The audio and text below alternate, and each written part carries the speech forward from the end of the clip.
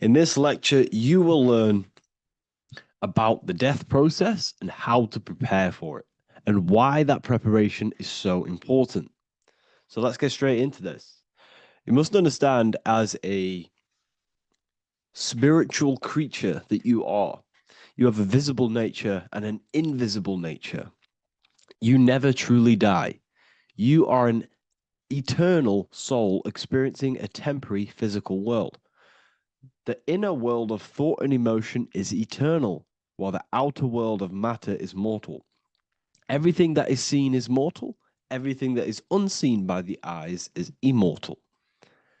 When you die, your external physical world will be stripped away, leaving only your pure consciousness in its raw form, drifting within the astral plane. So here you see your physical external body and your internal world. And your internal world is your state of consciousness. It's your state of consciousness. Your thought and emotion is one overall state. Okay? So you must understand these planes. You have the physical body, the etheric double, an astral body, a mental body, and the Buddhic body. When you die, you leave the physical plane. Then you will more than likely leave the etheric plane, because the ether acts as like a portal. Everything comes out of the ether and returns back to the ether. I can break that down in another video in electromagnetism. But electromagnetism is ether, energy coming in and out of the ether. You will, every single day you die, every single day. There's a cycle of life and death occurring all the time. Every single day, you go to sleep, you go back, your consciousness slips back through the ether. And then when you wake up, your consciousness comes back through the ether into the physical plane. Death is just a bigger macrocosm of the microcosm cycle of life and death. So you will return back to the astral, which is the realm of imagination, infinite possibilities. And this is where thought forms start to manifest. Okay. So depending on how advanced you actually are mentally and emotionally, will depend how long you stay in the astral. Now, what we must understand is that there is many different components to the astral. We have the higher astral, the middle astral, and the lower astral. These are all vibrational states. So if your mind and soul is operating in lust, lust, desire, hate, food, physical addiction, smoking addictions, then these are quite heavy. These are quite heavy attachments to your consciousness, and they're quite low level desire, which means they have a low vibration. You will manifest in the lower astral when you're stripped from your physical body. The lower astral is not inherently evil. However, there's just low vibrating things going on there. Low vibration does not mean evil. Okay. So just like bad doesn't mean evil. Okay.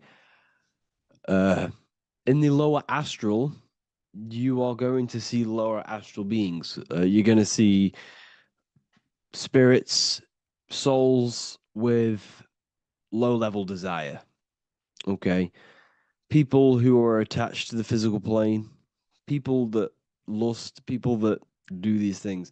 Technically, this is hell, but you can escape it by escaping yourself. Now we're gonna break all this down. I'll break all this down properly once you understand the full context. So depending on your level of desire, you will manifest in a corresponding layer of the astral plane. If your mind is still attached to the low physical desires, you will find yourself in the lower astral realms. But if you have few desires and have detached from the worldly attachments while you are encased in a body, then you will rise into a higher or middle astral plane, mainly the middle. Okay. The higher astral plane is very formless. So as I broke down here, this is, well, the physical plane is the lowest dimension. This is the most form, the most matter. It's quite heavy. The higher you go, the lighter it becomes, the more fluid, the more formless it becomes. So you see here it says denser down and lucidic up. So this is more lucidic in these higher realms. This is more dense in the lower realms. So this is why the ancient Egyptians were always talking about, I'll show you this. This is showing you death. So first of all, we have Anubis, which represents death. Here you have the heart, which represents the soul. And here you have a feather. And this is a scale. You see how this is a balanced scale? So what this is symbolizing, this represents death. This represents your heart, and this is a feather. So when you die, your heart must be as light as a feather, which means your emotions, your soul, should have no attachments to the world. It should be light. It should be detached. This is why the word light and light are the same. Light is in heavy and light is in very bright. Because when you're less attached to the things, your soul shines. You're authentic. You're light. You're very bright soul. And you have no attachments. Your light is in not heavy. So you must detach from the worldly desires. We have to detach from the smoking, the food. This is why we should fast. Smoking, this is why we should detox. We should also meditate. We should also be able to sit with ourselves for long periods of times. Okay, I'm going to break all this down properly. But that's why the Egyptians show you the symbolism here. Okay.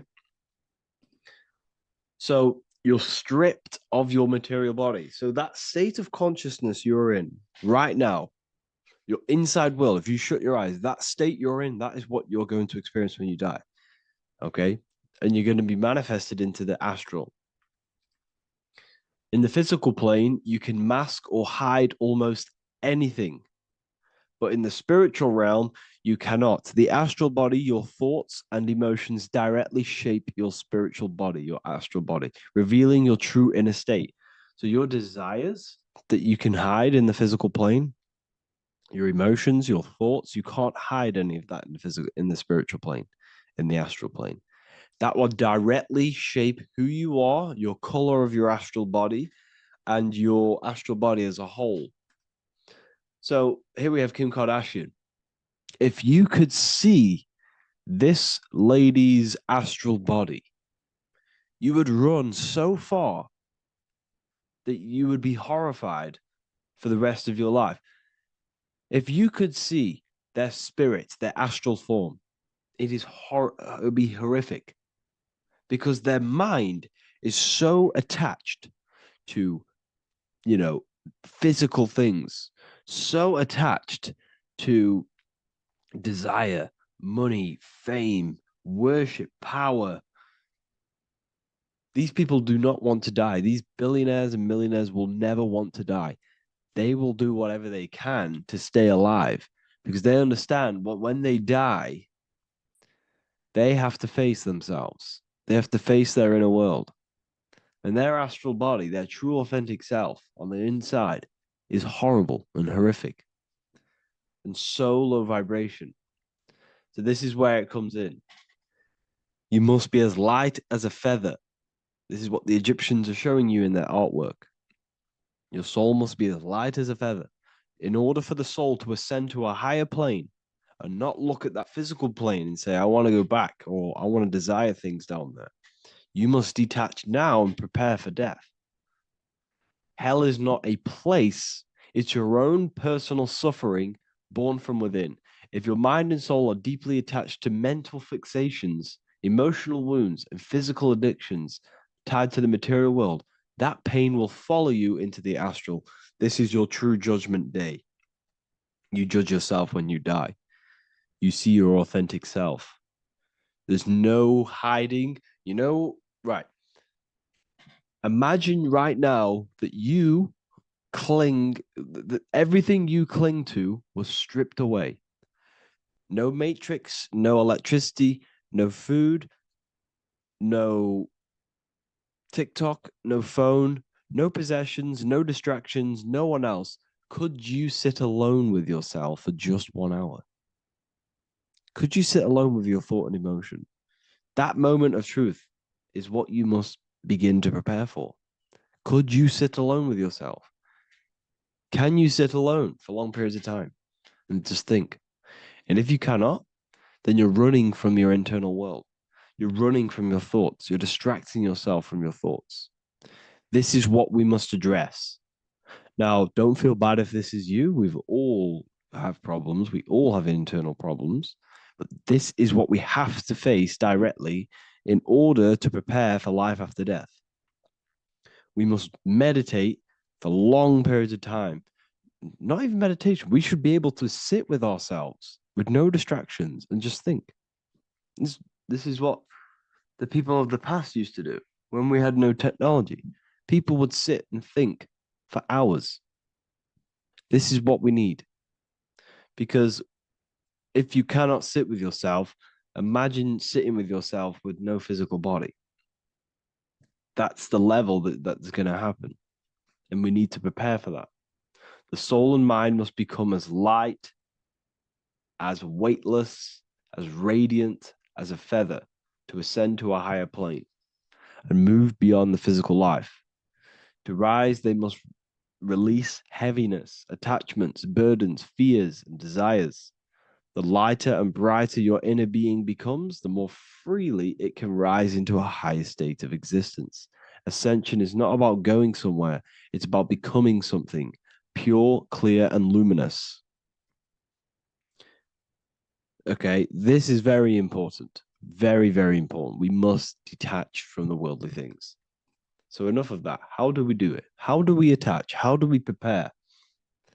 Number one, you must detach from the material things. Start loosening your grip on things, possessions, titles, even identities. They are temporary. Appreciate them, but don't let them define you. Let nothing outside of you define you. Nothing.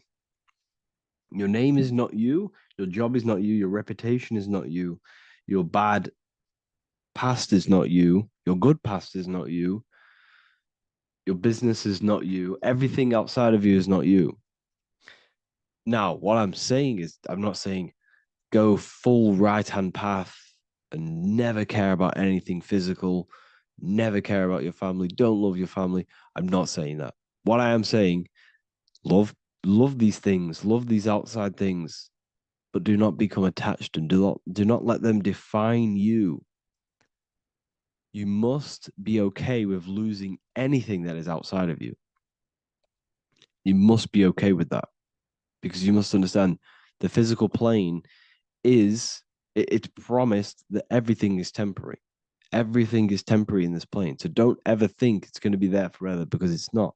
And you must remind yourself, not remind yourself, but I think about this sometimes when I start becoming a bit attached to work and stressed. I just remind myself that I'm going to, this is temporary. I'm going to leave this world one day and I'm not going to care. So you must have the balance. Okay. The balance is key. You can go down that right hand path and just fully cut off from the world like a monk and shave off your hair, disconnect from the physical world. You can do that. That's not wrong. There's different paths in life. You have the left hand path, purely physical. You have the middle path, which is balance between the physical and spiritual. Then you have the right hand path, which is monk mode, where you fully disconnect from the world. They shave their hair off to disconnect from the physicality. They meditate for long periods of time. This is what they're doing. They're preparing for death. Monks prepare for death. They understand this. They understand that you don't die. Your inner world is the true world. The inner world is the only world that exists. Everything outside of you is an extension of you. Number two, cleanse the mind. Watch your thoughts. Are they rooted in fear, anger, regret, or craving? Meditation, mindfulness, and inner reflection help purify the mind. The cleaner your thoughts, the lighter your spirit. So your astral body is formed by your thoughts. It's formed by your emotions. If you sit around thinking about eating all day, you're going to have a very heavy astral body. It's going to manifest in the lower planes. But if your mind is thinking about good things with good intentions, love, knowledge, expansion. You're going to manifest even the middle or the higher. And there are ways to even ascend out of your astral body.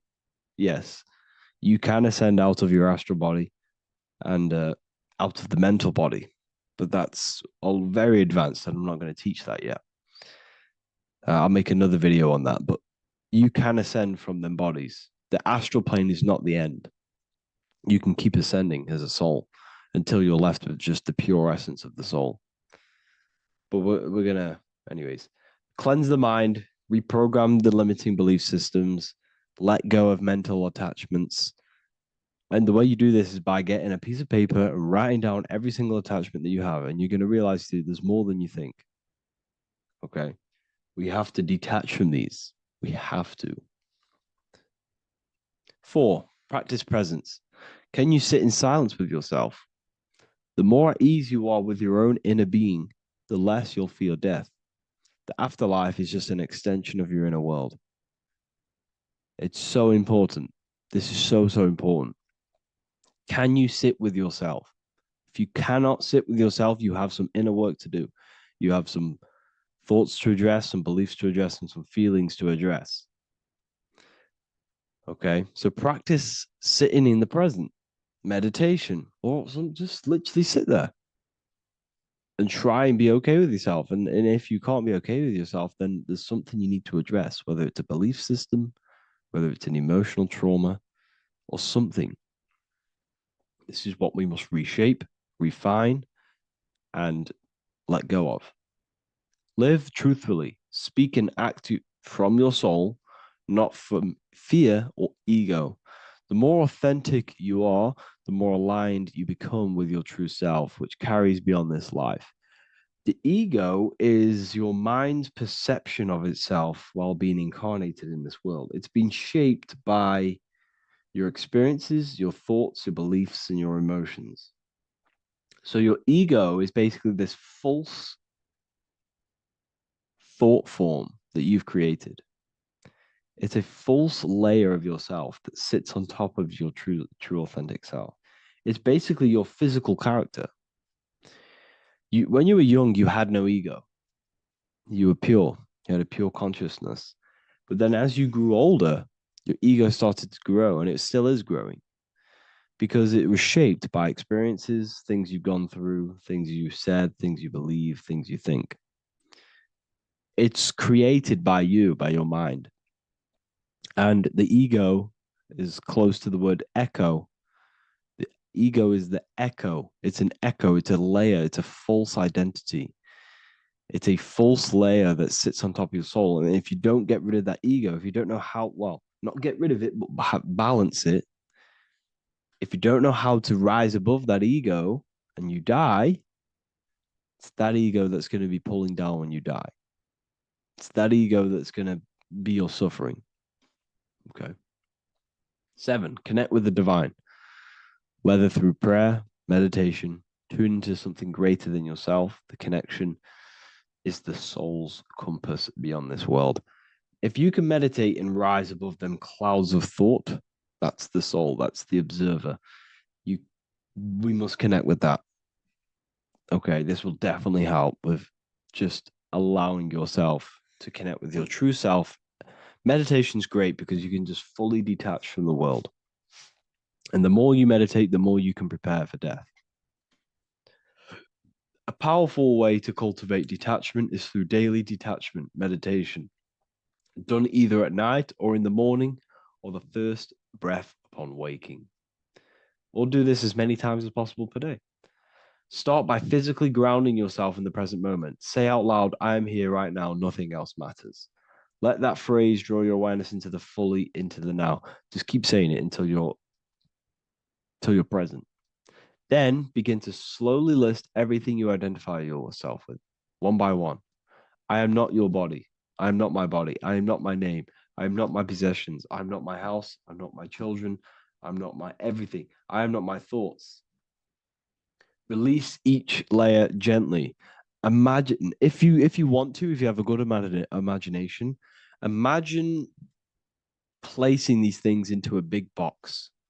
placing your body, placing your name, placing your possessions, placing your house, your car, your thoughts, your beliefs into a box, and then shut that box. If you have a good imagination, do that. That can help. And you'll be left with yourself. And you're not even that. It goes even deeper. Eventually, you'll reach the mind itself. Detach from the language that the mind is even using. Now, that's very difficult. And not many people have ever thought about that, and they've ever even been there. Detach from the language that the mind is using. Think about that for a second. Your mind is not what you actually think. It goes very deeper. Your mind is not that little voice. It's that voice that the language is using. So even the language is a spell on your mind. Okay, it's an attachment. Eventually, you'll reach the mind itself, detached from the language it uses, the voice in your head, the need to define. What remains is something beyond thought and beyond words. I can't even describe what's left, because words, once the language is gone, it's purely metaphysical. All I can say it is pure awareness, and it's symbolized. This is why symbols are so amazing, because they can symbolize things that are beyond words. A flame, it's just a flame, and you won't be able to understand that until you've been there. It's just a flame. It's pure cause. Words can't describe it. You'd have to experience it. Connect with this essence daily. This is truly who you are. So this is a great way to detach. We can do these detachments every single day during meditation. This will definitely help over long periods of time. Of course, you're not going to be ready tomorrow for death, but just try and prepare for these things. This is the whole reason people used to meditate. It's the whole reason why people do these spiritual practices, because they understood that this plane is temporary and your soul moves on from this plane. And you'll never truly believe in the soul until you experience it. So I can show you these things, but you must go out and experience it. The soul is real, but you won't understand unless you cast off everything else. Okay. So I hope this video helps. It's a very deep video. I'm going to be making more of these stuff, of more self-mastery. And of course, we've made the self-mastery section now. So I'm going to start filling up this place with lectures. And I think it's a great time to start this, because a lot of people have been asking on how to master yourself, prepare to death. So hope this video helps. See you in the next one.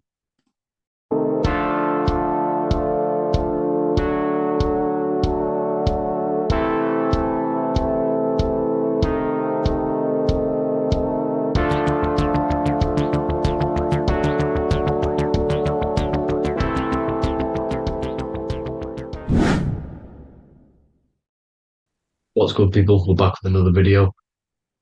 This is going to just be a quick video. Manifestation, magic, bending reality. So let's jump straight into this. So you have a conscious and a subconscious part of your mind. The conscious is what you're conscious of, what you're actually doing, where you can choose or not. However, the subconscious is the part of your brain which is automatic. So all of the systems in your body, like the digestive system, your heartbeat, these are automatically being ran. And you do not have to tell these systems to do anything. You do not have to consciously tell your heart to beat. It's automatically doing it. And this is what the subconscious mind is controlling. It's like the dark aspect of your brain or your mind. It is the way bigger aspect of your mind. Okay, it controls all the systems in your body. Okay, and this is where all of your programs are. So when you're in it from your childhood, what you've learned in school, all of these things are being kept in your subconscious, maybe traumas and stuff like that. So the subconscious is the female aspect, and the conscious is the male aspect, because the male is all about action and doing, and the female is more about creation, creativity, intuition. So you have a right and a left hemisphere of your brain, and these are obviously male and female. The right side of your brain is your female, It's to do with creativity, imagination, intuition, insight. Okay.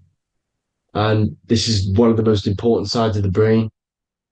This side of the brain is the most attacked by the elites, whatever you want to call them. This side is the most one of the most important because obviously your intuition is a massive part of reality. And if you don't have intuition, then you lose track of the things around you. You can't consciously feel if things are wrong or right. They don't want you to have intuition or creativity or imagination. They want you in the right, they want you in the left side of your brain, which is just reasoning, logic, and basic things. So they just want you to tell you what you want, tell you what to learn, and then that's it. They don't want you thinking for yourself, which is the right side of the brain. So whatever the conscious side of your mind impresses the subconscious side of your mind. So if you do affirmations, for example, if you consciously do affirmations every day, you're reprogramming your subconscious mind.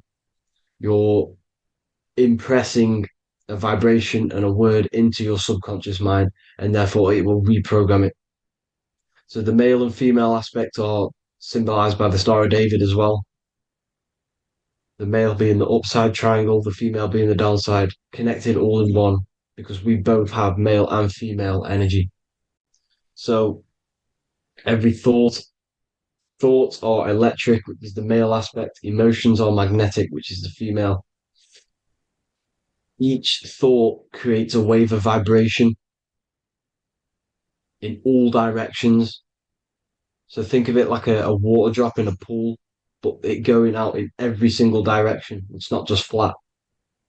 And these thoughts have a certain frequency, well, has a certain vibration. That vibration has a certain frequency. And this affects your aura. Every thought, every emotion directly impacts your aura and the strength of your aura. So if you're angry all the time, your aura in the astral plane will look red. However, if you're happy, it'll be more like blue and green. So it's very important.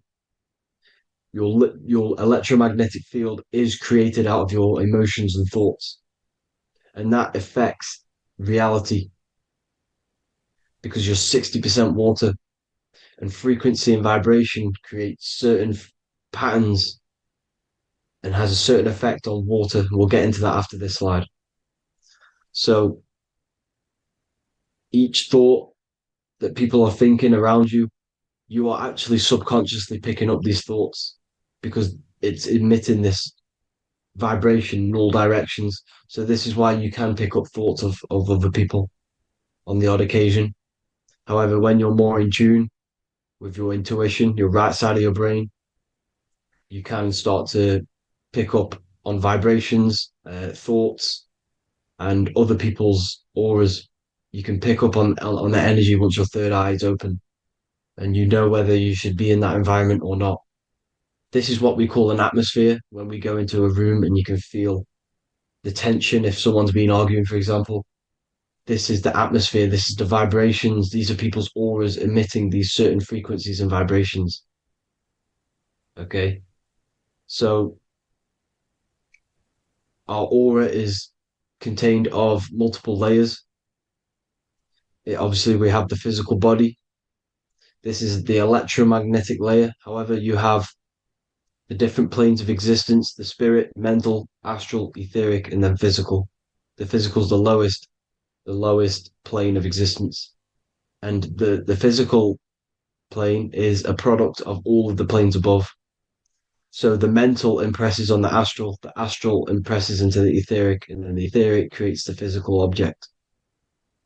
So the mind is the root cause of reality. The mind is the cause of everything. Your consciousness is pure cause. There's no effect. Everything you see in this reality is the effect. Everything that you experience is the effect because the root cause was the mind. The decisions you made you experience that certain experience. And that decision was created on the mental plane. And this is just pure thoughts. And thoughts are things. If it exists in your mind, it is a thing. It's a certain frequency. So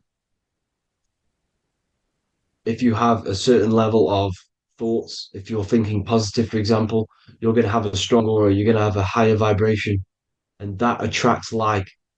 Like attracts like when it comes to thoughts and vibrations and electromagnetism. So if you're thinking positive all the time, speaking positive, doing positive, you're then creating a higher vibration, and that's going to attract people on that similar frequency to you. Everything is electromagnetism, frequency, and vibration. Everything.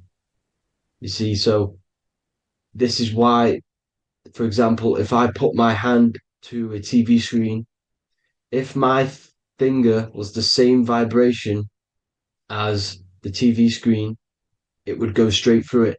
However, the particles in my hand and the particles on the TV screen are two separate vibrations, and this is what causes the friction to stop and not my finger to go straight through it. So, like I said, when you don't feel the vibe of someone, when you don't feel right, you don't really get along with someone, this is a vibration. Your vibrations are not matching, they're not similar, they're two complete different vibrations, and they're not aligning properly. So, music has a massive part on this. Music is a massive, massive tool for the elites because music is frequency.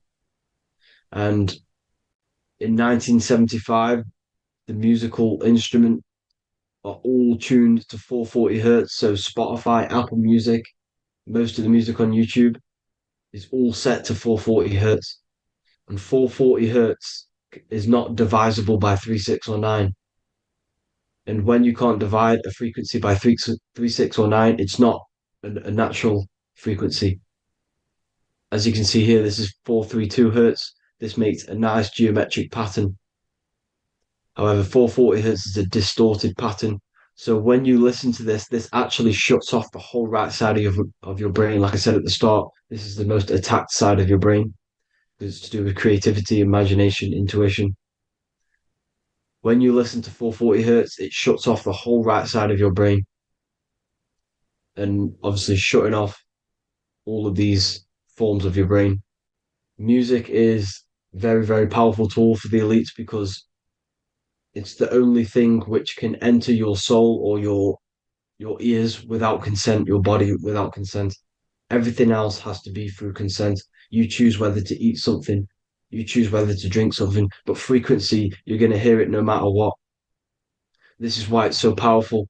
And music influences the body in many different ways. It's the most powerful imitator of everything. It directly affects all listeners.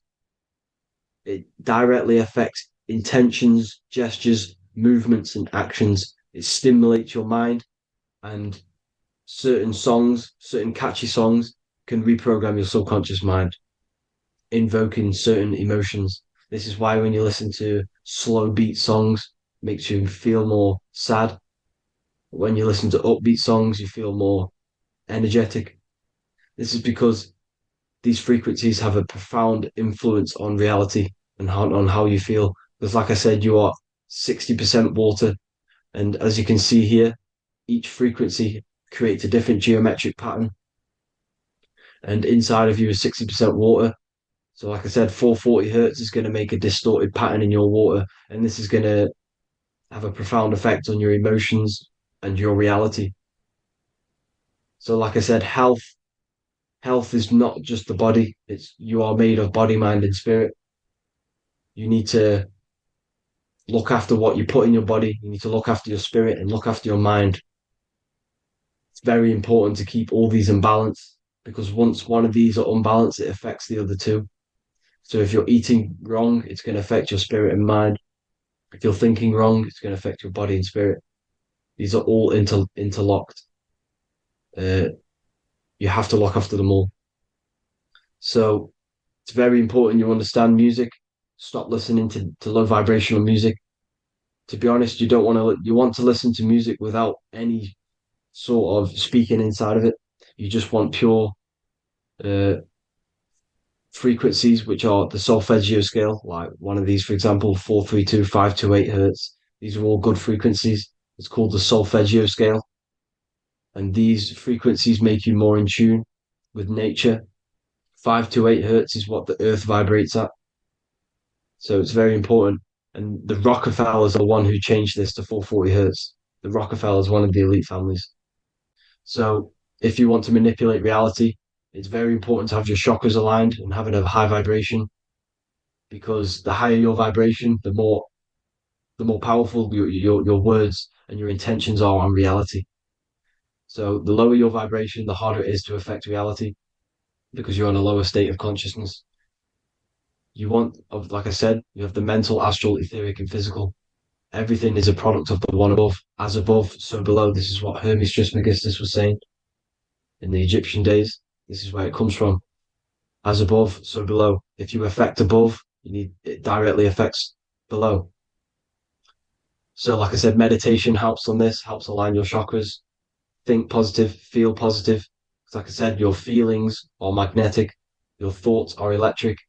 So once you combine these two together, you're then creating an electromagnetic frequency, and that will have profound effect on reality. So the law of cause and effect, every law, so the law of cause and effect, every effect has the root cause. Like I said, your mind is the root cause of everything. Every decision you make is having a different effect on reality. Everything happens for a reason due to the root cause, which is your mind. You choose everything that happens in your life. Okay. So it's very important you understand this and you constantly make the right decisions, the good decisions to have good effects on your reality. You have to be very conscious of this law, because nothing escapes this law. This is the law of all consciousness. So think about it. Imagine a massive ball of consciousness. However, off this ball are different sparks, and each one of these sparks are in each and everyone's body. This spark is governed by these laws, the law of cause and effect, the law of correspondence, the seven hermetic principles. It's very important you understand this, because this mass ball of consciousness is what is obeying these laws. And everyone has this spark of consciousness inside their third eye. And like I said, everyone is the same consciousness. This is why if you do bad onto someone else, that will directly affect your reality. So if you hurt someone, it's going to come back to you in one way or another, because you are that same consciousness. This is like a mirror reality. As within, so without. Whatever you feel on the inside, you're gonna see that on the outside. You're gonna experience that reality, whatever you've impressed. So there's different ways to bend reality to your will. This is kind of a sort of magic. So obviously you have black magic, which is manipulating reality to harm and influence others, or to be very selfish.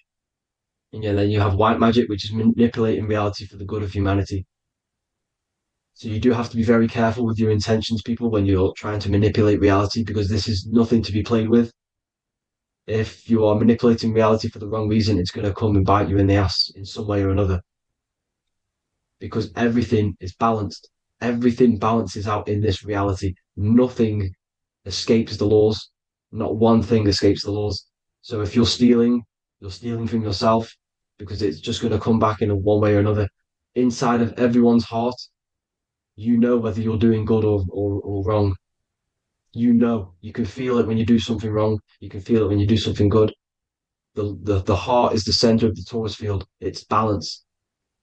And this is why you say follow your heart, because it's the center of the torus field. It's very important to listen to this inner voice inside of you, because that is telling you the right things to do, the good decisions to make. And when you keep following that voice, that good voice inside of you, it takes you to your life path. Very important to follow that voice. However, don't let the ego get in the way of it. Don't care what your friends are going to say. It's very important to understand this. So you have different ways of manipulating reality. You have sigil magic. This is where you create your own sigil or symbol. You create your own sigil and symbol, and then you charge it. You behind that symbol, you have an intention. So, for example, if you want to manifest wealth, you create a sigil which represents what you want. You create that sigil, you draw it out, you charge it, because wherever your attention goes, energy flows. So whatever your attention is, you're sending energy that way. So what you do with your eyes and your hands, you place attention on the sigil. Imagine that it's glowing. Imagine that you're sending energy to the sigil, and then you burn the piece of paper once you've done this. And then after this, you meditate on that symbol. You constantly think about that symbol because that symbol is the frequency, is the thing that you want to manifest. So that's one way. Or you can just meditate on your reality. So imagine yourself having already what you have.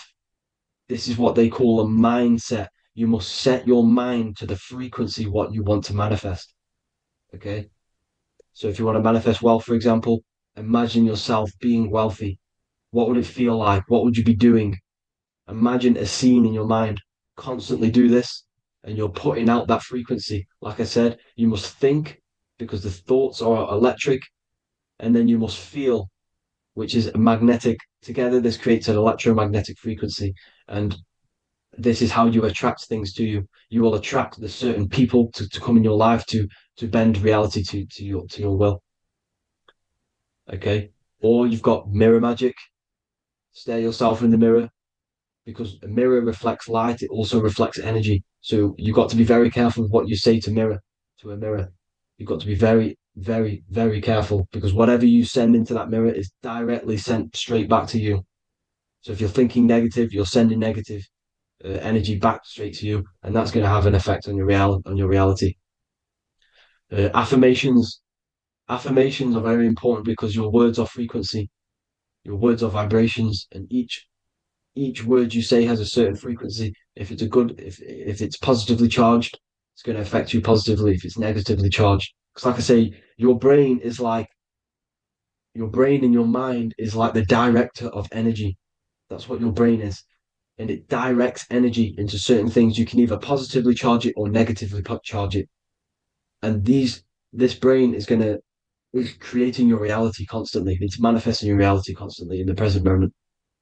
So this is what the government knows. The government know your mind is the root cause of reality. This is why they call themselves a government. Government. The New World Order is not being manifested by them. They are controlling the information. They are controlling your perception of this reality. And they know the mind is the root cause of reality. Therefore, if they control your perception of reality and your information, what you believe, you're going to manifest that information, that perception. So we, the people as a collective consciousness, are the ones manifesting this new world order. You see, so this isn't black magic. They're actually tricking us into manifesting their own their plans, this new world order. You see, this is how smart these people are. They know how to get around the laws of reality. They know how to bend reality to their will without facing the consequences. They're getting humanity to do it. You see, there is a collective consciousness. As like I said, we all have that same spark of consciousness, right? So as a collective consciousness, we are on a very low vibration at the moment. However, we are waking up rapidly. There are more and more people waking up at the moment, and light always chases away the shadow. Light is a lot more powerful than darkness, you see. So one person waking up has a massive effect than one person being asleep. It has a profound effect. Because like I say, the light always chases away the darkness. It's more powerful. The light is always more powerful. High vibrations are more powerful than lower.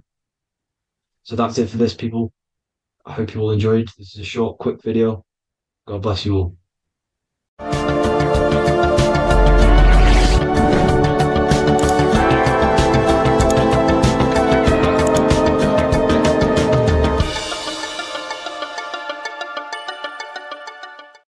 Hey everybody, welcome back to Living Life with Miss Faye.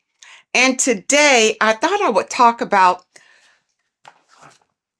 the Book of Wisdom because to me, this is information that should be in every household.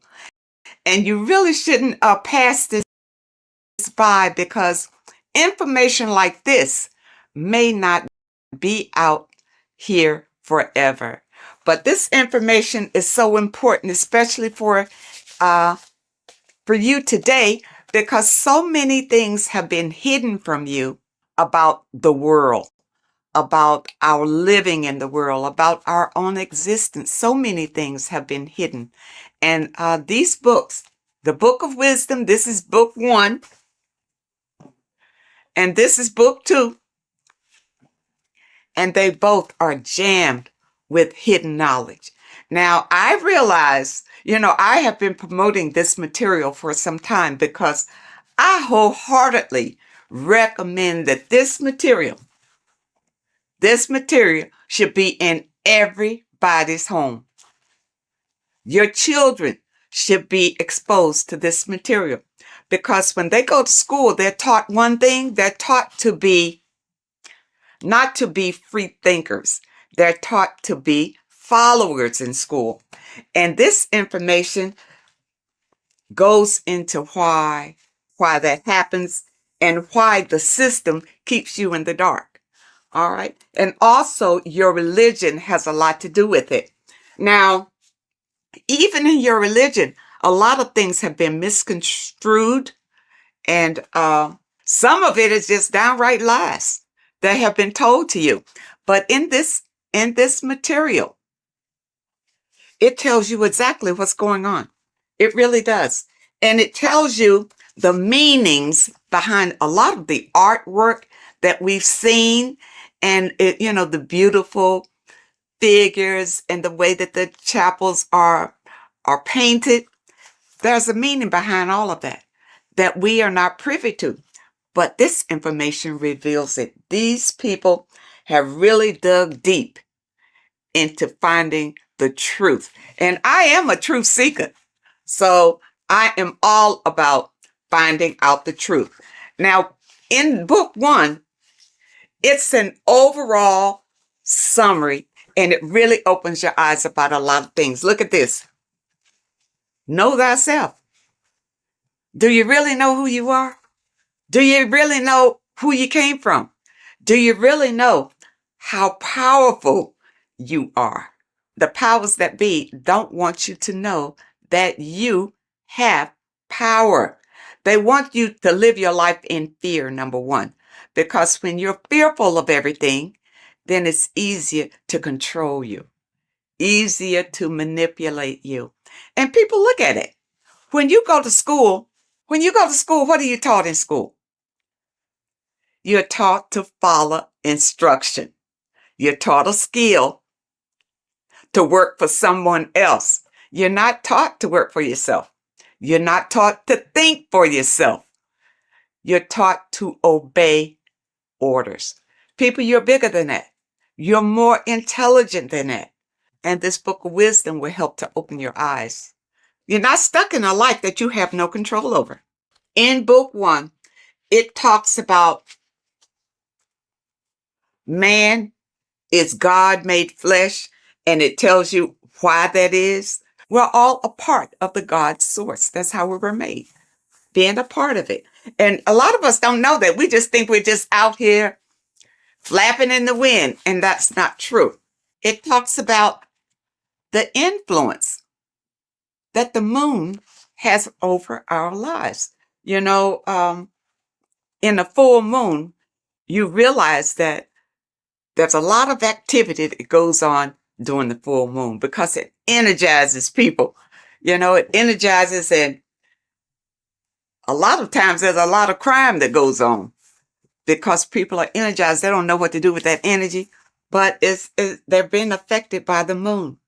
And it tells about Saturn and what Saturn has to do with your religion and what Saturn has to do with our existence.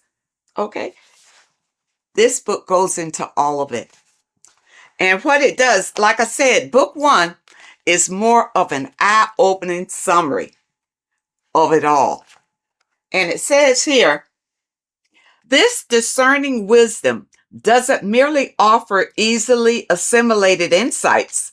It serves as a guide, illuminating the intricate threads weaving between our essence and the cosmic expanse. It provides an abundance of information to facilitate the evolution of your mind, your body, and your soul. This is genuine awakening. The author is Harry B. Joseph, and I know a lot of you, if you're on social media a lot or whatever, you've probably seen where he'll tell you some inserts from these books. And volume 2 is a more in-depth look at it. So if you want to go really deep, then you want volume 2. Now, one thing in volume 2 that I thought was interesting, of course, everything in here is eye-opening. But I wanted to bring this one to you because it's about the significance of sex. It says sex is a sacred ritual that transcends the physical realm and also takes place in the astral plane. So, you know that saying, as above, so below? Everything that happens here on this plane happens in the astral plane. So when you have sex with someone, you have bonded with them in the astral plane. And that's why you can't just walk away from a sexual experience and not have the energies from that person, because you have shared energies during this sexual ritual. And really, that's why it's better to wait until you are married to have sex and not have casual sex with all sorts of people. Because even here it says, casual sex, often driven by superficial desires such as greed, lust, and monetary attraction, tends to vibrate at a lower frequency on the astral plane. Now, what does that mean? If your casual sexual experiences are vibrating on a low vibrational astral plane, well, what's in a low vibrational astral planes? Demons, low entities that will attach to you, because that's where you are. They will attach to you and make your life miserable. You see, that's one way how we get these entities attached to us like parasites, because of casual sex. You got to be careful of that. And the only way that you can break the tie from a casual sex is through a spiritual awakening. See, when you have casual sex, these entities feed off of that energy. That's why they attach to you so easily.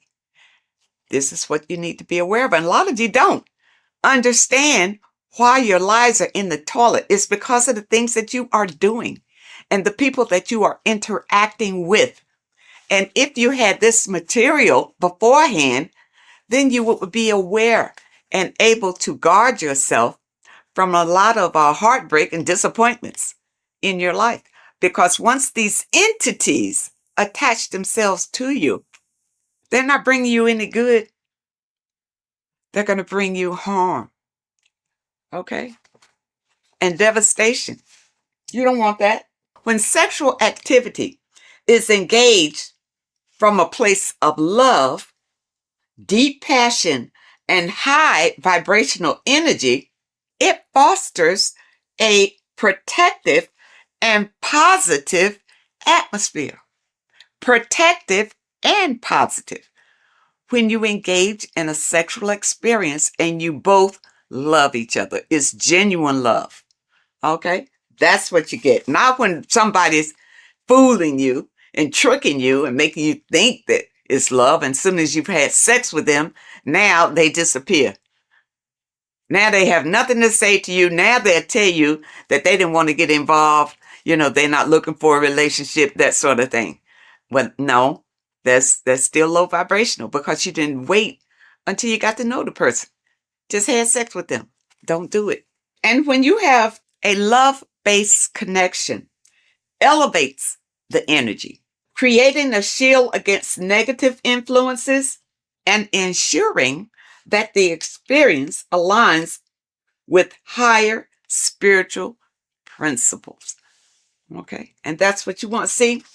This book goes into everything, and it goes into the foods that you should be eating, the foods that you shouldn't be eating, and it goes in a lot of Masonic symbolism, because the Masons have been ruling for a long, long time, and we're not aware of it. It just passes us by, because we are in survival mode. And the powers that be have put us in survival mode. We hardly have time to just enjoy our lives because we have to work for the elites. Work hard for the elites, you see.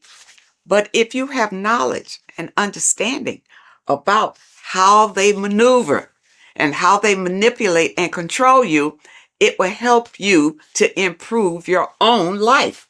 In this book, you will discover more than just knowledge. You'll unlock the mysteries that lie beyond the veil of the ordinary.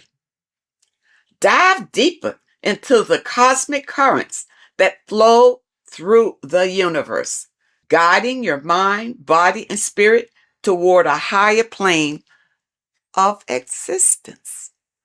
People, you don't realize how powerful you are because you have been dumbed down from the time you got here and made to believe you don't have any power. There's an external God that you must pray to for forgiveness of your sins, for anything that you desire in your life. You pray to that God, and that God will deliver it to you.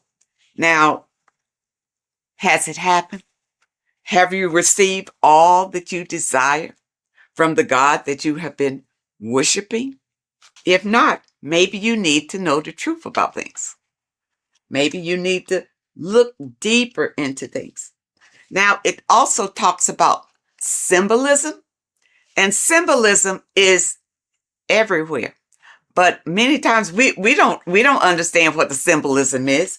And we see people doing these mantras, and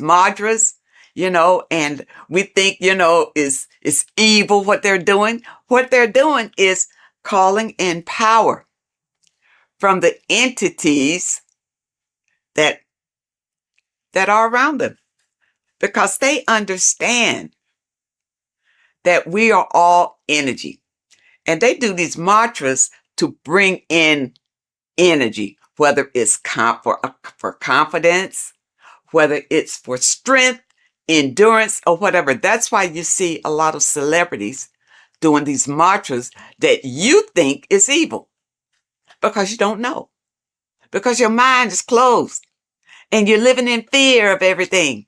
You don't understand, but you see them progressing and doing better and better and better and doing all these evil signs. These signs are not evil, number one. They're not evil. They have learned how to manipulate energy to their benefit. And you don't know how to do it. That's why you need the information. You need the information to learn how to manipulate the energy that's already here to better your life. The first book will open your eyes to it. When I first got this, I tell you, when I first got this book, I was so impressed by it. I bought my people a book, sent them a book, whether they can understand it or do something with it or what. But I think it's so important just to have it in your home, because somebody is going to pick it up and this information will resonate with them and put them on a path of enlightenment.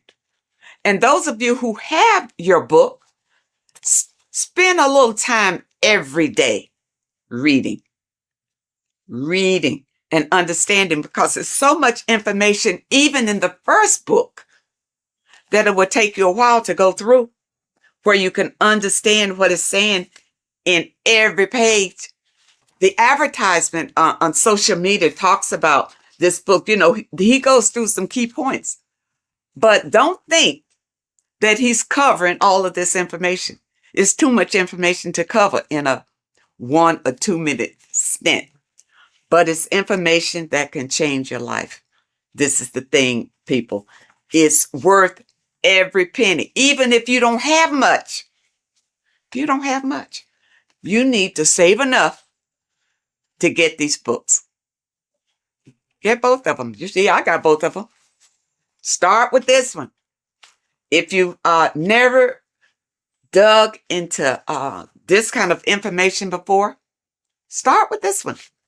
This tells about the black cube.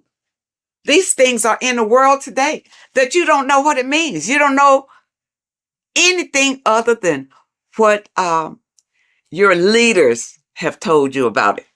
Well, who's to say they're telling you the truth about what it is? Okay? It's all here. Okay? All here. It talks about the scam. It talks about scams in here. And what this one is, you see NASA right there? You remember the moon landing? All of this is to deceive you. And this information brings out the truth, the absolute truth. And volume 2, you see volume 2 is thicker than volume 1 because it goes deeper. It goes deeper. And even if they come out with a volume 3, I'll be ready for that one too. This one opened my eyes to so many things that I had questions about, you know, as far as heaven, hell, the gospel, the Bible. You know, for a long time, I just rejected the Bible totally. I rejected it because the stories in the Bible didn't really make sense to me. It really wasn't logical. Going through this material, I realized that the Bible is written in parables. All right. It's like morals to a story. It's like lessons that you learn from the stories that they tell. Okay. Because think about it. In the Bible, it says that, the apostles wrote these chapters in the Bible. During those days, those apostles couldn't even read or write. So how they write that? Okay. But from whichever documents that they pull certain information out and put the Bible together. All right. But the Bible, and I'm going to use this little slogan that I heard that I really like. The Bible is basic instructions before leaving Earth. It's not for you to take the stories literally. It's to take the meaning behind the story and apply it to your life. And because many of us have not read the Bible, and many of us have. You know, the Bible is written in a way to it's hard really to understand. That's why you go to Bible study, so somebody can tell you the meaning of it or what. And most of the times when you go to Bible study, they don't know any more than you do. They haven't ventured out into research to know exactly what those scriptures mean. In this information, it goes through it. It goes through your scriptures and tell you what it really means. Okay? And it leaves no stone unturned, really. And it opened my eyes so much to the Bible until now I can embrace it. I can embrace the Bible because I understand that these are stories for you to learn from.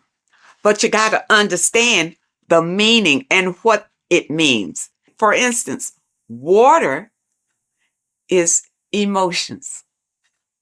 Okay, it's not just water. It stands for something. It stands for your emotions. The light is the Christ energy. The Christ energy is light. And we all want to embrace the light. All right. So people who follow the Bible, understand the Bible, understand what the Bible really is. Don't be deceived by the interpretation of the stories. Many of the interpretations that you are given is to put you in a subjective role, a slave than a master. Puts you more in a slave role if you take those stories literally. And that's why you're not encouraged to go out and look for other information, especially in your religious institutions. They don't encourage you to venture out for other information because they'll tell you the information. Just keep coming here. We'll tell you all you need to know. You see, but I understand about religion because I was raised Christian. And the thing about it, even when I broke away, it took some strength because your mind, you have a mindset about it. Being raised as an infant in the church, that's all you know. Every Sunday, you go to church. Yeah, you go to church. Your body is used to going to church. But then when you decide, well, no, it's not working for me. I'm not, my life is not changing. My life is the same. You know, I just come here on Sunday, maybe to be entertained and maybe not, but it's really not worth it. And then you listen to your pastor or whoever is delivering the message. And what he's doing is giving you the spiel that was given to him in theology school. That he's doing. He's giving you the interpretations that he was given. That's all he's got because he hadn't done any research on his own. He didn't know any different. You see? And there are many people out here who feel like ignorance is bliss. I know you've heard that. Ignorance is bliss. No, it's not. Especially in today's world with so many changes coming down the pike and fear is leading it. Fear is right in front, leading all these changes down the pike. And fear is leading it so that you won't buck against it. So that you will be so afraid, you'll just hold on tight and hope that you come out okay on the other end. But if you get this material under your belt, it will give you strength and a way to grab the power that you have inside of you so that you won't feel desperate and you won't feel afraid. You'll feel empowered. And that's what we all want. That's why I feel like everybody should have this material in their home. Everybody. And your kids should grow up reading this before they go to school and their little minds be manipulated to believe whatever the system wants them to believe. Because really, they're just grooming them to be little worker bees, to be worker bees. You see? People, you have the right. You have the right to be the master of your own reality. But if you don't know the information, you don't know where your power comes from and how to use the power that you have, doesn't mean anything. All you got to do is open yourself up to new information. That's all it takes. And your life could change drastically by just the information that is revealed in these pages. And it's I tell you, it's funny because years ago, I guess I was, I was in the Christian faith when I ran across information from one of the folks who contributed to this material. And when I heard him talking about it, it resonated. Something he said resonated in me, and I never forgot it. And then when I found this material again and I saw his name, I think his name was Santos Benucci or something. I don't want to destroy anybody's name, but I know he is referenced in some of this material. This is it. When he talked years and years ago about it, and now here it is in printed form. People, do not let this pass you by. This is your life right here. You think your Bible is? The Bible is great, but it's in parables. You can't understand it the way it should be understood. Okay? But with this being your companion, it will open your eyes like they've never been opened before. And I know a number of you out there have purchased the book. Leave us a comment and tell us how you feel about it. But take your time. These are not fast reads. Either one. And the thing about it is, I keep going back to them. It's not the kind of material you read one time, put it aside and forget about it.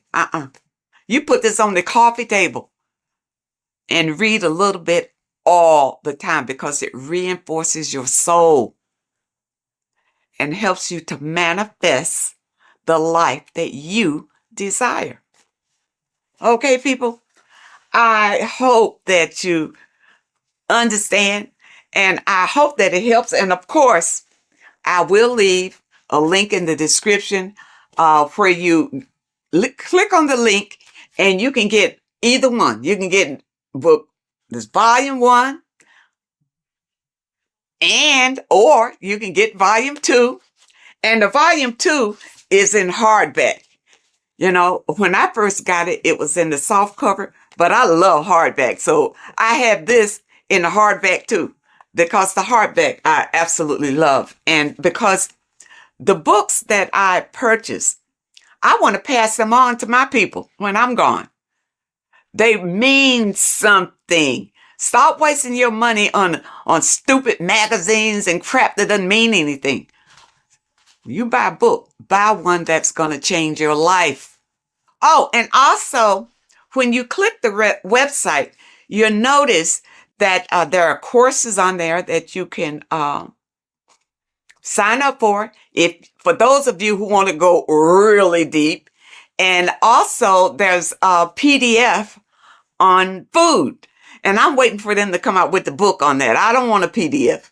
I want the book. And once they come out with the book on foods that you eat and foods that you don't eat, I will be the first one to get that one. So I encourage you to add these to your library. This is the best material that I have found to date that opens your eyes to what life is really all about, and also opens your eyes to who you are and the power that you have to create your own reality. I thank you so much for joining me today, and I really hope to see you next time. So this is known as the bag of the gods. This symbolism is widely known, but no one knows what it truly symbolizes. We see this in ancient Sumerian artwork. We see this in the Mayans' artwork. We always see this bag with the gods. What does this actually represent? Okay, so the bag itself represents carrying. Carrying what? It represents information, it represents knowledge. Your mind is the carrier of the information. So this is why in his left hand, he carries the bag, and the right hand has the pine cone. This represents carrying of information. Why is it a bag? A bag can be passed on to someone else. The information can be taught to someone else. This is the information of activation of the pineal gland or higher consciousness of humans. Because as humans, we all possess an animal nature, the nature that tells us to eat, to steal, to gain material wealth, to survive, to hate. This is our animal self. This is our animal behavior. But we also have a divine nature of consciousness, which we have access to, the higher planes of consciousness, the planes that manipulate this material world and create all things in this material world. The human mind has access to. The animal does not. The animal has no idea he exists. The animal has no inner dialogue, but humans have the inner dialogue. Humans can create infinitely. We can expand our minds infinitely into new realms of thought. So we have this higher divine nature and a lower nature. This bag of the gods is basically just representing the knowledge they possess of higher consciousness, of the higher aspect of life, okay? Which is the activation of the pineal. The pine cone. The pine cone is in his right hand. The right represents wisdom. The left represents intellect, knowledge. Knowledge and wisdom are two separate things. Wisdom is applied knowledge. It's a feminine aspect. Knowledge is just gained information that you know, which is masculine. So in his right hand, he holds the pine cone. The pine cone can be opened and shut. The shut pine cone represents the asleep human being, the human being that exists in his lower nature, that just basically survives, lives on eating, consumption, material lust, living in chaos with his emotions, living in a place of hell. This is the animal nature. Then we have the awakened human, the one who has consciousness of himself, the one who looks within himself, the one who knows there is more to him when he looks in the mirror. He is far more than just the physical body. He is a divine spiritual being, a divine being who has limitless potential of creation into the material plane. So this represents the awakened. This represents the asleep. This is why he carries the pine cone in his right hand. It represents applied knowledge. This is the information. This is the intellect he possesses. And this is the applied knowledge of the awakening, of activation of the pineal gland. Because remember, the pineal gland is not your consciousness. The pine, pin, pineals, the same root word. Pine cones were always symbolizing the state of consciousness one was living in, whether he was asleep or awake. We see this at the Vatican. We see the pine cone over the two pillars. This is the two pillars of Freemasonry, and the dome. This is the Royal Arch of Freemasonry. This represents your head. This is the two pillars, the two hemispheres, and the pine cone in the middle, which is the pineal gland. What is the pineal gland? The pineal gland is not your consciousness. It is not the third eye, and it is not the mind. It's not the mind's eye. The pineal gland is a radio receiver. This is your body. Your body is an antenna. Most people think they are this body. This body is nothing but a receiver and a downloader of consciousness. Your brain does not produce consciousness. You are not this brain in your head.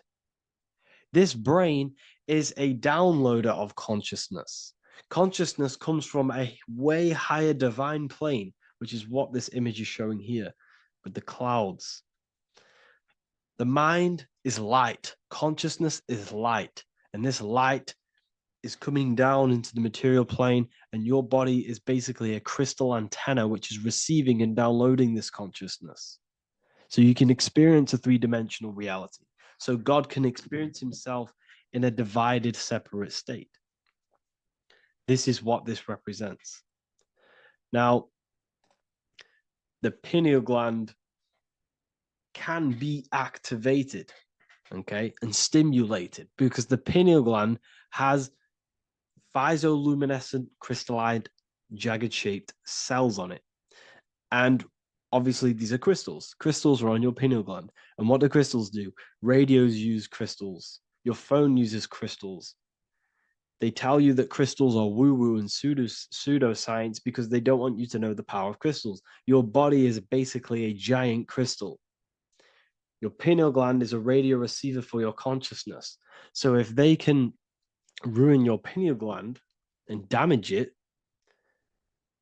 this will damage your connection to the divine, to your true self, to consciousness, to God, whatever you want to call it, the source. There is all one source consciousness, and we're all collectively connected to it. And this is our connection. This is our antenna. So what a radio does, a radio has an antenna, and the frequencies are all around us because all the radios are playing in your ear right now. But what the antenna of a radio does is tune into a specific frequency to pick up that frequency and play that frequency. It's the same with your consciousness. You're all a fraction of God's consciousness. So that is essentially what we are looking at here. We're seeing knowledge, intellect in the left hand, and applied knowledge, activation of waking up to higher consciousness, to the higher human form. Because we can reach beyond our physical form. We can turn our animal self into a divine being, into one of these so-called gods. These gods are nothing but human beings. The Anunnaki were not gods. They didn't come from the sky. These are normal, regular human beings who activated their higher consciousness. This is what we have here. This represents spirit. Birds represent spirit. So do we have any questions? I'll take some questions now. That was just a short lecture on what that symbol truly means. Okay, so if we have any questions, feel free to go ahead and ask some questions. Anything that you don't understand, anything that you want to know. Okay.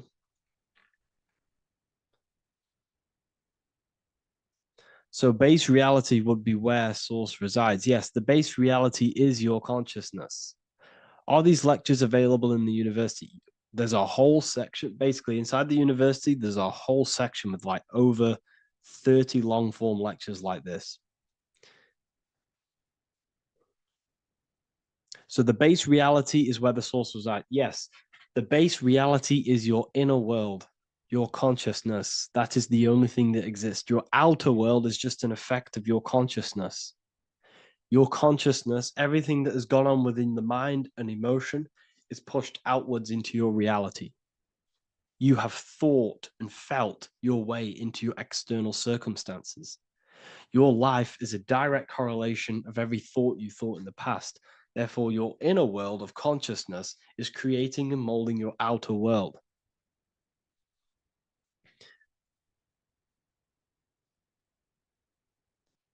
The best way to keep connection consistent, the best way to keep your connection to the divine or the higher planes of consciousness is through meditation and through imagination. Imagination is the fourth dimension. It is the astral plane. That screen that you have in your mind is not a physical screen. That is the divine plane of the astral. And this is essentially where all objects of this material world comes from. The phone that you are holding, the laptop you're watching this on, whatever you're doing, every single object you see in your room that you are in right now began inside of the plane of imagination. This is not a physical plane. This is a metaphysical plane that you have access to. And you have the ability to bring down this plane into physical form. That's what we call manifestation. That's what the ancients called magic. This is what we now call in science metaphysics. It's all the same thing. So yes, you all have access to the divine planes. Unlike animals, this is why humans are so advanced.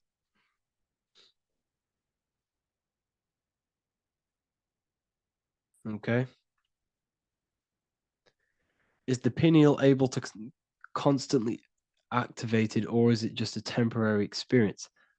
I don't fully understand that question, unfortunately. Maybe you could word it in a different way. The real meditations on the university legit, y'all, yes. In order to connect to consciousness, you need to sit in meditation and turn off your feelings, and the feeling of unity will come. Do I understand correctly? Yes, that is correct. So when you sit in silence and in stillness, I highlight the word stillness because stillness, when you are still, no information from your nervous system is being decoded by the brain. So when your body is still and does not move, your nervous system starts to relax and comes to a balanced state.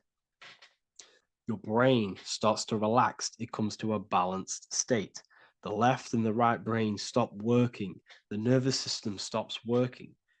Then, once the body, the material body is shut down, you then have access to consciousness. You can't access consciousness if the body's in such a busy state. If electricity is being fired every 2 seconds, your whole body's electrical. When you move your foot, that's electricity being fired from the brain to the foot instantly through the nervous system. The brain, your whole body is a technological machine. So you must shut down the technological machine to access the divine that exists beyond the technological machine. Do you understand that? Did we create ourselves from the higher plane? When you say yes, you created yourself, you manifested yourself in this material form for a reason in this specific time and place. Wisdom books, are these available inside the university? Yes, they are. So anyone who joins the university, they all gain 50% off the store. So you can get anything off, anything you want inside the store for 50% off. Plus, you get the Book of Wisdom Volume 1 PDF for free. You get the Human Health Guide. Plus, you get all of the library books. There's a load of different books on occultism, symbolism, esotericism. Do you need to place your attention somewhere specific during meditation? You can do. Okay, you can do. So if you struggle, when you first start to meditate and you struggle to turn off the thoughts, think of the back of the brain, the back of your head. Don't think of it, place your attention on it. Okay, so when you place your attention on the back of the brain, this now shuts off thought because the back of the brain doesn't have any activation to do with thought. The front brain does, the neocortex. That's all to do with activation of thinking. So place your attention on either the back of the brain or your breath. What's more important, creating yourself or finding yourself? It's a balance of both. So in order for you to create fully, you must have awareness of self and awareness of thought and control over the mental dialogue, the inner voice inside of you. Okay. When you control that inner voice, that is when you gain power. That inner voice is what brings commands into physical reality. Before you kick a football, there is a change in consciousness. There's a decision made in consciousness before the body takes the action. Therefore, every physical manifestation is a change of inner consciousness before it's a physical reality.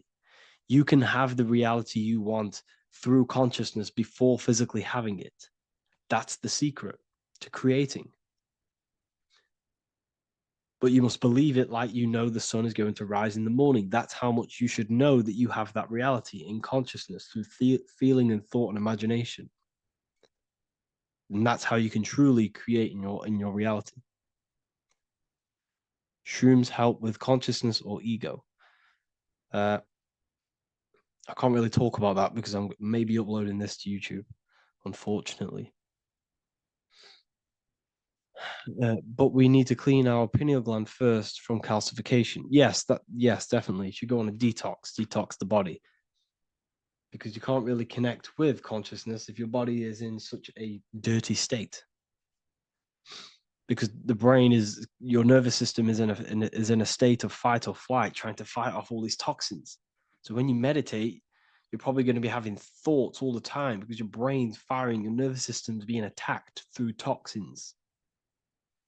So you must detox to have a true connection with the divine. Your diet plays a big role in your spirituality and mentality. What is the most optimal food for pure consciousness? Fruits and vegetables. They possess consciousness. So when you place them inside of you, they're syncing with your consciousness.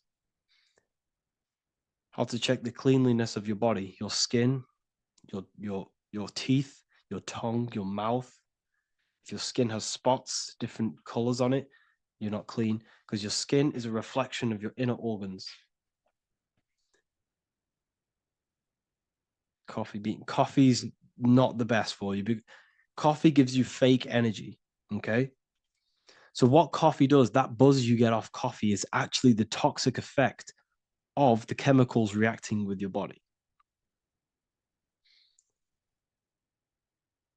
If I'm inside the university and wanted to buy your book, you said it would be 50% off because we are your student. Is that automatic or we need to have a code? You will have a code. Yes, I'm going to releasing a code for all the students after this. Caffeine equals neurotoxin. Yes, it fries your brain, it fries your nervous system, it fries your dopamine receptors. Will the Q&A last week about money symbolism be posted? Oh, I didn't post that. That's my bad. I totally forgot. I will post that after this. Thank you for reminding me. How to detox the body. The best way to detox the body is going through a week cleanse of fruit. So only consume fruit, sea moss, and cayenne pepper, and lots of freshly pressed juice. Do that for a week or 2 weeks, depending on how you feel, and then start to fast. You will lose weight, but you're not losing weight, you're losing impurities.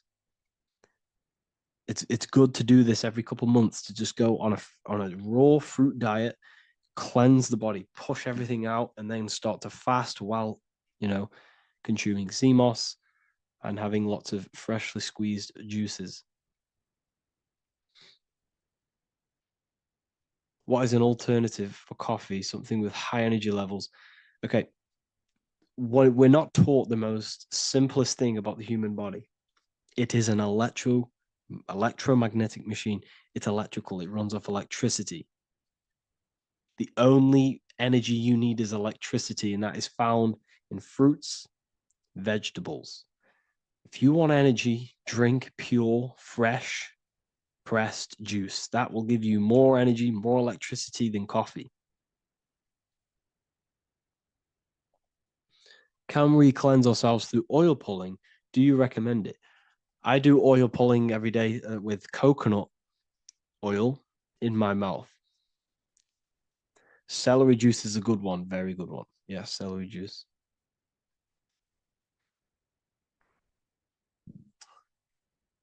Any more questions? What kind of music do you listen to when lifting? For me, rap, hip hop push me work harder, but I know it's terrible for my subconscious. Yes, very. At least you're aware of it. You should be definitely try and stay away from the hip hop music. Try and stay away from anything that's talking about anything negative, because it's all programming your subconscious. And your belief system is your reality, people. Your belief system is your reality. Okay? So look after your subconscious. That's what's controlling your actions. 90% of your actions on a daily basis are controlled through your subconscious beliefs. Okay? I listen to a lot of Pastel Ghost. I listen to a lot of... Let me get my playlist up. It's all like background music for TikTok. Do you know what I mean? Like Pastel Ghost. That's mainly what I listen to. That sort of music. I don't know what it's kind of called. I don't know what that genre is called. Does anyone know what that genre is actually called? Because there's not much words in it. The reason I listen to it is because there's not much words in it. And, you know, it helps the subconscious. And I just love that music.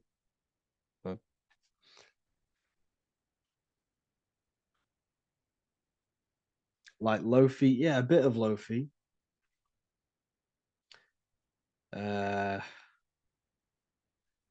Most people won't even know this type of music.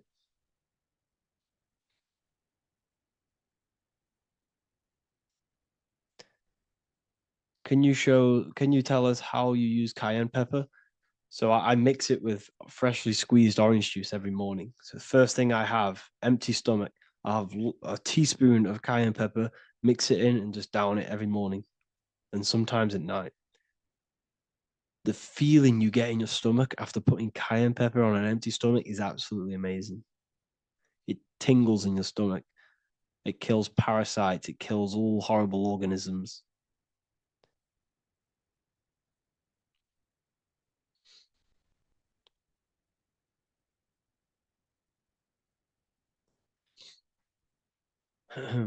Mix it with hot water. Yes, hot water and key lime water. That I bet that's powerful. If you mixed warm water with key lime with cayenne pepper in first thing in the morning, I can imagine how powerful that is. I've never done that, but I'm going to try that.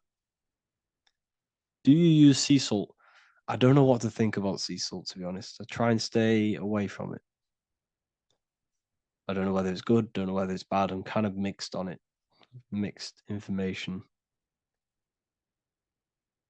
You know, I've heard people have benefits. I've heard other people say stay away from it. So I don't know. I just stay away from it. Just I'm not too sure on it.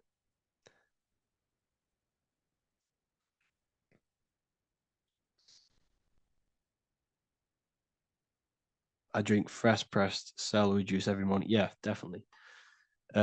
Is there any chance we could like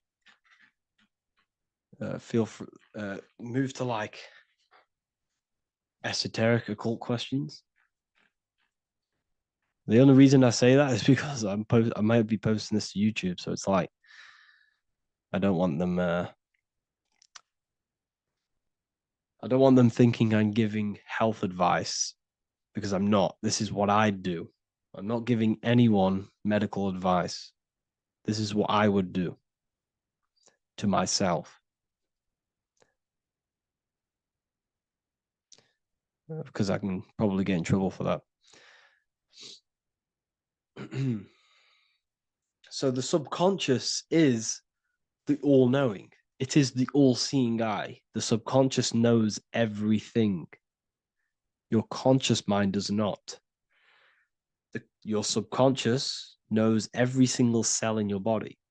Your subconscious is making your heart beat. It's talking to your heart.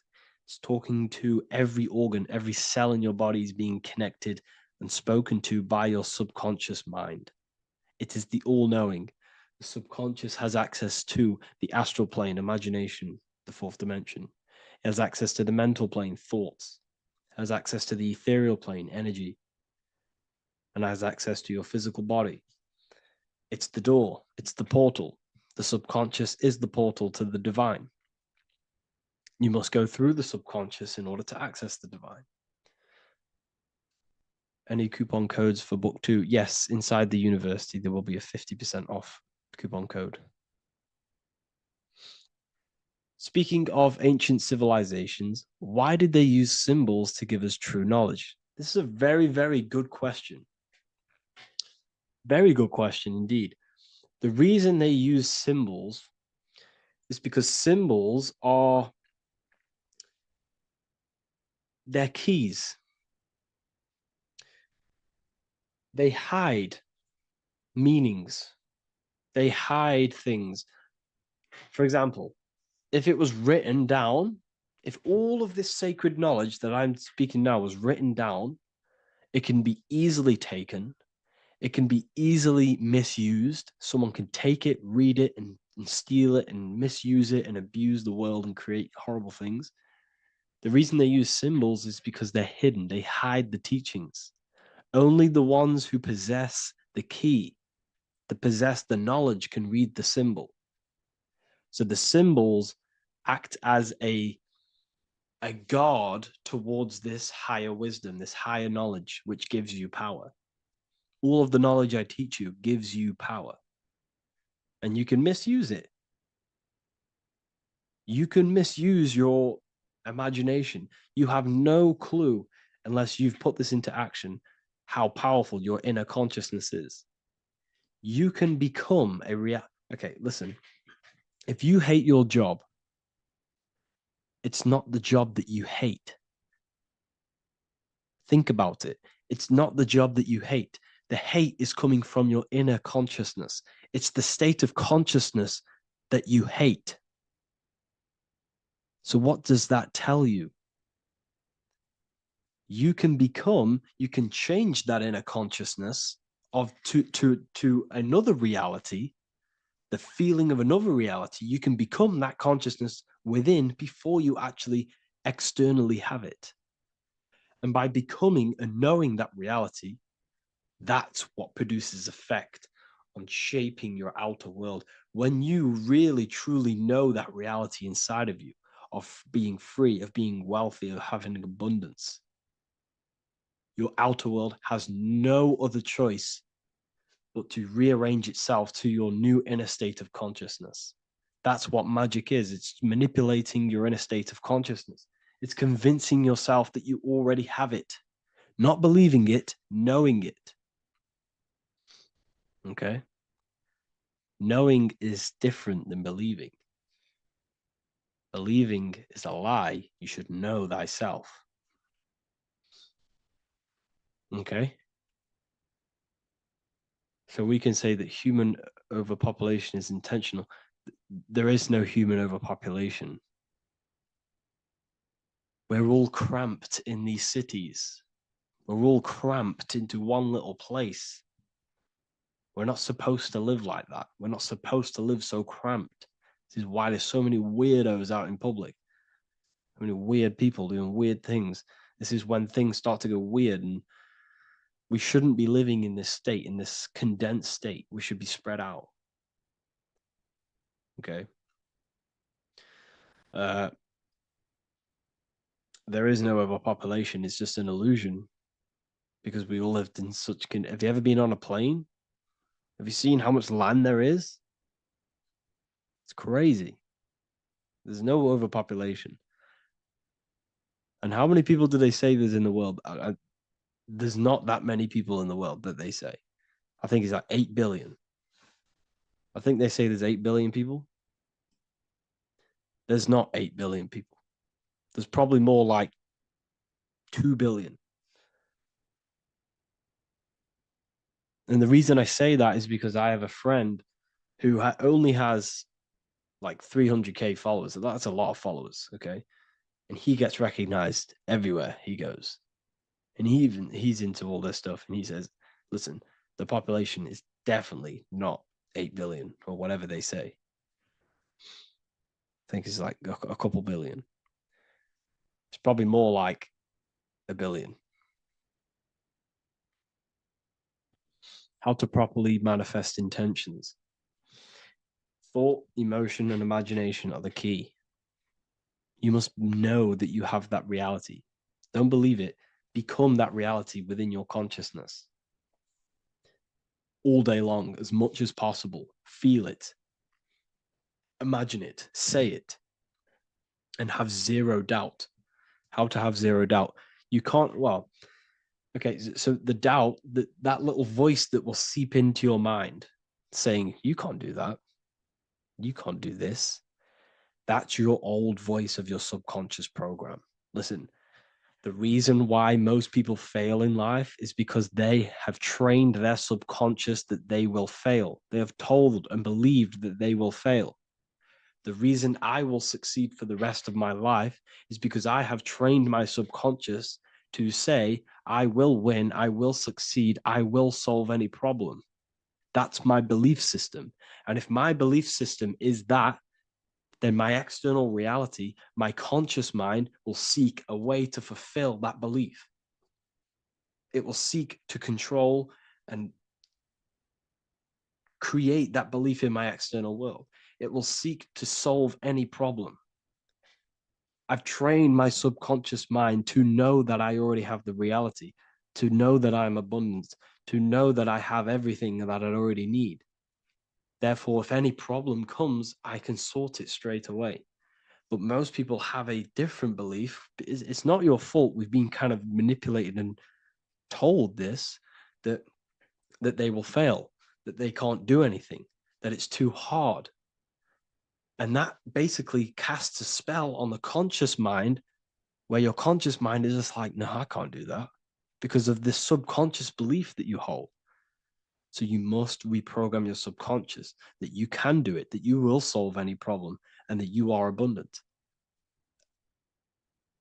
That's the reason why successful people succeed.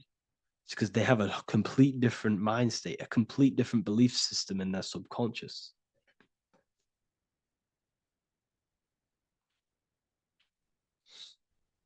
Do you offer mentoring? Yes, I do offer mentoring, but it's mainly for people who want to grow their online presence,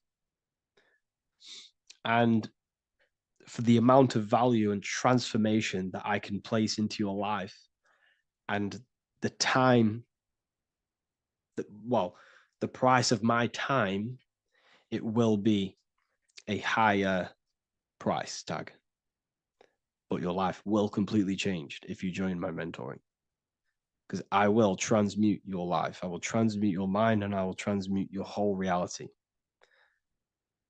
because I could tell you exactly what you need to do.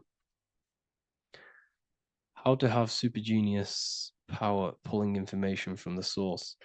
Okay, so you can do this. I talked about this in Book of Wisdom, Volume 2, if you've read it. This is a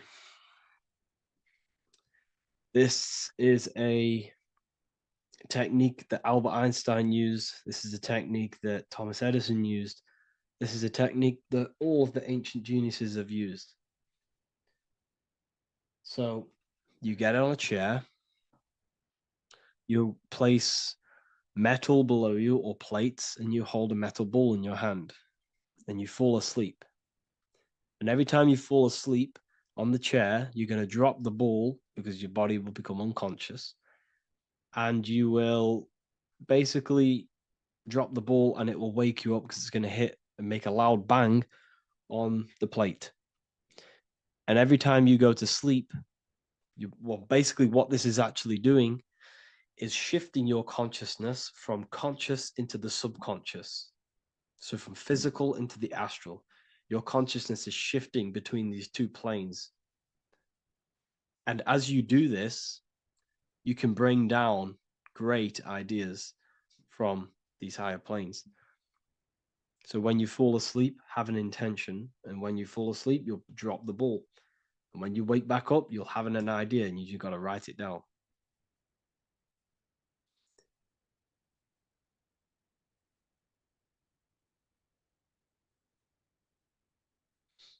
How to balance chakras. Don't focus on balancing your chakras.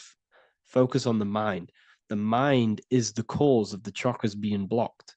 If you have a blocked throat chakra, this is a problem in your mind, not the chakra. You see, the chakras are a result of the mind. You transmute the mind, you can transmute the chakras and cleanse them.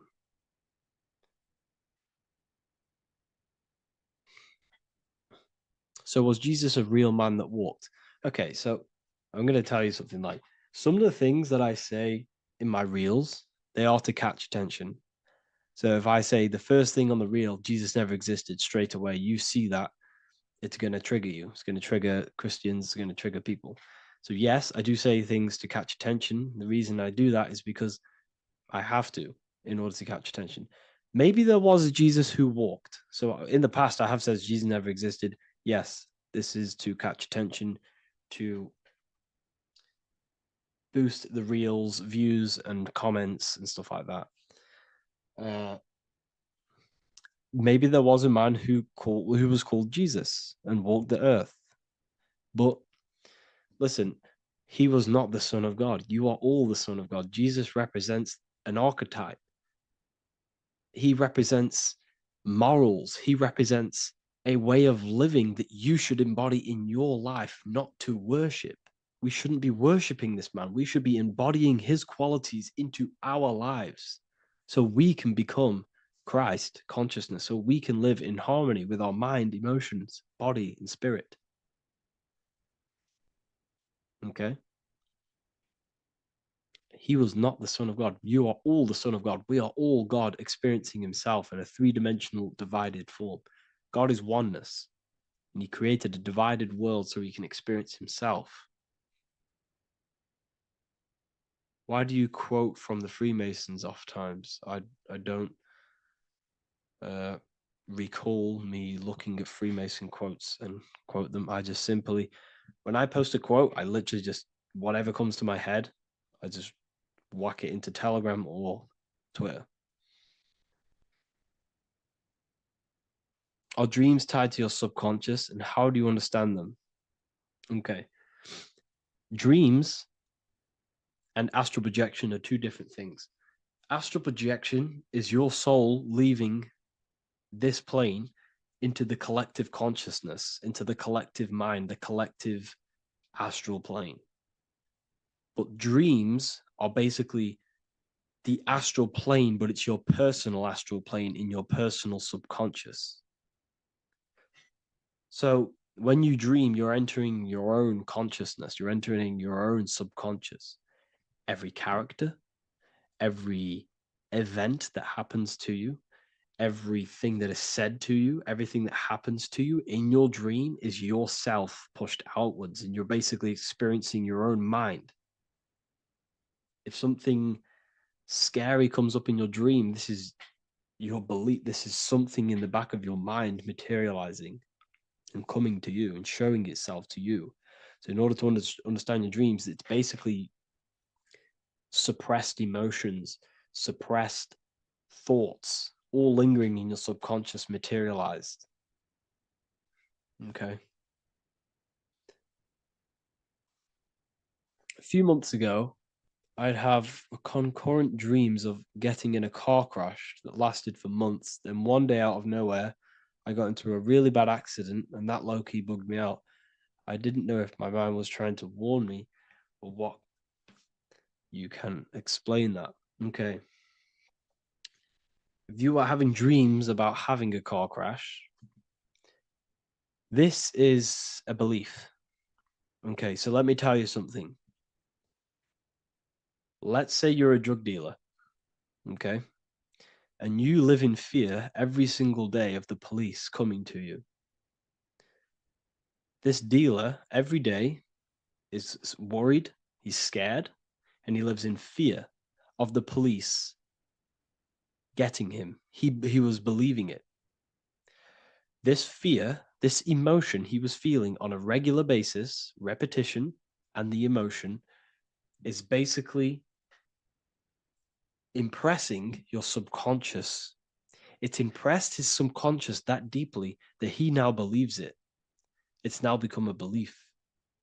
So one day the dealer gets caught and he goes to prison. Let me tell you something. He placed himself there because he created a program, a belief in his subconscious of the police. And his external reality is now in a prison cell.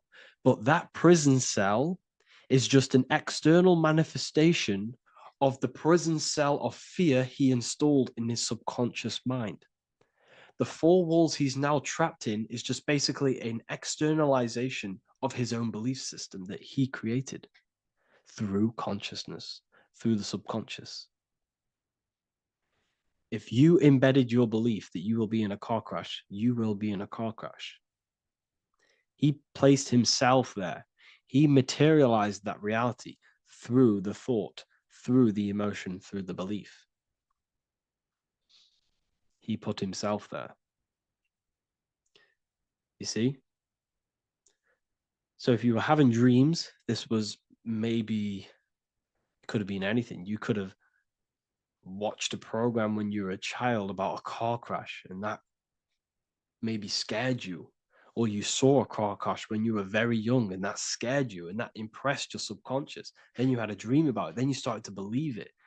And then one day, bang, it happens. That's the power of the subconscious mind. It holds control over you.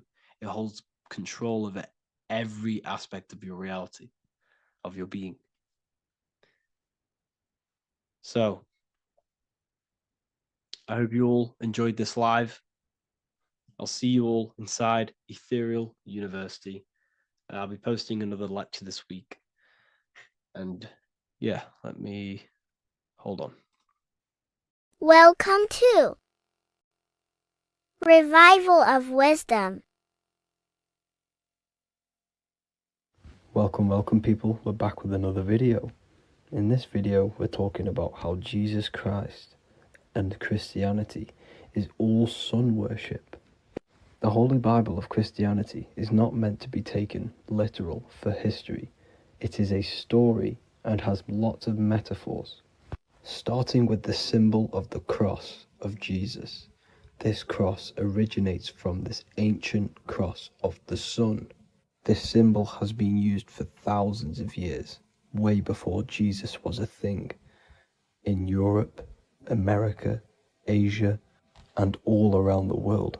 In fact, this symbol is still being used by Christians today, not knowing it represents the sun. This is a 4,500-year-old artifact, a golden plate with an equal-armed cross found in England.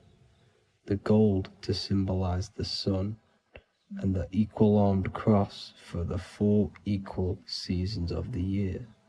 So this is why in the Bible you have Matthew, Mark, Luke, and John, symbolizing the yearly cycle of the sun and the 4 equal seasons. Also in the Bible, Jesus is referred to as the light of the world. So yes, Jesus represents the sun. He is a metaphor for the sun. Hence why in all of these pictures and images and paintings of Jesus, there's always a sun behind his head, and some even with the sun cross behind his head. Jesus also has 12 disciples, which represent the 12 zodiac signs and the 12 months of the year. This is the Last Supper by Leonardo da Vinci. As you can see, the sun, being Jesus, is in the center, because the sun is in the center of the zodiac signs. There are 4 groups which symbolize the 4 equal seasons. Each group contains 3 people symbolizing the 3 months and the 3 zodiac signs in that season. There is only 1 female in the painting, which is Virgin Mary, who symbolizes Virgo, the astrological sign. So yes, Jesus symbolizes the sun with his 12 zodiac signs and 4 gospels for the 4 seasons of the year. However, there is another phenomenon. The 25th of December is known as the birth of Jesus Christ, which is known as Christmas today. Jesus symbolizing the sun and is born on December 25th. This is the day the sun moves 1 degree northward, bringing back the warmth, the growth of crops, the life and light back to the northern hemisphere. Everything is springing back to life, as we call it, spring. So it is said that the sun is born again on the 25th of December, and Jesus is known as the risen Saviour, because the sun is our risen Saviour, because it gives life to the whole of this realm, the warmth, the crops, and without the sun rising in the morning, we'd all die in about 2 weeks. And we all know how Jesus died on a cross. The sun also dies on a cross in the southern hemisphere. It dies on the Southern Crux constellation. And on December the 22nd, 23rd, and 24th, the sun remains in the same position. So the sun dies for 3 days, and it is born again on December 25th, when it moves 1 degree northward. And this is when the sun is born again, or resurrected, just like Jesus. Constellation Virgo is prominent in the spring sky in the northern hemisphere. So therefore, the sun is born a virgin, Virgo. And as you see in this image, you see Virgin Mary holding the sun. Us as humans do not own the sun. So therefore God owns the sun. So yes, the sun is the Son of God, and this is what Jesus is symbolizing. And just how Jesus sacrifices himself for humanity, that's what the sun does. The sun gives out all of its energy so we can live. There are many other Bible verses which represent Jesus as the sun. Now in Matthew 8:23-27, his disciples are in a boat and there is a massive storm. Jesus is asleep, meaning the sun has not arose. And the disciples say, "Save us, Lord, we are perishing." Quote, "Then he rose and rebuked the winds and the sea, and there was a great calm." End quote. Now this is a metaphor for the sun rising and calming the storm, because in the ocean, when the sun is down, that's when there are great storms. The worship of celestial bodies go back thousands of years, and it's called astrotheology, and it can pretty much be traced back to all ancient civilizations. Now going back to the ancient Egyptians, the god Horus, the god of war, and he symbolized the sun in the morning. Ancients used to say that he walked over the sky in 12 steps. Yes, this could symbolize the 12 zodiac signs. It also symbolizes the 12 hours of daylight. So we have 12 hours of Horus, but now they've rearranged the word to hours. Horus and hours. And when the sun rises, Horus rises, we say horizon, which is Horus is rising. That's the etymology of horizon. Another Egyptian god called Amun-Ra was known as the god of all creation. He was the first god of them all. Amun was also a sun god. Therefore, after every Christian's prayer, they say Amen, sending their prayer through the sun to God. So this all goes back to the worshipping of the sun. Sun worship was around way before the Romans. However, in the Roman times, their sun god was called Mithra. Mithraism was the main religion before Christianity came into play. Mithra was the son of God. He died on a cross, and he was dead for 3 days and resurrected, just like Jesus. So the Catholic Church was not made in heaven, it was made by the Roman Empire. They mixed all the sun religions of Judaism, Mithraism, and other Arabic religions, and combined it into one, so Caesar, the Roman emperor, could gain his own religion. So yes, Christianity was a political move to gain more control over the masses, because it was a worldwide government at this point in time. So here is a Sumerian helmet with the rising sun symbol. And then the Romans also used this rising sun symbol on their armor. So sun worship has been going on for thousands of years, and it still goes on today. However, with all the programming and the low IQs, today we do not get the full interpretation of the Bible and these stories from the past. And Christians and other religions are all brainwashed to not question their religion and not realize their true origins and where they come from. I do advise you all to do your own research and come to your own conclusions. However, I'm just pointing out the facts and connecting dots for you all to see. That's it for this video, guys and girls. Thank you all for tapping in. God bless.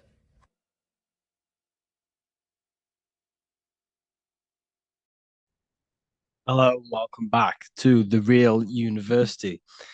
Today we're going to be talking about hidden spells within the language, English language. This is why we call it spelling. A lot of people are already aware of this. However, I'm going to go over some words that have double meaning, meanings to them, behind them, which trick your subconscious mind.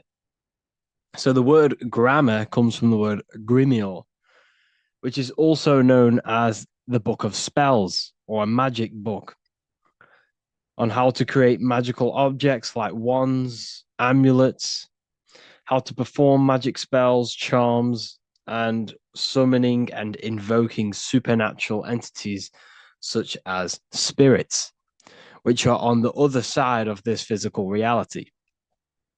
So, what you must understand is what you say in this physical world is also happening in the astral world as well.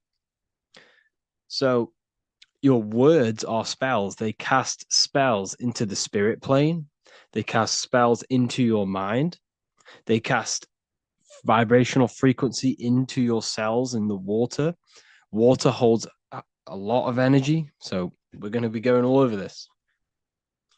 The subconscious mind takes everything as truth. Everything you say is truth to your subconscious.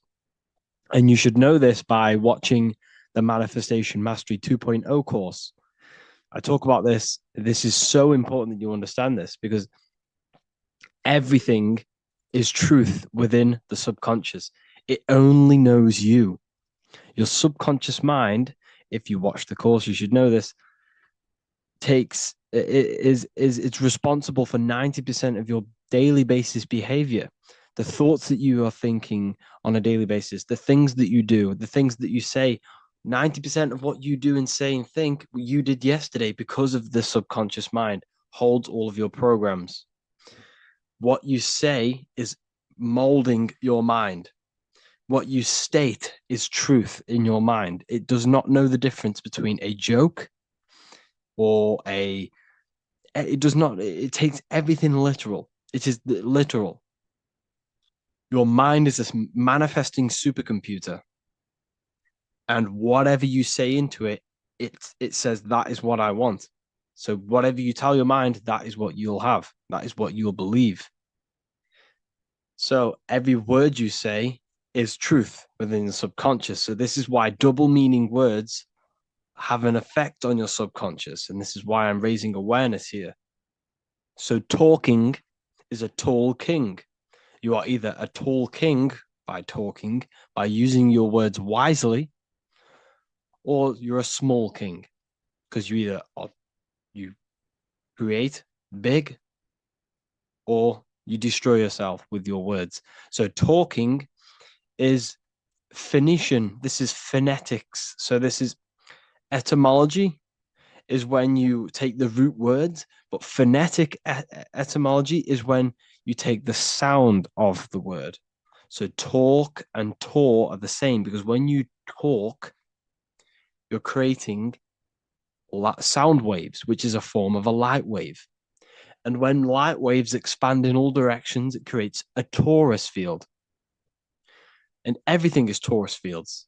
So if you affect one torus field, it affects every torus field in creation, as above, so below.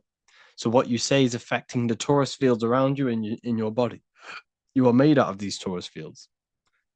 This is why talking is torusing. You're creating light waves, sound waves, and you are permeating creation. And this is why the Bible tells you the tongue has the power of life and death, and those who love it will eat its fruit. So the tongue is what creates these sound waves that we are producing when we talk or speak. Okay. So this is what we are essentially doing, creating sound waves. And these waves are vibrating and they affect the cells in our body and everything. This is why words are swords. This is why the word is within sword. They are swords. They cut, they damage, because frequency is the only thing that can penetrate you without your consent.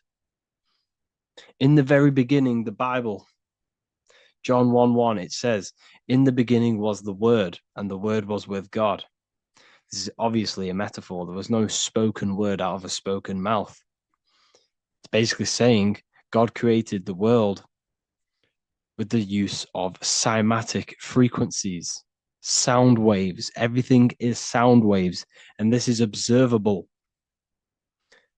Geometry is the geometric shapes you see in the nature, like petals, how they're all perfect stars or five-pointed stars, or the Fibonacci sequence. This is all an effect of vibrational frequencies. It's all cymatics. Everything is created out of sound. Sound is the creation of the universe. So this is how powerful words are. It's a cymatic frequency. Hello. Hell. When you say hello, you're subconsciously implanting hell into your mind and the people around you's mind. This is why it's casting a spell. Even though you may pick up on it, but your subconscious picks up hell. That is what you're picking up. And that word holds a frequency.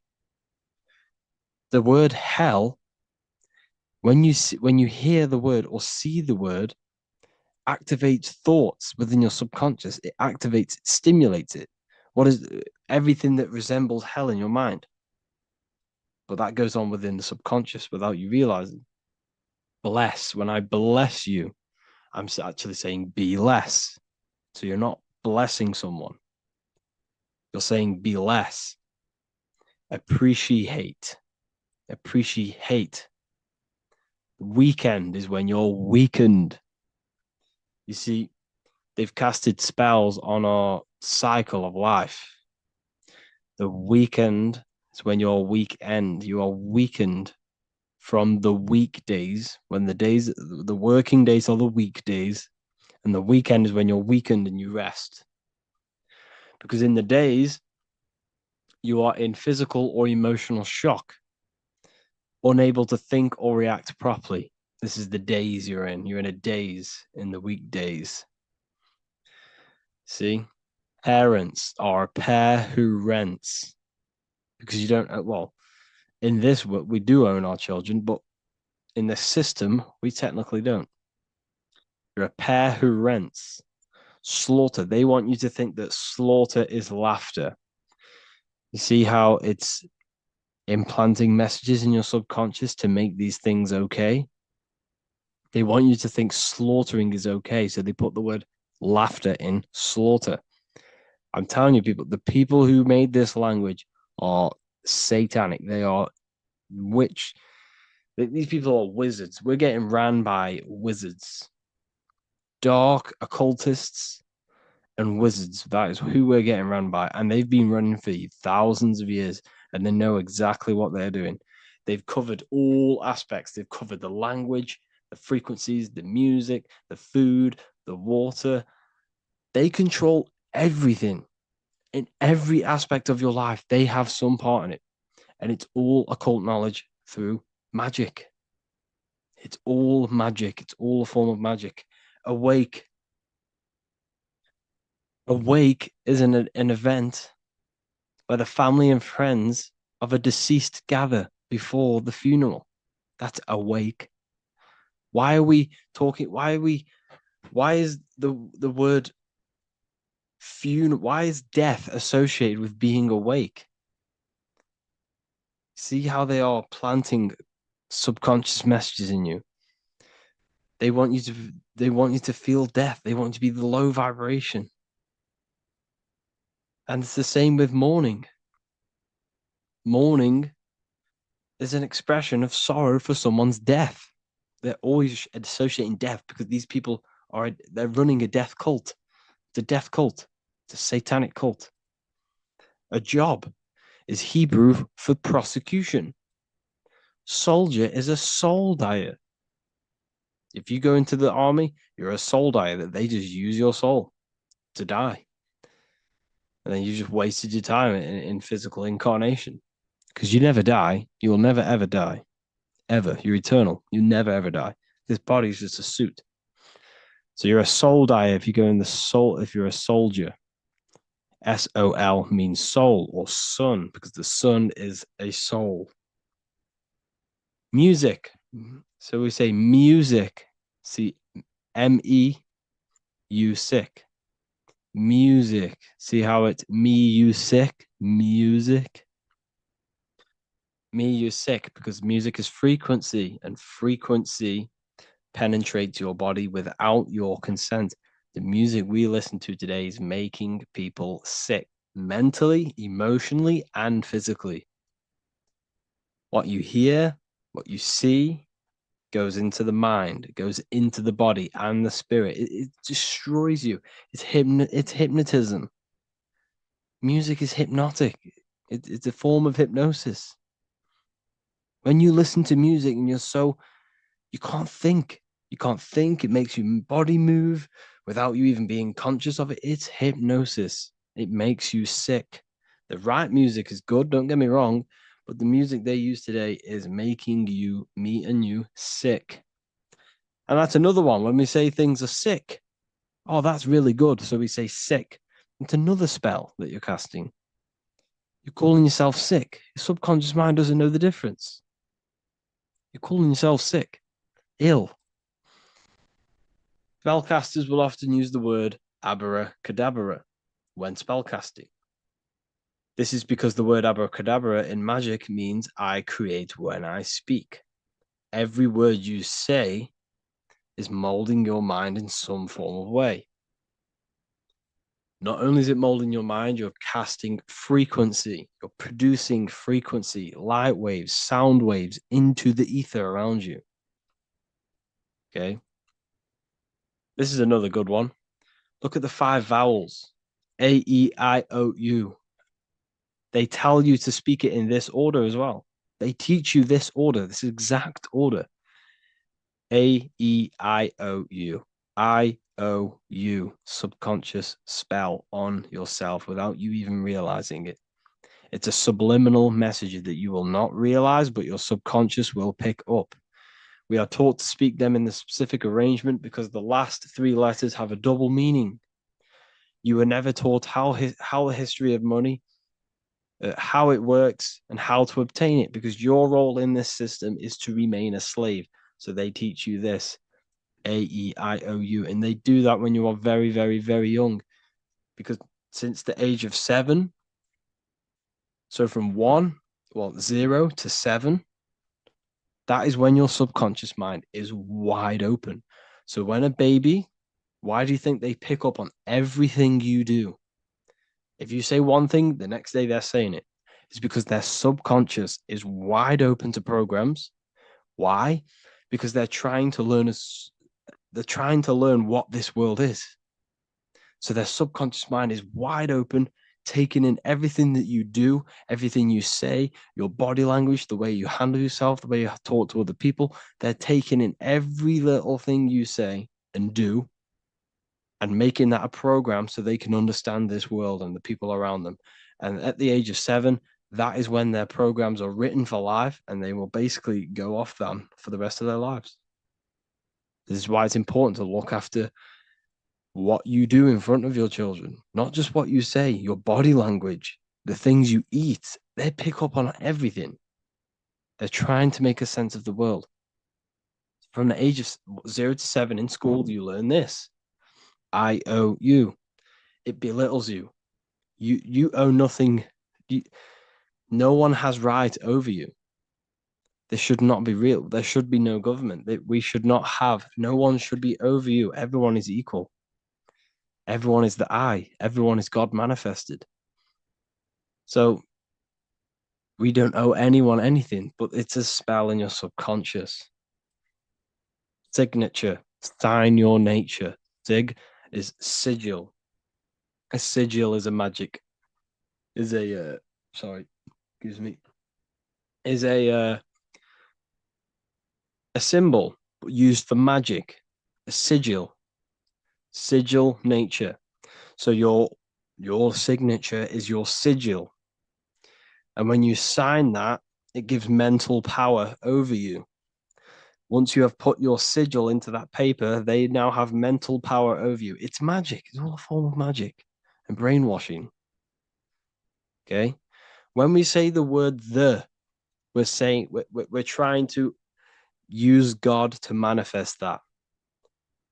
Okay, because the comes from theo in Greek, which means God. So when we say theology, ology means the study of. Theology is the study of God. That's what theology is. Theo, when we say the, I am the, we are using God to bring it into existence. God is the I am. The I behind you, the I am, that's God. That's what manifested everything in your life. Everything in your life, that invisible creator inside of you has manifested everything you physically see. You are the invisible architecture, the invisible artist behind your life. The I, that's God. The only one. So when we use the word I am, well, this is how to bring the power to yourself. When we say I am strong, I am wealthy, I am free, I am financially free. When we say this, that I am, this is when we are bringing, we are directing vibrational frequency into our own being, into our own magnetic field, and into our own life. This is how we direct vibrational frequency and direct our word. So when we say I am directing my frequency into myself to manifest something external. Also known as the chi or the prana. It's just basically your magnetic energy. So speaking has the ability to change your genes and DNA expressions. When we listen to affirmations over and over and say them over and over for a long period of time, your genes will change. And your genes are a code for your external world, pretty much. Anything that is written in your genes will manifest into your external world. Okay. All of this is just done by your intentions, thoughts, and what you say. And if you think this is a conspiracy theory was a term invented by the CIA to discredit, confuse, ridicule, and disqualify any alternative information that contradicted the mainstream narrative. That's what a conspiracy theory was. It was created by the CIA for any belief that went against their mainstream narrative. Hollywood, the biggest spell casting scheme cult in the world. Hollywood. I'm going to make a whole lecture on this.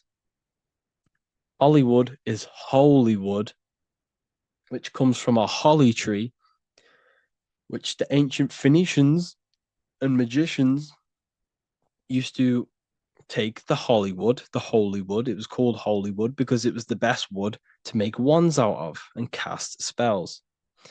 That's why they get their name. And what is the films?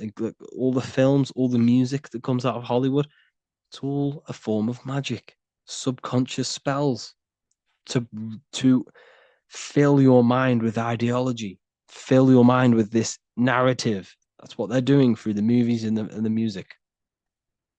Anyways, I hope you like this lecture.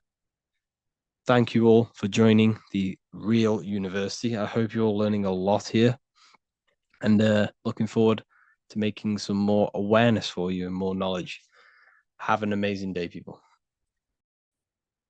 What if I told you that you are under a spell and this spell is controlling you in every aspect of your life and you don't even realize it? Spells are not what you've been taught. They're not fantasy magic wands that are casted over you. No, no, no. Spells are much, much deeper. A spell is a belief system that is installed into your subconscious mind, which holds power over you. Okay? If I install a belief into your mind and that belief holds power over you and controls you, that is you under my spell. A spell is a belief that someone has installed into you. Okay? You have a subconscious mind. The subconscious holds power over 90% of your daily basis behavior, thought patterns, and overall emotional state.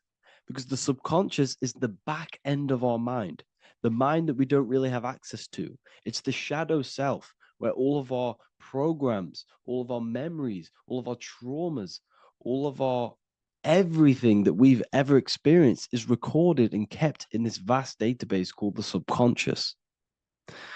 Now, the subconscious is the 90% of our mind.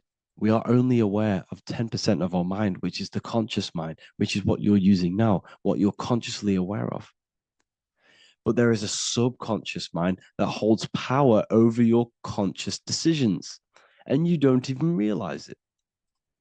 For example, as a child, you had a very, very traumatic event happen. Let's say as a child, you were not loved enough by your parents. And this feeling of you not being enough for your parents and feeling alone as a child implanted this seed. And this seed was planted by your emotions, a strong emotion. And over time, as you grew older into an adult, this seed grew and grew and grew. And what this seed grew into is you being very needy, you always seeking validation from others. Okay. But you taking this conscious decision 10 years down the line actually stems from this hidden cause within your subconscious mind, within this little feeling, this seed inside your subconscious where you don't feel like you are worthy. So this results in a conscious decision of you seeking validation from others, being very needy from others. Okay. This is what the subconscious is. The subconscious holds power over us. For example, posting on social media. Why are you actually posting on social media? If you take a selfie with your new watch, new car, and you go and post that onto your social media, why are you actually doing that? On the deepest root cause, it's not because you just want to post a picture. No, it's much deeper. It comes from a subconscious belief or a subconscious emotion of you seeking external validation, whether you believe that or not.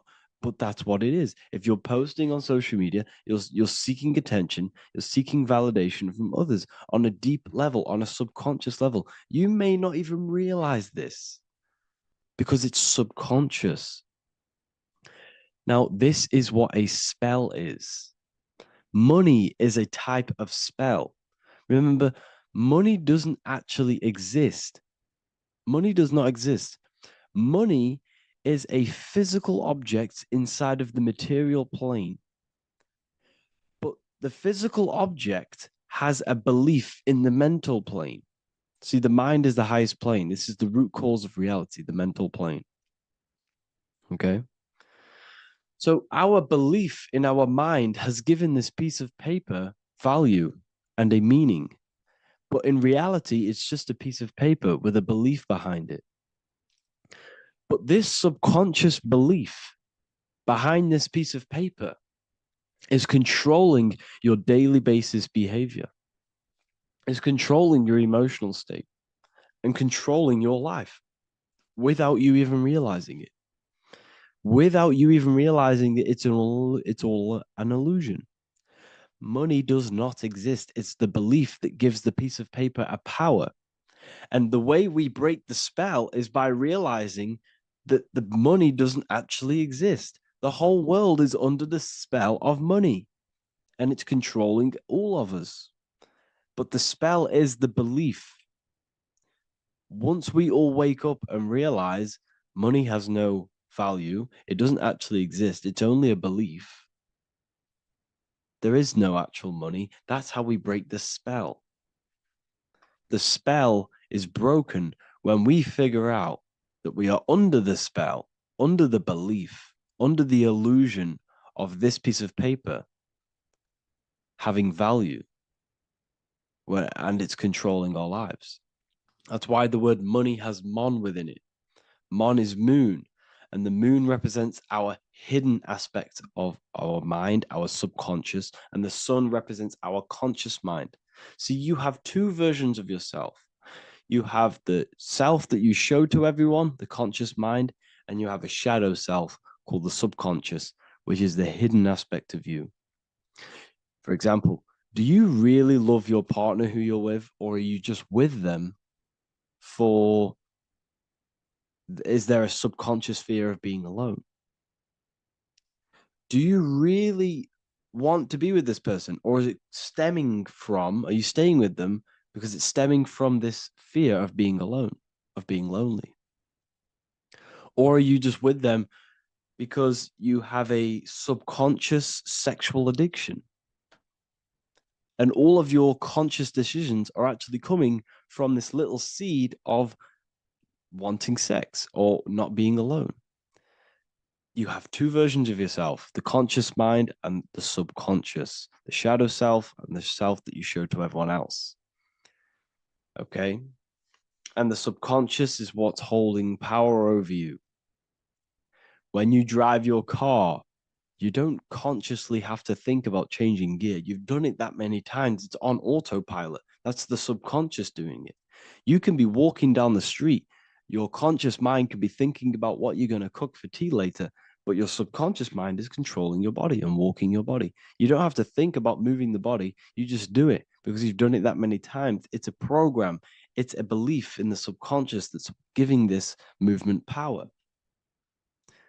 You see, the subconscious holds a lot of power over you. Our beliefs hold power over our daily basis behaviors and actions. Okay, like I said, posting on social media, this is seeking external validation. There's a subconscious stem, there's a subconscious urge bringing this desire into conscious reality. So we must break the spell of our emotions controlling us, our traumas from a child controlling us. For example, another example of this, let's say you were in a car crash years ago, and this car crash led you to having a very traumatic event, very traumatic emotion you felt in that car crash. You felt a lot of pain. That was impressed into your subconscious.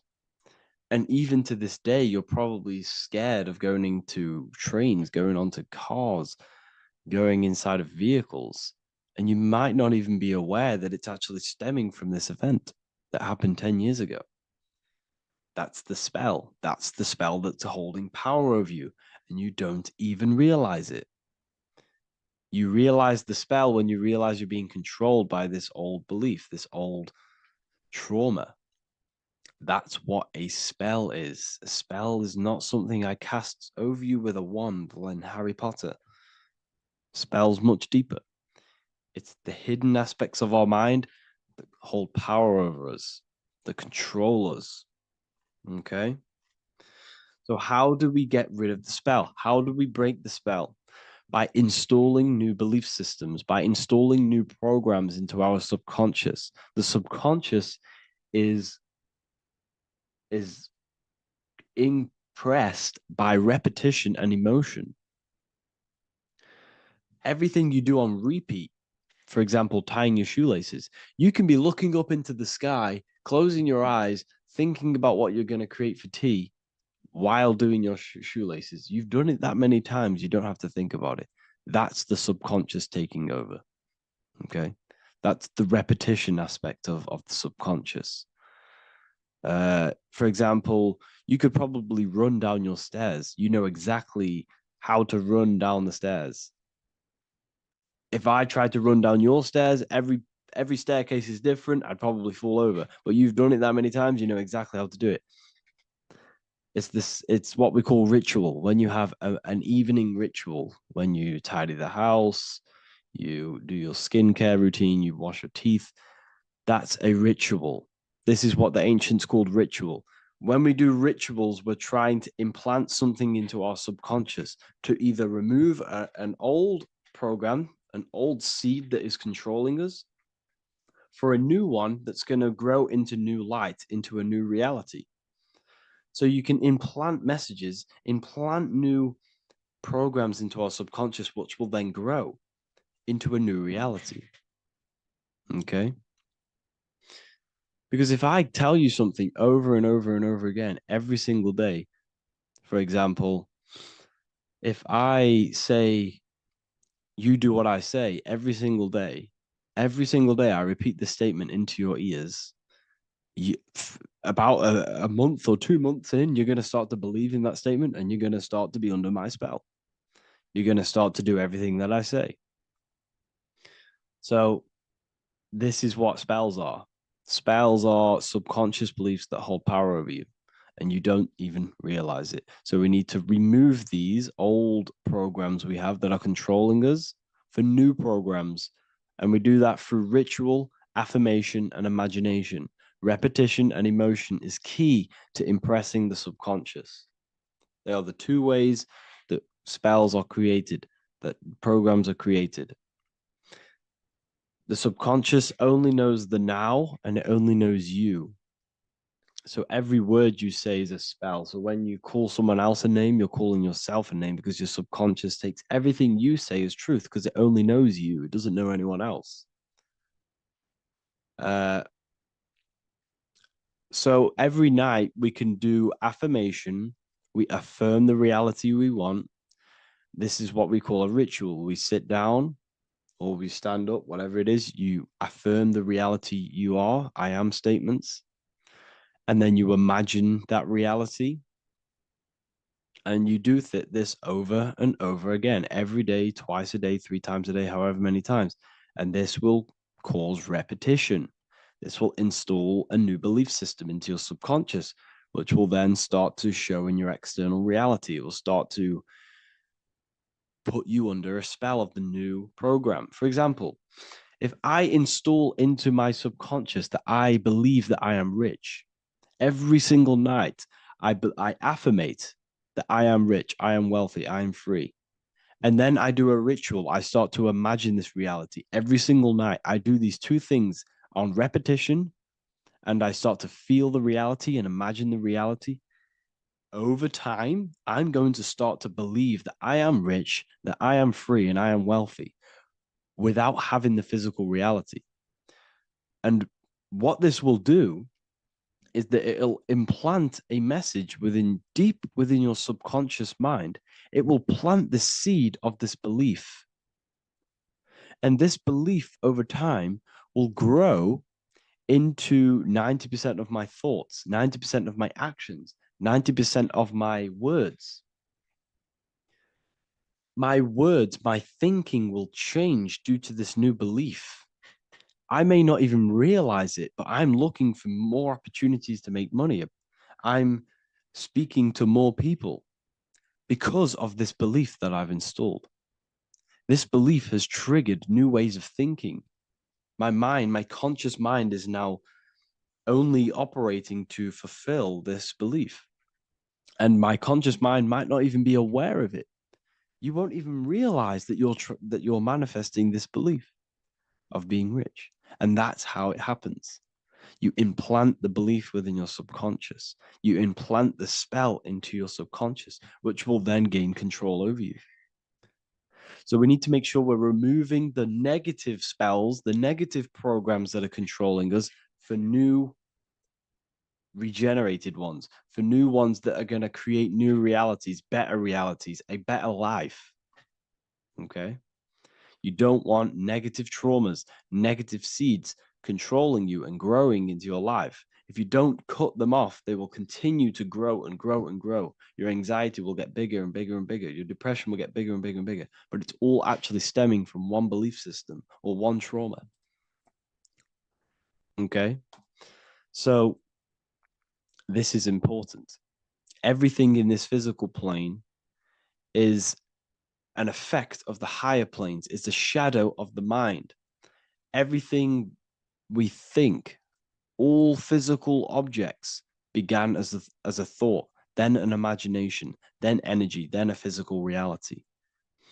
So we must change the mental plane. We must plant seeds into our mind to change down into our physical material life. It's about manipulating this higher plane so we can create change and effect in the physical external material plane. That's what magic is. This is what spellcasting is. This is all what it is. It's not fantasy. This is the manipulation of the higher planes of consciousness, which your mind has access to. You have access to these higher planes. Okay? This is exactly what I teach in my university. I teach different rituals. I teach specific rituals to get rid of certain things, certain belief systems. I teach all different rituals, all different ways for you to create your own reality and live the best reality you want. We also have all of these different courses. We have Activating the Inner Eye. This will teach you exactly how to lucid dream and activate your inner vision of imagination. We have the Sexual Alchemy course. This will give you the power of transmuting your sexual energy into creativity. We have electromagnetism studies. We have esoteric exchange, an exclusive live call that we do every single week, and I connect with all of the students. They can ask me questions, can speak with me one-on-one inside of these live calls. We have the real numerology section. We have the health section. We have a lecture section. Look at all of these lectures we have on occultism, symbolism. All of these lectures are designed to gain you power, to give your personal power back to you, to make you realize things about you. We have a meditation section. We have a library section where you can download all of our library, all of our books, different books on occultism, symbolism, Freemasonry, astral projection. And of course, we have the Manifestation Mastery course, which teaches you exactly how to create reality so you can live that desired reality that you want. This is the last chance to lock in the price of $55 a month. This is less than $2 a day.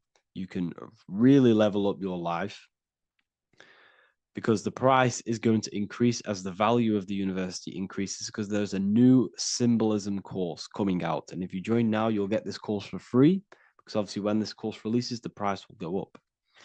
The symbolism course will teach you the language of esoteric and occult symbolism. I'll leave the links in the description. Make sure to leave a like, comment, subscribe to the channel if you want to see more content. Thank you all, people. Have an amazing day. By the end of this video, you will understand the 3 expressions of consciousness, how to use them to create the life you truly want. You'll discover the hidden meaning of the word God, the secret power of the number 3, and how consciousness itself is the key to your reality. We have 3 main expressions of consciousness. We think, we feel, and we act. God is 3-fold. It stands for generator, operator, destroyer. The generator is the mind. This is what thinks, generates ideas. This is the beginning of all creation. This is the first expression of consciousness. It is the first form of consciousness, not a physical form, but a spiritual form. Then we have the operator, which is emotion. When we think something, if we have care or any emotion towards it, then we take physical action. The body, the destroyer. We think, we care, we act. Thoughts and emotions are the 2 spiritual forces which merge together and give birth to actions. Think about it. Why are you watching this video? Because you had a care to watch the video. Therefore, the reality in front of you is because you had a thought, you had a care, you took action to express that reality. Everything goes through this 3-fold process. This is why we say, follow your heart, because the body does follow the heart. We think something in the mind, we feel something in the heart, and the body takes action towards it. Everything operates on the care energy of the heart. The body follows the heart. If you do not care about something, then you do not act towards it. It is the care energy that guides our actions in this world. Going back to the generator, the mind is a part of the mental plane, the infinite dimension of infinite information. There is no limitations in the mind. Everything already exists as a piece of information or a thought. This is the beginning of all creation, the spark of creation itself, thought, the mental plane. And our mind exists like a radio, our conscious mind. This is why we call it a mindset. What we set our mind onto through attention, mental attention, whatever we set it on, we receive thoughts that are very similar to what we set it on. The mind is like a radio, and whatever we tune that radio to, we receive that frequency and play that song. So if we purify our minds through ritual work, meditation, and affirmations, the mind can become a temple to receive higher thoughts, higher ideas, and better genius ideas. Going back to operator, this is the Holy Spirit. This is what we care about, our emotion. This is the feminine side of consciousness. Thoughts is masculine, the Father. Emotion is the Holy Spirit, which is feminine. And these two create a child, which is Jesus, the Son, which is actions. When thoughts and emotions merge together, you have a physical action, which is a masculine force, which is why it's a son. The Holy Spirit represents a purified heart, love consciousness, holding love in the heart. And when we purify our minds, we have an effect and purify our hearts. And the reason why I say that is because whatever we think in the mind directly corresponds to what we feel in the heart. As above, so below. Thoughts create emotions. If we think something and our heart tells us that is bad, we have a feeling that that is wrong, then we should not take physical action towards it. And if we do take physical action against the feeling of knowing it's bad, then you are going against the spirit. That's what the word Satan means, or Satan. The Hebrew word for Satan is Satan. It means adversary or opposer. You're opposing the Holy Spirit. You're opposing what you know is good. You're taking a sin against the Spirit, against the guidance from your soul, the knowingness of good. So when we do purify our mind, we purify our hearts. And when we cultivate love for the self and one another's in our hearts, we gain the Holy Spirit, which is love consciousness. And when we think in our mind with the love of the heart, and we merge our thoughts with love, it gives birth to perfect actions. This is what the true Christ consciousness is. We think with the love of the heart, and it gives birth to perfect actions. And if everyone did this in the world, we would live heaven on earth. Everyone would be balanced within themselves, and the world as a whole would be balanced. So we need to gain full mastery over these three aspects of our consciousness, over our what we give mental attention to, gaining love for ourselves and the collective in our hearts, and gaining a strong disciplined willpower for our physical actions. And if you can gain full control over these three-step process, you can gain full control over your reality. The number 3 represents this 3 aspects of creation or transformation. This is a transformative process from going invisible to the visible. This is also why Jesus dies in a cave for 3 days. It's all about transforming the self. Transformation is the number 3. Me personally, I think the Holy Spirit has been replaced for the sacred feminine aspect of consciousness. They do not want us connecting to our feminine side of consciousness, because then we will cultivate love in our hearts for the self and one another. And love is the most potent force there is in the whole universe. It is what unifies everything. It nurtures everything. It allows things to grow. Think about it. When you hold love or care for someone, you grow relationships. The sun is the perfect symbol and representation of love energy. The sun gives abundantly, expecting nothing back, and allows everything on the earth to grow. It's a caring, nurturing, feminine force that allows things to grow and unify and come together. In today's world, we mainly have thinking and acting without emotion, without care, without the judge of our hearts. It's all about gaining unity consciousness. We think, we care, true care for one another and the self, and we act. And if you align these 3 forces towards something, your business, whatever you're trying to create, you will fully create that reality, because these are the 3 forces that you can use to generate a reality. You can do ritual work to create care in your heart about something, and then you will take more action towards it. The book I'm using here is the Book of Wisdom, Volume 1. You can get this paperback or PDF on my website. So I hope this video has helped you. Please leave a like, comment, and a subscribe on the channel if you like the content. Let me know what you think about the Holy Spirit and if it is covering up the feminine side of consciousness in the comments section.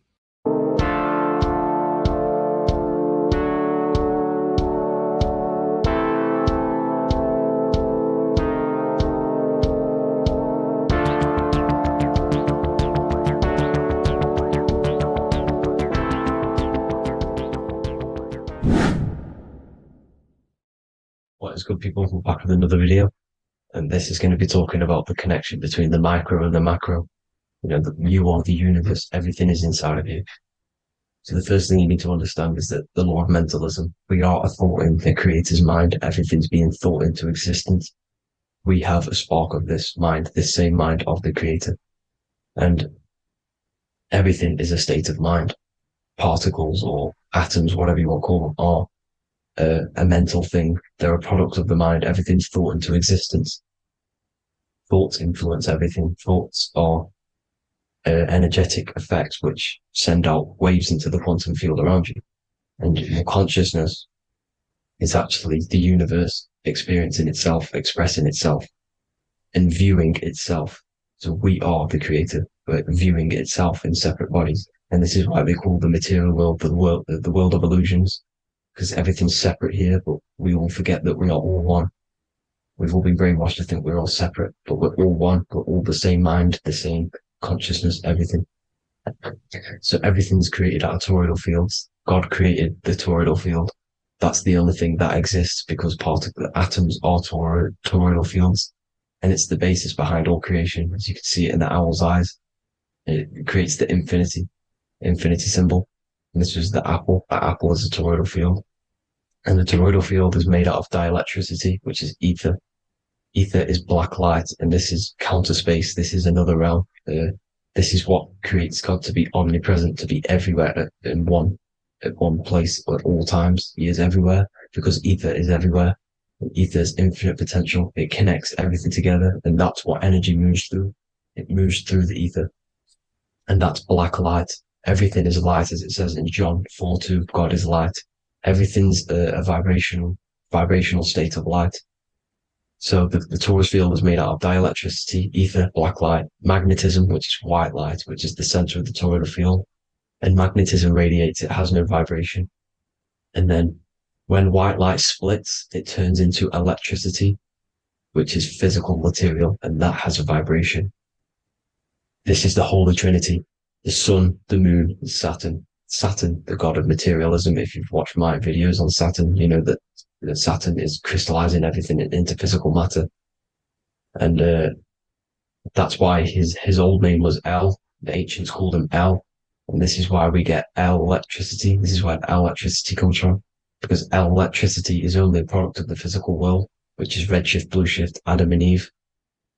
And this is what creates the redshift, blueshift is what is a product of magnetism. When magnetism, white light splits. And this gives us vibration. And this what creates the toroidal field, which is the basis of all physical creation.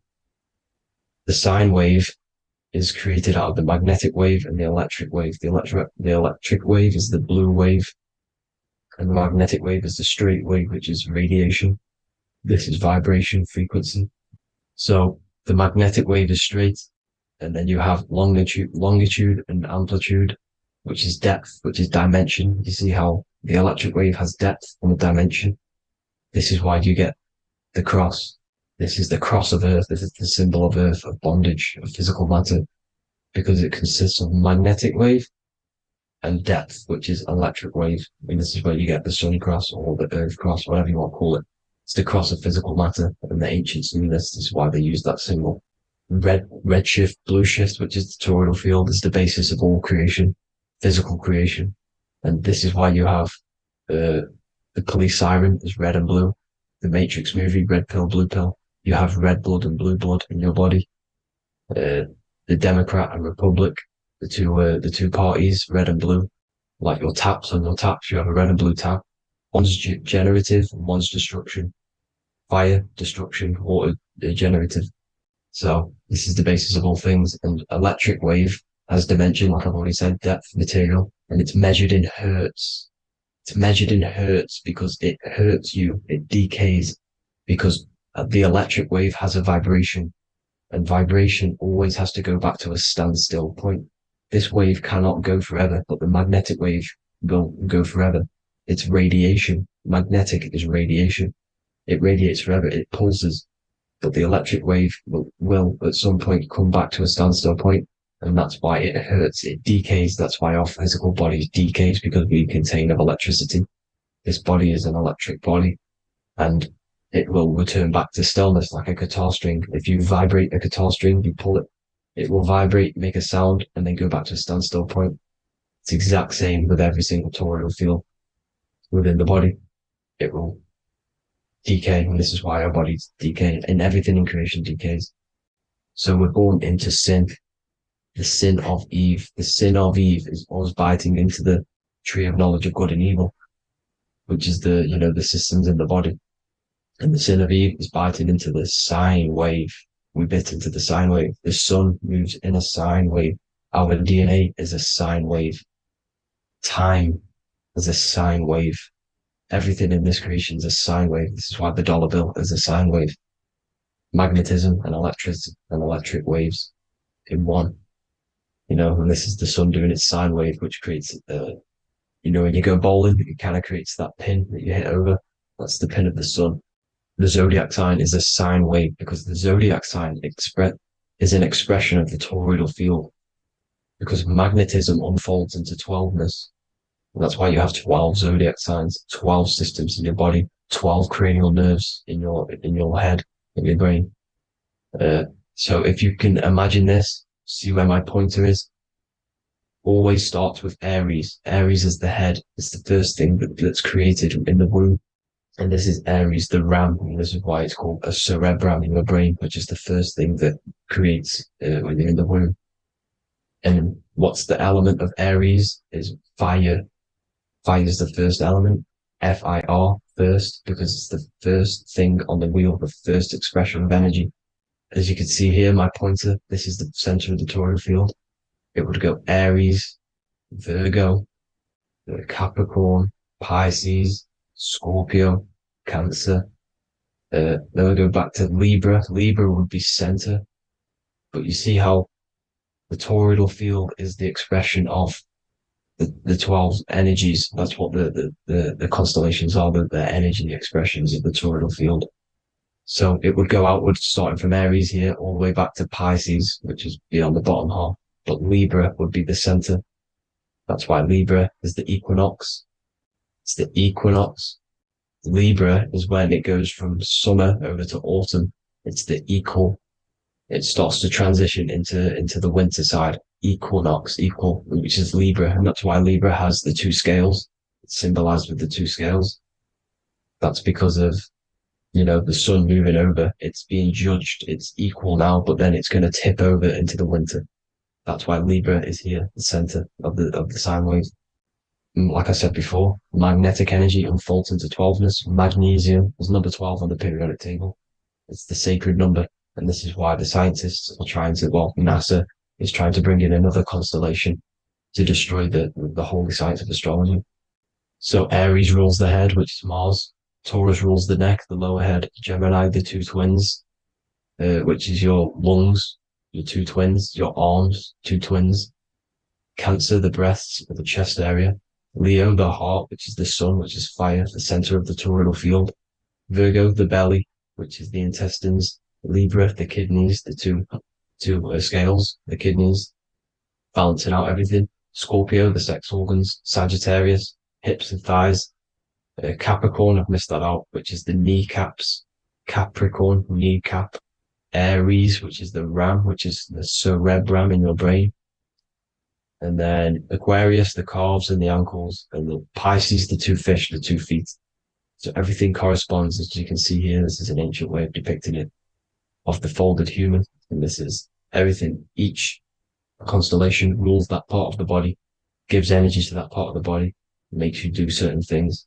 So magnetic energy unfolds into 12ness, electricity unfolds into 7s. That's why when you get electric, the light spectrum that we see, it consists of 7 colors. Why we have 7 planets. The 7 planets give us our 7 metals and the 7 solfeggio scale frequencies. So the rotor, this is the rotor. And rotor is an anagram for Torah, the Torah, which is I think it's the Hebrew Bible. Don't quote me on that, but it's one of the holy books, which is the Torah, the Taurus. Everything goes back to the Taurus field because it's the basis of all creation. So the chief cornerstone, it says in the Bible that the builders rejected the chief cornerstone. The chief cornerstone You are the builder. You decided to incarnate into the physical world, into the electric world, the world of Saturn. When you are created in the womb, it takes you 9 months for you to be created. So, for example, if you went into the womb here, it'd take you 9 months. So let's say you're born in Scorpio. So you'd go back 9 months, 1, 2, 3, 4, 5, 6, 7, 8, 9. You consist of all of these 9 energies because it takes 9 months or however long you took to be born. Some people are born earlier. You'd have to find out how many months you were in the womb for. But you consist of these 9 energies, and each constellation has a cell salt associated with it. And these cell salts are vital for your health, and your cells are the optimal health of your body. So the chief cornerstone that you rejected is these 3 cell salts, these 3 constellations. So you're mineral deficient in these 3 constellations. For example, fluoride, magnesium, phosphate, and potassium sulfate. So that's the chief cornerstone. And a cornerstone, people always get it rejected with the cornerstone. The cornerstone is not, it doesn't say the cornerstone in the Bible, it says the chief cornerstone. The cornerstone is a cornerstone of a building, but a chief cornerstone is the top of the pyramid. This is where we get the pyramid of the wheel. So you're mineral deficient in whatever 3 zodiac signs you're not. You were not in the womb for. This is the chief cornerstone you rejected. So the human body is the micro. It is the universe in a physical form. It consists of everything in the universe. Just like your consciousness is the universe watching itself, experiencing itself. Your body is the whole universe. 12 systems in the body, 12 zodiac signs, 7 chakras are the 7 planets. The Holy Trinity of you is your Temple of Solomon, the soul and the mind, the sun and the moon. You know, everything is in you. You consist of everything, all the energies, everything. Heaven and hell. Heaven and hell is a mind state. It's a state of the mind. Head, H-E-A, which is heaven, and the heel, the bottom of your foot, is hell. And the bottom of your foot is the soul. So they're basically saying, well, it's wordplay. They're saying that your soul is in hell because, you know, with the elites being in control. So they call the bottom of your foot the soul, trying to say that you're in hell. The Christ is in you. And this Christ is Greek for Christos. And Christos is Greek for the oil. And this oil is produced in the cerebrum, the Aries, the ram, the cerebrum, pineal. It goes down the pineal, the pineal and the pituitary are underneath the cerebrum. It goes down the pingala and the ida. The pingala being the positive charge connected to the pineal gland, pin, and the ida connected to the pituitary. And this is the 2 serpents going down the spinal column. And this is why Jesus goes from Nazareth to Bethlehem, and then Joseph and Mary are waiting for Jesus in Nazareth. Joseph and Mary are the pineal and the pituitary gland waiting for Jesus to come back up the River Jordan, your spinal column. So this is the oil. This is the story of Santa as well. Santa comes from the North Pole. Why? Because the North Pole of the Earth is the center of the toroidal field, and the North Pole of you is your spinal column, which is the North Pole of the toroidal field. The North Pole, he comes from the North Pole. This is the North Pole. This is the South Pole of the toroidal field. Comes from the North Pole, which is your mind. And he goes down the chimney and then back up the chimney. This is the chimney. And he drops off the present, which is the Christos, the oil. And this is why Jesus is crucified at 33, because he crosses over the vagus nerve at the top of your spine. When this oil comes back up to 33 vertebrae, these are your vertebrae here. When it goes up to the 33 vertebrae, it gets crucified at 33 because it crosses the vagus nerve, and he's crucified on a cross at 33. This is the story behind Jesus and Santa. The Ark of the Covenant in the Bible is the 2 hemispheres which cover the vital parts of your mind, the brain side, which is the cerebrum, the pineal, the pituitary, etc. So the 2 hemispheres are the 2 angels, the Ark of the Covenant. This is the Ark of the Covenant covering the 2 vital parts of your brain. So these are the optic thalamus is another part, and it protects the Christ oil, which is inside at the center of the brain. See, the Bible is all a massive metaphor about yourself because you are the universe. You are a microcosm of the universe. Your consciousness is experiencing itself, and the universe experiencing, and your body is the whole universe. Your head's heaven. So Moses crosses the Red Sea. These are the two hemispheres of your brain. This is the corpus callosum, the Red Sea. So he's pretty much saying that he's uniting the two hemispheres of your brain, because most people in this generation are stuck in the left brain, which is just logic, reasoning, science and maths, writing.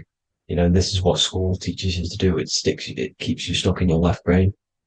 And you want to cross over to you want to cross the Red Sea, which is the corpus callosum, to the right brain, which is awareness, creativity, imagination, intuition, insight, you know, using the higher mind, creativity, imagination. If you don't have intuition, then you can't read energy, you can't pick up on bad things. This is what Moses is symbolizing by crossing the Red Sea. And it's also the upper room where Jesus met the 12 disciples. 12 disciples are the 12 cranial nerves in your brain. It doesn't just represent the 12 zodiac signs, the 12 disciples. It symbolizes many different things. It's like I said, energy the universe consists of 12ness. So you have 12 cranial nerves in your brain. And that's the 12 disciples as well. And they want you stuck in your left brain, which is the five senses, materialism. So they say in the Bible that Satan blinds the mind. Satan is Saturn. If you've watched my videos, Satan is Saturn. And you consist of the Holy Trinity, which is the sun, moon, and earth, the soul, the moon, the soul being your sun, the solar, the moon being your mind, the earth, your physical body. And Satan blinds the mind. Why? Because we enter a soul system. This is a soul system, not a solar system. And Saturn is the Lord of the Rings, which is the outer ring. When your soul enters the soul system, your soul starts to materialize. It hits Saturn. Why? Because Saturn starts to materialize you. You take on the 7 virtues, which are the 7 planets, which are your 7 chakras. And to get out of this soul system, you must get out of your lower nature, your animal nature, which is lust, desire, greed.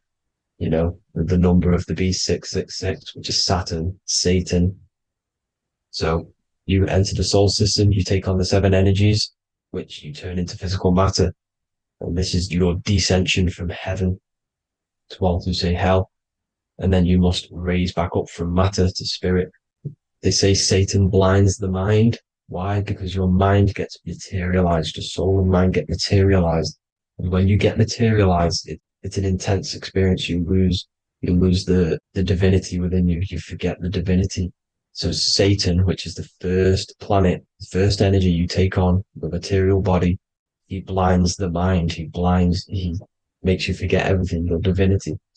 Then you must remember, ascend up Jacob's ladder, the 33 vertebrae, to heaven. And this is a microcosm of the macro, because you will ascend back up to heaven if you do this, when you leave your physical body, when your body decays. So when it talks about in the Bible, completely destroy them, the Hittites, the Amorites, the Canaanites, all the ites, this is what God says to the Israelites. It says completely destroy them. It's basically symbolizing saying destroy your lower nature. The Canaanites, cannibals. We're under a Canaanite system now, which is cannibalism. And this is flesh eating, lust, greed, all the demonic stuff, all the lower vibrational stuff, you know, the lower nature, eating, sex and survival, the lower 3 chakras.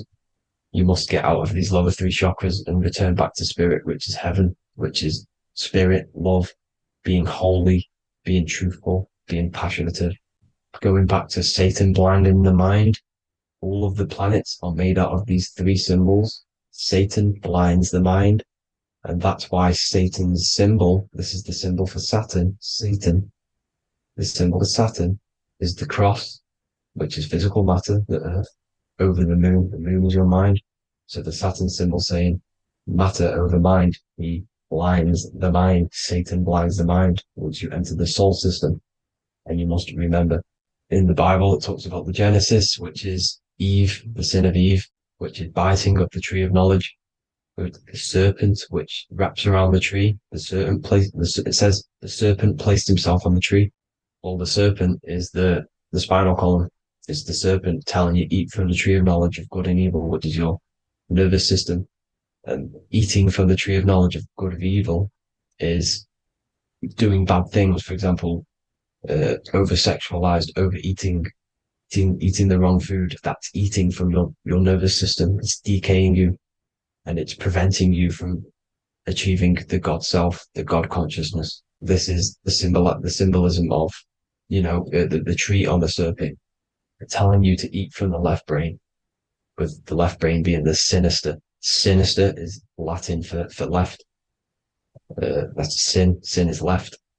And left is lefty Lucy, Lucifer, right, righteousness, right, God, godly. The tree of knowledge of good and evil, which is your nervous system, because it determines good or bad. That's the only thing you experience in this world is your nervous system. And then the tree of life is the cardiovascular system, and the Garden of Eden is your body. So that's it for this video, people. I hope you've got a greater understanding of how you are the universe and everything is inside of you. Just keep in mind you are the universe experience in itself, and your body is a reflection of everything. The 12 constellations, the 7 planets, everything's inside of you. This world is an expression from the inside outwards. You can't affect the outside world to manipulate reality. Everything's inside of you. I hope you got a greater understanding of this. God bless.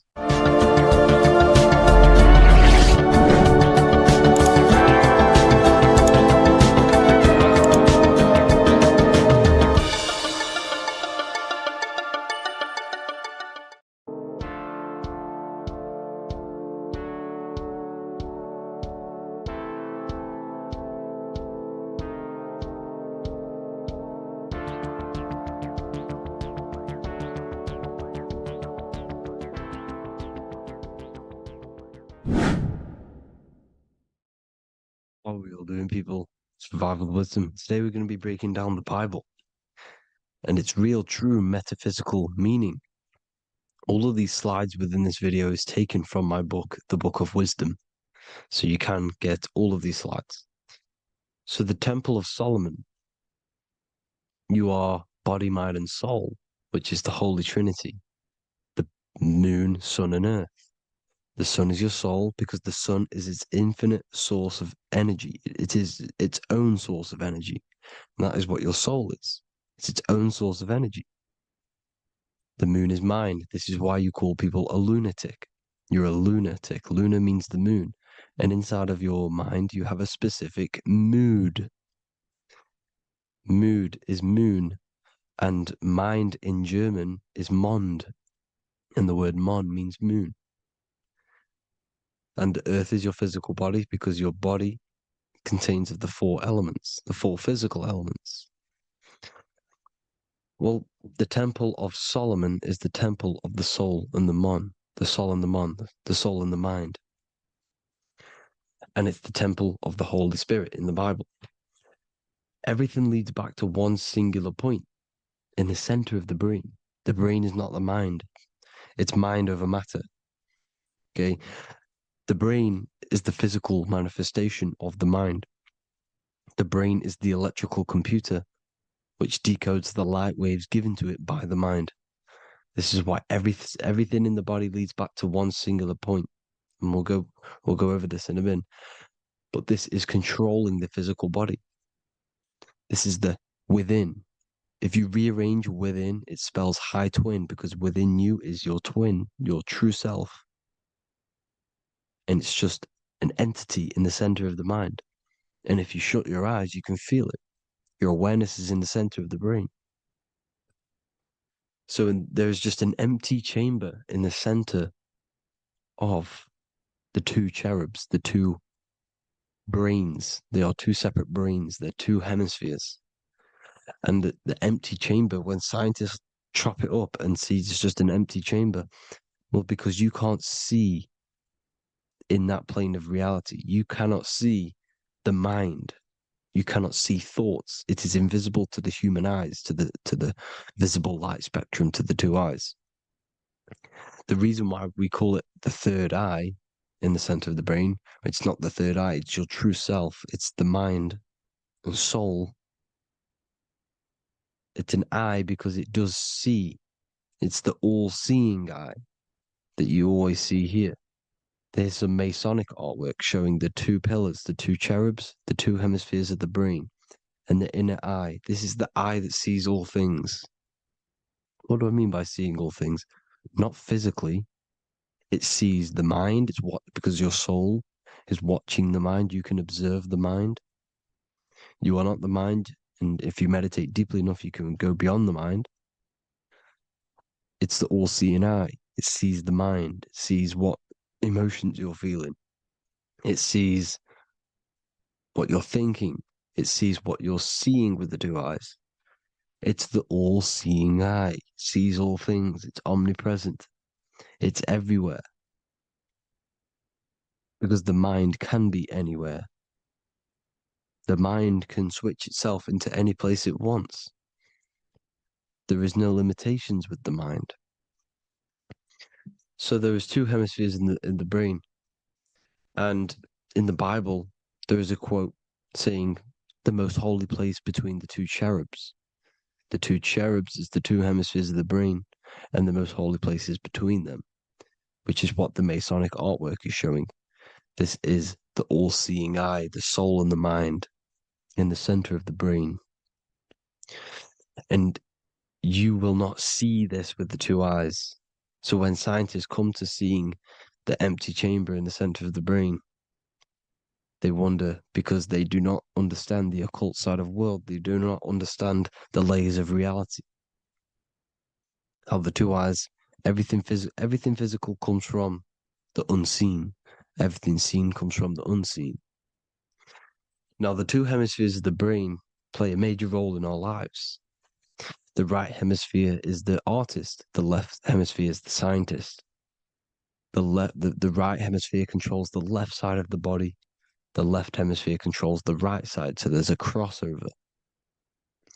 Now, the right hemisphere is to do with your feminine energy, creativity, unification, metaphors, visualization, intuition. The left hemisphere is to do with sequencing, facts, materialistic details, language, and logic. So they keep us normally trapped within the male aspect of our mind, which is the left hemisphere. You know, if you listen to Spotify, Apple Music, and radio, they're all tuned to 440 hertz, which shuts down the right side of the brain, makes you left brain dominant. And we learn, well, 90% of people learn to write with their right hand. They're taught to learn with their right hand, which is to do with the left brain. You see, so we are being trapped within this left side of the brain, which is all to do with logic, thinking logical, not creative. You know, very analytic. But the right side of the brain is to do with your creativity. So the right side of the brain is perceiving reality as a holistic perception. Now, what do I mean?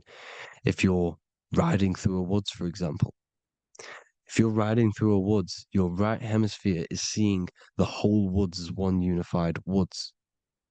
The left hemisphere's job is to break down the perception given to it by the right hemisphere and break it down into individual trees. So what am I saying? The right hemisphere is seeing humans and everything in creation as one unified consciousness. The left hemisphere is seeing individual egos. This is why the left hemisphere is the place of the ego, the right hemisphere is to do with the higher self.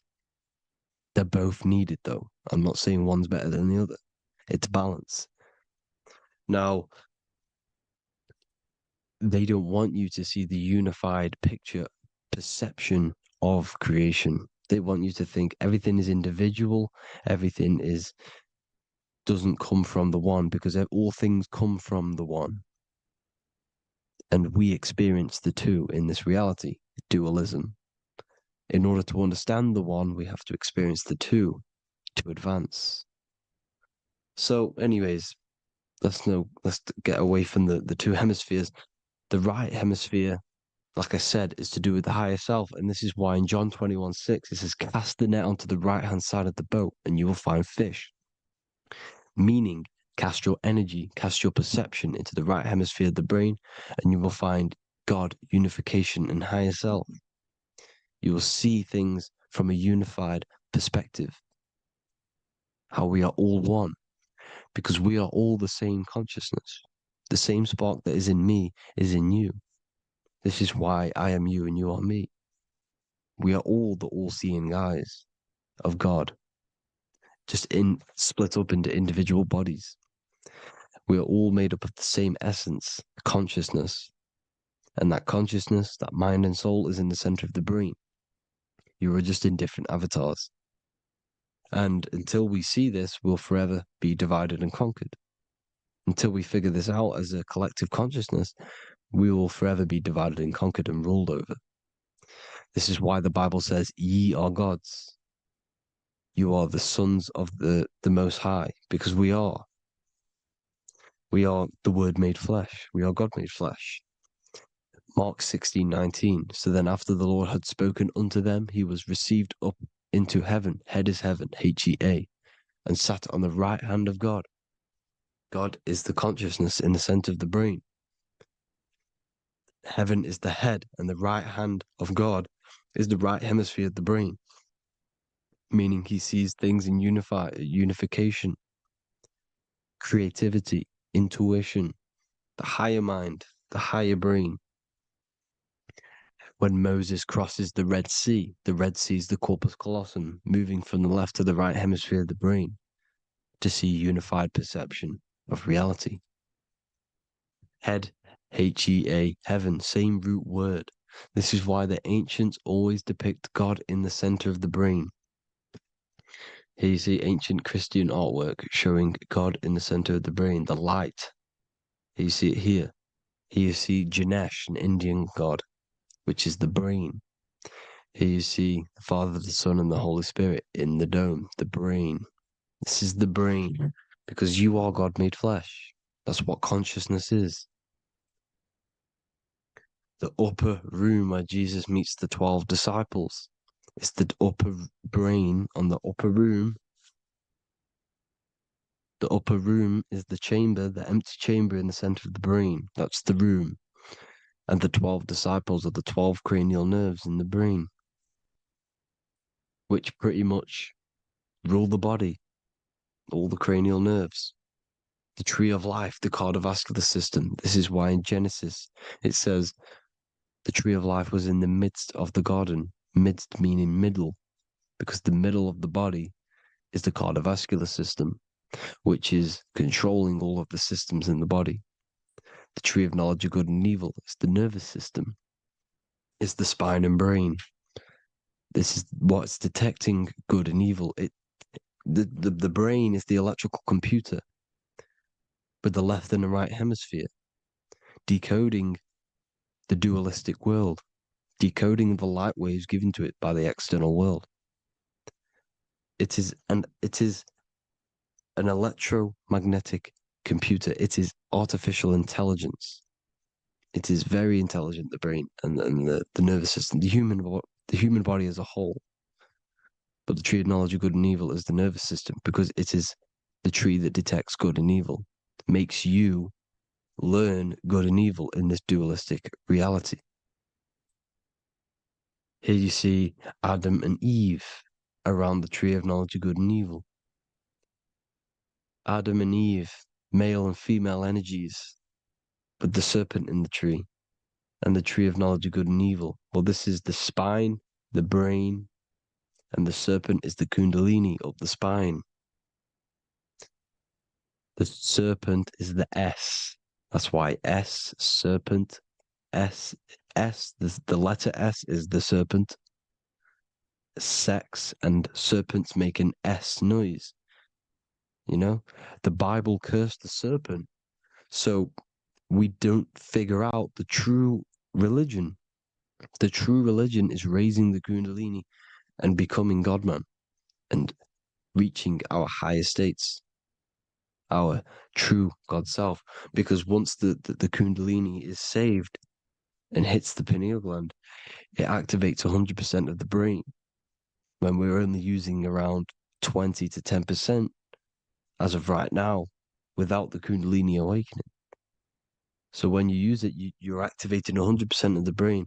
You're activating all the dormant brain cells. You're regenerating the body. And this is the serpent in the tree of knowledge of good and evil. This is the spine, brain. This is Adam, Eve, the male and female energies. The light of the body is the eye. Therefore, if thine eye be single, thy whole body should be full of light. Matthew 6:22. This is the single eye in the center of the brain. It is not the pineal gland. It is what's inside the pineal gland. You have to go beyond the physical world, and there are no words to describe things that are not physical, metaphysics. And the whole body should be full of light. Well, this light is the same pyramid that you see. You are the pyramid with the all-seeing eye on top.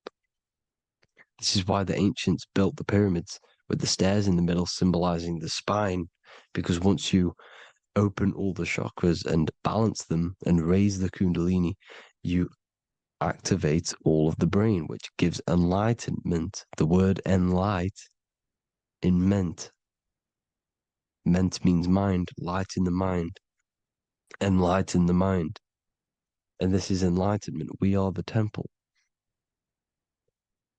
And Jacob called the name of the place Peniel, for I have seen God face to face. Within spells high twin. Within you is the God self, which you need to manifest into the external world. And he's seen God in Peniel, the consciousness. He's seen his true self, consciousness in the pineal gland. Genesis 28:10, Jacob's ladder.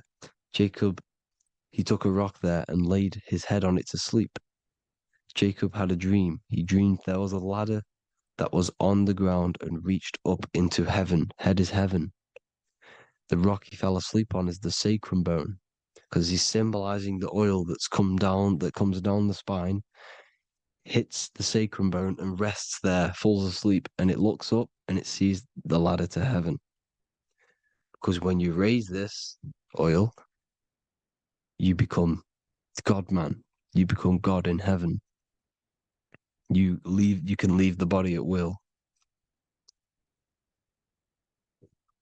Do you not know that your body is the temple, that your body is the temple of the Holy Spirit? Corinthians 16:19-20. Or do you not know that your body is the temple of the Holy Spirit within you? Your body is the temple of the Holy Spirit, the soul and the mind within the center of the brain, the temple of Solomon, temple of the soul and the mind. Romans 8:10. Christ is in you. It's not external. When you give where attention goes, energy flows. When you give your energy to external things, your attention, your worship to external things, you're giving energy, meaning it's draining you, and you're feeding something within the astral plane, a mental thought within the astral plane. So with you realizing that the Christ is in you, that you don't have to worship anything outside of you, this means that you're internalizing your energy. You're not giving your energy, because where attention goes, energy flows, which means you become more present. You become healthier, because you're not giving off all of your special electromagnetic energy that's charging you. This is why the religions ran by the Vatican is all external. They're exoteric. Exoteric means external teachings. The esoteric is the internal, the hidden teachings. In Psalms 82, I have said, ye are gods, and all of you are children of the Most High, because we are the Most High, split up into individual bodies. That's what consciousness is. Consciousness is the Most High, and we have to raise ourselves to the Most High. Brahma, Vishnu, Shiva, the Father, the Son, and the Holy Spirit. Why is it always a trio? It's a trio because it symbolizes us, the soul, mind, and body. The mind is the bridge for the soul to be in the body. What is the soul? It's the life force. It's the watcher. It's the all-seeing eye. The soul sees into different realities, and it gives life to the body of every reality it goes in. This is why you always see light around the all-seeing eye, because it is the energy, the life force, the light, life, L-I. Life is light, and it's the eye because it sees into the different realities. It sees into the dream world. When you're going to sleep at night and you dream, it's not a dream. It's another reality. You're a multi-dimensional creature. We live in a multiverse. There's infinite amount of yous. And there is a version of you which is the highest self in a reality somewhere. And this I has the ability to switch realities, which is exactly what astral travel is. Astral travel is the ability to switch reality beyond the 3D construct of this world. The Father, the Son, and the Holy Spirit, Brahma, Vishnu, Shiva. The Brahma, the soul, inhabits different bodies. This is why they have different heads. Vishnu, the mind, symbolizing gnosis, meaning knowledge. This is the serpent. The serpent symbolized knowledge. Shiva, the body. The Father, the Son, and the Holy Spirit. The bird, the soul, because the bird symbolizes the soul. This is why you have here the Egyptians showing you the soul leaving the body. Here you see here with the twin head, the same head, and it's a bird. This is the soul self. This is the ego self. The Egyptians knew this. They knew all of this. Of course they did. Now the whole story of Jesus is all metaphorical for the process which goes on within your body. Your neck and head is the Holy Grail, which the sun and the moon creates. Sorry, the sun and the moon creates the fluid within the Holy Grail, the brain, the skull. And the moon creates the milk. Sorry, the moon makes the milk. The sun makes the honey, the land flowing with milk and honey in the Bible. The land flowing with milk and honey is the center of the brain in the Holy Grail. Here you see the Masonic artwork showing you the sun and the moon creating the fluid in the spine. Here's the serpent. Serpent symbolizing the two Kundalini channels, the Ida Pingala up the spine. Here's the furnace raising the Kundalini, raising the oil, heating it up, and rising it to the crown. You see? So here you see more Masonic art, seeing the sun and the moon creating the holy fluid in the brain, in the cup, filling the cup. This is why it's a cup, because it's the Holy Grail. This is the holy oil in the center of the brain that gets released down the spine, which is Jesus coming down from heaven. It comes down the spine, down the River Jordan in the Bible. This is when Jesus goes from Nazareth to Jerusalem. He comes down the River Jordan, and Joseph and Mary are in Nazareth waiting for Jesus' return. Joseph and Mary symbolize the pineal and pituitary gland, which produce the two oils created by the sun and the moon. And he returns. When he returns, he gets crucified at 33, because there's 33 vertebrae at the back of the spine, and it crosses the vagus nerve. The crucifixion of the oil past 33 vertebrae creates God-man, and it creates your higher self, and it activates 100% of the brain. And you turn into spirit, you turn to your spirit self. This is why Jesus dies. He didn't physically die, it metaphorically dies, and becomes his higher self. The ego self is left behind. It's the same with the whole story of Jesus. Jesus comes down from heaven, which is the oil. He dies in a cave for 3 days, which is the oil hitting the cave. Here's the cave. and resurrects after 3 days. If you resurrect the oil, comes up and gets crucified at 33 in Golgotha. Golgotha translates to a place in the skull. The 3 wise men from the east. Well, if you look at the Masonic artwork, they'll always show you a ladder up to the east. Okay? Here you see north, south, west. This would be east. Here you see east here. East here. The ladder up to the east. The east is the top, up. 3 wise men from the east. The thalamus, pituitary, and pineal gland in the center of the brain. The most important glands in the body. Here you see the Egyptians with the spine, the sun, and the 2 hemispheres of the brain. What did I say at the beginning? The sun is the soul. The sun is its own source of energy. It's the life force, which gives life to anything it inhabits. The soul is the same thing. That's why sun and soul mean the same thing. So, what I'm saying is consciousness is God. And this is why when it refers to as God in the Bible, it means your higher self, pretty much. And returning back to this higher self, because God is something that you need to manifest. Consciousness is God, and your body is a reflection of the creation by God. This is why everything in the body corresponds with the stars. The stars rule the body. We are an image of the stars. This body is an image of the whole of creation.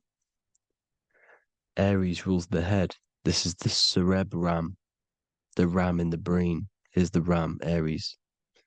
And we have something called the cerebrum, Aries, the ram. This is the Lamb of God moving to the higher mind. Taurus, which is the lower brain and neck, the cerebellum, the bull Taurus, the lower mind, and the cerebrum and the cerebellum, the ram and the bull, is what makes you ramble on. Ramble meaning walking. The higher mind and the lower mind working together makes the body ramble. Ramble is what makes you walk along. Thank you to Santos Bonacci. Gemini, the 2 twins, rules the 2 arms, the hands, and the lungs. These are the 2 twins of the body. Sagittarius, the horse, which rules the hips. Hips means hippo. Hippo means horse. Hippopotamus means water horse. Hippo means horse, and this is why we call them hips, because horses have massive hips. Capricorn, the kneecaps. Pisces, the 2 fish, the 2 feet. Then they make us swim. We are an image of the stars, people.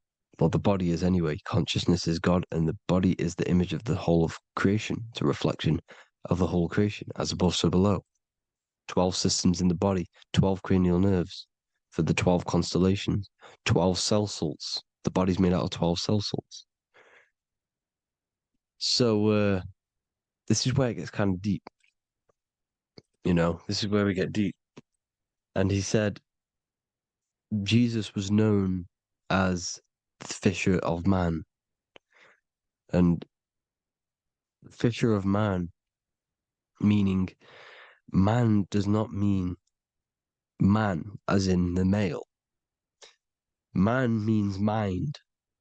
He's the fisher of minds. So the Bible is not patriarchal. It's not patriarchal. Man just means mind, pretty much. So the fisher of mind, man, because he was fishing minds out of this reality into the higher realities. He was teaching people how to leave the body when he walks on water. Walking on water is the physical, etheric, astral, and mental. These are the different planes of reality. The ether is the either, because the ether is the substance that's on either side, astral and physical. It's the 5th element, is ether. And the 5th element is the water. The same water at the beginning of the Bible when it says let the firmament divide from the waters above from below. The water symbolizes the ether. It's the base of all physical matter. And the ether symbolized is known as the water. So when you're walking on water, you're walking on the ether, meaning you're leaving the physical body. So when Jesus walks on water and he's teaching Paul to walk on water, Paul becomes scared and falls back into the water. Well, when you astral travel and you become scared when you're projecting, you'll fall back into your body. So he's pretty much saying walking on water is leaving the body, and walking on the ether, because the ether is the veil between the astral, and that's what devil means. Devil has the word veil in it, because the devil is trapping you between one veil, which is this world. They're trapping you in this world, this thin layer of reality. Your dreams are different veils. The ether, the astral, the mental are different veils. Devil is deveil. Deveil. You need to escape being stuck in one reality and live in between realities. And this is when you truly become a multi-dimensional being, because your soul is just the eye. That's what you are. You're just an eye, and you see into different worlds. And it also, when Jesus means the fisher of man, the fisher of minds, he is I truly believe, because of my research, that there is other worlds. It's not just this one. There's higher worlds.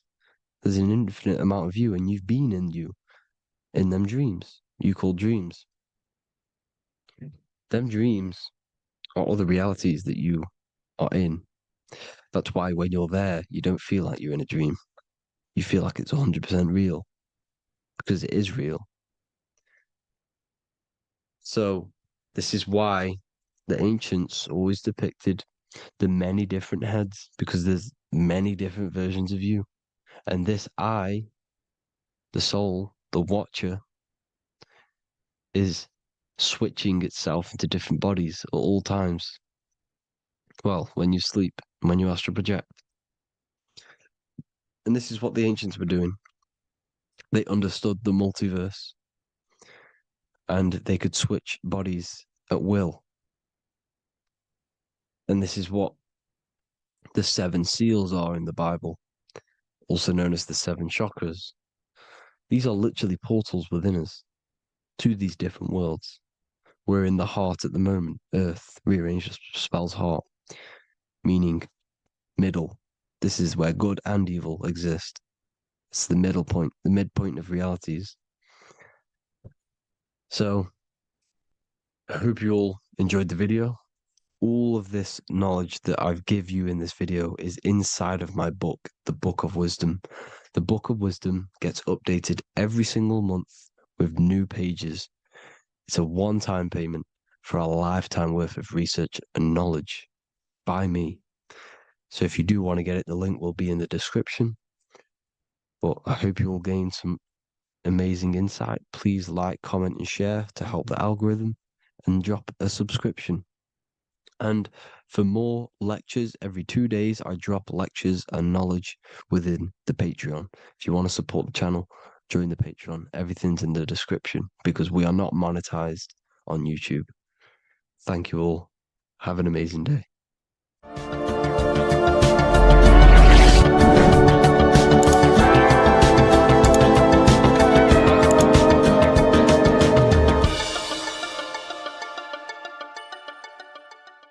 Welcome to Revival of Wisdom.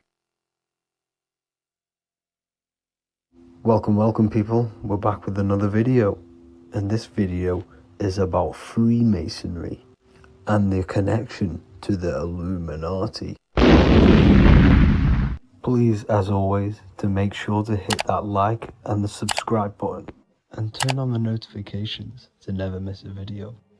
On May the 1st, 1776, The founder of the Illuminati, Adam Weishaupt, founded this secret organization, and this date can be found in Roman numerals underneath the all-seeing eye pyramid on the $1 bill.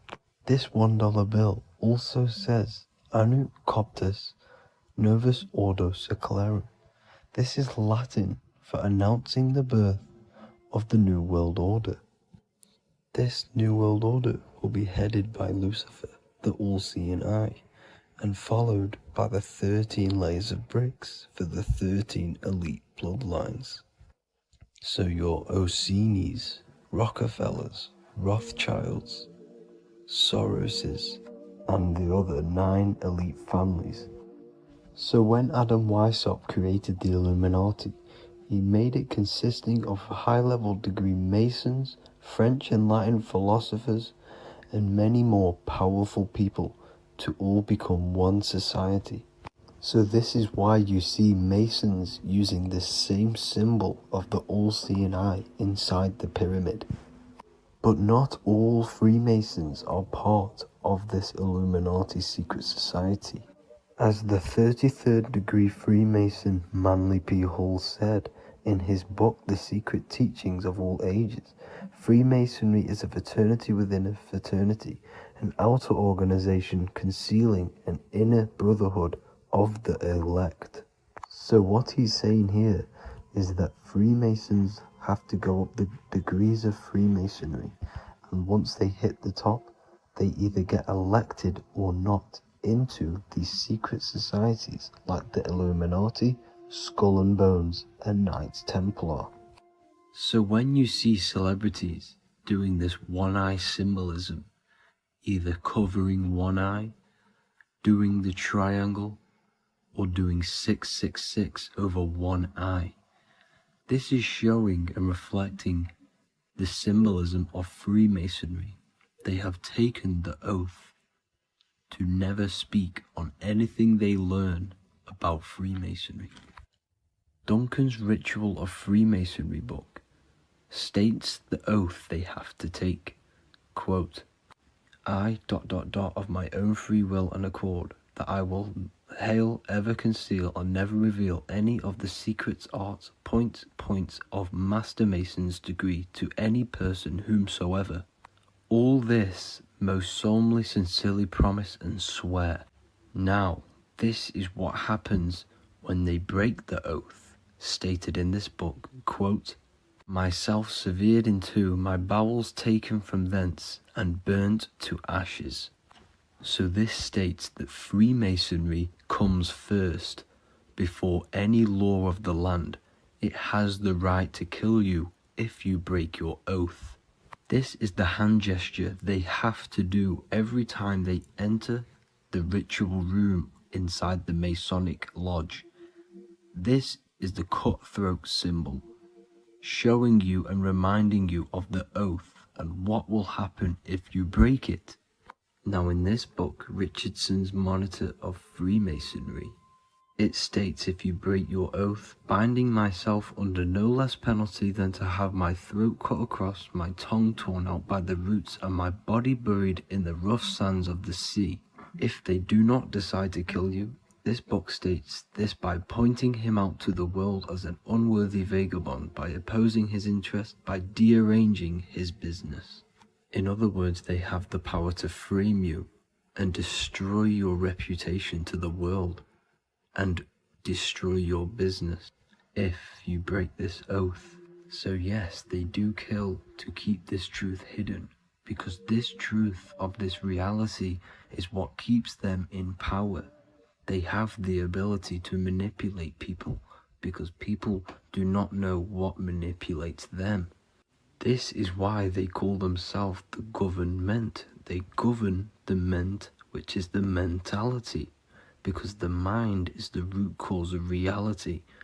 They control what you perceive to control what you manifest.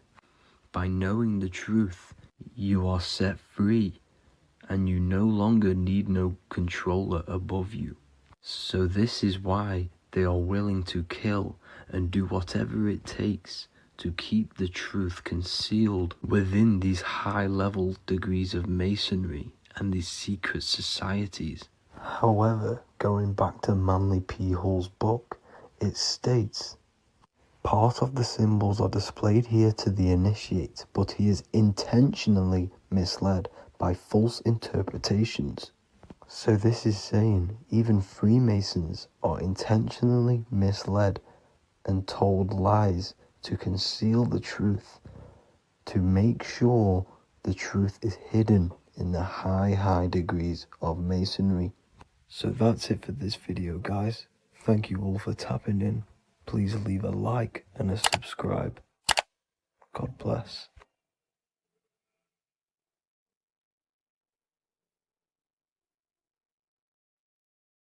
What if I told you the devil is closer than you think, and it's not actually a real person, force, or spiritual entity outside of you, but a being and an aspect of your own mind and psyche? In this video, you will learn exactly what the devil is and the true esoteric meaning of the devil. The first thing we need to understand is that the universe is a mental universe. Look around you. Every action, every building, everything you see around you was begun first as thought in the mind, then manifested. We use the mind to build and shape our reality. The universe, the world, only exists inside of our mind. Therefore, God and the devil exist inside of our own psyche. So first of all, the devil is not a literal being, but a symbol of the lower self. It represents the unmastered, ego-driven part of the human mind, a symbol of destructive thoughts, emotions, behaviors, lives in realms of chaos, fear, hatred, lust, and ignorance. This is why we see the devil as red, because red is the lowest vibrational color on the color spectrum. It also corresponds with the root chakra, which is all to do with survival instincts. Red represents chaotic and intense emotions like hatred and anger. When we are angry, our face turns red. The devil represents our animalistic fundamental needs, our instinctual needs, our survival state of consciousness. We have a survival state of consciousness and a godly state of consciousness. Our godly state of consciousness is creating, not just experiencing in the animal state, but consciously creating reality. This is why we see the devil with a goat head, an animalistic head, and the head is where the brain is. The animal head represents living off instinct, the part of our mind that lives on urges, impulses, and instincts, eating, sex, power, ego-driven actions, and ego-driven thoughts. Animals are only aware of themselves. Animals live on instinct. They have no ability to consciously create like humans. This is our lower desires for the material world. That's not to say the material world is evil. However, when our consciousness is only seeking material things, this leads us down a path of self-destruction, because nothing material can ever satisfy our soul. Everything material is temporary. Therefore, the devil represents the part of us that seeks only material desires, only material fulfillment, the ways of thinking where we only think about ourselves and ego-driven thoughts. It also represents the unchecked, unconscious self, where we have no mastery over our thoughts, over our emotional impulses, and no mastery over our actions. We're living in instinct and impulsive states, which causes chaos, selflessness, destruction, and keeps us bound to our lower material 3D state of consciousness. It's important to recognize that the word devil was never present in the earliest Gospels. Instead, what was mentioned was a spirit of evil. This distinction is crucial because it underscores that the idea of the devil, as popularly conceived, does not actually exist as an independent entity. Rather, it is a personification of the lower aspects of the human mind, a facet of our own consciousness. The term spirit of evil was not meant to denote a specific deity or being, but rather any force of negativity, whether it manifests as a destructive thought, emotion, or action. A spirit is a force, an energy, and we have three forces that create our reality: thoughts, emotions, and actions. We have full control over these three aspects, which transform and mold reality. A destructive thought, a destructive emotion, a destructive action is a spirit of evil, and it originates from the darker aspects of the human psyche. So now, because we're on the topic of the devil, we have to look at the pentagram, which is obviously connected to the devil heavily. The upright pentagram represents spirit, air, water, earth, fire. Upright, which represents spirit, the most important element on top of the earthly elements, showing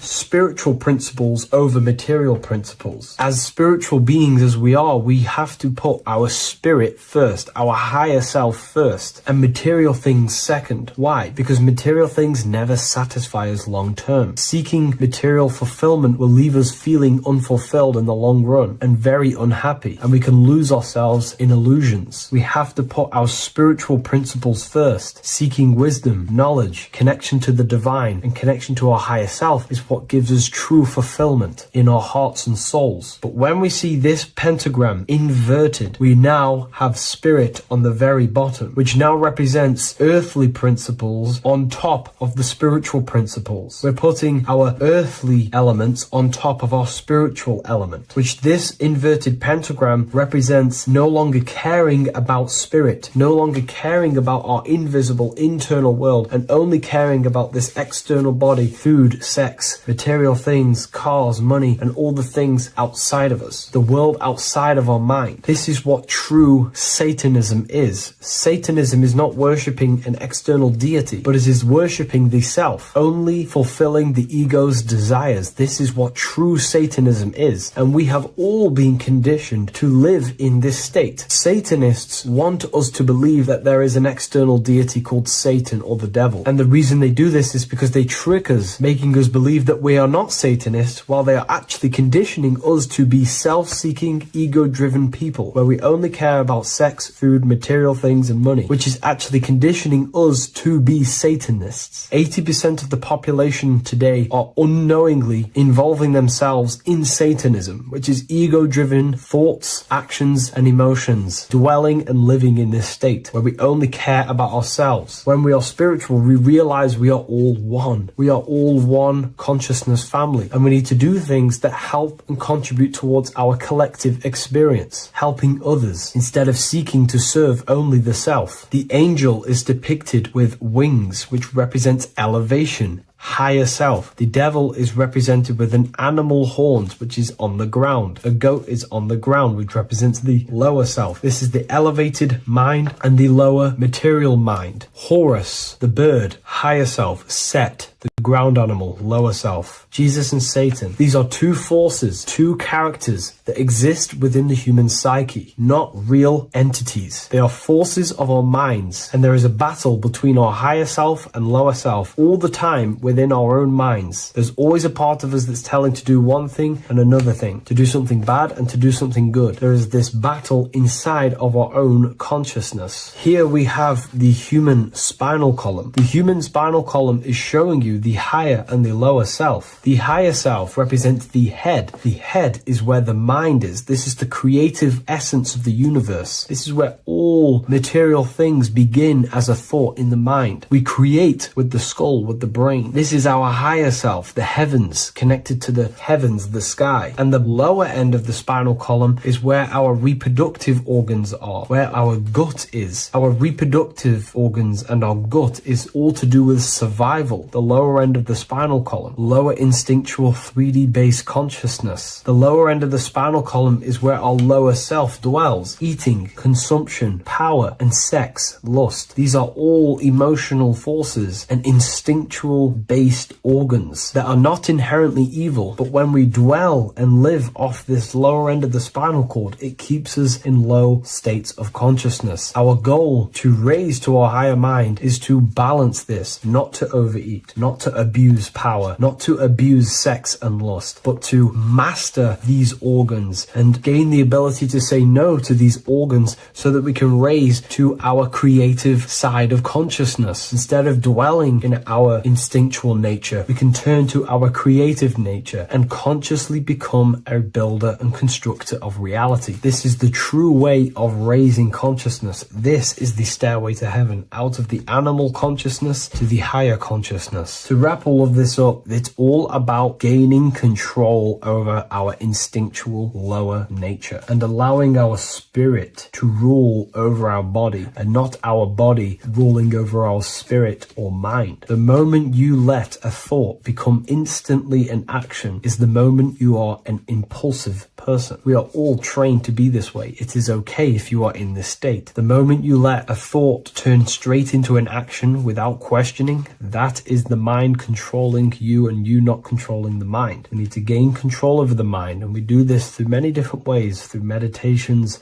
affirmations, and discipline. We slowly gain control over our minds. And once we gain control over our minds, we gain control over our thoughts, and we gain control over the attention that we give certain thoughts. We can then start to uplift our mind, our thoughts, out of our instinctual state to the higher mind. If you wish to learn more about consciousness, I'll leave a link in the description for the Book of Wisdom, Volume 2. So depression doesn't actually exist, and in this video I'm going to show you how depression is actually a choice. And I'm going to give you some solutions on how to deal with it. And this is probably going to change your life forever just by doing this alone. Okay, so the first thing you need to understand about depression is that it exists in your conscious mind. It exists in your thinking mind. So what is inside your thinking mind?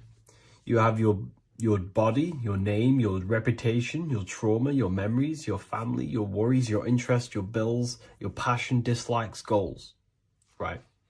Most people identify their lives with this. They identify their lives with their thinking mind. They think they're their name, their job, their reputation, their memories. But this is not who you actually are. Who you actually are is the observer of that.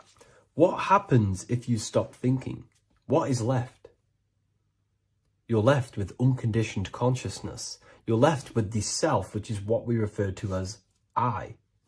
We are the consciousness, not the thinking consciousness. You are not these labels. You are not your thoughts. You are not your job, your name, your reputation. Okay?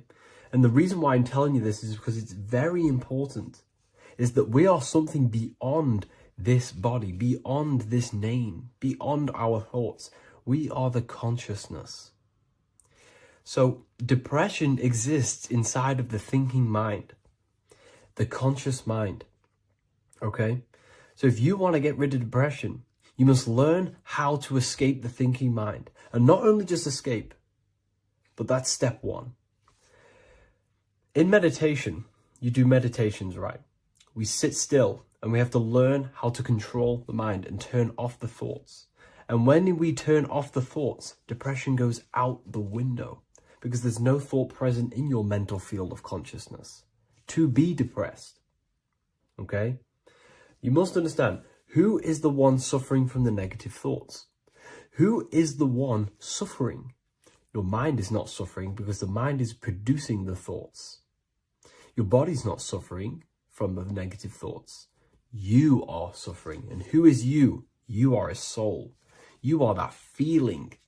You are that person beyond the thoughts, beyond the feelings, beyond that. You are the one experiencing. You are that.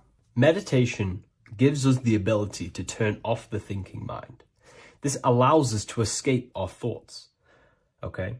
And it gives us, over a long period of time after meditation, you'll be able to turn this switch. And this switch will be able to turn off your thoughts. And by doing this, we will be able to control our conscious mind directly by the hand. So when you notice yourself gaining them negative thoughts, we can then turn off the switch of turning off the conscious mind and rising to our authentic self and knowing the thoughts are just illusions. Now, let me tell you something that's very powerful. Most of your thoughts are coming from beliefs. Most of your feelings are coming from beliefs. So if you have a feeling of lack, this is coming from a belief that you don't have much. If you are feeling alone, this is coming from a belief that you are alone.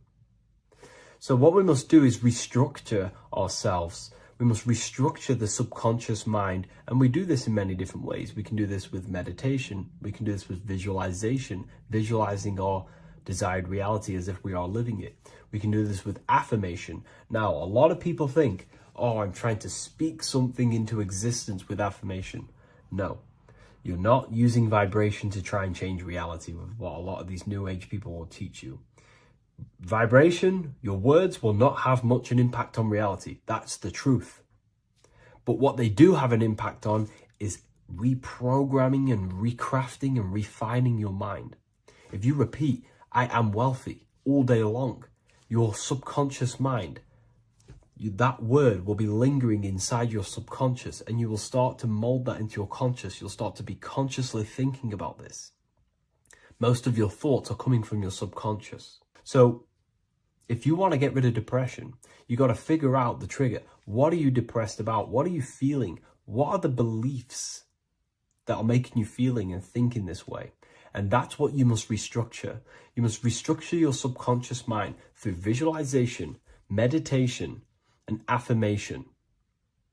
You do these all the time. You do these every single day, and you will slowly, if not surely, restructure your subconscious mind. While by doing the practice of meditation, you'll gain the off switch as well.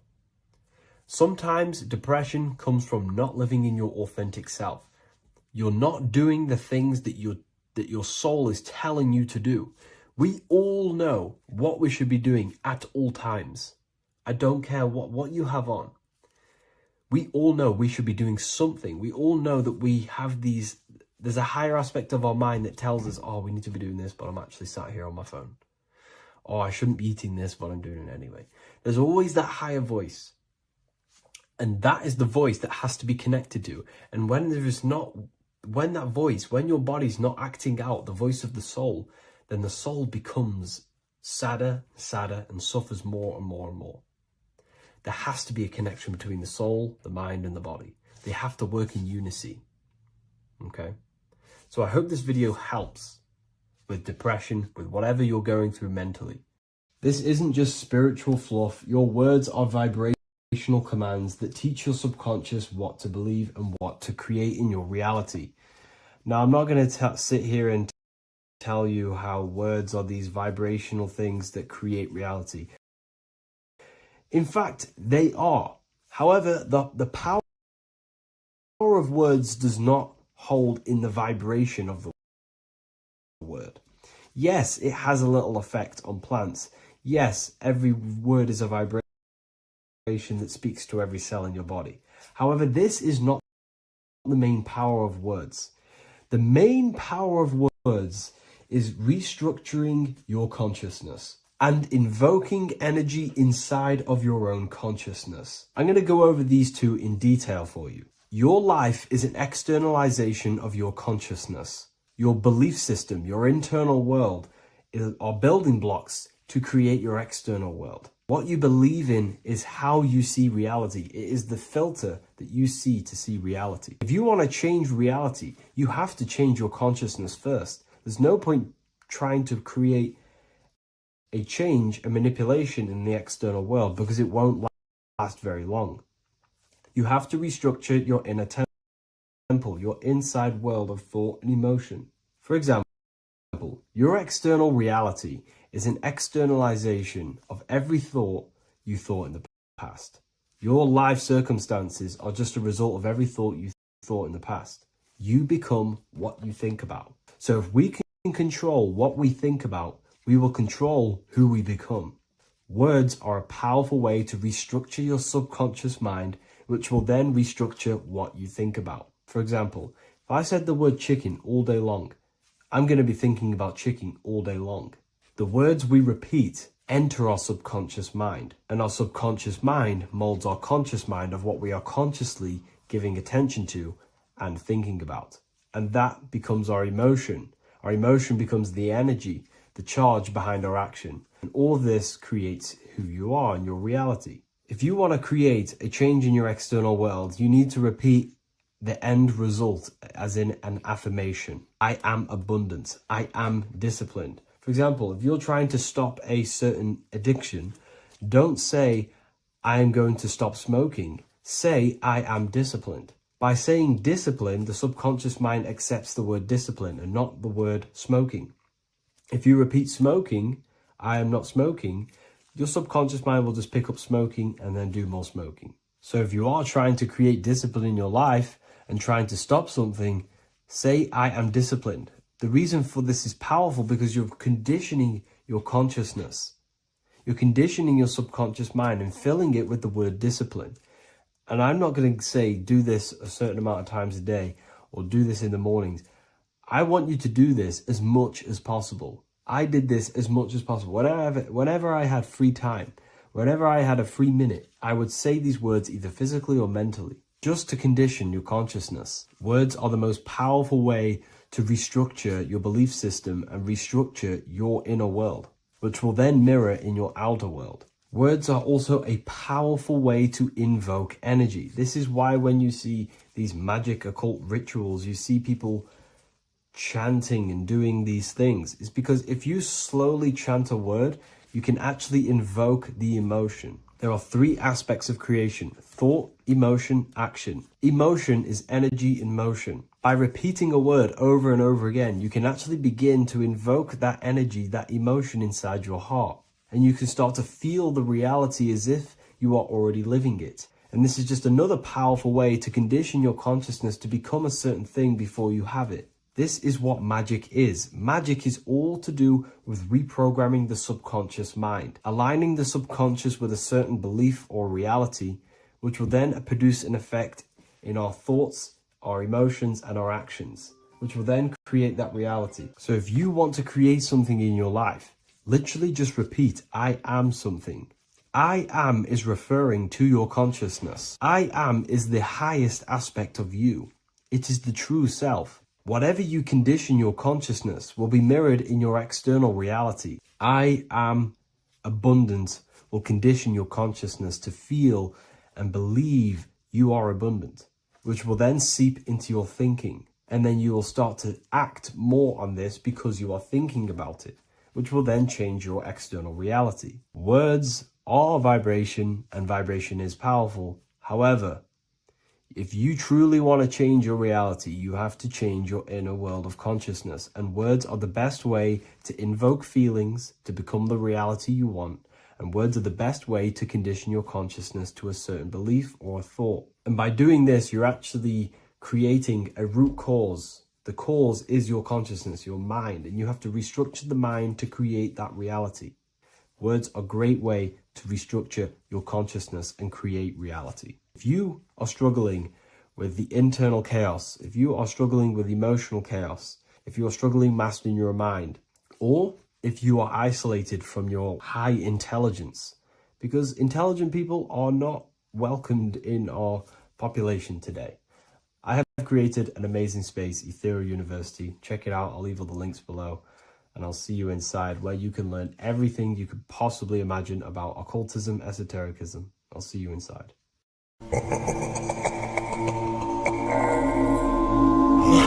If your ultimate goal is to be famous, then you're gonna do a lot to get there, like sign your name in blood in a contract with the devil. That's how I got introduced to the music industry. I swear I wanted to be like the Amy Grant of music. Yeah. But it didn't work out, and so I sold my soul to the devil. Well, needless to say, sold my soul. Alright, y'all. I'm finna sell my soul. I'ma hit y'all when I'm through. I'm gonna be rich as hell, alright? My soul is broke, man. You trying to sell your soul, man. Look.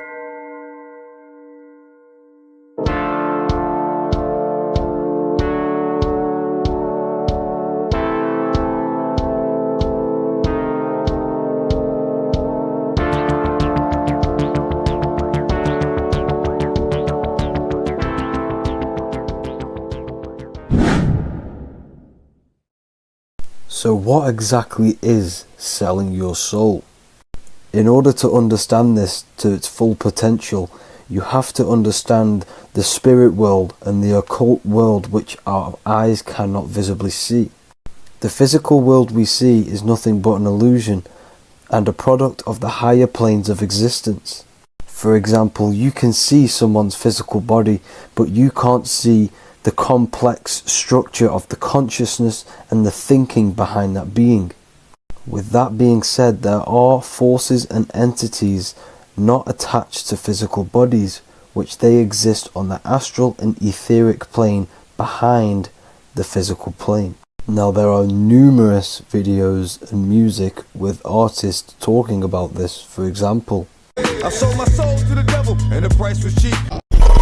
Why do you still do it? Why are you still out here? Well, it goes back to the destiny thing. I made a bargain with it, a long time ago, and I'm holding up my hand. What was your bargain? To get where I am now. Should I ask who you made the bargain with? with the chief commander. On this earth? And on this earth, and then in a world we can't see. And then in a world we can't see. so selling your soul is cutting a deal with an astral plane entity in exchange for wealth and fame on this physical plane. This is classed as black magic because you are bending reality against your intuition. Now, making deals with entities beyond the physical plane, you always have to give something in exchange. When it comes with demonic entities, it always involves some sort of sacrifice, bloodshed, or humiliation. Now, there are countless of rappers who someone close to them have died just before their career takes off to the next level.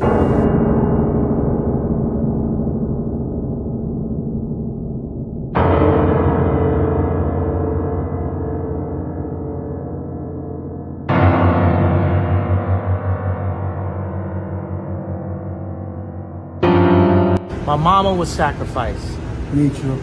You understand? Yeah. I'm Christian. Michael Jordan, what about him? His daddy, right? Bill Cosby, his son, right? Dr. Dre, his son. Out in Hollywood, a lot of people come up missing. So these rappers and celebrities do have to do sacrifice rituals in order to take their career to the next level. Top flight, I've been going up. It's a ritual. So the occult side of this reality is heavily connected with the music industry and the elites. This is why they are all connected to Freemasonry.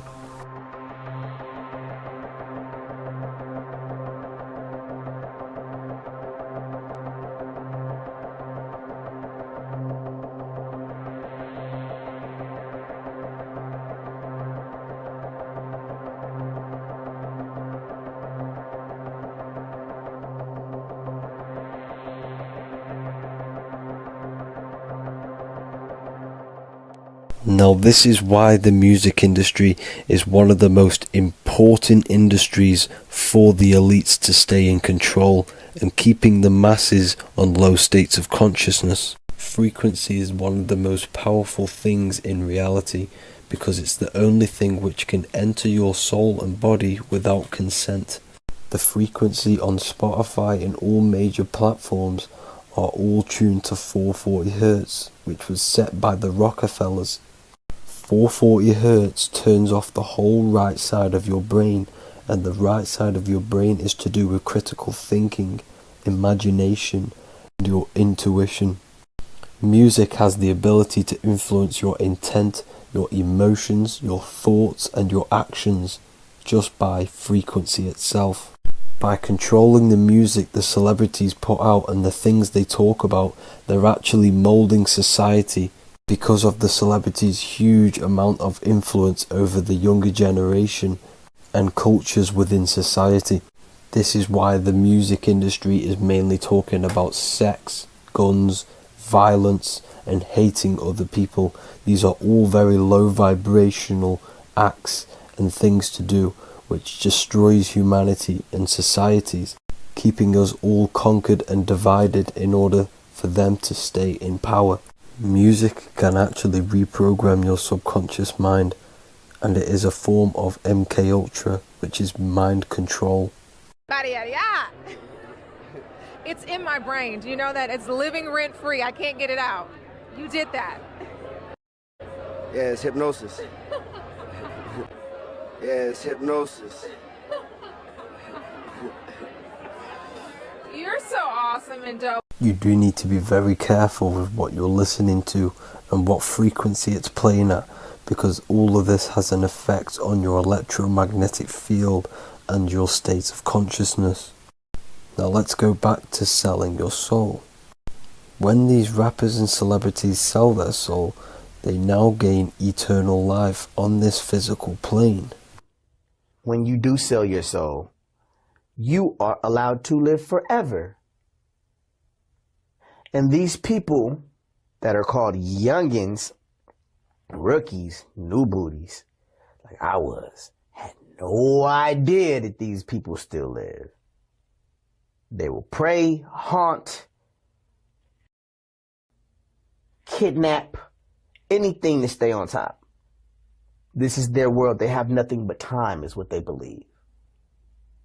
Now this explains why there's so much Saturn worship, because Saturn is the father time. He's the god of time and crystallization in the physical realm. If you want more information on that, go to my previous video. Now here is ASAP Rocky standing inside of a pentagram, but notice the way he's standing, it's an inverted pentagram. The pentagram is associated with magic, however, the upright pentagram is the 5 elements with spirit on the top. It's either called spirit or ether. It's at the top because it rules the other 4 elements, because it's the baseline of reality, which is spirit and matter. Spirit is behind the physical reality. However, when it comes to black magic, they invert the pentagram, so spirit is at the bottom because they worship the physical world. This is why the Baphomet is the inverted pentagram. These people are operating off their animal instincts. They do not want anything to do with spirit. These are antichrist. All of these celebrities know full well the effect what they're doing on the rest of the world. They have sold themselves out, and the elites use them as puppets to push this new world order and mold society in the way they want it. This is why all the celebrities are linked to Freemasonry, because in Freemasonry you have to take the oath of silence, where you can't speak on anything that they learn inside of Freemasonry. This is the symbol of silence.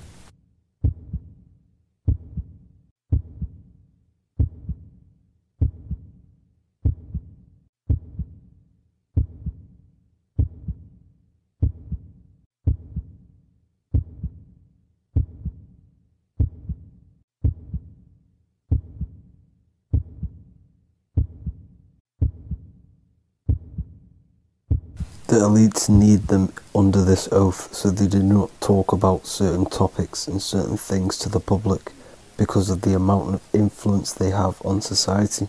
Now, even the name Hollywood is an occult term, because back in the ancient days when they used to create wands, they used to create them out of Hollywood, out of the holly tree, because each wood has certain attributes and virtues when it comes to magic. And the holly tree was known as the holy wood, and they used to create the wands out of it to cast spells. And Hollywood are still casting magic to this day through the films and through the music to the masses. That's it for this video, people. Hope you enjoyed. Please like and comment and subscribe. Peace and much love.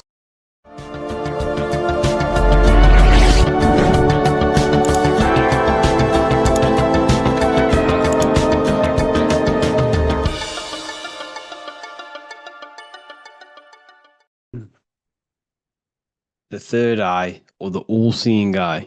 This is an important video because there's a lot of misunderstanding when it comes to the third eye. People tend to think that the third eye is the pineal gland. The pineal gland is not the third eye. It is the radio receiver for our eye. It's not the third eye, it's the first. It's the eye where everything begins. So the pineal gland acts as a radio antenna, or a radio receiver, because the pineal gland has crystals on it. And crystals are used in your phone, they're used in radios, because they pick up and transmit frequency. So the pineal gland is the radio receiver for the higher consciousness, for the thoughts, for the commands that come from within. Before you move your body, it begins mentally in the eye. Before you say something, before you kick a football, it all begins in the eye. What happens above happens below. What you think, you manifest into the body. Whatever you think, your body reacts. You see, this I is the universal cosmic intelligence, the higher consciousness, which is controlling the physical body. Like I said, you have the Buddhic, mental, astral, etheric plane. This is a page from the brand new Book of Wisdom, Volume 2. You have the Buddhic plane, the nothingness. Then you have the mental plane, infinite potential. This is the I, the singular consciousness. This is the infinite potential within you. The I is where the thoughts are. This is the mental plane. And it is this I which experiencing everything. It's the I behind the body.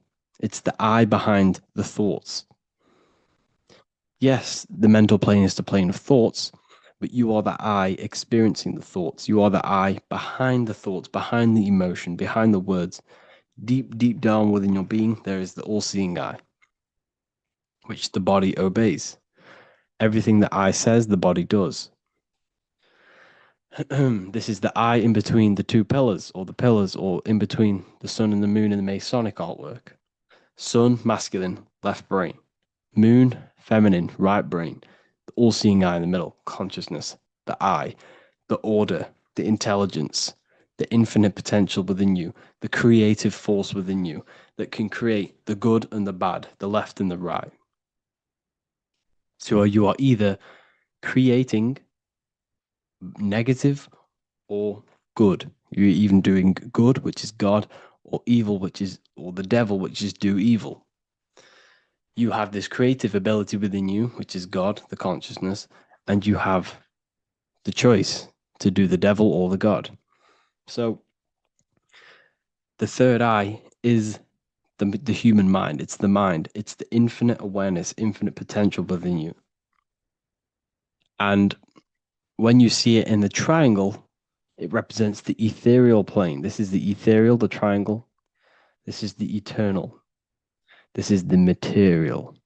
Because the physical plane is the box. It's the square. That's why we say think outside of the box. Because you got to think outside of the box to awaken your divinity. You see, humans have been given the tools to awaken to their true divinity. No other animal on this planet, or whatever you think it is, on the earth, has the ability to have self-awareness. Humans have been given the tools to understand the very, very complex things and understand who we are, what we are, and what the universe truly is on a higher level, not just physical.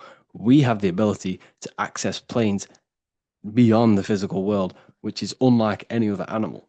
This is why the humans are gods. So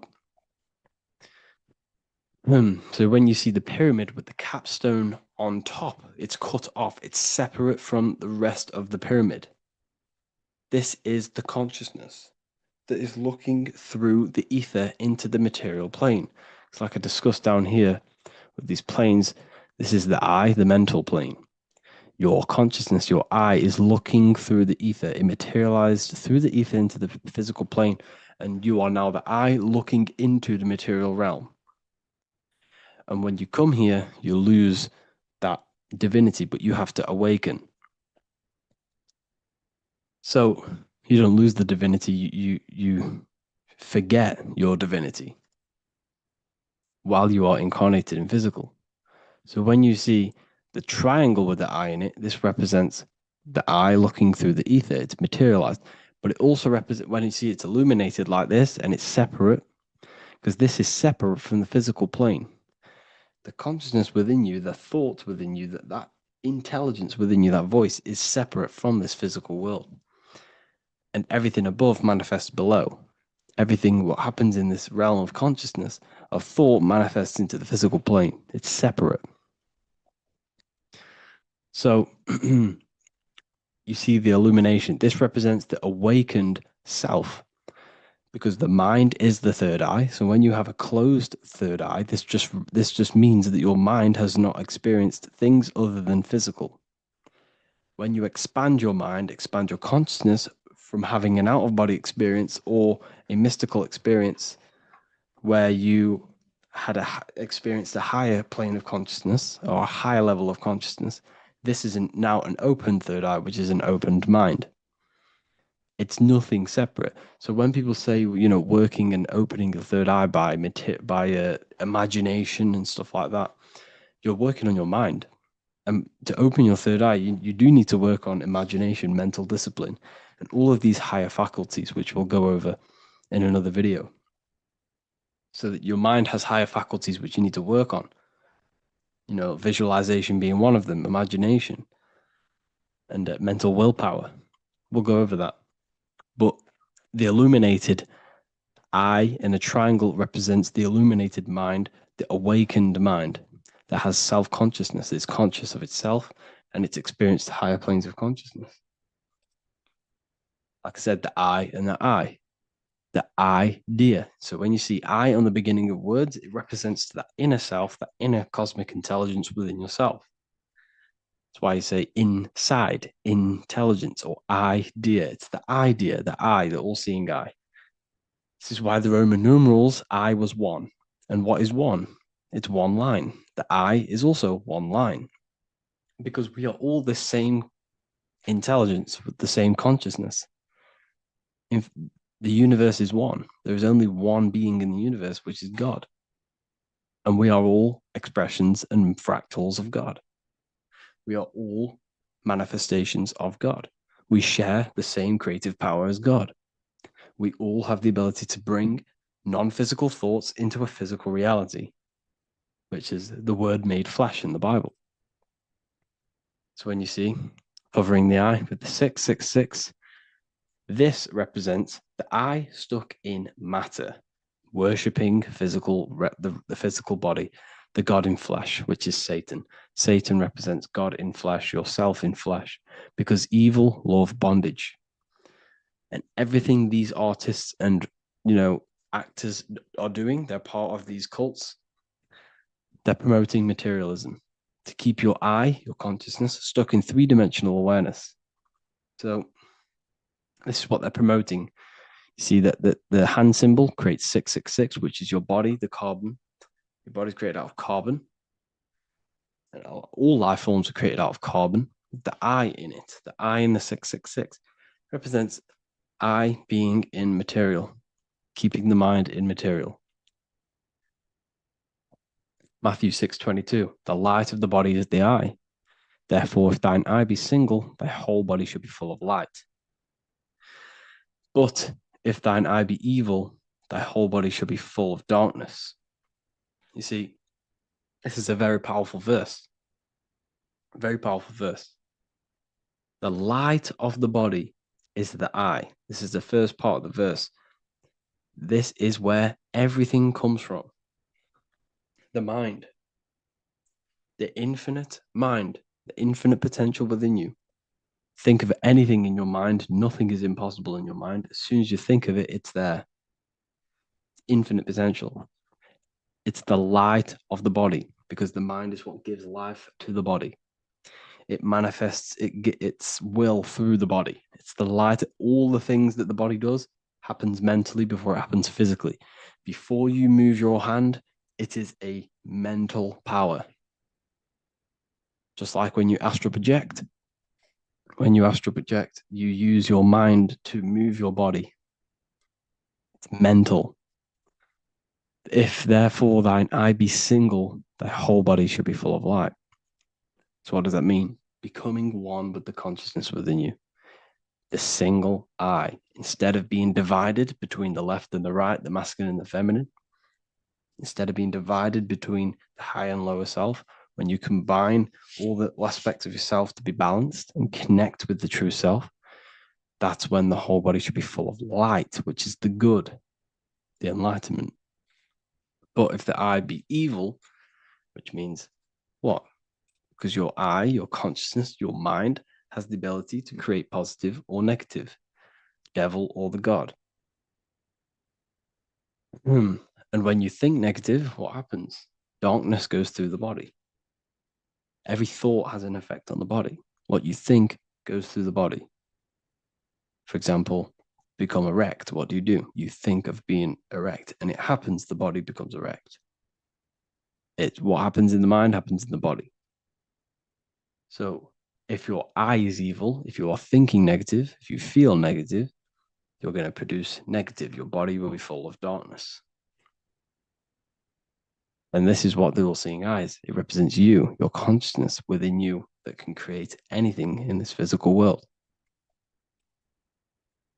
So yeah, if you have any questions, make sure to contact me, and I will get it created for the university. Thank you all for joining, and see you in the next one. Hello and welcome to another lecture from Harry B. Joseph, also known as Revival of Wisdom, the author of the Book of Wisdom series from revivalofwisdom.com. In this lecture, you will learn how to decode Freemasonic symbolism, gain a deeper understanding of yourself, expand your awareness of consciousness and reality, and receive guidance to navigate life with greater clarity.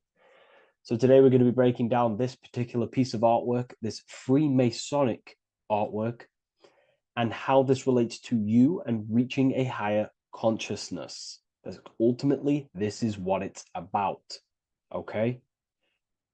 Freemasonry is considered a craft, and this craft is crafting a better brain and heart, crafting a higher consciousness, crafting a better self. Why? So we can operate in the world at a higher degree, operate in the world more efficiently, live a better experience in the world, and getting to know thyself, okay? So we're going to start from bottom to top, because this is important. Every placement of this symbolism is on purpose, has meaning, especially the placements of the symbols, okay? So we're going to start from the very bottom of the artwork, which represents lower down. When we're looking at symbolism, especially occult symbolism, that's what the word occult means. The word occult means hidden, hidden from the eyes. It has its roots in the word oculus. I'm pretty sure that's Latin, which means eye. So the word occult comes from oculus, which means eye. And the word occult means hidden from the eye, the unseen, studying the unseen aspects of self. We're studying the brain. We're studying consciousness. We're studying the body, the heart. We're studying the self, the hidden aspects of the human psyche and the hidden aspects of self, okay? Because ultimately, this is what gives you power in the world, depending on how you use that power, whether for good or bad, depending on the consciousness wielding that power. This is why we say knowledge is power. But I would actually say knowledge of self is power. Because when you know how you function, you gain power. You gain personal power. You gain mastery. Ultimately, this is what Masonry is about. Self-mastery. Crafting a higher consciousness. So at the very bottom of this artwork, we have a checkered board with a coffin. The coffin is the beginning of the artwork. The very base. This is the foundation of consciousness. The coffin symbolizes unconsciousness, the state that myself was in, maybe yourself, before we woke up and before we came conscious of our spirit, before we came conscious of ourselves. That ignorant state of acting without purpose, acting unconsciously, experiencing the world and not actively living in the world, simply reacting to external circumstances. This is an unconscious state where one is ignorant. 80% of the world is in this unconscious state. And this is symbolized as the darkness, the tomb. Look at how the tomb is fully blacked out, representing dull, no emotion, it's dark. This represents the darkness of self. The spirit is buried. The spirit is in the tomb. They're not even aware that they possess consciousness. They think they're the material body flying on a ball millions of miles per hour through space, and the sun is, they think they're a monkey evoluted. They've never questioned themselves. They stay in ignorance. They're in the spiritual darkness, okay? And they're furthest away from the light. Look at the top. This is the light sources. They're in the darkness, okay? They're in spiritual darkness. They're in ignorance. And they're in division. Their mind has no power. Their thoughts contradict themselves. They say they're going to do something, but then their mind tells them, oh, I'm going to fail. Or I want to do this, but my mind says this, and I believe this about myself. They want to, I don't know, they want to write a book, but their actions are scrolling on TikTok, and their emotions about, feeling about their past person in their life. That's division between the self. That's divided consciousness. They also have a divided brain hemisphere. They do not see reality through a true lens, because the brain acts as like a lens on how we perceive things. And if the brain hemispheres are not aligned, then we cannot see reality the way it actually is and truly presents itself, neutral. If we're left hemisphere dominated, we see everything as divided. Nothing's interconnected, nothing's a whole. But if they're, right hemisphere dominated, they see everything as a whole. We need to look in the middle of that, okay? So we'll go into that a bit later. But ultimately, they're in a divided state of consciousness. They're in ignorance. But the tomb, the tomb is symbolic of that. The tomb is, you're not even aware they are divided. They think everything's right in that state. I was like that. My family is like that. They're not even aware of themselves, and you try and say something to them, and they don't even know they're in division. They don't even recognize that they're in a bad, low, earth base consciousness. Okay? So when we get out of the tomb, which is representing by a spiritual awakening, we get out of the tomb, we realize, wow, I possess consciousness. I've woken up. You're waking up to the things in the world, and you wake up and start to see the world for what it truly is. When you become aware and you rise out the tomb, you're born again. You start to start looking within. You start to become conscious of your thoughts. You start to become conscious of your actions. You start to become conscious of the evil in the world. You start to become conscious of the things. You rise out the tomb. You start to become conscious of your intuition. You then step on the checkered board. The checkered board is now you realizing you're in a divided state. Okay, so you're now putting down the ego, because remember, when you're in the tomb, the ego is fully in domination over consciousness, over your consciousness. It doesn't allow you to say that you are wrong. It doesn't allow you to think that there's evil in the world. It doesn't allow you to believe you have a spirit. It doesn't allow you to see that there is maniacs running the world and trying to control you. The ego is so stuck. But when we start to realize this is part of our awakening, we start to realize that the ego is trying to keep us safe at all times and keep us locked in that state of thinking and believing that we were in before. It's always seeking safety. Okay? So when we come out the tomb, we start to put down the ego and start to,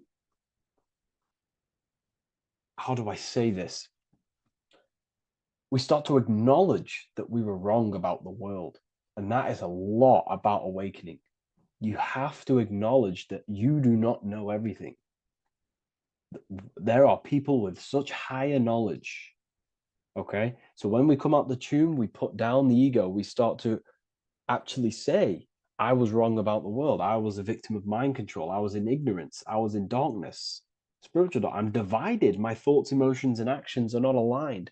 My, my intuition and my action are not aligned. I'm not taking action on I'm not taking action on what I know is good. I'm taking actions against what I know is good. That's a sin. That's a sin against the spirit. Okay. So when you acknowledge this, you acknowledge you're in division, you then take the first 3 steps, which is the Freemasonic Blue Lodge degrees. These 3 steps. Okay. Ultimately, this checkerboard represents illusions as well. You're in an illusion.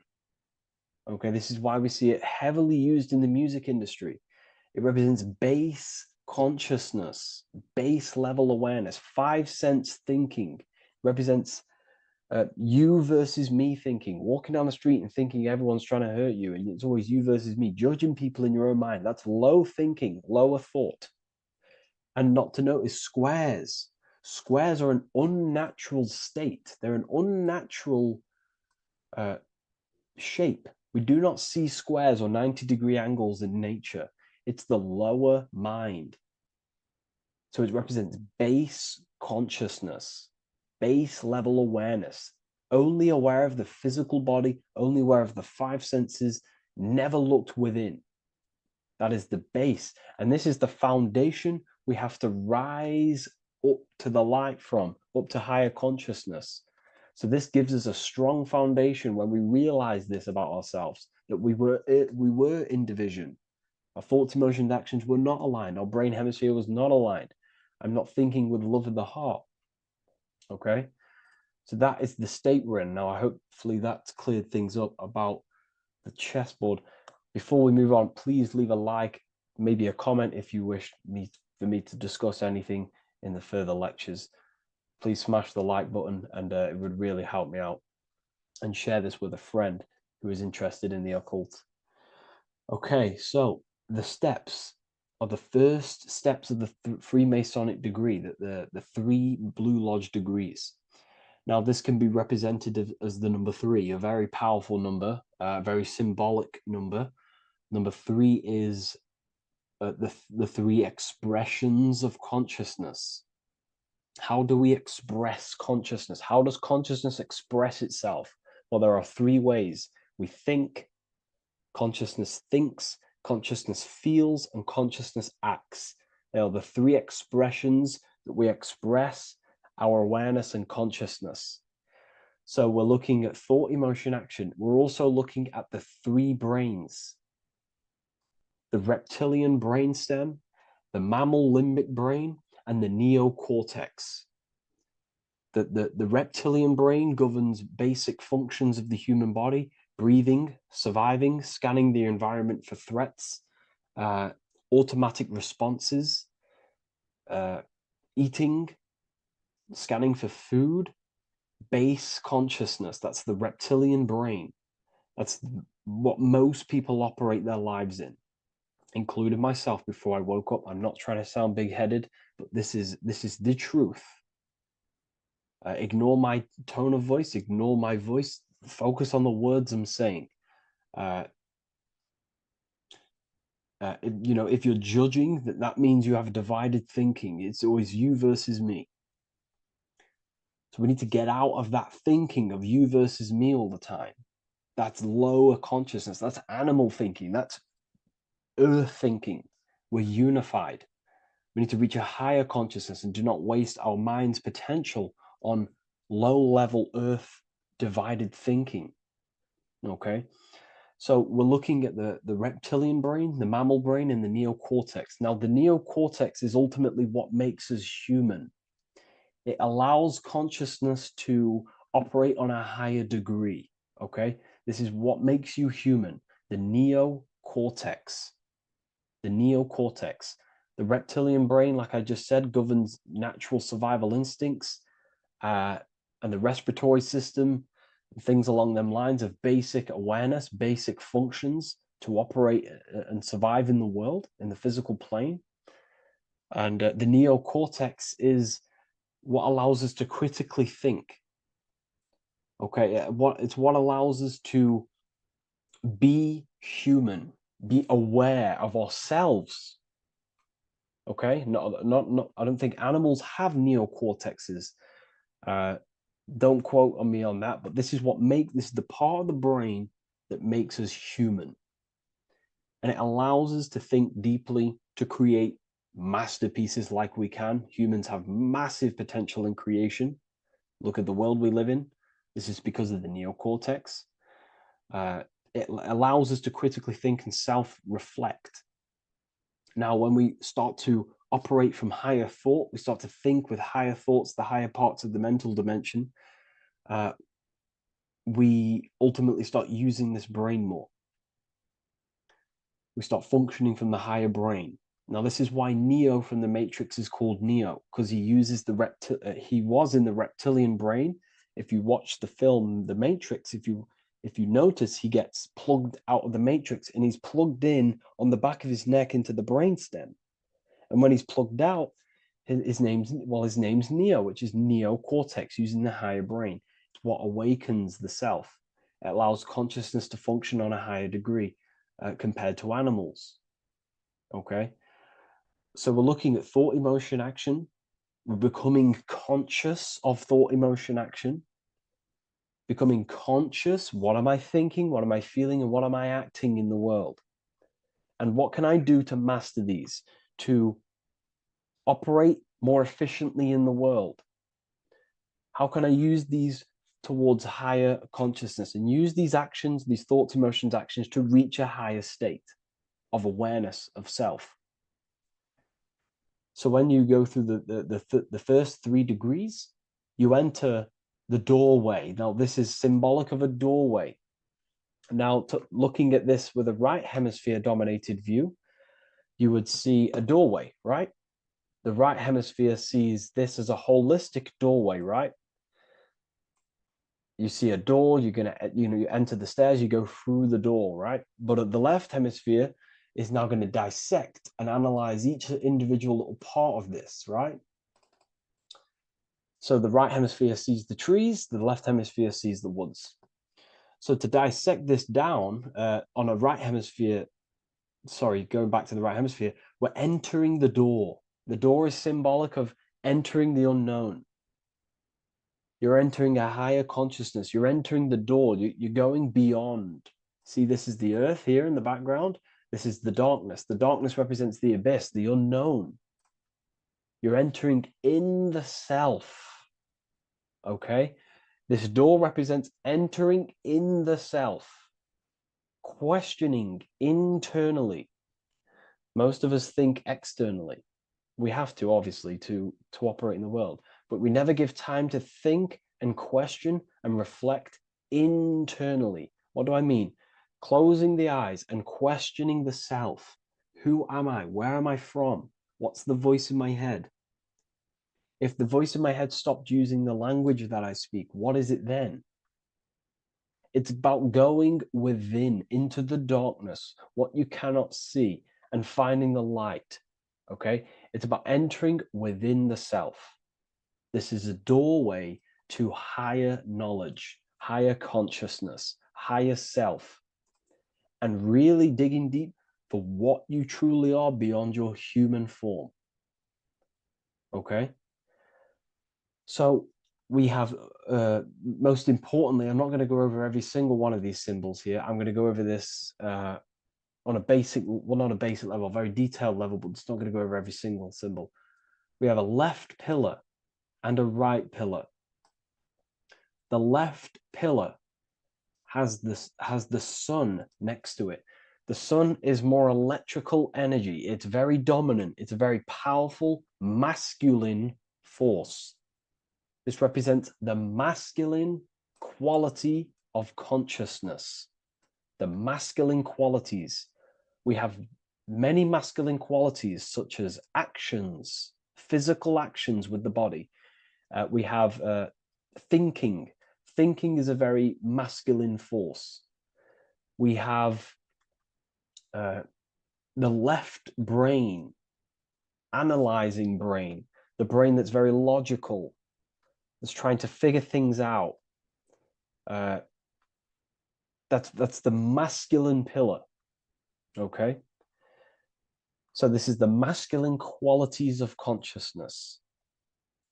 It also represents what we can see, the sun. The sun allows us to see, to visually see in the world.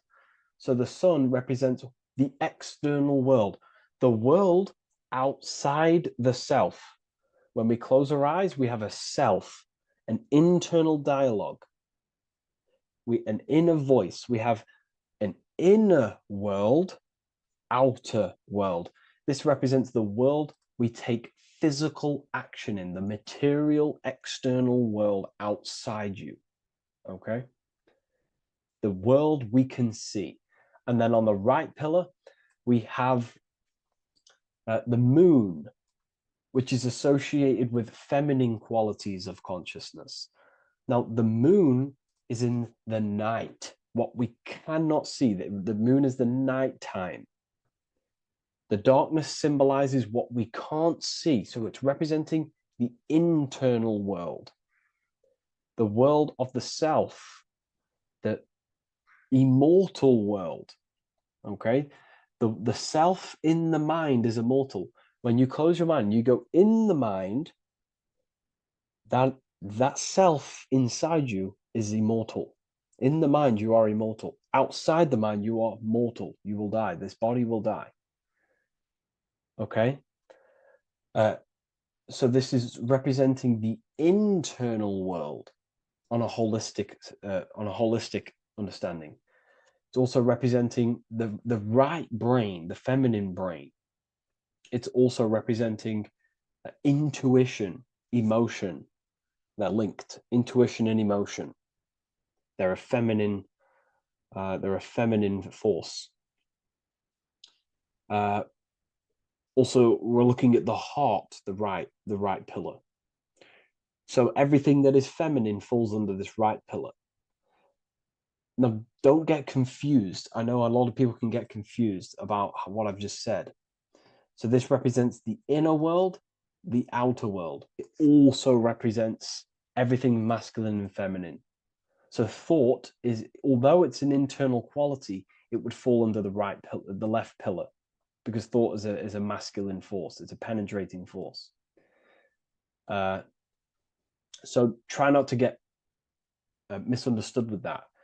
On a holistic scale, it's also represented inner world, outer world, and how they are reflections of each other. Now, these pillars, they're the same height, they're the same structure, but just different in sun and moon, which represents their reflections of each other.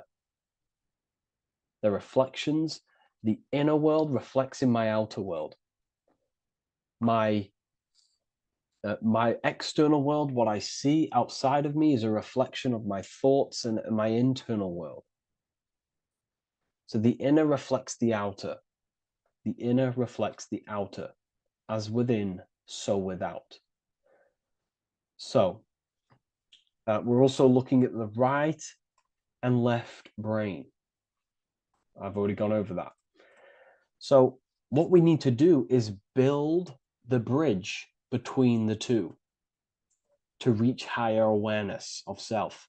Because ultimately, remember, we're still divided. We came from the checkerboard, we entered up here, we've just entered within the self, started questioning the self. We're still divided. We need to build the bridge. And this is what they're crafting in Freemasonry. The bridge, the arc, the agreement, the great work. This is the crafting of aligning the left and right brain. We're also aligning intuition, feminine, with the actions. Because ultimately, the higher self is always guiding us. That's our true spirit guide. Our true spirit guide is our higher self. And the higher self ultimately exists in a higher dimension. This is going to sound crazy to some people, okay? But who you are is not your human body. And your higher self does not communicate through the language of the human material world. It doesn't communicate through English, doesn't communicate through thoughts. It communicates through intuition and communicates through dreams and symbolism. So it's all associated with the right pillar. This is the things we can't see. The higher self is always guiding us to awakening and to our purpose on the earth. Okay, so this left pillar also can symbolize what we're born into the world with, our circumstances, our external world. What are we born into? You know, our family, our current financial situation, where you're located in the world. So it's also symbolizing this. It's also symbolizing the qualities you bring here, the natural abilities you have when you're born, and what we need to do with our environment to ultimately reach a higher consciousness and reach our and transmute our environment we're born into to realize who we were and why we came here. Okay, so we need to build the bridge between intuition and action, and always take action on what we know and feeling is right at all times. That's unity consciousness. And when we do this, we gain the light. We gain more light, symbolic of more information of the self, because the higher self is always guiding. It's always watching over, and it's always trying to give us knowledge of awakening, of why we came here. And when we take action on what we know and feel is right at all times, it's like a domino effect and a stepping stone that pushes you closer and closer towards your life purpose. Okay? We're also aligning the right and left brain to perceive the world in truth, to see the world in its true form, to see the world in what it actually is, instead of any distorted left or right hemisphere dominated beliefs or thoughts. We ultimately do that by acknowledging that, yes, you have a self, you have, the left brain is more ego, this like divided thinking, everything's separate, and the right hemisphere is more holistic.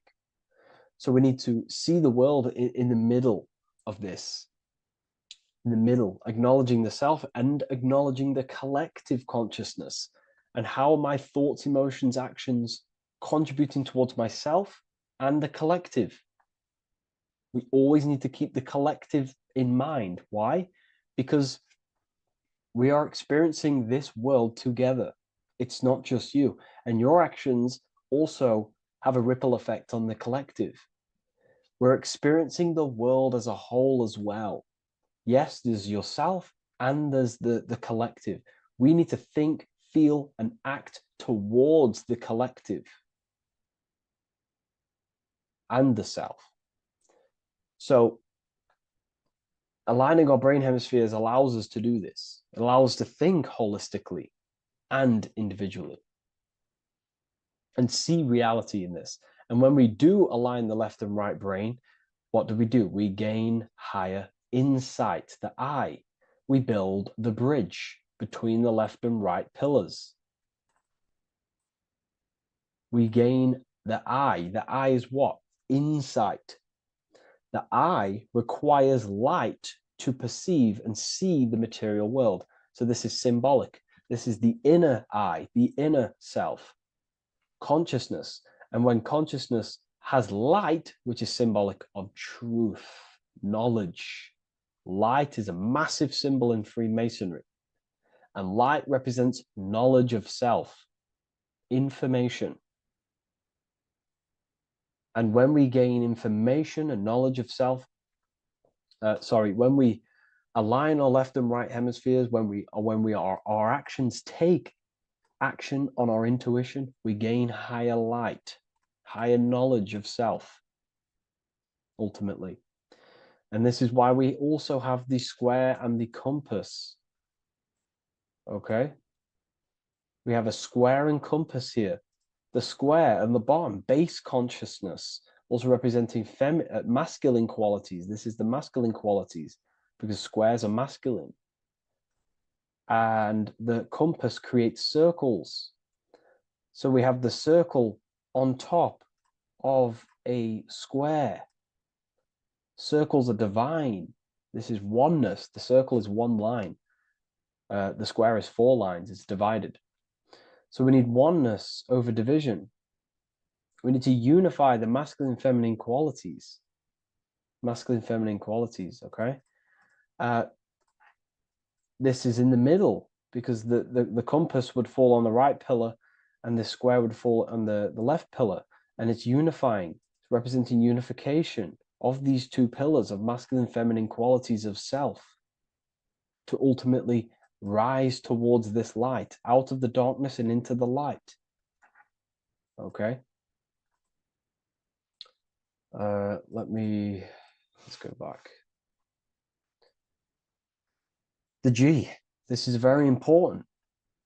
This is one of the most important teachings I could possibly give you about the G. The G is the generative principle, is what generates things. And the force within you that generates things is care and the heart energy. The heart ultimately expresses our actions. We think, if we care, we act. Everything in your external world is in front of you because your heart cares. You care about the video and gaining knowledge. You're now here watching this video. That's the care energy expressing actions. So in order for us to truly get out of this divided consciousness, we have to go through the G. We have to go from base consciousness, the square, divided, we go through the G, because we have to care. And if we care, we'll reach the higher mind and gain higher self-knowledge and master the self. You cannot do this if you do not care. And if you do care, you will take action towards it. If you're watching this and you don't actually truly deeply care, you won't take the action. You'll just gain the knowledge, which is ultimately useless. You have to take action on this knowledge. And if you do not, there's no point watching the video. It's difficult. It's difficult. It's not easy. And things, throw us off our path sometimes. I understand. I'm not saying I'm perfect, but we ultimately have to give care towards reaching higher knowledge. Seek and you shall find. If you have the care about reaching higher knowledge of self, you will seek it and you will take actions towards it. Okay?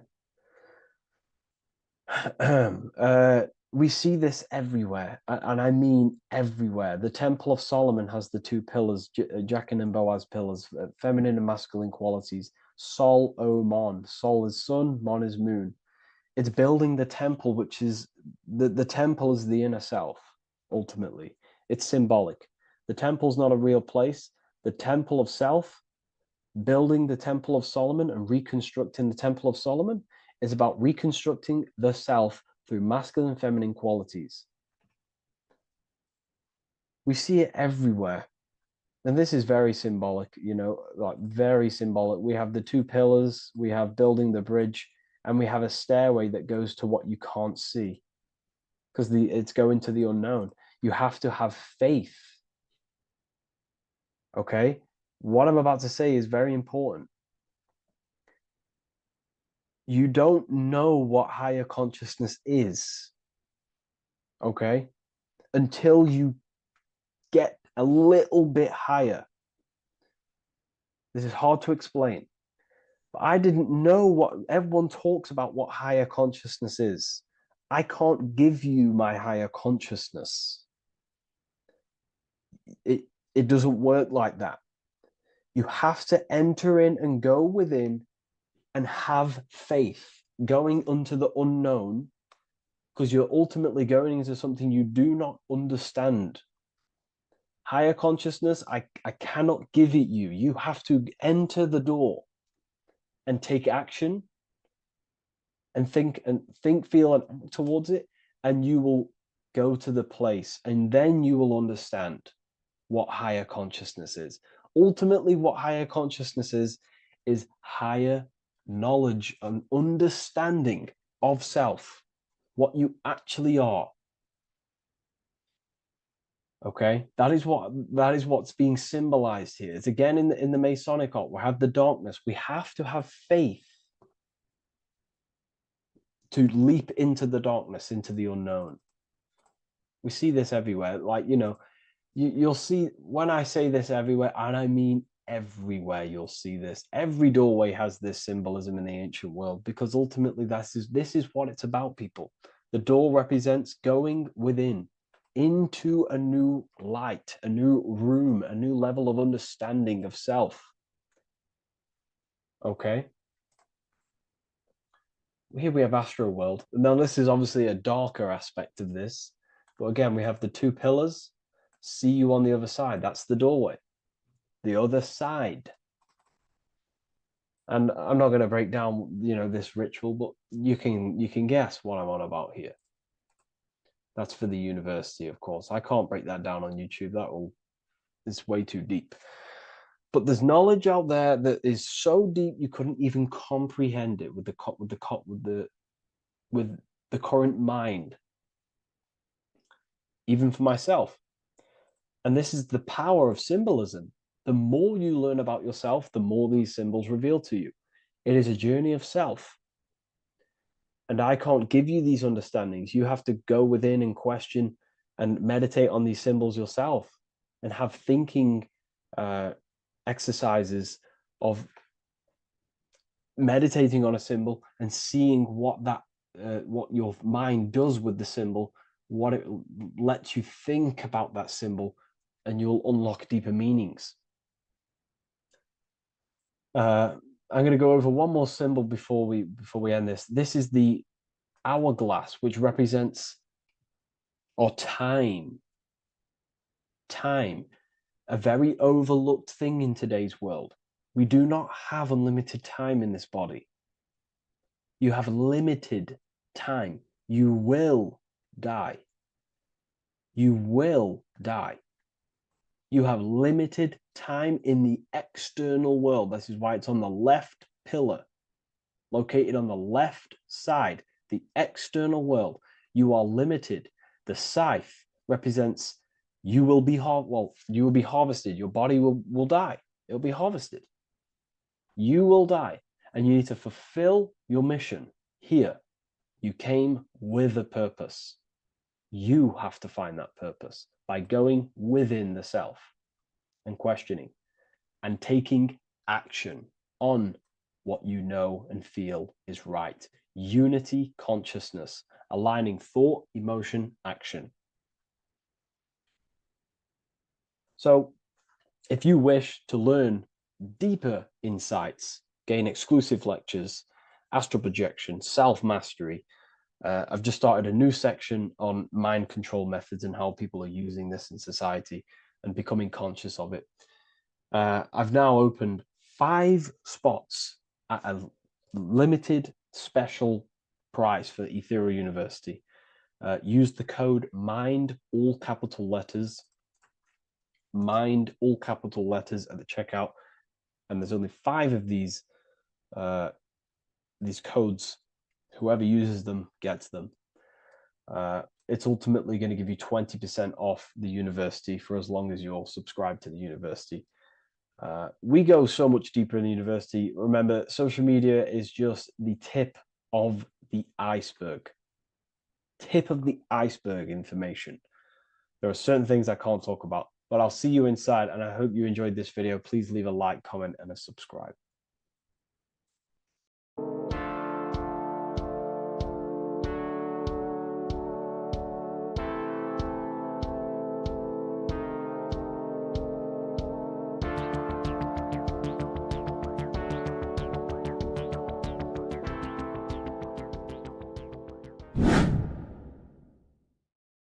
How are we doing, people? It's Revival of Wisdom.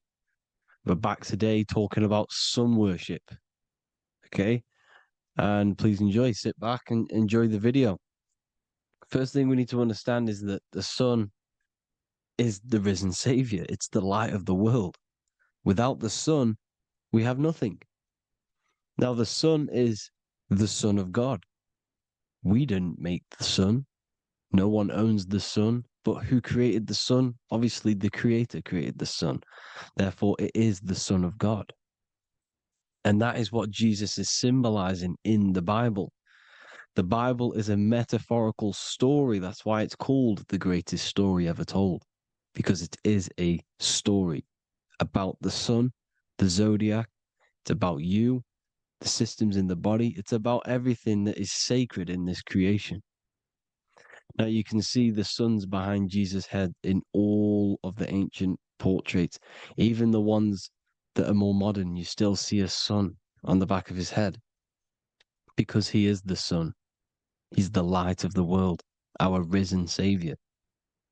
And this is what Christians are lost because they don't realize it's a symbolic story and they think Jesus was a historical person. He's not a historical person. Okay, this is what we need to get out of our mind. This wasn't a historical person. It's the Son, our risen Savior. The Son is the soul. It's the soul of this creation. Because what is a soul? A soul is pure life force, pure energy. Whatever a soul inhabits, it gives life to. Like our soul feeds our body. The sun feeds the earth because the sun is a soul, and that's why the ancients called it Sol. Because it's the soul and it's in you and it's the light of the world. It's the light of everything. It gives life to all things. Here's Jesus and his 12 disciples. The 12 disciples symbolize the 12 zodiac signs.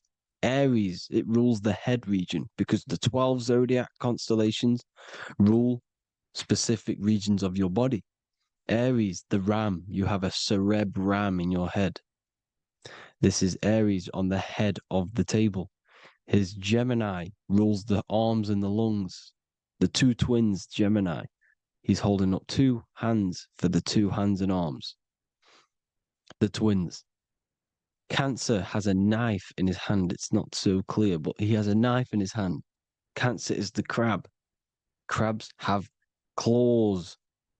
And he's pointing at Virgo's Adam's apple, saying there's no Adam's apple there. It's a woman. Who's the sixth sign? The sixth sign is Virgo, the Virgin, the only woman in the painting. Now notice how there are 3 people in 4 groups for the 4 seasons and for the 3 months and 3 zodiac signs in each season: spring, summer, fall, winter. Matthew, Mark, Luke, and John with the suns on the back of their heads, because it's the 4 states of the sun. The 4 states of the sun. Now, 6th sign, Virgo, the Virgin, the only woman in the painting with no Adam's apple. Then we have the sun, Jesus, red and blue, red shift, blue shift. Electromagnetism. The ancients knew this. He's got one hand open, one hand down, because the sun gives and retrieves. The sun rises and it falls. It gives, then pulls away. That's what the sun does, and that's what he's doing. His arms are out, symbolizing the rays of the sun, casting down onto the earth, giving and then receiving.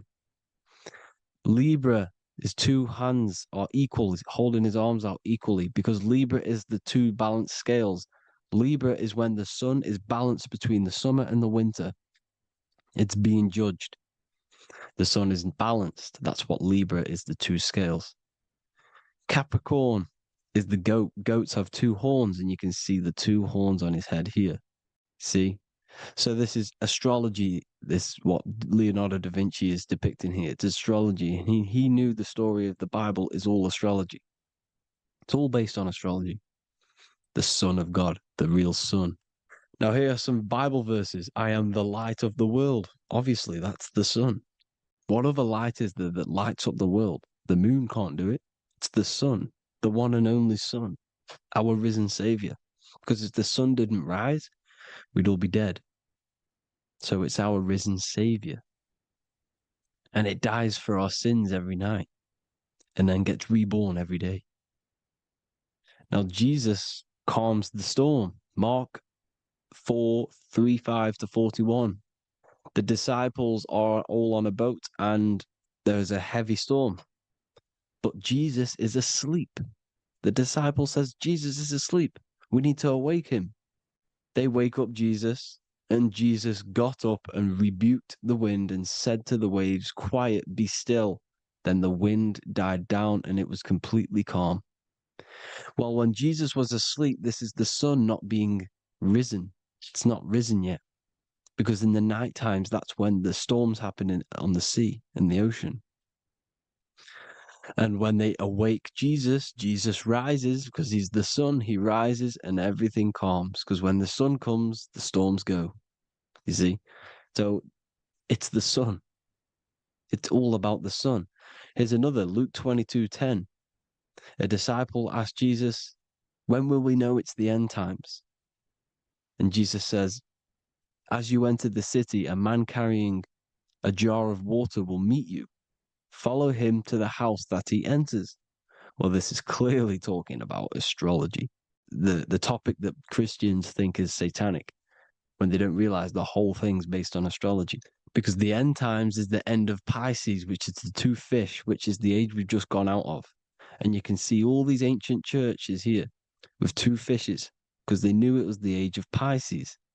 There's an ancient photo, ancient artwork with the two fish, Pisces. And the end times, as it talks about in the Bible, and Christians think the world's going to end or something. But no, it's just the end of Pisces. As you enter the city, a man carrying a jar will meet you. Follow him to the house. The house is the zodiac sign that he enters. And the zodiac sign is Aquarius, because that's what it is, a man carrying the water. We know this is astrology because a woman, that is a woman's job in the ancient times. In the ancient times, the woman used to get the water. You would never see a man collecting water back then. That was the woman's job, whilst the man builds the houses, for example. You see, so we know it's talking about astrology because astrology is the man holding the bucket of water. It's the end of Pisces. Now we are in Aquarius. And of course, Luke 24:36, the risen Savior, the Son. Now, the Son is also born on the 25th of December, a virgin, just like Horus, Mithra, Buddha, Krishna, Hermes, and thousands of other gods, all born on the 25th of December. Well, it's because the sun moves 1 degree northward on the 25th of December. And on the 22nd to the 24th, it stays in the same degree because it's moving south. But then on the 22nd, it stays in the same degree on the Southern Crux constellation. And the ancients called this the sun dies on a cross, because the cross is the Crux constellation, the Southern Cross. And it stays on that same degree for 3 days on the cross. The sun dies on a cross, and then on the 25th, moves 1 degree northward, bringing back the summer, the light, the warmth, the growth of crops. And this is the sun being reborn again, a virgin, because it's pure. And here's Mithra, another sun god before Jesus was around, before Christianity. It was Mithraism, and Mithra, Ra is Ra, the sun god, Egypt. It's all about Ra, the sun. You see the crown of thorns on Jesus' head, symbolizing the rays of the sun. And here are the rays of the sun on the back of Mithra's head. Krishna, the sun. Buddha, the sun. Horus, horizon. All born virgins, all did miracles, all resurrected. Dead for 3 days. Well, here he is, dead for 3 days on the cross. And resurrected, because it's the most ancient religion ever been on the face of the earth, the worship of the sun. And we should worship the sun, because without the sun we are nothing. The sun feeds us, feeds the earth, feeds everything. Without the sun we are nothing. It's been reversed, and now we're worshipping man. When we're worshipping a man called Jesus, was never real. It's all about the sun, the most high, the most powerful, potent, celestial body in the sky, the orb that feeds us every day. It dies for our sins and rises every day. It's the sun. Now on the Holy Communion Day, It's the worship of the sun. They give out mini suns. Here's Jesus holding a sun. And they raise the sun on Sunday because they go to worship their sun god on Sunday. Not Saturn day, not Moon day, Monday, but on Sunday when the sun is exalting. And they hold suns up above their heads because the sun rises. They're symbolizing the sun rising above their heads as savior. It's the sun. It's the Holy Communion Day. And here's Jesus giving a piece of himself to the children. It's the sun, the light. Judas was known as a backbiter, a backstabber, because he stabbed Jesus in the back. He betrayed Jesus.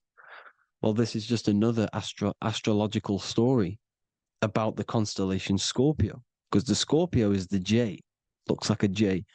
J for Judas, the scorpion, the backbiter. Scorpions backbite, they bite with their back. And what does Judas do? He betrays Jesus by kissing him to let the warriors know who they need to get. So he kisses Jesus and Jesus gets stabbed in the back. Well, when you get stung or bit by a scorpion, they leave like a kiss. So Judas kisses him and gets betrayed. Well, this is because the sun, when it hits Libra, it's balanced. The sun is balanced because it comes through summer. Now the sun's starting to die. The sun's starting to die. It hits Libra. And then as soon as it hits the Scorpio, it gets betrayed because now the sun has to fall to winter and Saturn is there waiting to take over the darkness of the winter. So he gets stabbed in the back by Scorpio, Judas, the scorpion, the backstabber. You see, it's an astrological story. Here's Mary. Mary means marry, which means pure. The sun is pure. No one gave birth to the sun but the God. And it's born every day. It's born every day on every year. It's born pure. There was no controversy. There was no, activity for the sun to be born. It's pure. Now, the 7 metals come from the 7 planets. The sun gives you gold, and this is why the sun is golden. It looks gold. And this is why the banks are backed by gold, because gold is the most valuable metal, because it's the sun, the most valuable celestial orb in the sky, in the heavens. Well, here's Jesus, another ancient symbol of him being crucified on the cross with the big sun, the Southern Crux constellation. The sun dies on the cross constellation. And if you go to the old etymology dictionaries, you will see sun and son is the same word. They come from the same etymology roots. You can use them for no matter what, but they've been confused today. But if you go back to the old dictionaries of etymology, they are interchangeable. You can use them. Son, sun, sol, it's all the same thing. The 12 disciples, 12 brothers of Joseph, 12 tribes of Israel, 12 breastplates on the stones, because it's all the 12 astrological signs. They could have used any other number, but there's 12. Because 12 is the mind, which is God. 7 is the number of matter, which is man. 7 energy centers in the body. 12 cranial nerves in the brain, because it's the mind. 12 is the 12ness. The zodiac is literally the mind of God, the signs of God. Now here we see here, Job 38, 31 to 33. Can you lead forth a constellation in the season? He's asking you, can you read the sky? Can you read the heavens? Canst thou bring forth the Mazzaroth in its season? Mazzaroth means 12 signs, the zodiac. Why did they translated every single Hebrew word in the Bible into English, but they decided to leave out Mazzaroth? Why? It's because if that said zodiac, Christians would have a different view on the Bible, but they leave that out. But Mazzaroth actually means the 12 signs, the zodiac, and the stars means sign. The word stars means sign because the stars are signs, things to come, which is off in Hebrew, which means sign, things to come. You see a sign on the road, it's something coming. But God is saying, no, what does he say?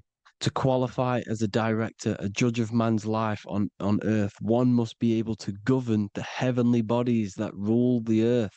It's telling you to read the heavens. We need to read the heavens. Astrology, the 12 zodiac signs, the mind of God. It's telling you, read the Mazzaroth, read the zodiac, because they are things to come in your life. They are signs. It's not satanic, it's made by God. God said, let there be lights in the firmament of the heavens to divide the day from the night, and let them be for signs. Signs are things to come. The 12 zodiac signs. It's all about astrology. Here's Mary holding the sun. His son, her son. It's the sun in the sky. The one and only, the most high. The soul, the solo because it's on its own. The most powerful, Ra, radiance. Here's the Pope holding the sun. All three popes holding the sun because they're sun worshippers and they know the true meaning and origins behind Christianity. Sun worship. Here's the Vatican is a sundial. Yes, this is literally a clock. Your clock, your watch is a sundial. It's got 12 sections on it for the 12 zodiac signs. 12 hours, 12 Horuses. Now here you see Jesus walking on water. Well, it's the sun. And here's the beard of the sun. Here's the pyramid of the sun, the illuminated one, the all-seeing eye, the sun. Here's the Ankh. The sun creates these symbols. The ancients knew this. Now, when you see these headdresses, these are actually the days of precession of the sun. Aries, Cancer, Libra. It's all about the sun. Here's some more sun worship going back to Egypt.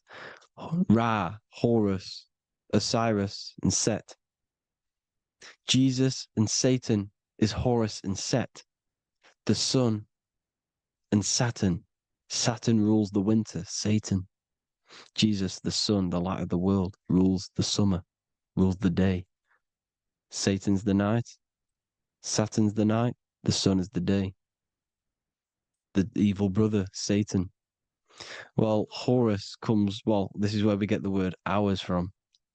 There are 12 Horuses. The sun moves in 12 Horuses, 12 hours. Where's Horus? What hour is it? Where's Horus?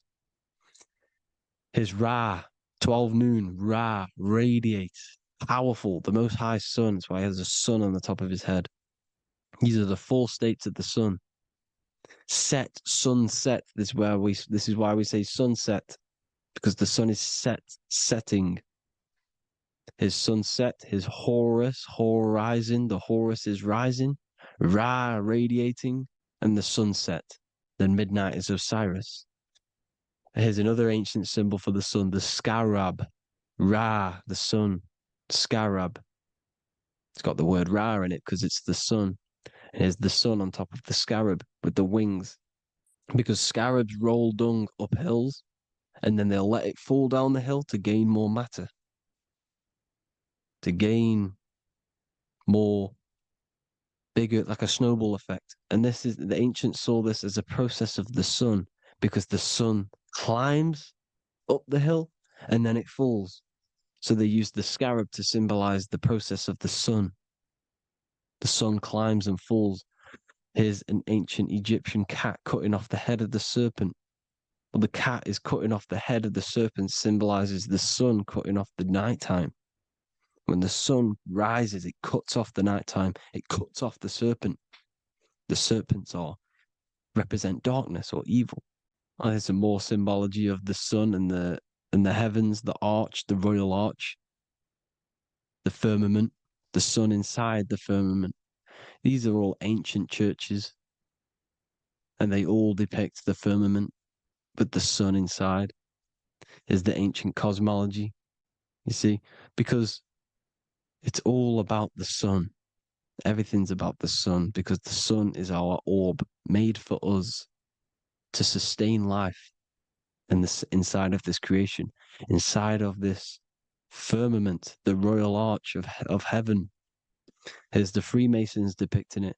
Here's the Masonic royal arch, but you can even see The zodiac signs is Cancer, the checkered board. It's the royal arch of the firmament.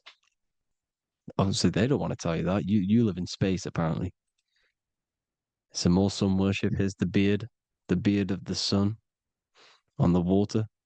They all have this long beard. And why do they say amen? Amen at the end of every prayer. Amen is a sun god, a creator god. It's all about the sun. So thank you all, people. Hope you all enjoyed. Hope you all gained some knowledge and insight. Please give me a follow, drop a comment, drop a like. Have a good day. Love you all.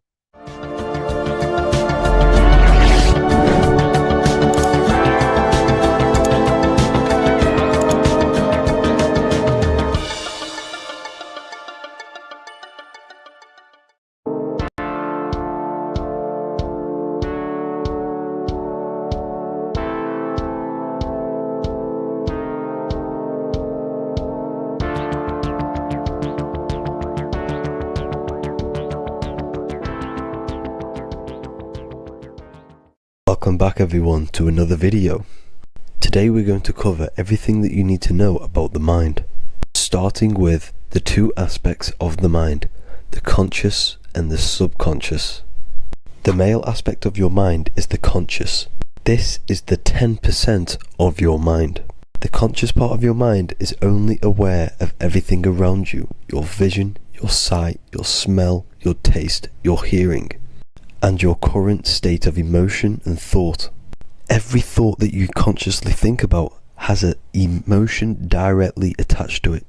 That emotion is then impressed onto the subconscious part of the mind. The subconscious part of the mind is the female aspect of your mind.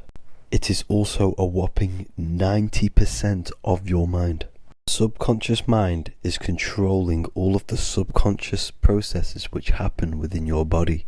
For example, your subconscious mind is controlling your heartbeat, your digestion of food, and all of the things that you do not have to tell the body to do. It is the hidden part of our mind which is controlling all of the hidden things. The subconscious mind is like a recording supercomputer. Everything that you have experienced in your life is all recorded and stored within the subconscious mind. One of the most important things about your subconscious mind is that it stores your mental programs. Everything in the subconscious mind manifests into behavior and actions within the body. Your daily basis routine and habits are all mental programs within your subconscious mind. These mental programs are created by mainly two ways. 1, repetition, and 2, emotional impact. The repetition is fairly simple to understand. The more you do something, the more it impresses onto your subconscious mind and becomes a program. That program will then manifest into your behavior. However, with the emotional programs, they work a bit different. The stronger that you feel an emotion, the stronger it is impressed onto the subconscious mind. And then that emotion becomes a program. For example, you had a very traumatic moment happen when you were a young child. The emotion that you felt was so strong in that moment that it impressed into your subconscious mind so hard that you can recall that moment like it was yesterday. That traumatic event that happened to you when you were young will still manifest into your daily basis behavior even to this day. However, it manifests subconsciously. For example, if you were in a car crash, you will be wary to enter cars with certain people. All because of that traumatic emotion that you felt and impressed onto your subconscious mind. Another example of the subconscious manifesting into our behavior is posting on Instagram. Most of the time, the reason why you post is because your subconscious mind is seeking gratification. So before you actually do something, question yourself and find out the root cause of why you are doing this. Another thing that you need to understand about the subconscious mind is that it takes everything you say and hear literally. So for example, if you go and say, "You are an idiot" to someone, your subconscious mind will only pick up the word idiot. It only knows yourself. It doesn't know anyone else. You are casting a spell on yourself just by saying that to someone else. This is why the golden rule is to treat others like you'd like to be treated. Now, you can rewrite these programs which are already in your subconscious mind. However, it does take consistency. You have to change these programs which have been running for years. And by changing these programs, you change your behavior, because these programs manifest into your behavior. The best way to do this, personally, is to listen to affirmations first thing when you wake up in the morning, and do this for 10 minutes every single morning. Then at night time, you want to think and feel that you are becoming the reality that you desire. The more that you feel this reality, the more it will become a program and impress your subconscious mind. For example, you're trying to gain financial freedom.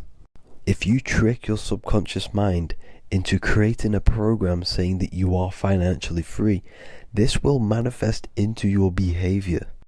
You will start doing more work. You will start looking for ways to make money. Your mind will be set on the frequency of money and financial freedom. Therefore, you will receive thoughts based around this program.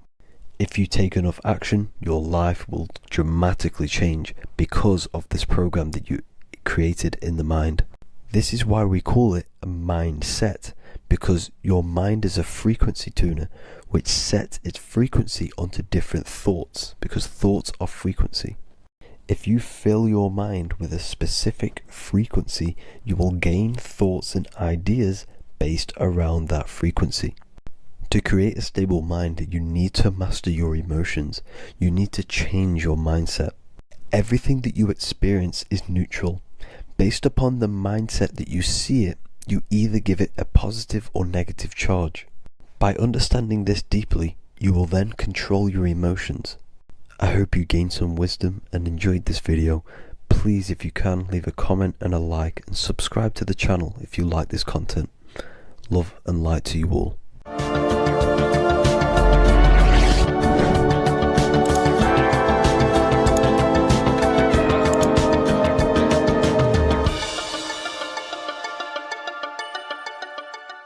Welcome to Revival of Wisdom. What is good, people? Is Revival of Wisdom. We're back with another video. Today we're going to be talking about the importance of Saturn and the occult. Let's jump straight into this. So Saturn is the god of the earth, right? It's the time of God, change, destruction, physical matter. He creates and destroys, because the energy of Saturn is the key to crystallization. It wraps things in physical matter, right? He creates everything, all life forms, and he takes things back, because the day that you're born, that's the day that your expiry date is coming. The time is ticking until Saturn takes your life. This is why he's known as the Reaper. Okay? As he's personified as eating his child here in this ancient Roman painting. As you can see, he's eating the child. We are all children of Saturn, right? He creates physical matter, our physical bodies, right? He's the god of time because he's the slowest moving celestial body. He's the Lord of the Rings, as you can see here. He's the last one on the ring. He's the slowest one moving, okay? So he is the Lord of time, destruction and creation, okay? This is why his name is Saturn, Satan. He's the devil, okay? But I'm not saying Saturn's evil, guys. It's a part of life. Everything lives and dies, right? He's the key to crystallization. Now, as we have the clock here, our god Saturn, or Chronos in Greek, just means time. He's also the god of time, as I've already said. 60 seconds in a minute, 60 minutes in an hour, 24 hours in a day. Add 2 plus 4 equals 6. 60 seconds, 60 minutes, 2 plus 4 equals 6. That's 666. Okay. And as you see on the clock, 6 take away 12 equals 6. 7 take away 1 equals 6. 9 take away 3 equals 6. 6 is the number of Saturn. It's associated with Saturn, right? He's the god of time, of justice.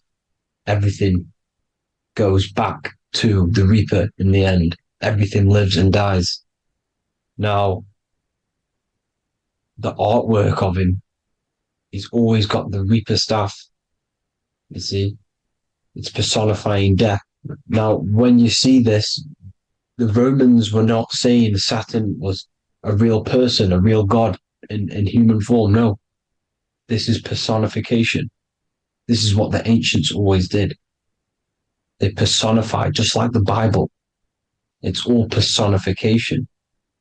So the personifying Saturn eating its children because it eats, it's the Reaper. No one can escape the Reaper. No one can escape death. Now, Saturn is 666, which is in the Bible, the number of the beast, right? The number of the beast, Satan, 666, right? So on the North Pole of Saturn, you have a hexagon which makes a cube, right? Now this hexagon, when you join up all the corners, creates the 6-pointed star known as the Star of David, right? In the Jewish religion. Now, as you can see, the 6-pointed star has 6 points, 6 mini triangles, and a 6-sided hexagon. That makes 666. And also, you have Saturday is named after Saturn, the 6th planet, the 6th day of the week, and has a 6-sided polygon on its North Pole. That's also 666. Now, this Star of David, this symbol goes back thousands of years, and it originates from Saturn. It's not the Star of David, right? It originates from Saturn. It symbolizes the physical and spiritual aspect combined into one, which makes us humans, right? Also symbolizes the male and female combined into one. These two sacred energies create the human. We consist of both male and female energy, also known as the Seal of Solomon. And we all know if Solomon was a real person, he talks about communicating with 72 demons. He could apparently, in the text, he could communicate with 72 demons, and this is sorcery. This is black magic. Now, this symbol is associated with hexing people. When you place a hex on someone, that is a form of witchcraft, which a hex is just a curse. When you're cursing someone, this is black magic. Now, the black magician would stand in the middle of the symbol and cast his spells onto other people. Now, this symbol is obviously on the $1 bill, twice on the $1 bill. And it's very, very ancient symbol. And it originates from Saturn. And let's keep going. So the cube. So I've just said how you see the cube on the North Pole of Saturn, right? The cube is limited. It's a 3D shape. It symbolizes limitations to the physical 3D dimension, the third dimension, the physical realm which we are in. Now, as you can see, the color associated with Saturn is black, right? Black is infinite potential. Black is the creation of all things before there was light. Light is born out of blackness, darkness, okay? Now, black is physical matter. And as you can see, the black cube, black symbolizing physical matter, the cube being limited, as the physical realm that we are in is limited. It's not like the fourth dimension where everything can exist in a thought. The third dimension is limited, right? And this is what Saturn is. It limits you to the 3D 666. Your body limits you to your physical body. Now, these black cubes are placed everywhere, as you can see: Australia, Denmark, Manhattan. There's one in New York. As you can see, the Apple have a cube. The Nintendo GameCube, Trump Tower is a black cube. This is worshipping the energy of Saturn, the god Saturn. Okay, it's not a god, it's a celestial energy. However, it rules over Earth because it pretty much created the physical realm. Now, as you see, when you go to a funeral, you wear black, a black suit symbolizing Saturn, which is the color associated, black. And as you see in Mecca, they walk around the black cube in rings. As you can see here, they're stood around in rings, like the Saturn, the rings of Saturn. The Mercedes symbol. You probably wouldn't notice that, but yes, it's Saturn. And when you graduate from university, you wear a black cube on your head. This is all symbolizing Saturn. Okay. Now, as you can see, the Jews here have a black cube on their third eye whilst they pray. Notice how he's shutting his eyes into blackness, darkness, and he's wrapped around a black strap around his arm. This is symbolizing the wrapping of physical matter, of how physical matter wraps things into existence. And as we all know, the Star of David is a Jewish symbol. So he has the black cube and the Star of David, right? So all of these religions are secretly worshipping Saturn. Okay, this is all Saturn worship, Kronos, the god of time and destruction, the physical reality. Now, as you can see, it's symbolized everywhere in all major corporations. Pepsi, internet, that's obvious. NASA, of course, NASA. NASA means to deceive in Hebrew. Universal, Walkers, that one's so obvious. Nike, Toyota. So many different ways they symbolize it. You either see the rings of Saturn or the black cube, as I just showed you here, the Nintendo and the Mercedes, right? It's absolutely everywhere. Now, they also use 666 to symbolize it, as I've just broken it down to you. 666, the World Economic Forum. We all know how they're trying to enslave us into this new world agenda. Google Chrome, CERN, Disney, Coca-Cola, Cadbury's, all of these have 666. Now, every UPS barcode has 666. And even www. Is Hebrew for 666, as you can see here. Monster. It's the same Hebrew letter that means 666. Drake, 6 God. That's his God, Saturn. Why? Because they love physical realm. They love the physical dimension, the third dimension. Because they can rule here through riches.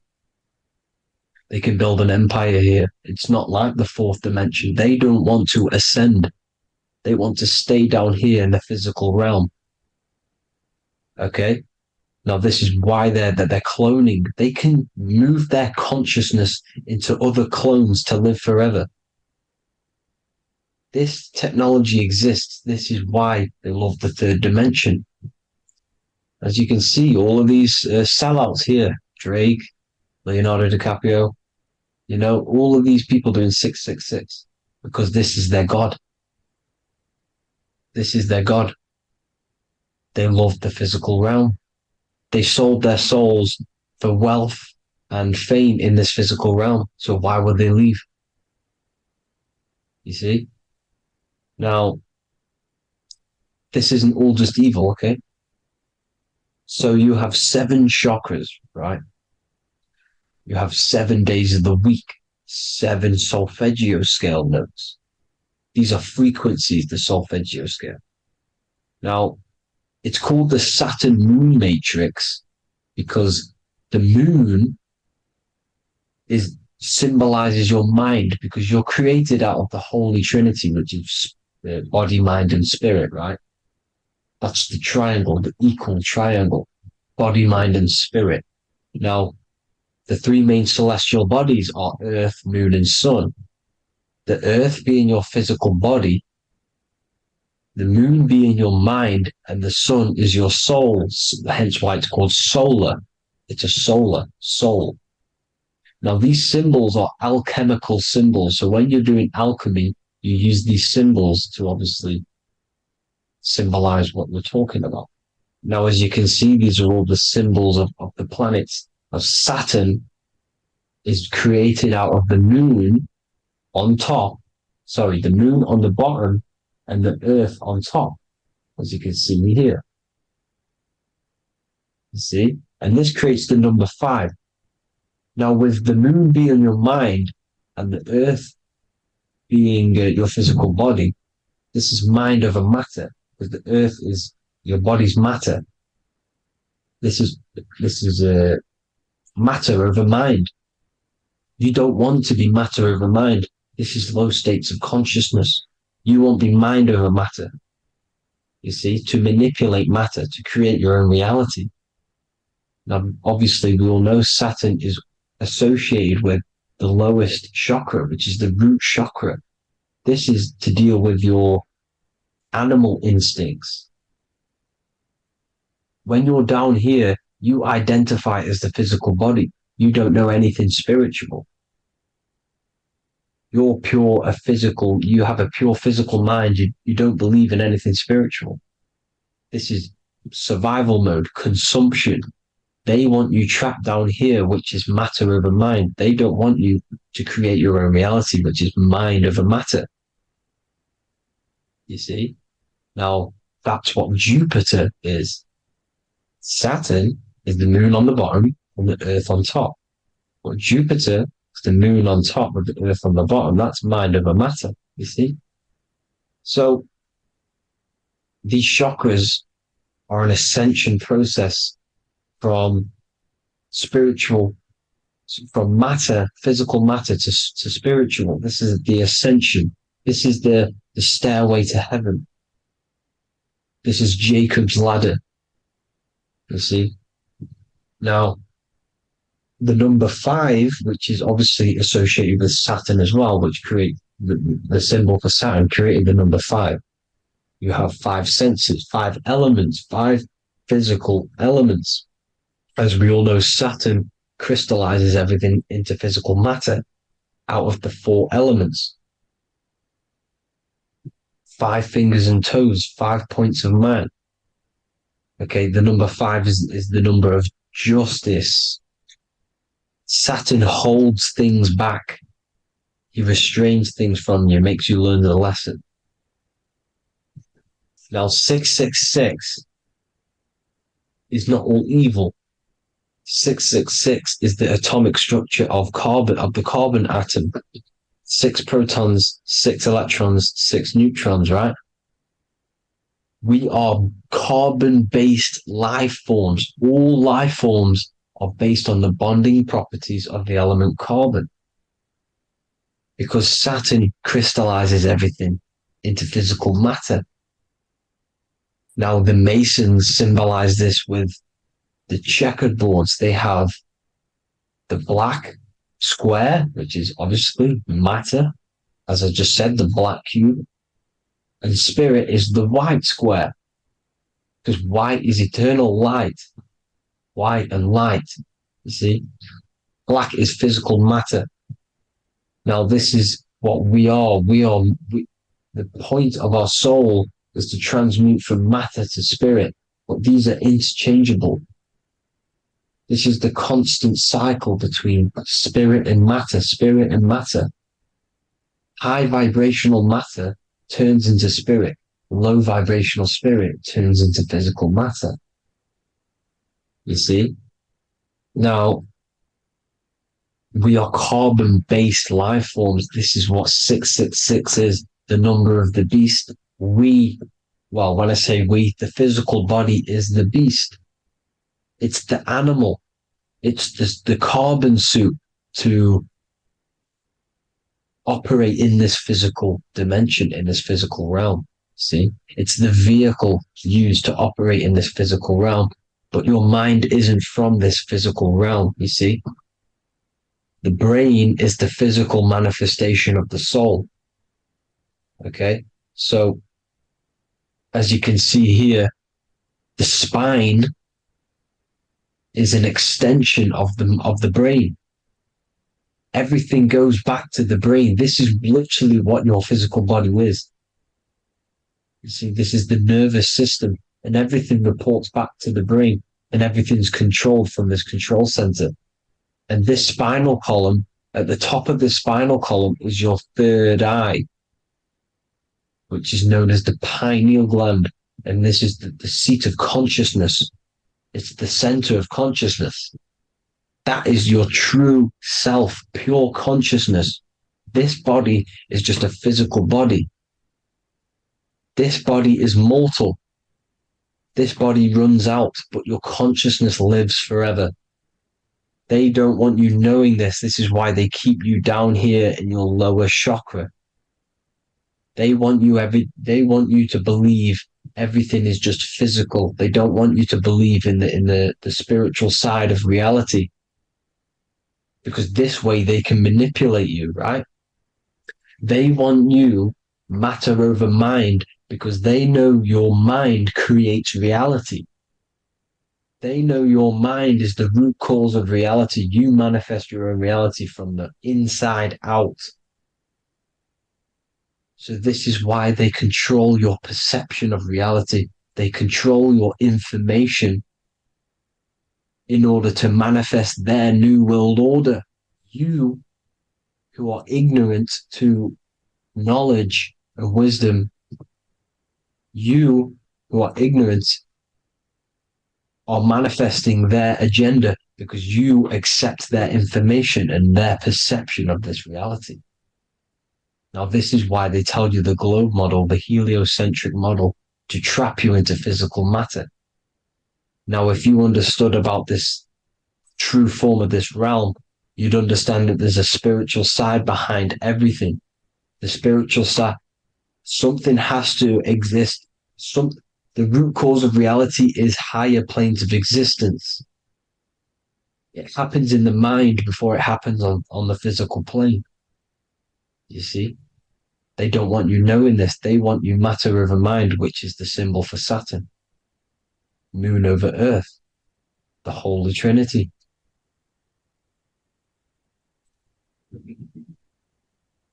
Now, as you can see, the cube also makes IXXI. This is Roman numerals. This is Roman numerals, and when it's translated from 9/11. Yes, 9/11. This is the secret code of the One World Order. The two twin towers, when the two become one. Okay, when the two become one, this is how you reach the higher states of consciousness, the physical and spiritual. Now, as you can see, the 9/11 memorial are two black cubes. It's two black cubes. This is all Saturn worship. Now, I'm not saying that Saturn is an evil celestial body, right? No, everything has a good side and a bad side, right? It's duality. The spirits of Saturn on the dark side are the most evil demonic spirits. Now, these are the spirits that these are invoking through these rituals, right? Yes, 9/11 was a massive ritual. It's a satanic ritual, okay?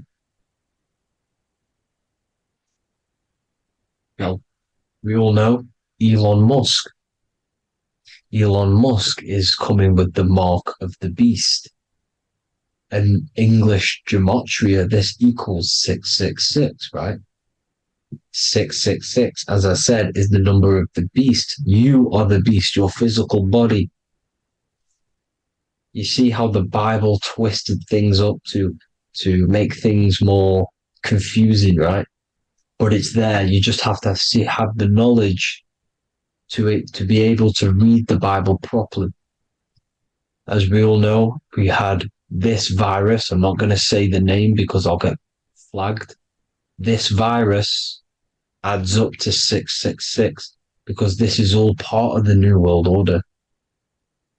It's all part of keeping you in this physical dimension. Okay, now as you can see here, Novus Ordo Seclorum on the back of his shirt, on Elon Musk's shirt, this is also on the $1 bill, Novus Ordo Seclorum. This means New World Order. Yes, New World Order. This is on the back of Elon Musk's shirt.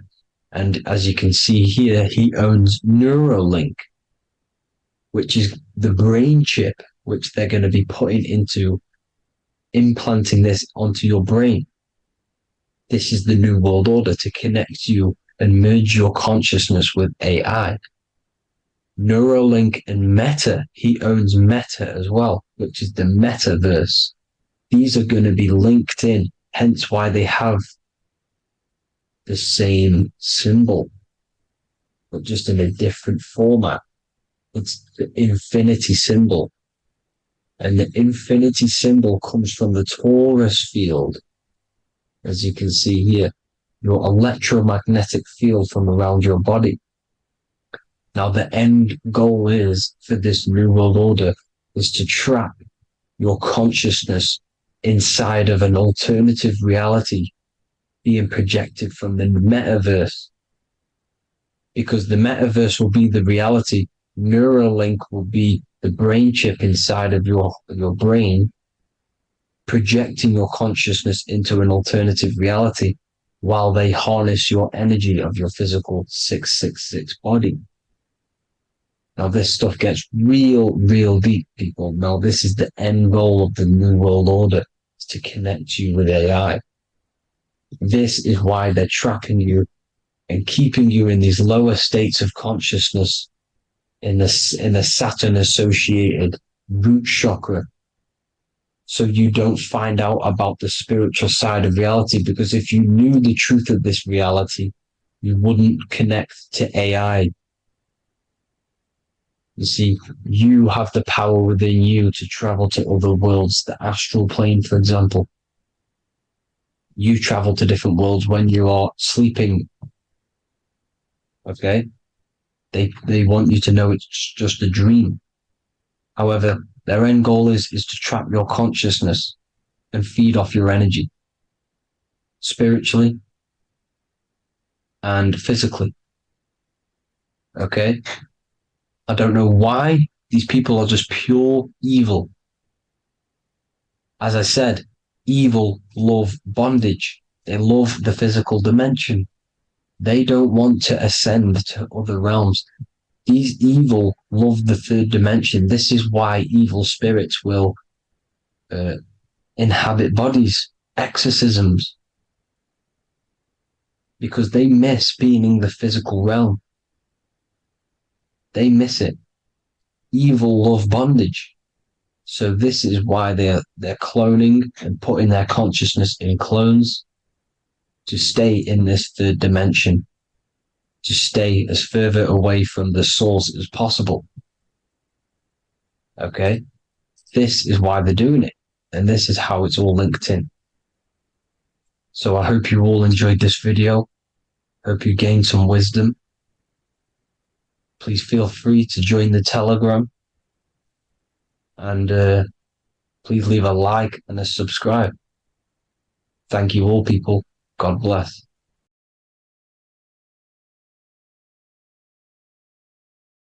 Welcome to Revival of Wisdom. Today we're going to be breaking down Saturn worship and how the occult are linked in with Saturn. Okay, so first of all, let's start with the celebrities. All these celebrities are doing 666. Okay, covering the one eye, which also symbolizes the all-seeing eye, which is another occult symbol. But we're focusing on the 666, the 6 with the 3 fingers. Also, we have CERN with the 666 within their logo. Also Disney, okay, as you can see here, 666 within their logo. Pepsi, Coca-Cola, and even Cadbury's. Monster Energy with the 666 in Hebrew numerals. Unleash the beast. So what is 666 to do with Saturn? Because on Saturn, there is on their north pole of Saturn, there is a 6-sided hexagon, okay? So Saturday is named after Saturn Day, the 6th planet. It is also the 6th day of the week, and has a 6-sided polygon on its north pole, 666. Not only that, when you create a star out of the hexagon, you will create a 6-pointed star, okay, with 6 triangles within the star, and a 6-sided hexagon, which all adds up to 666. Okay, so this is why all these symbols contain 666. So why do they worship 666? Saturn. Because Saturn is the god of time and death, okay, and order and lessons. Okay, Saturn is a very cold and dry being. That is the 6th planet from the sun. Okay, Saturn represents the winter, which symbolizes death. Okay, because all nature dies within winter because the sun's not there. So it represents darkness and death. It rules the zodiac sign of Capricorn. Okay, so in the celestial cycle, Saturn is always opposite the sun. So it's the opposite of the sun. So they're worshipping this energy which is death-like.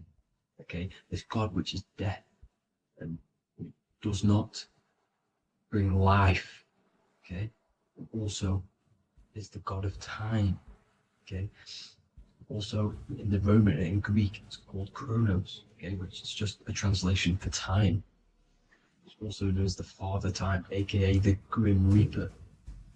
Okay, the Grim Reaper, keep that in mind, we'll come back to this. Here are some more logos with Saturn.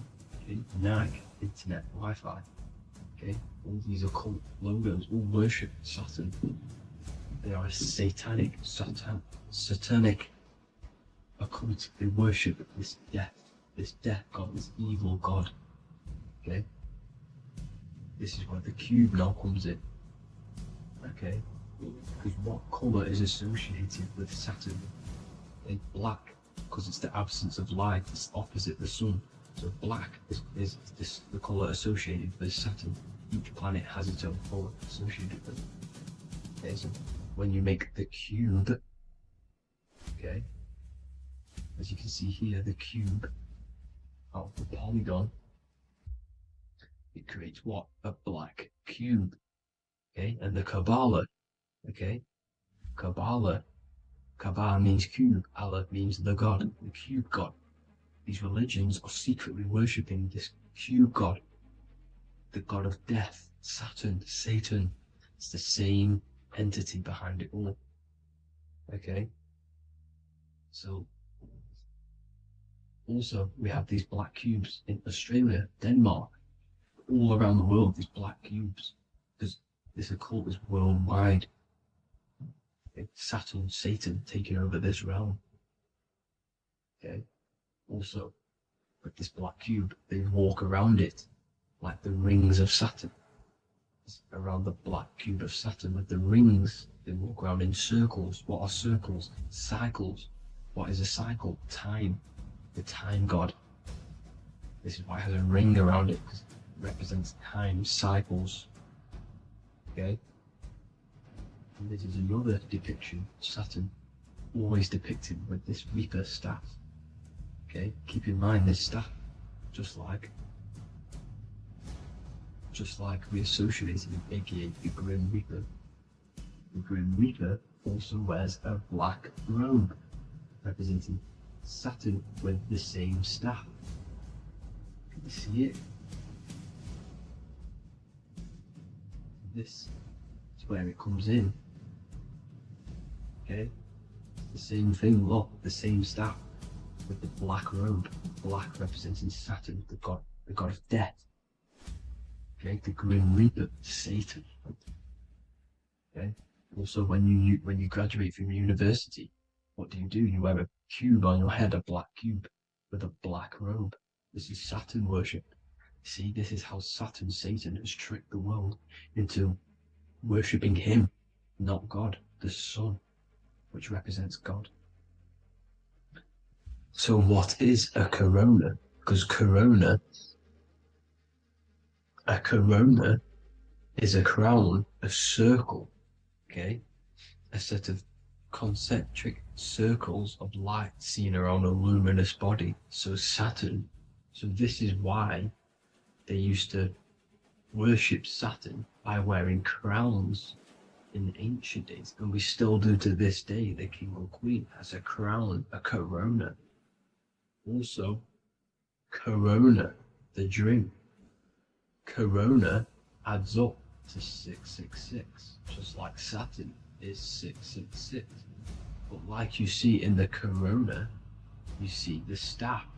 You see this staff, just like the staff of Saturn, the Saturn god, like the Grim Reaper, with the black robe and the staff, just like the Saturn god. What is the Grim Reaper? It's a killer, it represents death, just like Saturn, the god of death and time. So all these occults and secret societies all worship the 666 god, which is Saturn, Satan. All of our energy is being put into Saturn. Okay, and Saturn, Satan, is harnessing all of this energy.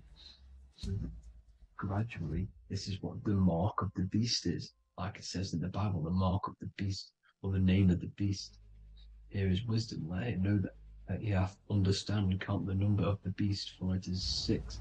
It is the number 6 of a man, and is 600, 6, 666. So this is what the mark of the beast is. They are going to eventually put green chips, just like Neuralink, which is what Elon Musk is pushing. Okay, so this chip is the mark of the beast, and it's going to be implanted to our hands or brains. Okay, and they will manipulate our consciousness, and it will manipulate our DNA, and it will directly connect us to AI, and AI is linked in with Saturn, Satan, as the demons and the people who rule this world are in love with AI. They want to connect humans to AI. And this will control our consciousness completely and give all of our energy back to Saturn, Satan, this deity that they all worship. Just like when you get married, you wear a wedding ring, the rings of Saturn, over the finger, which represents the sun. So you're basically seeing Saturn over the sun. The sun is the son of God. It represents the sun, represents God. So you are putting Saturn over the sun. So thank you guys all for tuning in. I'm going to leave you guys here. Please leave a like, comment some topics that you want me to talk about. And please subscribe for more amazing content. God bless.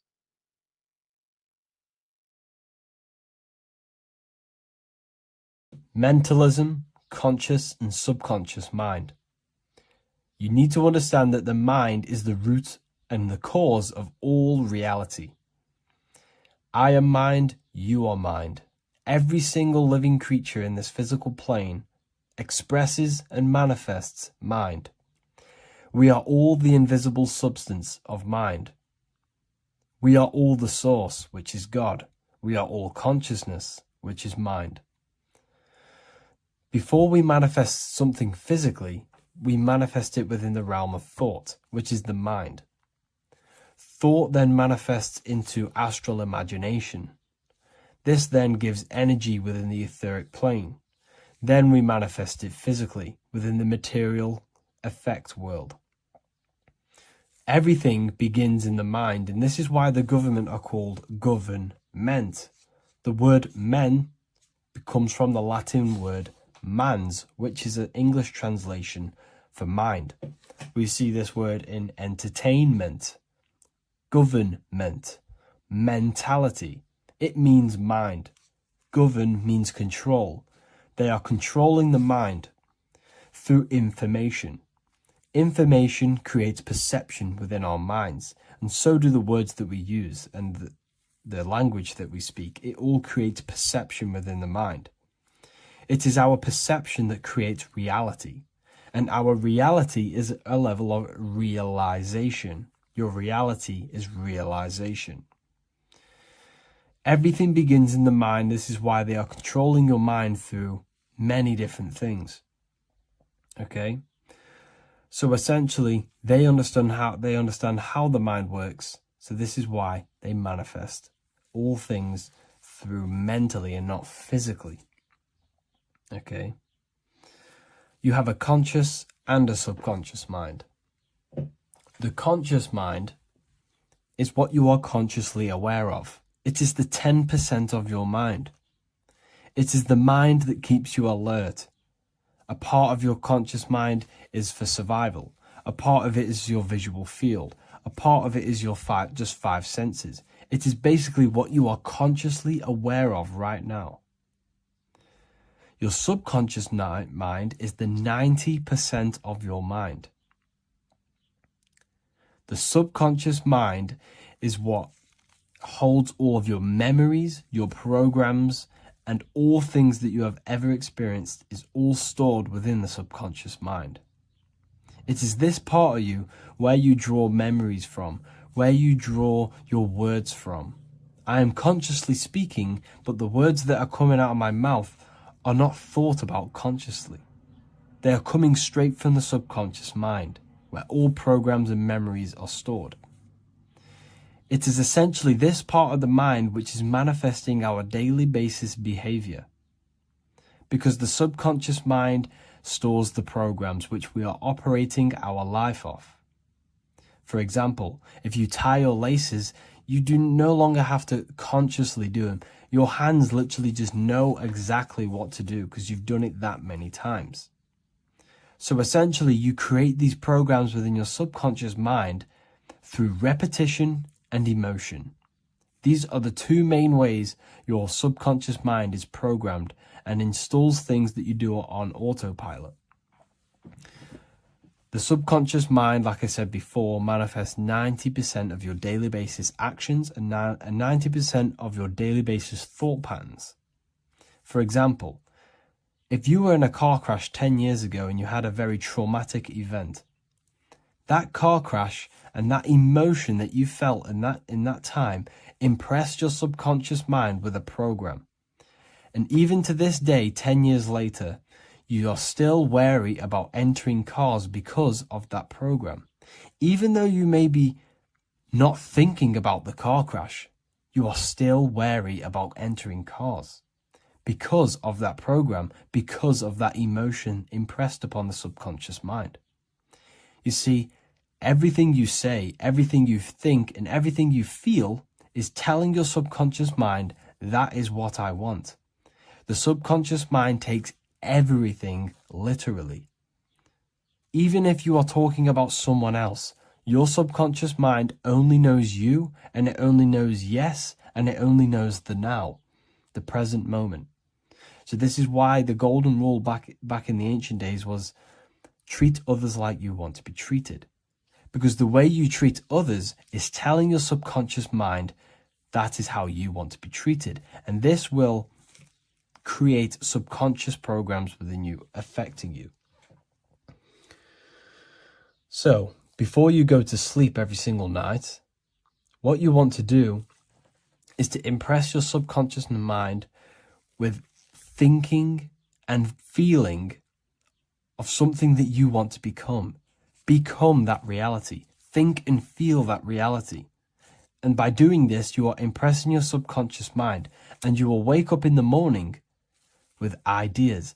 Because when you install a program within your subconscious mind, like I said before, it manifests into at least 50% of your thought patterns. So let's say I created a program within my subconscious mind of how to become financially free. Well, I created the program that I am financially free. My conscious mind will start to slowly think about that program and how I can achieve that program, because the conscious mind operates on survival. So if you create a subconscious program of I am financially free, your survival conscious mind will start to operate and think and act on this program subconsciously. You won't even know that you are doing it, but you are. And this is the power of the subconscious mind. You have to reprogram it properly. You have to be careful of the things you think, say, and feel, because all of this is contributing towards molding your subconscious mind, which essentially molds your reality. It draws things to you.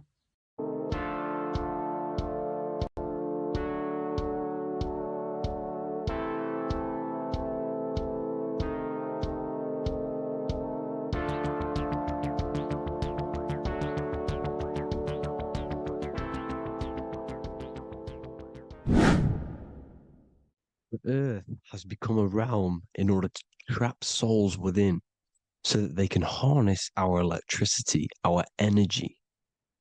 Even the Bible is talking about how this realm is controlled by the wicked one in John 5:19.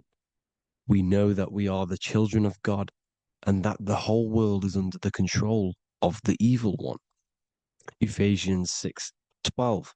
For our struggle is not against flesh and blood, but against the rulers, against the authorities, against the powers of this dark world, and against the spiritual forces of evil in the heavenly realms.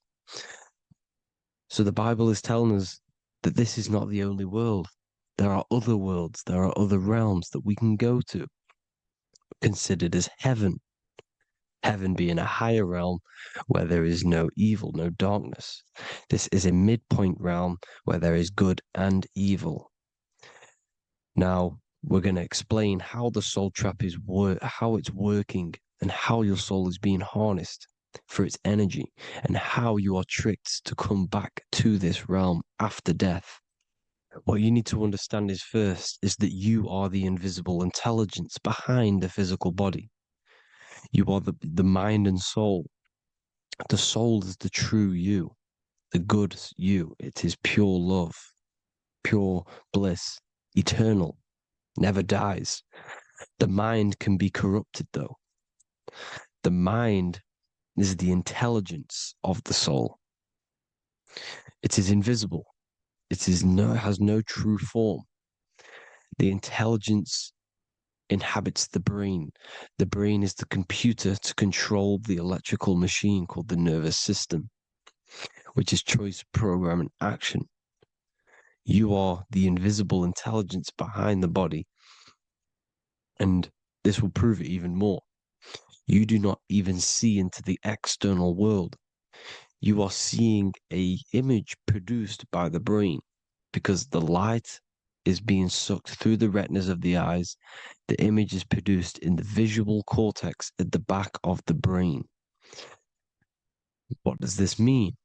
This means that we are the consciousness in the center of the brain, in the pineal gland, that is experiencing the program being ran by the central nervous system in the brain.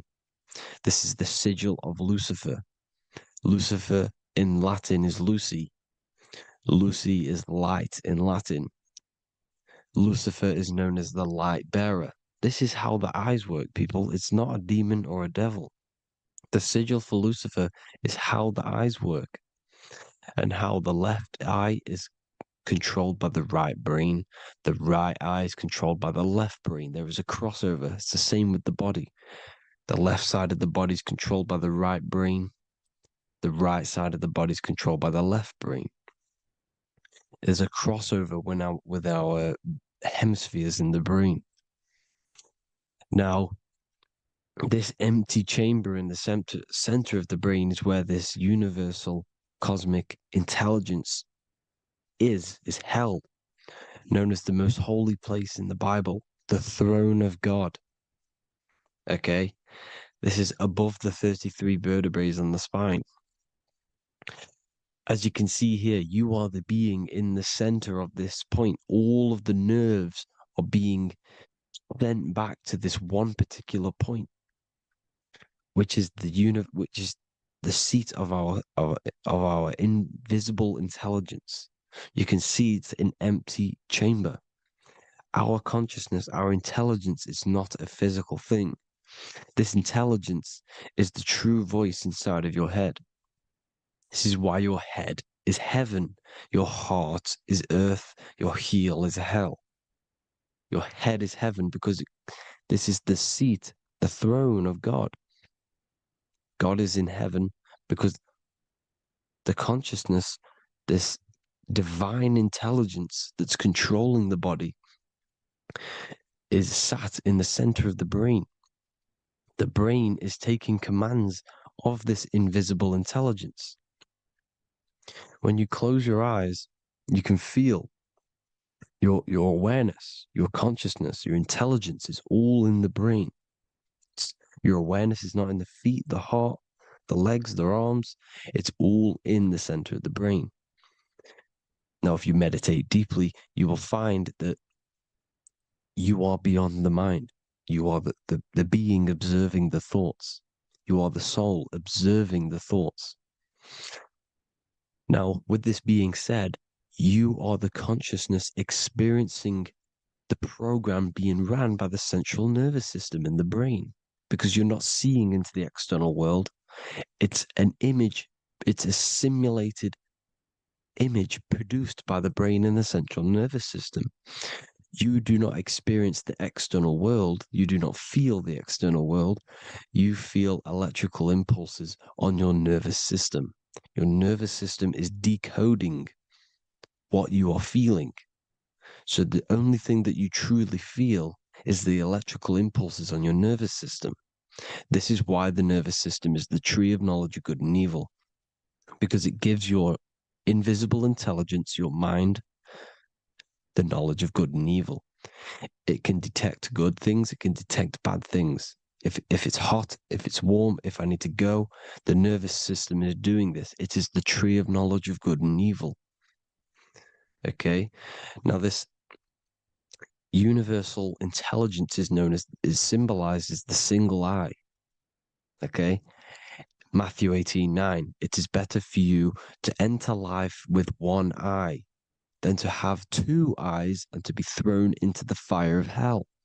What does this mean? It's symbolic, it's metaphorical, people. It is metaphoric. Your universal intelligence is the single eye, the one eye. It's the balance between the two poles, between the left and the right, the good and the evil. It knows the right thing to do all the time. This is our inner guide. The inner self is the inner guide. And when you are operating your life off duality, using your two eyes, you'll be thrown into the fire of hell, lower states of consciousness. Because you're split. You need to live in oneness, even, balance. Matthew 6:22, the light of the body is the eye. The light of the whole body is the eye. You are a light being. Human. Hue means an attribute of a color. Man is the word manifested. We are light manifested into physical form. Depending on your vibration is depending on what color that you are vibrating on, which is a hue, a human. If therefore thine eye be single, thy whole body should be full of light. Again, it's talking about the single eye, oneness, completeness. When you balance the hemispheres of the brain, we'll go over that later.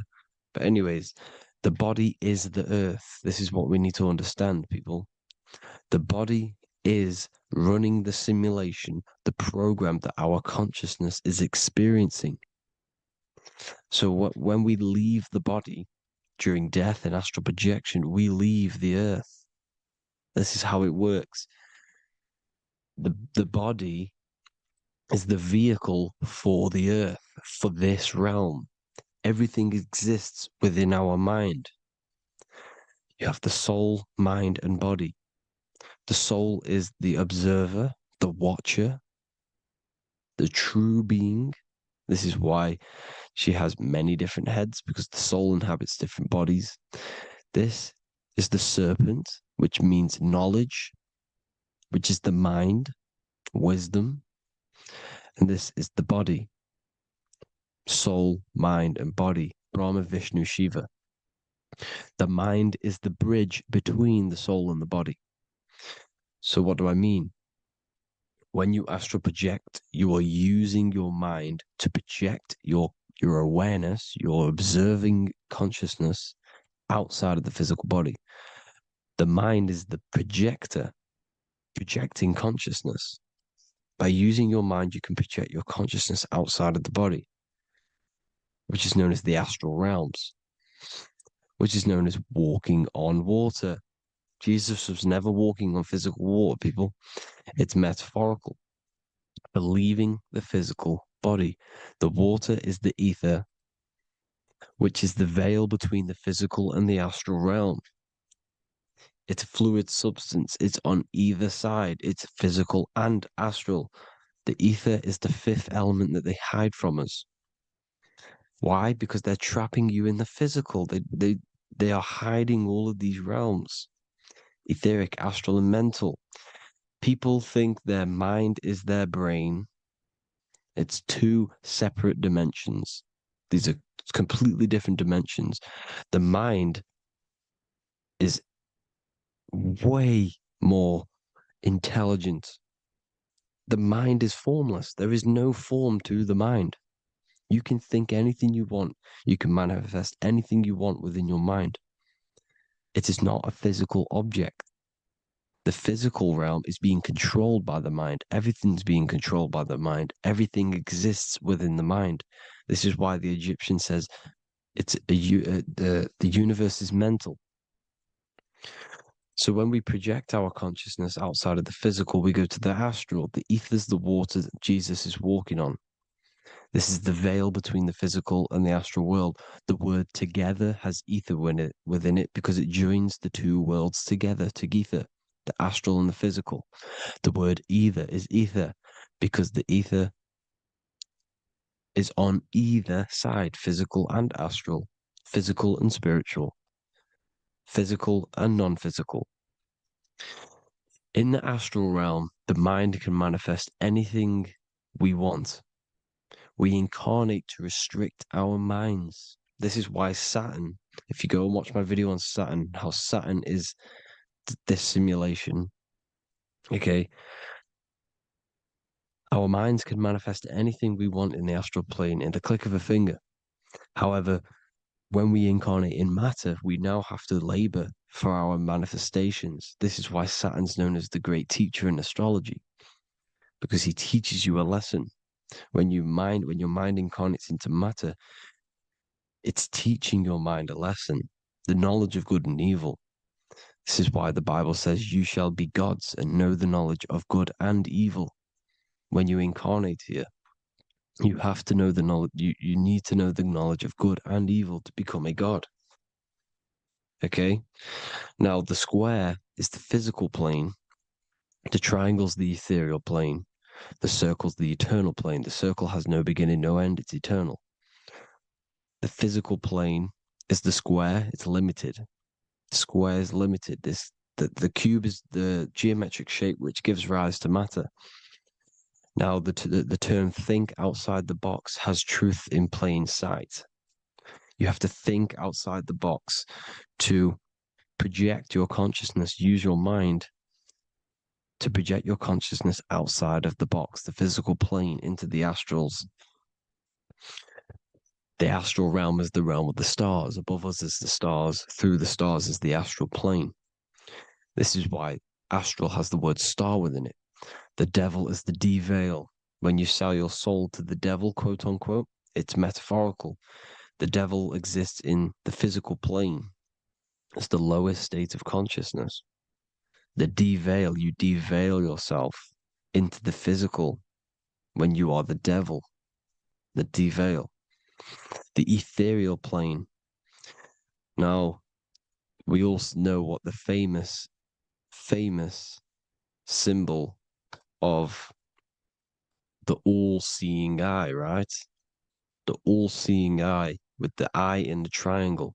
Look at the Masonic artwork showing you the triangle above in the sky. This is symbolizing the ethereal planes. The eye in the triangle symbolizes your invisible intelligence, your mind, which has the ability to see on either side. Because the triangle's the ethereal plane. The eye is your consciousness, your intelligence.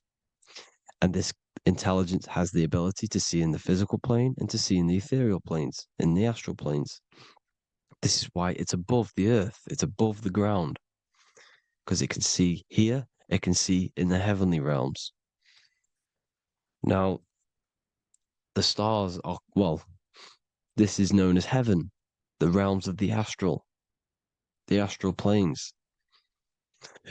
This is some quotes from the Emerald Tablets of Thoth. Out of the darkness ye must rise upwards, one with the light and one with the stars. Man is in process of changing to forms that are not of this world.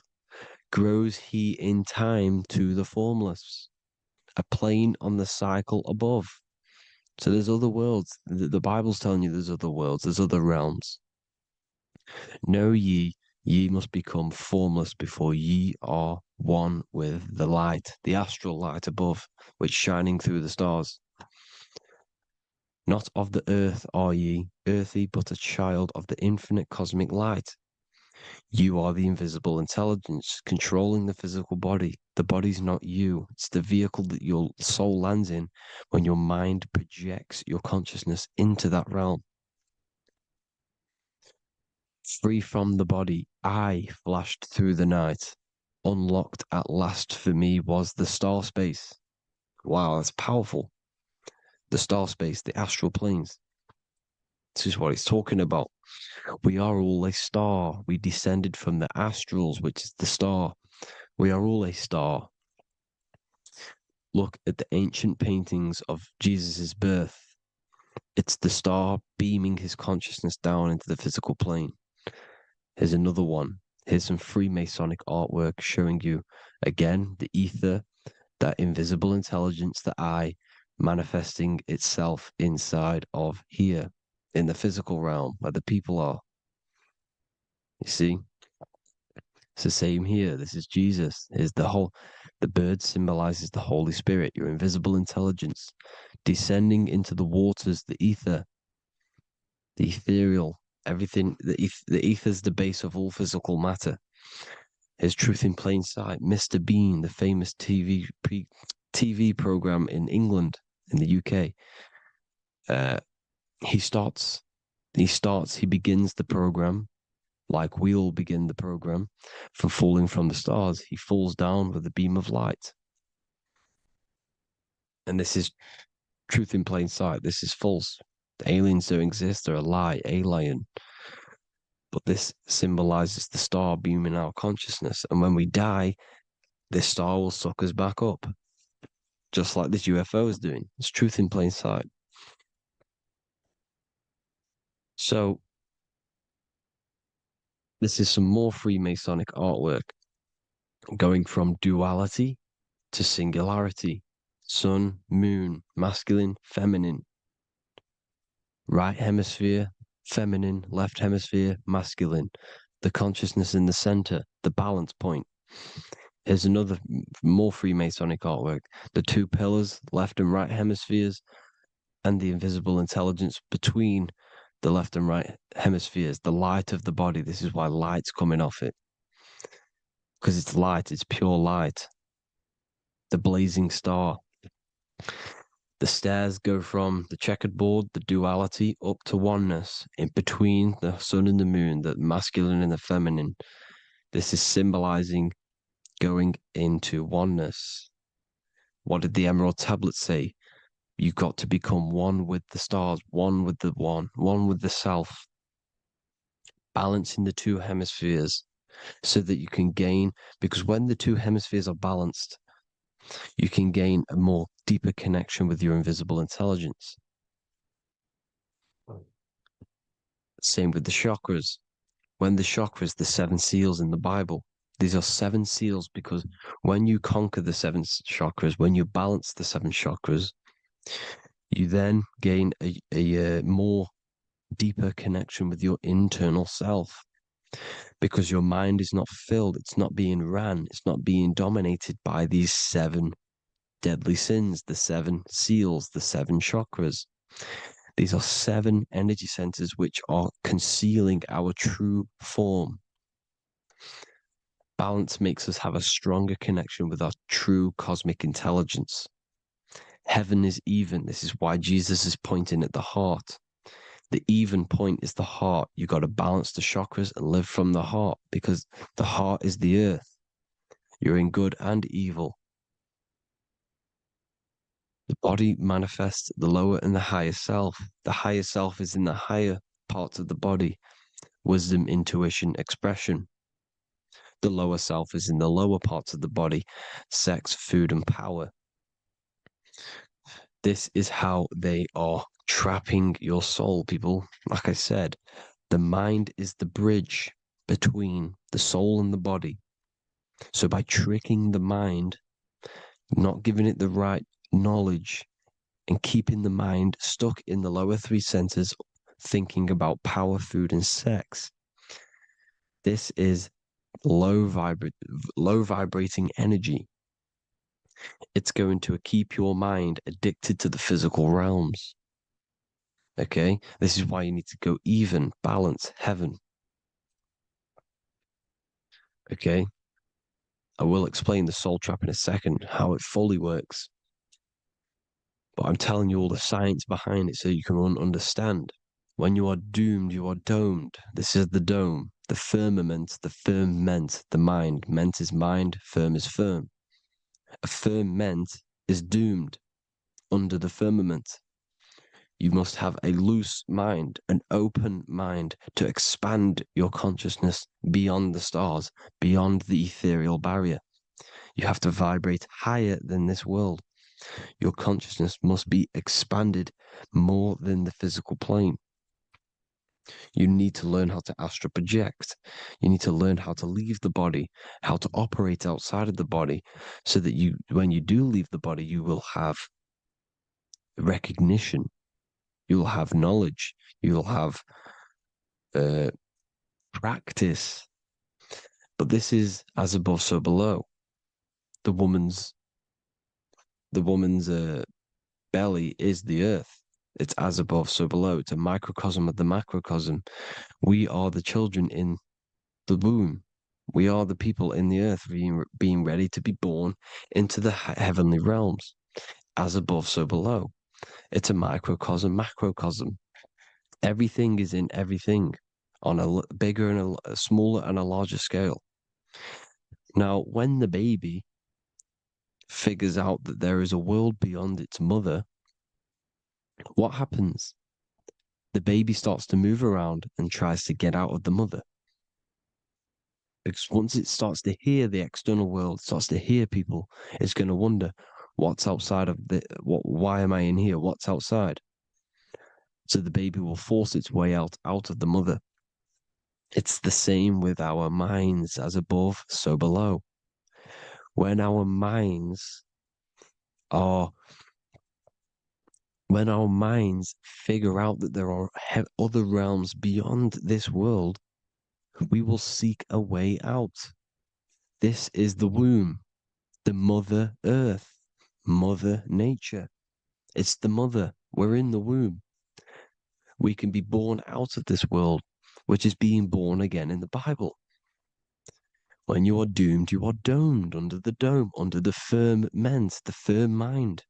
The firm mind will keep you under the firmament. Due to the law of polarity, there has to be other realms. There has to be.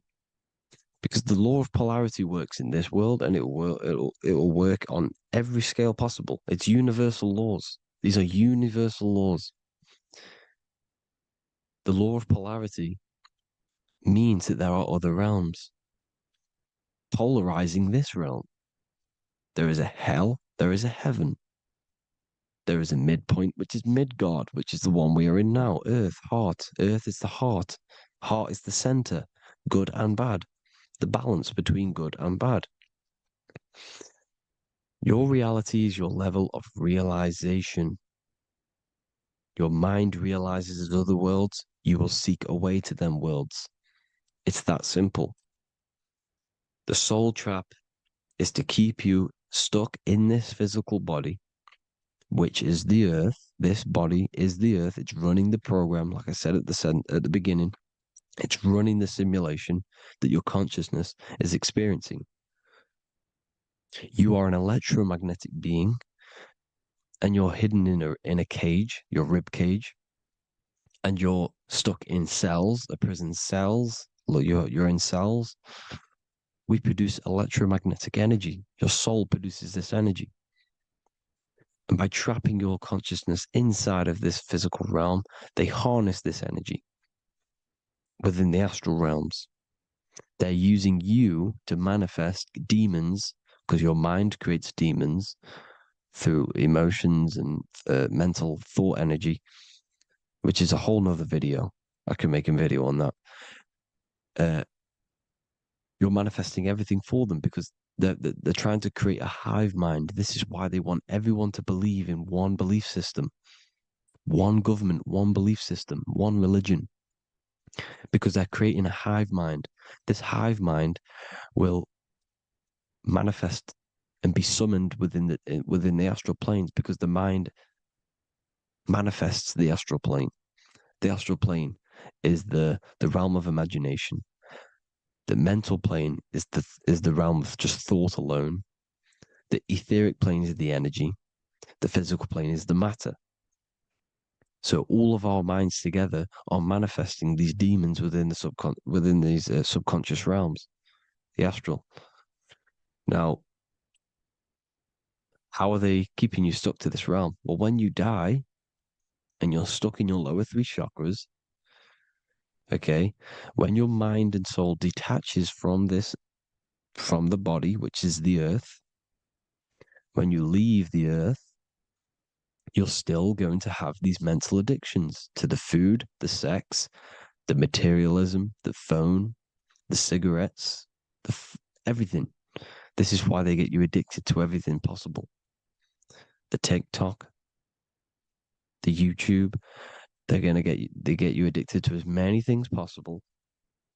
Because when your mind is addicted to these things, and when this mind leaves the physical body, you're still going to have these addictions. Okay? You're still going to have these thoughts. And you will be manifested into the lower astral realms because you're thinking materialistic, you're thinking negative, because your level of realization was your reality. You were manifesting hell on the earth. When you leave the body, you're going to manifest hell in the astral planes, which means you'll be vibrating on the very low, which will put you in the lower astral realms. So guess what? You're going to come back. You're going to come back into materialism. You're going to reincarnate. Because you haven't prepared for life after death. You must detach from the external world. Okay? Moon is mind. The sun is the soul. The earth is the body. The moon is the mind. This is why we say lunatic. In your mind, you have a specific mood. Moon. Money, M-O-N, is the moon. Money exists in the mind. They get you addicted to the money. The Bible's telling you this. Do not conform to the pattern of this world, but be transformed by the renewing of your mind. It's telling you. Of this world, but be transformed by the renewing of your mind. Who knew that the Bible was this deep? Matthew 16:26, what good will it be for someone to gain the whole world yet forfeit their soul? James 4:4, Don't you know that friendship with this world means enmity against God? Therefore, anyone who chooses to be a friend of this world, of the world, becomes an enemy of God. John 4:4. Dear children, are from God and have overcome them, because the one who is in you is greater than the one who is in the world. It's talking about the invisible intelligence. It's greater than the physical world. John 2:15. Do not love this world, nor the things it offers you, because this world will create you to, if your mind has attachments to what this world offers, sex, money, and power, pretty much, you will reincarnate here. You will come back here, because when you leave the body, your mind will still have these addictions. Do not love the world, nor the things it has to offer you. All of this is in my newly published book. The paperback versions are now available. Finally, for all the people who have been waiting, the Book of Wisdom. All of this knowledge is inside of the Book of Wisdom. The paperbacks are available. There's worldwide shipping. You can get it anywhere, pretty much, any country. My new website, it's amazing. There's going to be some amazing products coming on the new website. But I thank you all for the support. Before I leave, I need to explain what is going on with the soul trap. Like I said at the beginning, the mind's the bridge between the soul and the body. The body's the realm. By tricking your mind with false knowledge, they are keeping your soul stuck to this realm. They get you addicted to all the physical things, and that is it. As soon as you're addicted and you die, you're going to come back. So by tricking your mind, which is the bridge between the realms, they keep your mind stuck within this body. They keep you in physicality. They deveil you, the devil, the deveil. Thank you all for the support, people. If you do want to join the Academy, all the links will be posted below this video for the book, The Academy. Thank you all for the support and have an amazing day.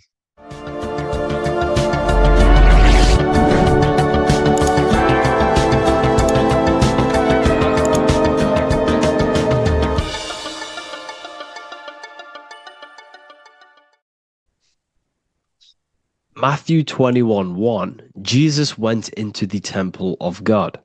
Corinthians 3:16, do you not know that you are the temple of God? Now what is this telling you? That God is within you. Hence why in Luke 21:12 it tells you the kingdom of God is within you. And the side of your head region is called a temple for a reason. Because the brain encapsulates the mind. The brain is a physical manifestation of the mind. The heart is a physical manifestation of emotion. So we have these different layers of our consciousness. We have an intellectual, communicative aspect of our consciousness, which we would call the mind. We have an emotional aspect of our consciousness, which is the heart. And to communicate with the divine, it's all to do with the mind. Hence why the ancients always symbolize the mind being God. This is why Michelangelo always placed God inside of the brain on top of Sistine Chapel in the middle of the Vatican. He understood that God is in the brain. God is within you, not outside of you. The church tells you that God is in the sky because they are creating a externalization of the truth to create a business and a distraction so that you don't find the divinity within you, so that you don't find your power. Now you have Adam, the physical man, the physical body, the ego, the lower self, and he is resting. He's not trying to reach to God, but God is reaching because the higher consciousness within you is always trying to communicate with you. It's always trying to wake you up to your divinity. But the lower mind, the lower self, Adam, the physical self, is always in ignorance of truth, always in ignorance, and stays in a materialistic way of thinking, which is the lower animal self. And this is what we call a sleep or an NPC. This is the lower mind of man. But all you have to do is to move your finger to touch God. You have to look within yourself, within the brain, meditate, and you can find God. This is why in the Bible we see many references to the human body and anatomy to truly connect with God. Kings 6:8, the door to the middle chamber was in the right side of the house, which is the right hemisphere of the brain. The middle chamber is the pineal gland, where the seat of your consciousness is, where the seat of your higher consciousness is, the mind. And they went up the winding stairs, which is your spinal column, into the middle chamber, and out of the middle chamber into the third. So they went up the winding stairs. This represents raising your consciousness up the winding stairs. Your spinal column acts as a stairway of consciousness. Depending on what sort of consciousness you are operating in, depends on what part of the spinal column you are using. Because the spinal column ascends and descends consciousness. What do I mean? If you are in a reproductive way of thinking and you're always thinking about sex, you're jerking off all the time and you're always eating, all of your brain's power and your mind's power is being descended into the lower aspects of the spinal column, which represents hell, the physical state of man, Adam, the ignorant state. We're basically living off low-level pleasures like an animal. And the stairway to heaven is your spinal column. They went up the winding stairs into the middle chamber, which is your mind, your pineal gland, and out of the middle into the third stage of consciousness, physical, etheric, astral. When you meditate and you start to raise your consciousness during meditation, you enter the astral plane when you turn off thought. But this is the middle chamber inside of the brain. Here we see another painting inside of Sistine's chapel of God inside of the brain. This is the brainstem. This is the brain. This is the frontal lobe. This is the back lobe. This is the back lobe. This is the cerebellum. Here's the reptilian brainstem. Here's the claustrum. This is what we are seeing here. Anatomy. Here is another one in Sistine's chapel in the middle of the Vatican. This is depicting the brainstem. God's neck looks exactly like the brainstem. Here we see a real brain compared to God's neck, because the neck is just below the brainstem. And this is what they are symbolizing, because they knew that God is within you. God is a part of the human body. God is inside of the body, because the body is a vessel for consciousness, for universal consciousness. Inside of you, inside of me is the same spark of consciousness. And this same consciousness is spread out into every living essence, because everything comes from the one source, the one God, the one consciousness. Matthew 6:22-23. The light of the body is the eye. If therefore thine eye be single, thy whole body shall be full of light. Practicing the single eye. What is this? This is meditation. This is entering within yourself. So the Bible's telling you to practice the single eye. But if thine eye be evil, thy whole body shall be full of darkness. What does this mean? If your consciousness is in an evil way of thinking, if your mind is filled with an evil, negative mind space, then your body shall be filled with darkness, with evil, with negativity. Because negative thoughts destruct the body. Positive thoughts heal and regenerate the body. So he tells you to be, the light of the body is the eye, your consciousness, the inner eye of consciousness, the eye that lets you see. And what do I mean? You look with your two physical eyes, but you see with the inner eye. What you see is perception. You look with the two eyes, and what you see is perception. You are seeing, you are understanding, and that's what consciousness, the mind, gives you. Consciousness, or the mind, is the force that allows you to be a human being, that allows you to understand things and interact with things and make decisions. It's an infinite intelligence. See, the mind is not the brain. This is a big confusion with people. Hence why the eye on top of the pyramid is separate from the bottom half of the pyramid, because the consciousness is separate from the body, the eye, the all-seeing eye. It represents the observer, the eye that sees into this body, into this world, into this. You are the perceiver. You are the invisible spirit within the body. Theologians 4:17. After that, we are still alive, and our left will be caught up together with them in the clouds to meet the Lord in the air. You don't meet the Lord in the physical air. Okay?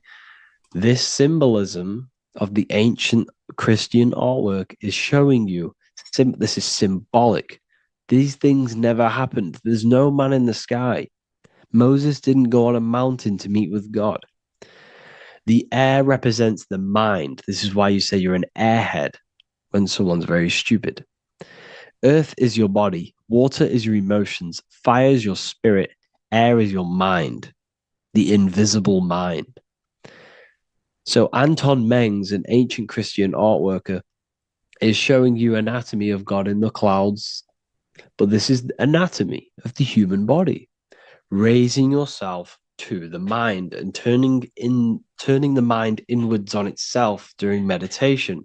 And that's how you meet the Lord in the air. You meet the Lord in an elevated state of consciousness. The air represents an elevated state of consciousness because the air is up. You have to raise your consciousness to meet the Lord in the air. This is why Moses went on a mountain to meet with God. The mountain represents elevation of consciousness, raising the mind up the spinal column, taking all of the mind's attention away from the reproduction and the physical aspects of self and raising it to the brain and turning off the brain and going inward into the air. It's talking about raising consciousness. It's allegorical. It's a spiritual, metaphorical text. The side of your head's called a temple because inside that where that temple is, right in the middle of where you call the temple, is the inner chamber, the open room, the holies of holies in the Bible, or the land flowing with milk and honey, or Mount Zion. There's so many different names for the brain, or the upper room where Jesus meets his 12 disciples, the 12 cranial nerves in your brain. This is the temple of God. Your body is a temple of consciousness. It encapsulates the consciousness. It encapsulates the mind and soul. John 10:30, Jesus states, I and the Father are one. Psalms 46:10, be still and know that I am God. He's talking about the I am within you, not within Jesus. Everyone refers to ourselves as I. I am God. When you say I, you're referring to the highest aspect of yourself. The aspect that is above all thought, above all emotion, and above all things. When you say I, you're referring to your pure awareness, your pure consciousness, the highest aspect of yourself. And anything after I is egotistical. I is God. The letter I is the Roman numerals for one, because there is one God, one consciousness. The letter I is one line, just like the number one. Matthew 6:3-4, take no thought. Therefore, take no thought. Take no thought. He says this 5 times because you must turn off the 5 senses and take no thought to connect with God. Be still. This is telling you to meditate and know that I am God. The I am within you. I and the Father are one. I and God are one. You, who you think you are, is a completely wrong. The body is matter. Your name isn't you. Your job isn't you. Your reputation, your trauma, your memories, your friends, family, worries, bills, interests, dislikes, goals, passions. Anything to do with the thinking mind is not you. Who you think you are is a part of your thinking aspect of consciousness. But once you remove thought, you are no longer your name, you are no longer your body, you're no longer your reputation. You are the I. You are pure awareness, pure consciousness. Pure consciousness. And this pure consciousness has latched on to this name, this job, the body, and your traumas. Your pure consciousness has attached itself to this character who you're playing in the physical world. And this is essentially who you think you are, but you are not. You are the I, you are the self, you are pure awareness. So, in order for you to detach from these things, you must learn how to detach from your name, your job, your reputation. And you do this through meditation by turning off the thinking mind. Turning off the thinking mind allows other aspects of your consciousness to open up. What do I mean? Your whole life you've been thinking, and all of these thoughts has attached you to this physical body. You haven't allowed your consciousness to open up. And you can only do this by taking no thought. That's why Jesus tells you, take no thought. When you turn off the thinking mind, other aspects of your consciousness starts to open up. Other aspects of your being can open up. And this is how you astral project. This is how you do all these mystical things and things to do with consciousness. It's taking no thought. Imagination, emotions, thought, and memory are all to do with consciousness. These things are not physical. You can't touch thought. You can't touch emotions. You can't touch these things because they are not a physical thing.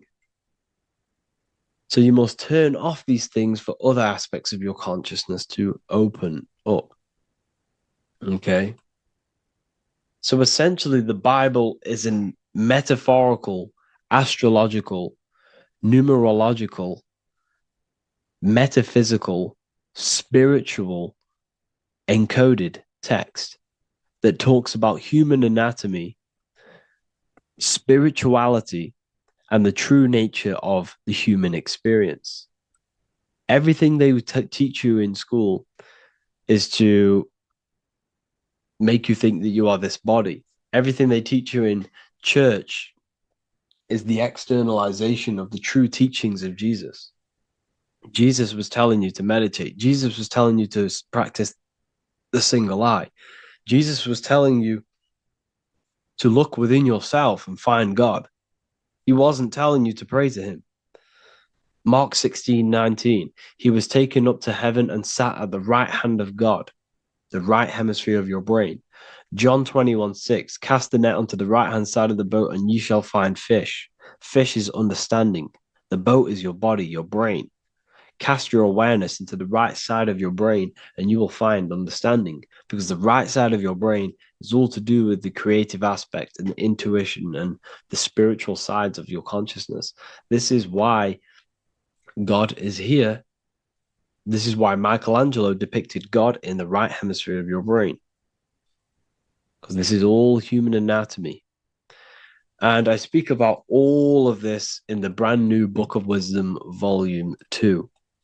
Which is now available. The start of the revolution has begun. This book is truly going to change the way people see the world. It's got so many more topics than the last one. It's truly a revolution. It's written in so much detail. It's very practical. I cannot wait to share this one with you.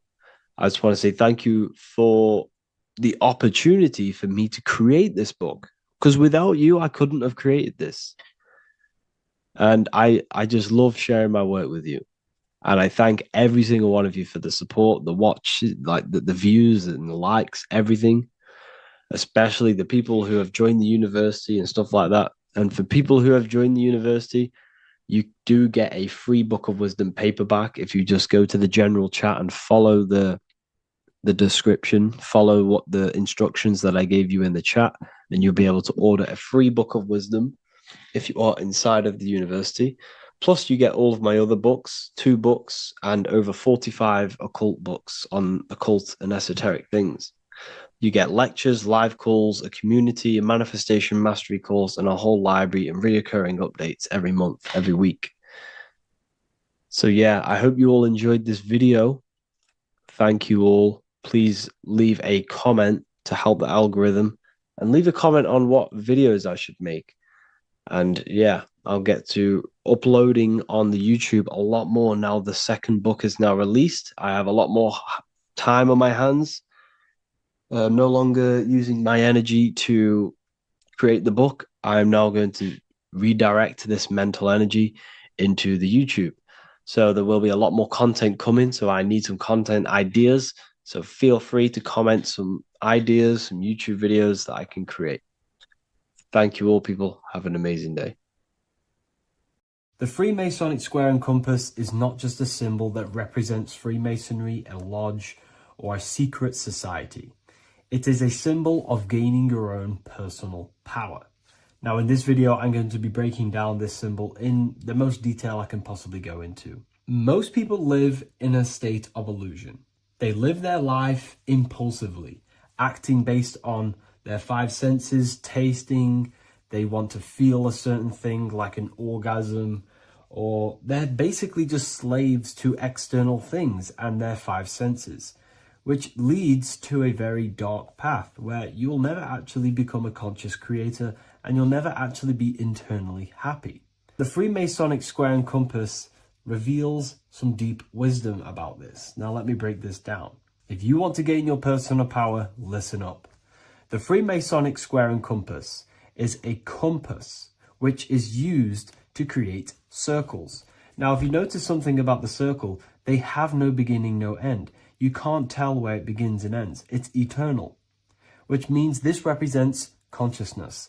Now, if you don't know what consciousness is, if you close your eyes, you have an internal world. You have thoughts, emotion, visualization. This is all consciousness, spiritual. Then we have the square.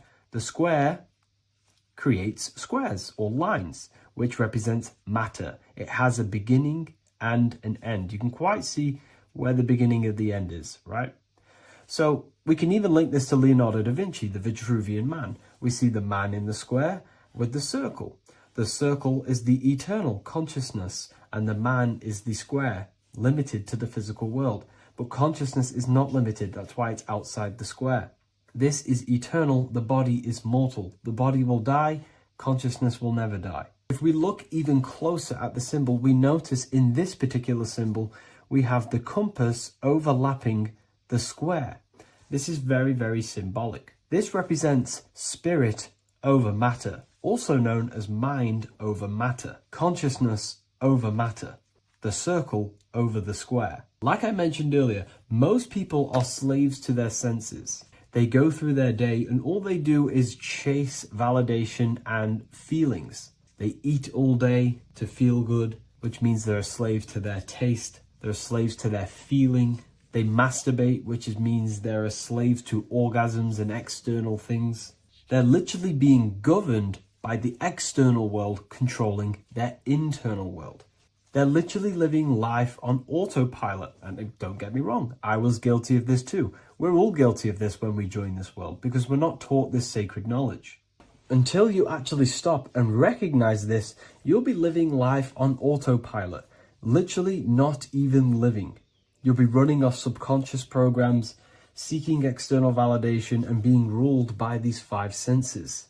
The square underneath the compass represents consciousness on top of matter, which means the internal world is controlling the external world. It is the mind controlling matter and not matter manipulating the mind. In the occult and esoteric world, it's very important that you are conscious of every action that you are taking in your day-to-day life. Never act subconsciously. Always be conscious. What are you thinking? What are you acting? What are you giving your attention? All of this is contributing towards creating because you are a creator. Consciousness is a creative force. You need to make sure that the compass is on top of the square, that your inner world is controlling the outer world and not the outer world controlling the inner. As I've mentioned in many videos before, the internal world of consciousness is what's producing the external world. Your life is just a result of every thought and emotion that you felt in the past. Everything you own, everything you possess, your friends, are all reflections of your consciousness. They're all reflections of what you are thinking about. When you change your thinking, your external world starts to rearrange itself. On a basic level, this symbol represents the combination of spirit and matter. You are a spiritual being and a material being.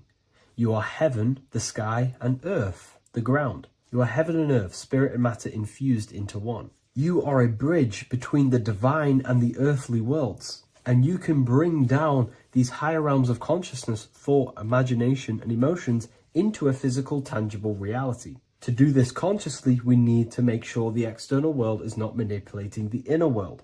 Because if your internal world is being controlled by external circumstances, for example, you have a circumstance happen in your reality, an emotion triggers inside of you, and that emotion is a command to create more of that. And the thoughts that you think are creating more of that negativity. So it's a constant cycle of negative manifestation if you let the external world control your internal world of consciousness. So we need to make sure the compass is on top of the square, that the internal world are commands and not reactions to create your external reality. And not only just to create, but to actually enjoy life. If we let the external world bother our internal world, this means that we have some sort of mental or emotional attachment to the external world. We need to detach from the external world. Why do I say that? Because it's temporary. It's an illusion. We are going to die one day, and none of this will matter. You need to understand that everything in this world is temporary. You have to be okay with losing things, losing family, losing things in this world, because it's guaranteed to be temporary. We need to make sure the internal world is order and not chaos, commands and not reactions. Now, at the back of the Book of Wisdom, Volume 2, the book that I've wrote here, I go over the different meanings of the different arrangements of the square and compass. Sometimes we see the square overlapping the compass, which is the opposite of what we've just broken down. Or sometimes we see one leg of the compass on top of the square and one leg of the square on top of the compass. These are all highly symbolic. When we see the square overlapping the compass, this pretty much represents the beginning of the Freemasons' journey, when their internal world is being controlled by the external. They have a lot of spiritual growth and a lot of learning and inner work to do. Now, when we see half and half, one leg of the square on top and one leg of the compass on top, this represents the Masons' gradual emergence from the material realm into the spiritual. This interplay of symbols reflects the process of gaining greater light and knowledge as the Masons ascend from material concerns towards spiritual enlightenment. And of course, we've just broken down what this means. This represents spirit over matter. They're not chasing external physical things anymore. They're actually chasing and gaining validation and happiness from spiritual growth, more knowledge and deeper understanding of consciousness and themselves. Most people chase external material things, which actually don't make you happy in the long run. You could be given £1 million today.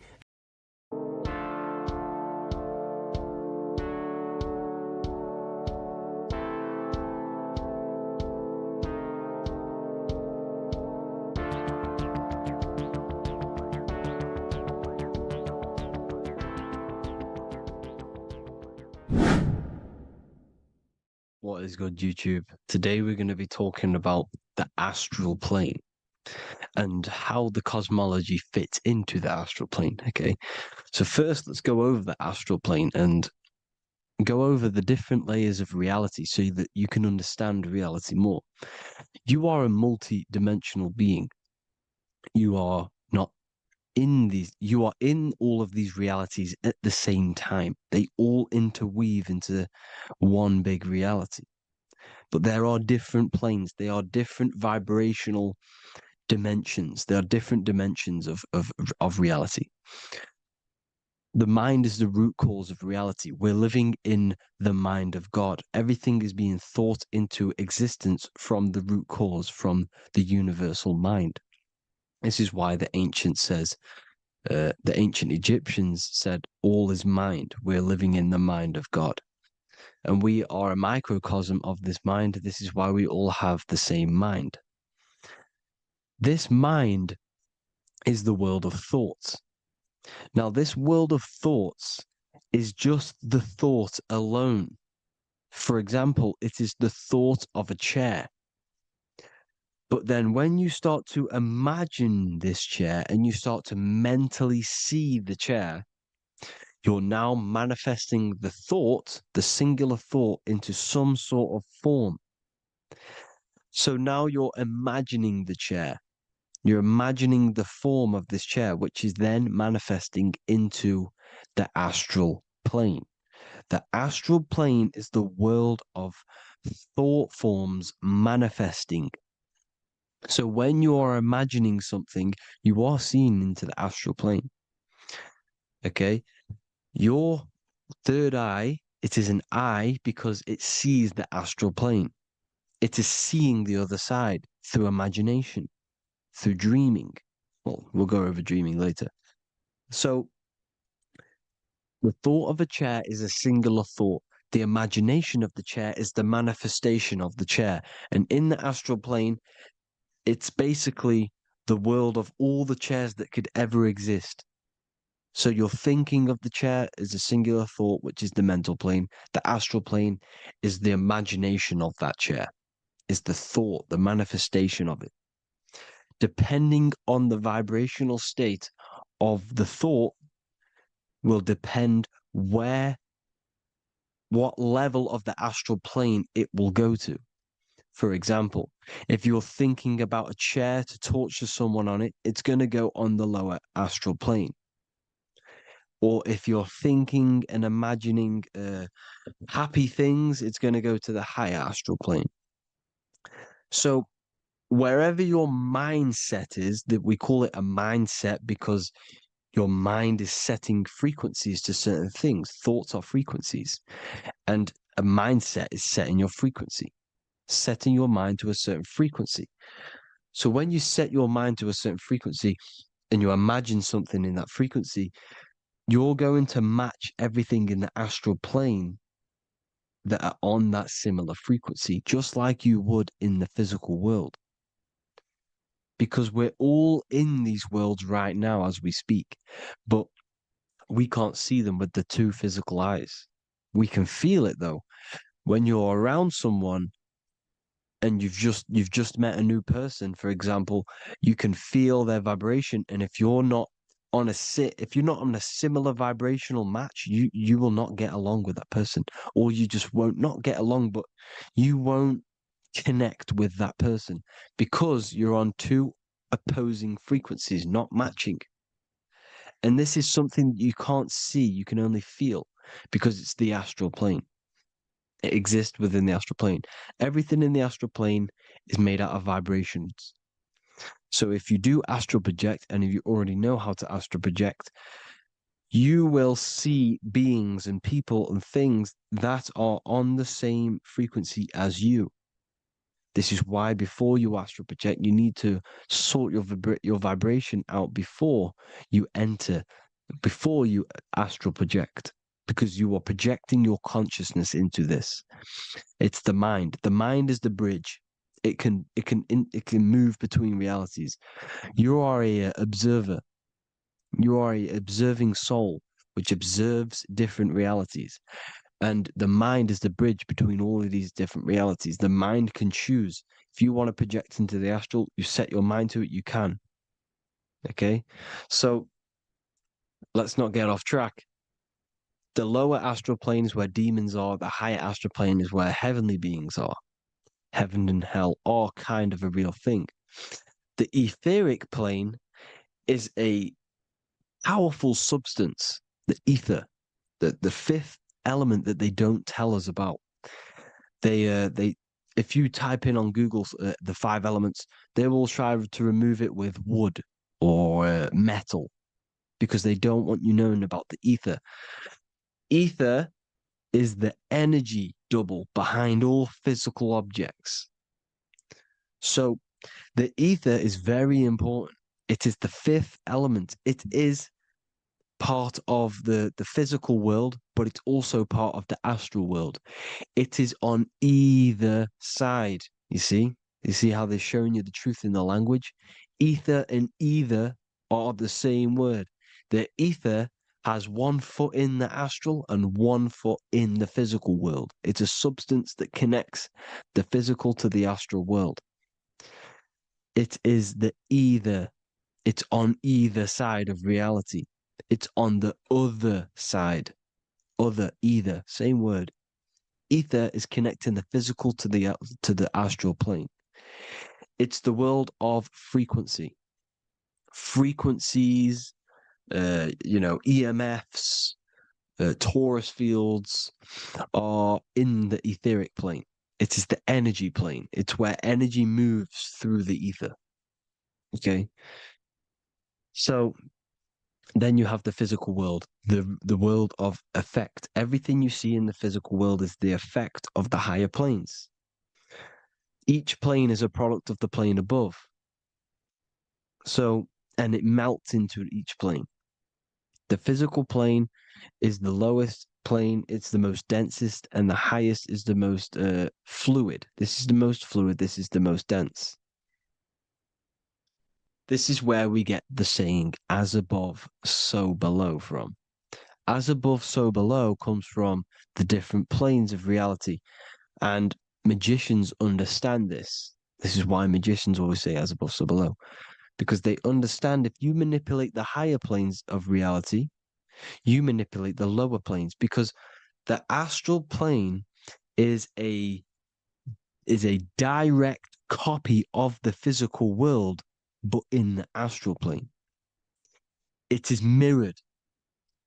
The physical world is mirrored in the astral plane. They are both the same world, but just different vibrational states of the world. Kind of. It's hard to put this in words, people. So just try and understand. The astral plane is the double. It is whatever happens in the astral plane happens in the physical plane. This is why magic works. This is why demons work. This is why spirit communication works. Because if you manipulate the higher planes, you manipulate the lower planes. As above in the astral, so below. Leonardo da Vinci showing you to look up, pointing up. You got to look up. He's telling you to change the mind, you change the physical world. You change your emotions, you're on the astral plane, you change the physical world. You change your reality by changing the higher planes. This is the Masonic 11, the 2 pillars. This is the 11, also symbolizing the 2 hemispheres of the brain here. But the 11 symbolizes the 2 mirrors. 11, 9, 11. 9, 11 adds to 11. 9 plus 1 plus 1 equals 11. The Twin Towers were in 11. Flight 11 was hijacked. Because it's a mass ritual within the astral plane. Now, we're going to go deep into that later, and I'll show you these rituals they do in order to manipulate the astral plane. So, this is what the 11 is. It's the mirroring of reality. If you contact spirits and conjure spirits, you can either summon or attract demons and spirits. Summoning is creating a spirit. You create demons.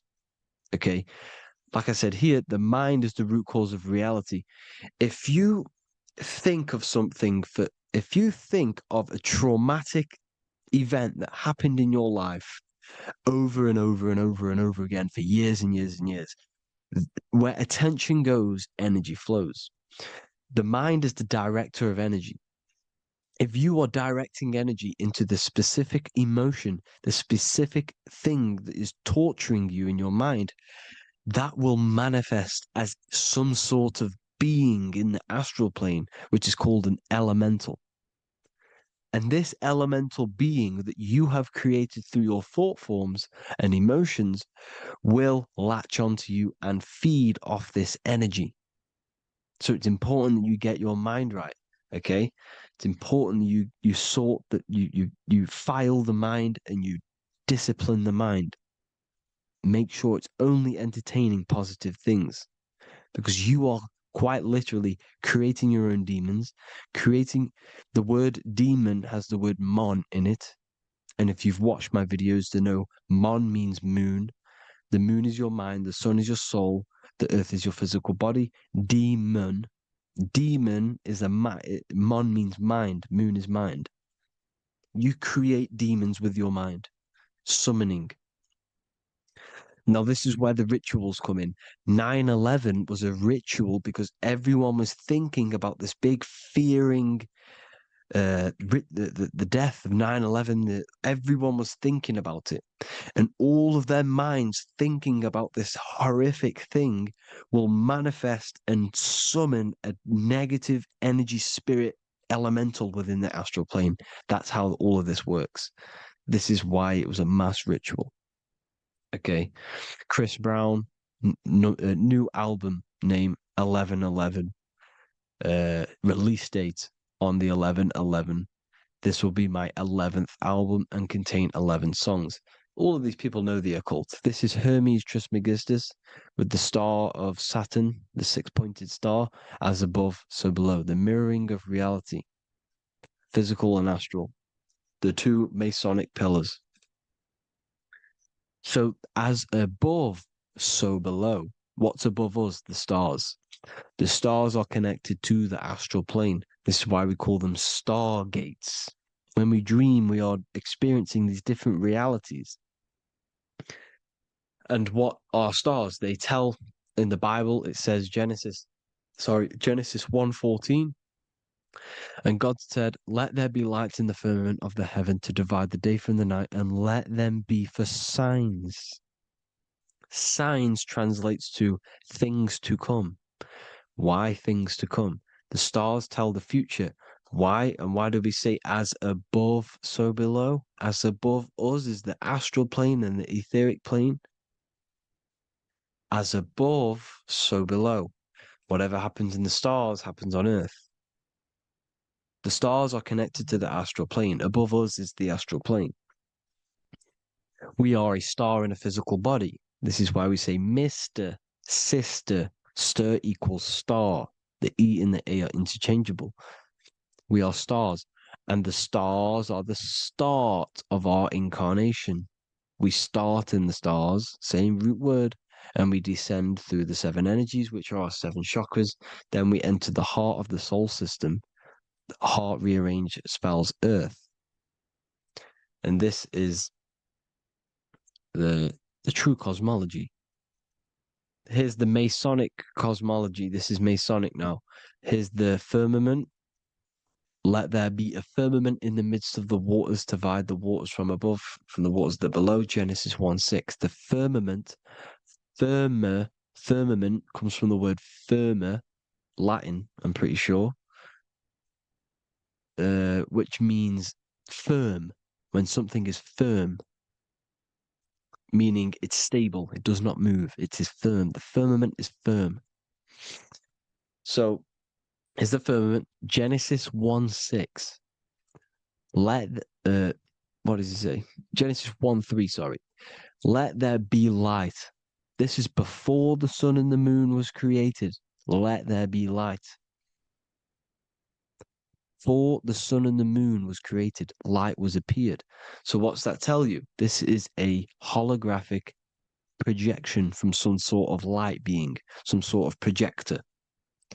And that projector is the all-seeing eye you see in the Masonic cosmology. This is the all-seeing eye projecting the light beams. Let there be light. Everything is made out of light. The universe is created out of light waves. The torus field is one unit of light. The light projecting this reality is Polaris. Okay, the famous all-seeing eye. Now, what else? Then we have after let there be light in Genesis 1:16, And God made the two great lights. This is the sun and the moon, electric, magnetic, male and female.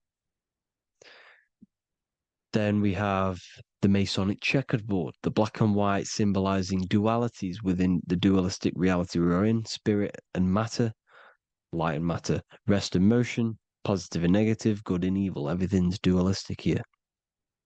Okay? And it's a dance. The universe is a dance between flickering of white and black light, which is the Taurus field. We're not going to go over that, but this is all connected to the astral plane. This is the true cosmology. The astral plane cannot work on a spinning monkey ball in the middle of space. Does not work. Cannot work. It's impossible. Okay? Impossible. So, even in the Quran, it says, Allah has made the earth for you as a carpet, flat. Quran 15:19. And the earth we have spread out like a carpet, set there on mountains, firm and immovable. It is immovable. In the Quran, it also says 65:12, it is Allah who has created the seven heavens of the earth. The seven heavens meaning the seven layers of heaven, the seven planets. And Psalms 104:5, he set the earth on its foundations and it can never be moved. Never. So here you see in Isaiah 40:22, he sits enthroned above the circle of the earth and its people are like grasshoppers. He stretches out the heavens like a canopy and spreads them out like a tent to live in. We live in a tent. This is the tent. The projection of light. Here you see an ancient picture here. Here you see the ethereal barrier, meaning the firmament, the etheric barrier. And here you see his head popping out. Why is his head popping out? Because your head is heaven. Your heel is hell. Your head has access to the astral plane. This is why your head is heaven. The pineal gland, when stimulated, has access to project itself, project consciousness into the astral plane. Here you see another ancient picture here with the Masonic Royal Arch, with the zodiac here, the zodiac on the top, arching because there's a firmament above us. Here's God in the brain. Consciousness is God. Here you see the Masonic Royal Arch, symbolizing the firmament. George Washington above the Masonic Royal Arch. These are the stars. This is Polaris projecting reality. Here's ancient churches with the dome. Polaris projecting reality with Jesus. Disney World is under the dome. The seven layers of heaven, ancient paintings, all depict if you go and look at the ancient paintings, they'll all depict the firmament, the arch above us. This is where we get interesting. The Masonic Royal Arch has the 6-9, which is Cancer. The constellation Cancer, which is 6-9 is associated with portals because CERN is the 6-9. Okay, CERN is opening portals. They're trying to create a portal to the other side. Cancer has the word CERN within it, so there is a link between Cancer and the opening, the firmament opening above us to Ascension. Here you see the Masonic art with the Royal Arch and the light and the opening. Here you see the light and the opening. This is the opening of the firmament. Here's the Hebrew cosmology with Sheol, the underworld, and the opening. So Cancer is definitely some sort of portal in and out of this reality. I'm just connecting dots here. Now, we're going to go change a bit now. These celebrities that you are seeing they have not sold their soul to Satan, okay? They have not sold their soul to Satan. Satan is a demonic, low vibrational energy that has been summoned over the thousands and thousands and thousands of years of evil occult arts. So since Babylon was summoning this demonic energy, and this demonic energy in the astral plane will grow and grow and grow. It has no form. It has no physical form. Okay? But you can see it in the rappers. If your third eye is open, you can see clearly that these people are demonic. You can sense the energy that they're manifesting. Selling your soul is not what you've been told. It is gaining, because your soul is pure love, okay? Your soul does not want to do anything bad. So when you sell your soul, you're gaining physical gain. You're gaining physical wealth, for example, like for these rappers, they will be given millions of pounds because the people in control of the music industry, which is the dark occultists trying to brainwash the masses, the people in charge, they're dark occultists. They understand Satan and the energy. They are satanic energy, which has been summoned in the astral plane. They see that they have influence over the masses, so they will go to them and say, "I will give you this amount of money forever if you manifest this satanic, demonic energy through the music and through social media to blind the masses, to brainwash the masses into this demonic energy." Because when you listen to music, music is frequency. Whatever you listen to, you become that frequency. So if you're listening to these people, they're throwing energy, this demonic, satanic energy that they sold out to. Soul, same word. When you sold something, you've got your soul involved. They have exchanged money, physical gain, so that they manifest this satanic energy within the astral plane and through the music, through the videos, through social media, to keep us in this vibrational frequency, in this low state of consciousness. This is what it actually is. It's not, you're not selling your soul to some sort of devil. This satanic energy has no physical form it is formless in the astral plane. It's a summoned energy. Now, the root chakra is red. This is why the devil is red, because it symbolizes the animal nature of man. When you are operating off your root chakra, you will kill, you will fight, you will do anything to survive, because it's all about survival mode in the root chakra. They want you keeping in that fighting mode, that surviving mode, so that you are manifesting this low vibrational frequency, this satanic energy, this demonic red energy. This is why the devil is red. And the devil has a tail with the red arrow pointing down, because it symbolizes your light body. This is your Merkaba. Your Merkaba is your light body. Mer equals light, Ka equals spirit, Ba equals body. Merkaba, this is the devil's tail pointing down, the descension, your heel, up to your heel, hell. Ascension to heaven, head. You see? This is the all-seeing eye with the illumination coming off it, your head, when you're illuminated. The Merkaba is your celestial sphere to portray different planes of reality. It is the vehicle of ascension. It's your light body. It's in the word Kabbalah, Kabbalah, Ka, spirit, Ba, body, La, light. Same thing, Kabbalah, Merkaba. Same thing. It's all about the light body. This light body sees different realities. So when you see the goat in the music industry, it's this satanic summoned energy that's been summoning for thousands of years within the astral plane.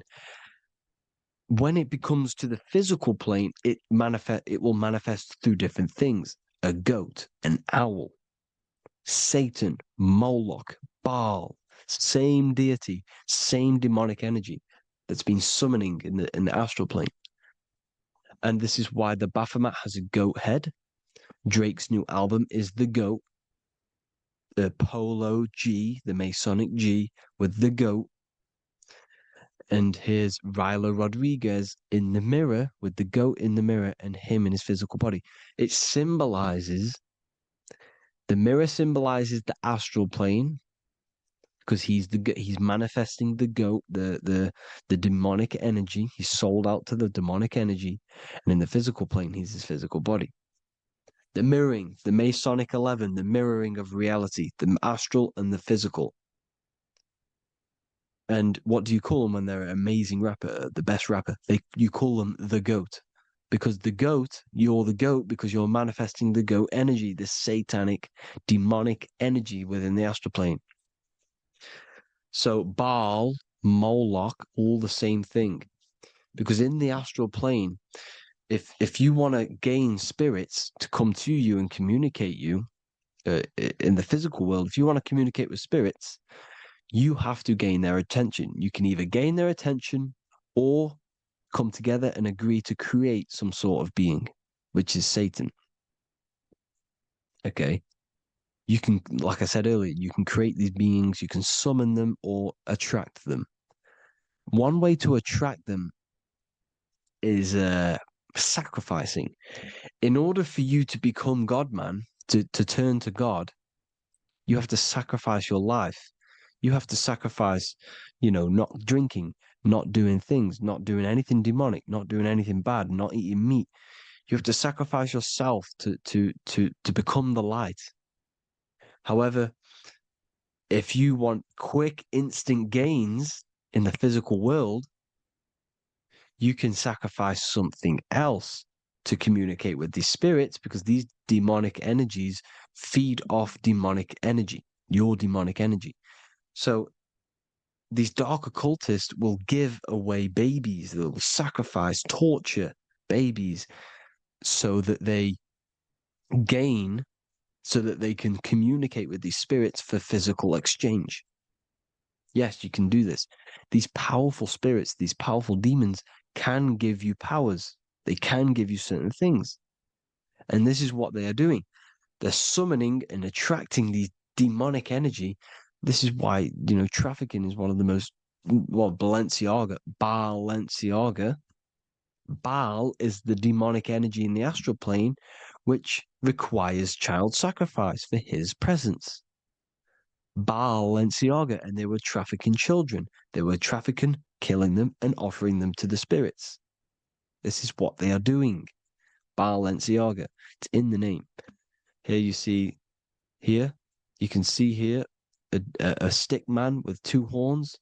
The goat, obviously, it's all the same deity. Baal, the goat, Moloch, here's Moloch, the owl, the Egyptian owl, because it comes from the owl of Moloch, which is Baal, which is Satan, all the same demonic energy. And it's on the dollar bill, a tiny dollar bill, on the $1 bill. All the same thing. Bohemian Grove, they worship the big owl, Moloch. It's all the same thing. It's all one big demonic energy which has been summoning in the astral plane. And it's trying to take over Earth, the physical plane. That's what it's doing. So I hope you all gained a deeper understanding of the astral plane and what's actually going on in the world. Please leave a comment if you can to help the algorithm. Drop a like if you like this content. And hope you all learned something today. And God bless you all. Thank you all.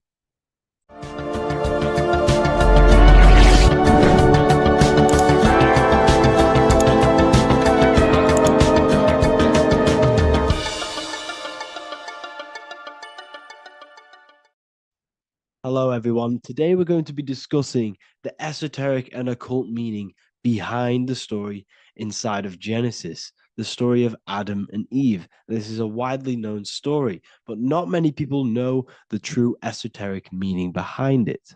Okay, so today we're going to be breaking this symbolism down. Before we get into this, please leave a like and a subscribe on the channel. I would greatly appreciate it. And please comment below any lectures or anything you wish to know, and I could maybe make it in the future.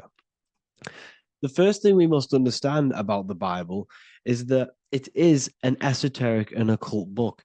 It is written in allegory. It is written in such a way that we understand the book compared to our level of perception. Now, what do I mean? If a child read the Bible, they would gain a standard meaning and story behind it. They would gain a normal interpretation of the book, of being good, praise God, and be a good person. However, me, who have studied the occult and esoteric and symbolism for a very long time, when I read the Bible, I see a deeper meaning. I can read between the lines of the allegories, which means the Bible is written in such a genius way that it speaks to your level of intelligence. Depending on how advanced you are mentally and with knowledge, will depend on how you decipher this book and how the parables inside the book can speak to you in your personal life. Okay? So the Bible is the greatest psychological book ever written in history. This is why it's known as the greatest story ever told. It's a story. What we must understand with the Bible is that the Bible creates on the surface a logical way of thinking, which is what we call religion. We read the Bible and if we think logically and we take that book literally, then we gain a religion. But if we look beyond the surface, this is what we call esoteric, metaphorical, symbolic. You can read between the lines using our right hemisphere of the brain in deciphering this book and what it truly means to us and the evolution of our mind, body, and soul. What this book actually reveals between the lines is instructions and stories which teach you how to level up your consciousness, how you can sync the mind, body, and spirit and the soul all together so you can live like a god.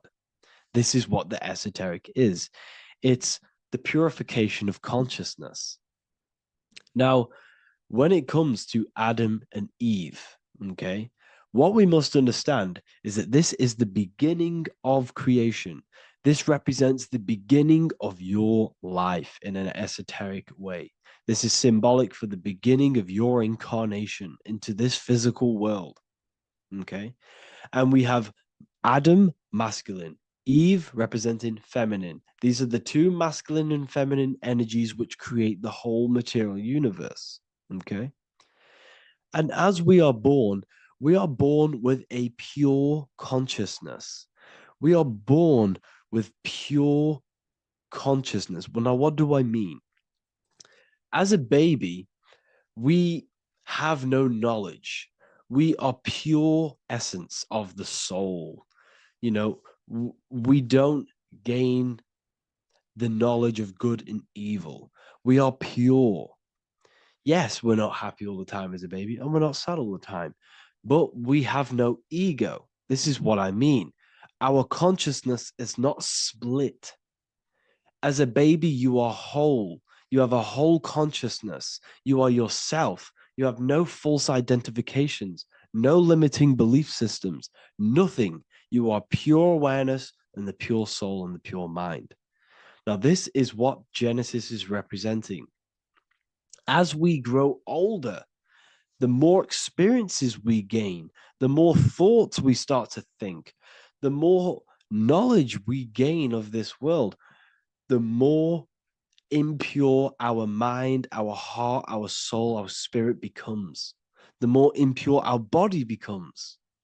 As we grow older, we're infected with negative beliefs, negative thoughts, and society norms. This is a big one. As we grow older, we are molded by society. We shut off areas of ourself and we push them away so that we fit in with society. We all know this. We all did this in school. We pushed away parts of ourselves to act cool or to fit in, whatever it may be. Whatever type of person you were in school, we all went through this because society and culture is programmed. So as we grow older, our consciousness splits. We gain a persona, an ego, and we gain a shadow self, the subconscious, and we gain an ego. Now, the ego is what you show to people. It's that character that you show, that you put on to your culture, to your family, to your friends. This is a false identification. And we also gain a shadow self. The shadow self is gained through experience. This is the subconscious. Our ego is created through experience. And so is the subconscious and the shadow self. Okay. So as we gain age in this material body, we fall from the Garden of Eden. We gain the knowledge of good and evil. This is what the symbolism represents of us leaving the garden, us eating from the fruit. Now, the fruit represents the knowledge, it represents the insight, the experience, which splits our pure consciousness. Our soul splits. Okay? We lose connection with the divine. We lose connection with our pure self through material experiences. We may lose ourselves in material experiences. We may lose ourselves in lust and material gain, wealth, and all of these lovely things that the material world offers. We lose ourselves in this. Okay? And not only that, there's another symbolic thing that we're missing with being a child. There's another symbolic meaning behind this tree in this story of Adam and Eve. And this is sexual energy. Okay? As we are a baby, we have no ability to create another human life. We have no sexual urges. We have no desire for the material things as a baby. Nothing. As we grow older, our sexual energy cultivates around the age of, it's like 10, maybe earlier for some people or later for some people. This is what we call puberty, when our sexual energy activates. This is when the masculine and feminine energies are present within the body. And we are now given the ability to create human life. We're now given the ability to bring in a soul into the material world. Now, this is what we believe and know in the esoteric world. That is what sex is. You're bringing a soul from the astral into the physical. Okay? So as you grow older, you gain this ability to use the power of creation. You gain this force within you that allows you to open a portal in the astral and bring in a soul to the material. Now, this power can be misused. This power is very powerful and should not be misused. In occult and esoteric teachings, we teach and learn sexual transmutation, how we transmute sexual energy into different areas of our life so we can grow and create. Because sexual energy is creative energy. It creates a whole new human being. So if we retain it, we can transmute it into creativity. So this energy is kind of corrupting us as well. And now I'm not saying growing up is evil, all this thing is evil. This is a natural cycle that we must go through. The soul of us must go through this cycle so that we learn, so that we overcome it, so that we gain mastery over ourselves, so that we expand ourselves. I recommend you watch the Evolution of Consciousness lecture that I did on my YouTube. An amazing lecture. It talks about the evolution of consciousness and how we're on a never-ending cycle of life and death and expansion. So leaving the Garden of Eden is symbolic. You see, Eve represents emotion. She's feminine. Adam represents action. That's why he bit the apple. You see, Eve takes the apple and tempts Adam because she's the emotion. She's the sexual desire. And Adam eats it. He releases. He misuses the power of his creation. He misuses his consciousness because of material illusions and material desires. This is natural. Okay? As we grow older in this life, our soul has to experience sin. We have to experience negativity. We have to experience evil. Okay? And we have to misuse this power within us to learn about it so we can overcome it and gain control over it. Now, this is why the Bible says in Genesis 3:6, "For God doth know that in the day ye eat thereof, then your eyes shall be opened. Ye shall be as gods, knowing good and evil."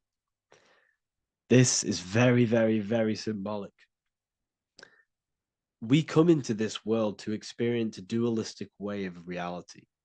We come into this world to challenge ourselves so the soul can grow, because the soul comes from pure love from God.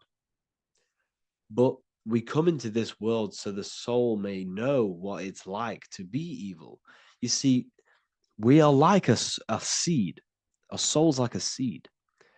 And when that seed grows, okay, and it's planted, them roots must grow to hell in order for the top of the tree and the roots to grow to heaven. In order for the soul to reach the highest states, it must descend down into the lowest states. Good and evil. This is the story of good and evil, okay? And this is the story, a psychological story of how the human mind has functioned in this life. This is what this story is representing, of how our soul and mind is functioning, how our consciousness is splitting and growing up and evoluting. Okay? Like I said, snakes represent sexual energy. They represent, snake, when you've been snaked. This is why we say you've been snaked, because it represents a temptation of sexual energy. This is why the Kundalini is symbolized as a snake. This is the serpent within us that we can rise to activate dormant brain cells in our brain. Now that's called the Kundalini awakening. I'm not going to get into that into this video, but this is what it symbolizes, the tree and the knowledge of good and evil, because our body is the tree. Our central nervous system is the tree. The snake is our sexual urges and this false temptation that tempts us to interact with sin, the material world, okay, and go against our higher divine self. This is what it represents. Now, it's very, very symbolic. Not everyone is going to agree with this, but this is my interpretation of Genesis based on my research of occultism, symbolism, metaphors, and me studying the Bible. This is my interpretation, and I hope it resonates with you. It might not resonate with you, but this is what makes sense to me, and this is what has made sense to many other occult researchers who are in this space as well. Okay, so please leave a like, leave a comment, leave a subscribe. I'd greatly appreciate if you could, just give me some support on this channel. We're nearly at 100,000 subscribers, which is insane. I just want to say thank you all. And yeah, I will see you inside the university. If you join, I'll look forward to mentoring you, connecting with you on the live calls. There's a new symbolism course, which is going to be available very, very soon. And yeah, if you join the university, you also get a 30% discount on all of my products, astrology readings, one-on-one calls, all of my books. Yeah, so I hope you gain some insight on this video, and I'll see you in the next video, and I'll see you inside the university. Have an amazing day. You're living in 4 planes of existence right now, but most people are only aware of one. And that's why they feel lost, disconnected, and stuck in cycles they can't explain. If you don't understand the blueprint of reality, you'll keep trying to fix the physical, while the real causes lie in the unseen dimensions that you have direct access to. You must understand that the universe only exists in the mind. Everything is a projection of consciousness. Therefore, consciousness produces everything. Our internal world is consciousness. Our external world is this physical body, physical world. Everything is an externalization of consciousness. For example, This was a thought. Now it's made physical. But before this was invented, it was existing in someone's mind, in consciousness, invisible. Then it was made manifest, made physical. So everything in this physical plane is the effect. The cause is consciousness, mind, the mental plane. So now I'm going to explain these different dimensions of consciousness. You don't just exist in this physical plane. The physical plane, in fact, is the lowest plane there is. It's the illusionary plane. So first of all, we have the Buddhic plane. This is the nothingness. So think of it like this. Absolute nothingness. If you turn off thoughts, there is nothingness. This is the void. And out of the void springs infinite potential, which is the mental plane. Now, your mind has no limitation. It can think anything, be anywhere, anytime, any place. In the whole world, there is no limitation with the mind. This is the realm of infinite possibilities. This is the realm of thought. Thought is a dimension, information and thought. To go a little bit deeper on this, there are pockets of thoughts, what we call in the occult fields of thoughts. Your mind does not think thoughts, it receives them. Your mind is like a radio. Whatever the mind is tuning into, setting its mindset, setting your frequency or setting your mind, you will receive thoughts based on that set, whatever you set your mind to. So there are pockets of thoughts that we penetrate in the mental plane.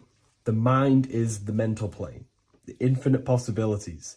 This is the spark of creation. This is where all things begin to manifest as an idea in the mind as a thought. So if you want to gain certain information, you need to meditate or do thought exercises where you are penetrating that dimension of thought, that pocket of thought. For example, if you want to find a way on how to make financial wealth, you would use your mind, set your mind on wealth and money and think, close your eyes and think about that specific topic and see where your mind takes you. And you will expand your mind into different pockets of thought and gain information.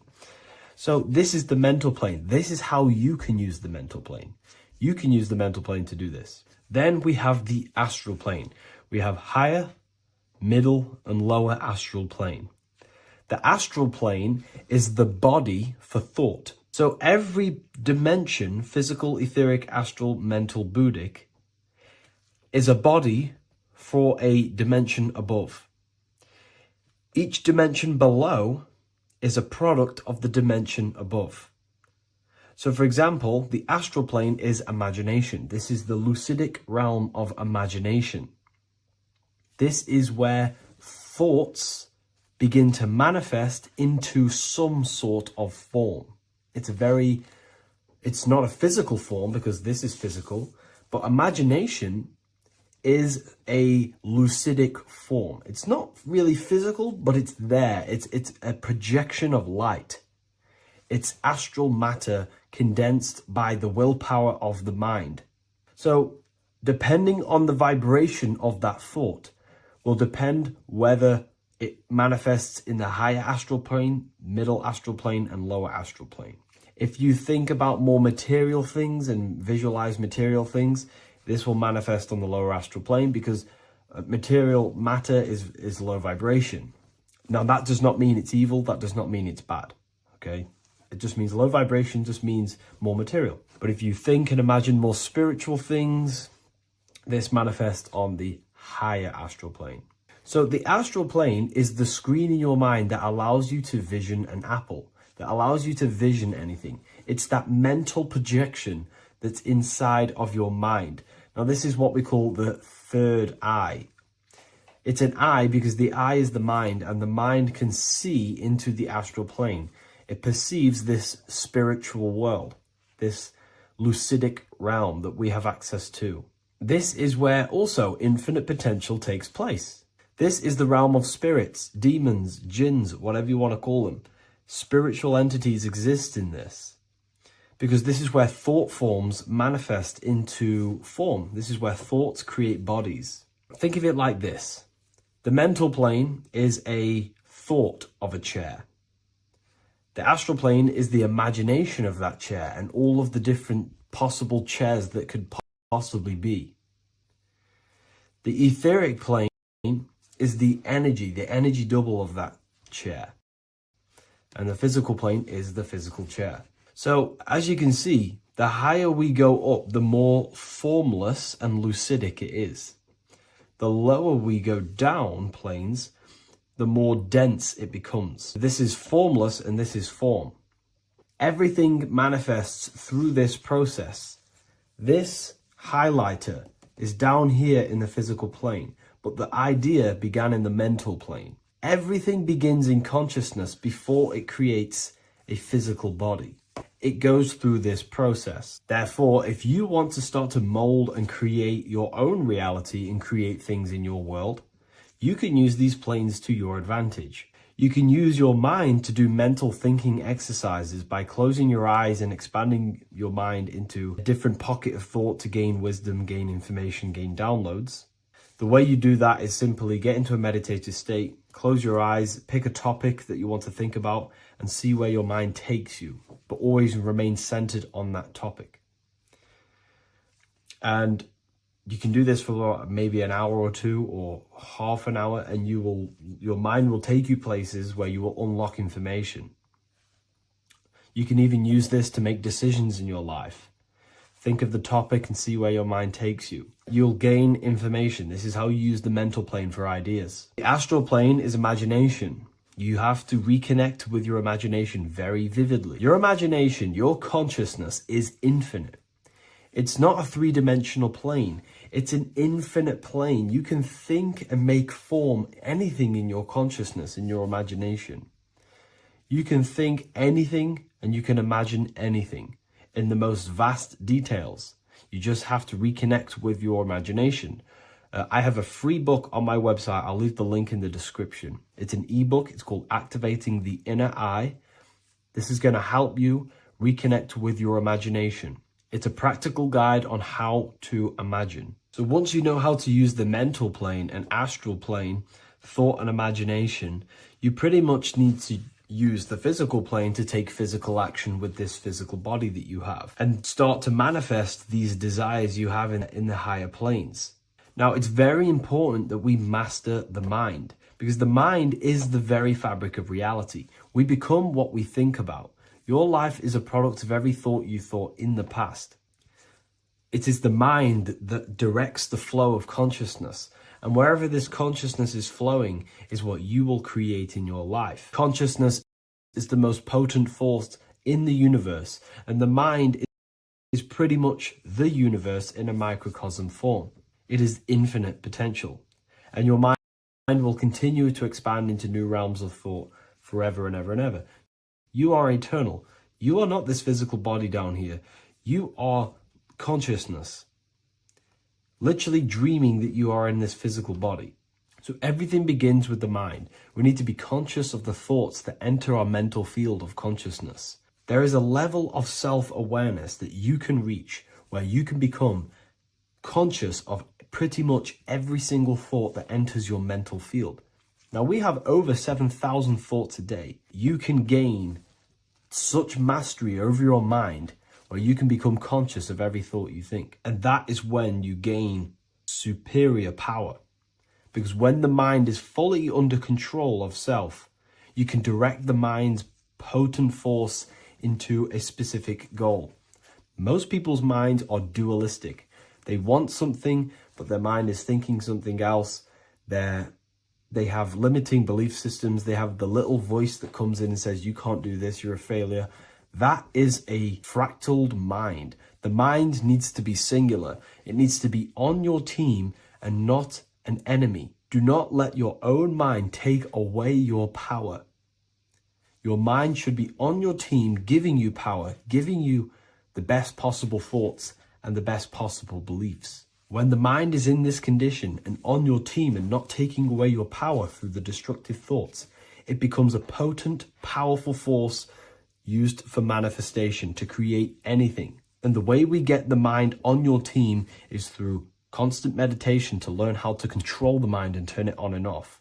Subconscious reprogramming through visualization, affirmations, cultivating emotions associated with your goal.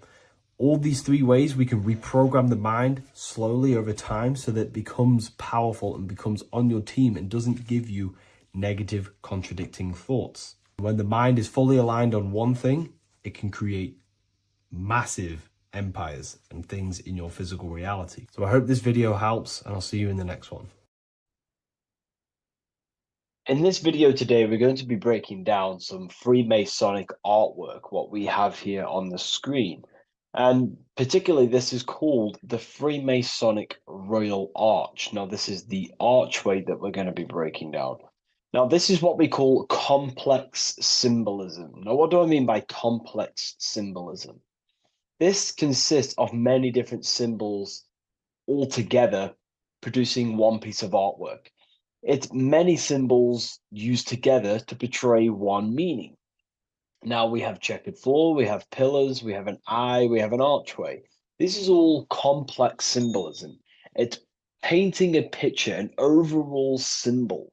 Now, when we're talking about Freemasonic symbolism, it's all about how to gain enlightenment and more self-awareness. Now, that is the aim of Freemasonry, of the spiritual path that you are walking, consciousness and gaining higher awareness, because this is the eye. The eye is conscious. The eye sees, it perceives.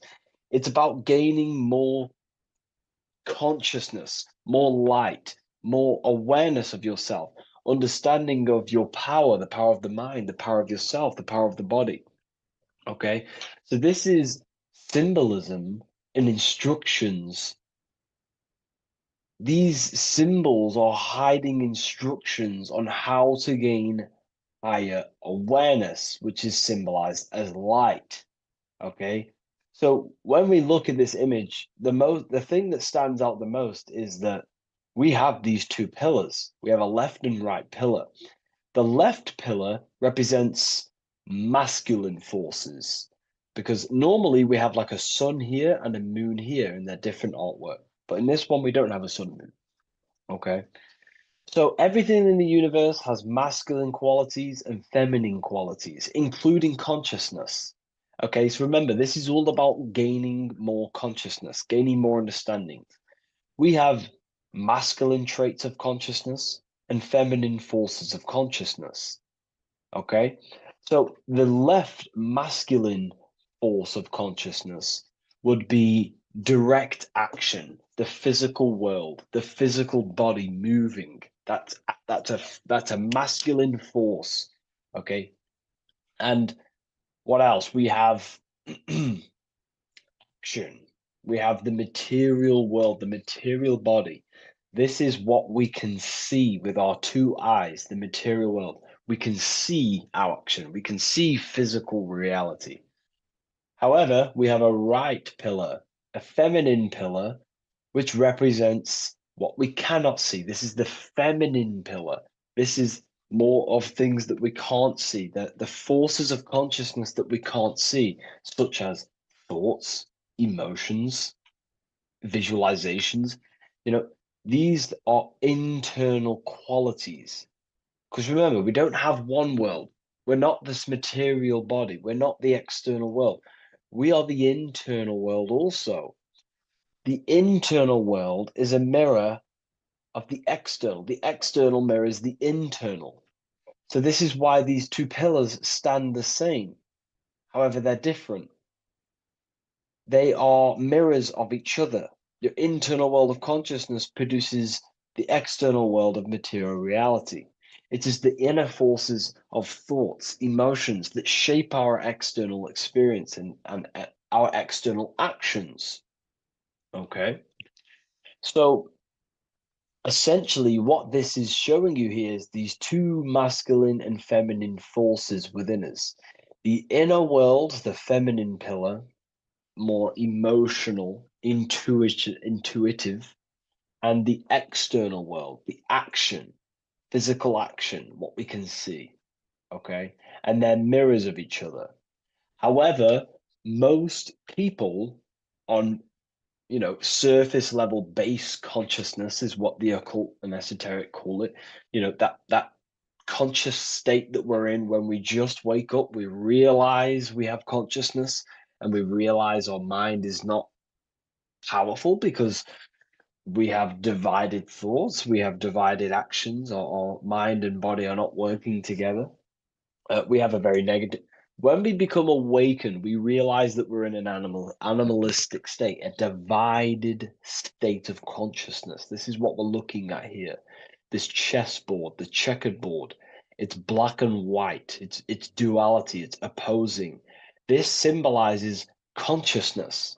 Remember, symbols are symbolic of you, nothing external, but the state of your consciousness. This represents base level consciousness, hence why it's on the ground. The ground represents low. It's at the base. It's the surface. It's the ground upon we rise upon. We have to climb these pillars. Remember, we climb these pillars towards the archway, the eye. Now, I'm going to break that down later. So, the black and white checkered board is confusion.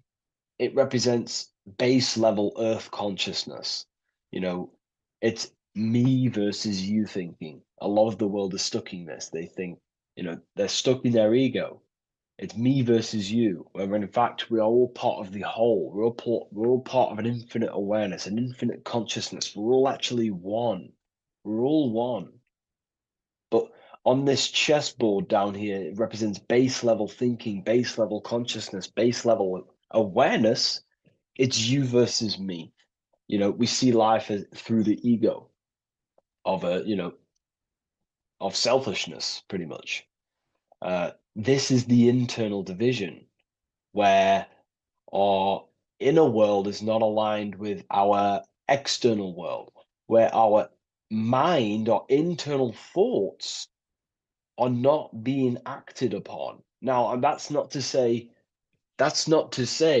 oh, you should act on every single thought, because we all have intrusive thoughts. However, if you say you're going to do something in your internal thought and in your mind, the body needs to be a follow-up of that. You need to have honor within you that your body acts out the mind's will, the mind's desire. If you say you're going to start something, you need to start something. You should not have the contradiction between the inner and the outer world, which is this division you're in. If you say you're going to better your life, which is what Freemasonry and the spiritual path is about, bettering your consciousness, mastering your mind, and leveling up your awareness. Okay, you have to do what your internal world is saying. You have to act out left pillar action, your internal world. You need to build a connection between the mind and the body. The mind is the monarch. It is the command center. It is it's above all forces. The mind is the force the body needs to obey.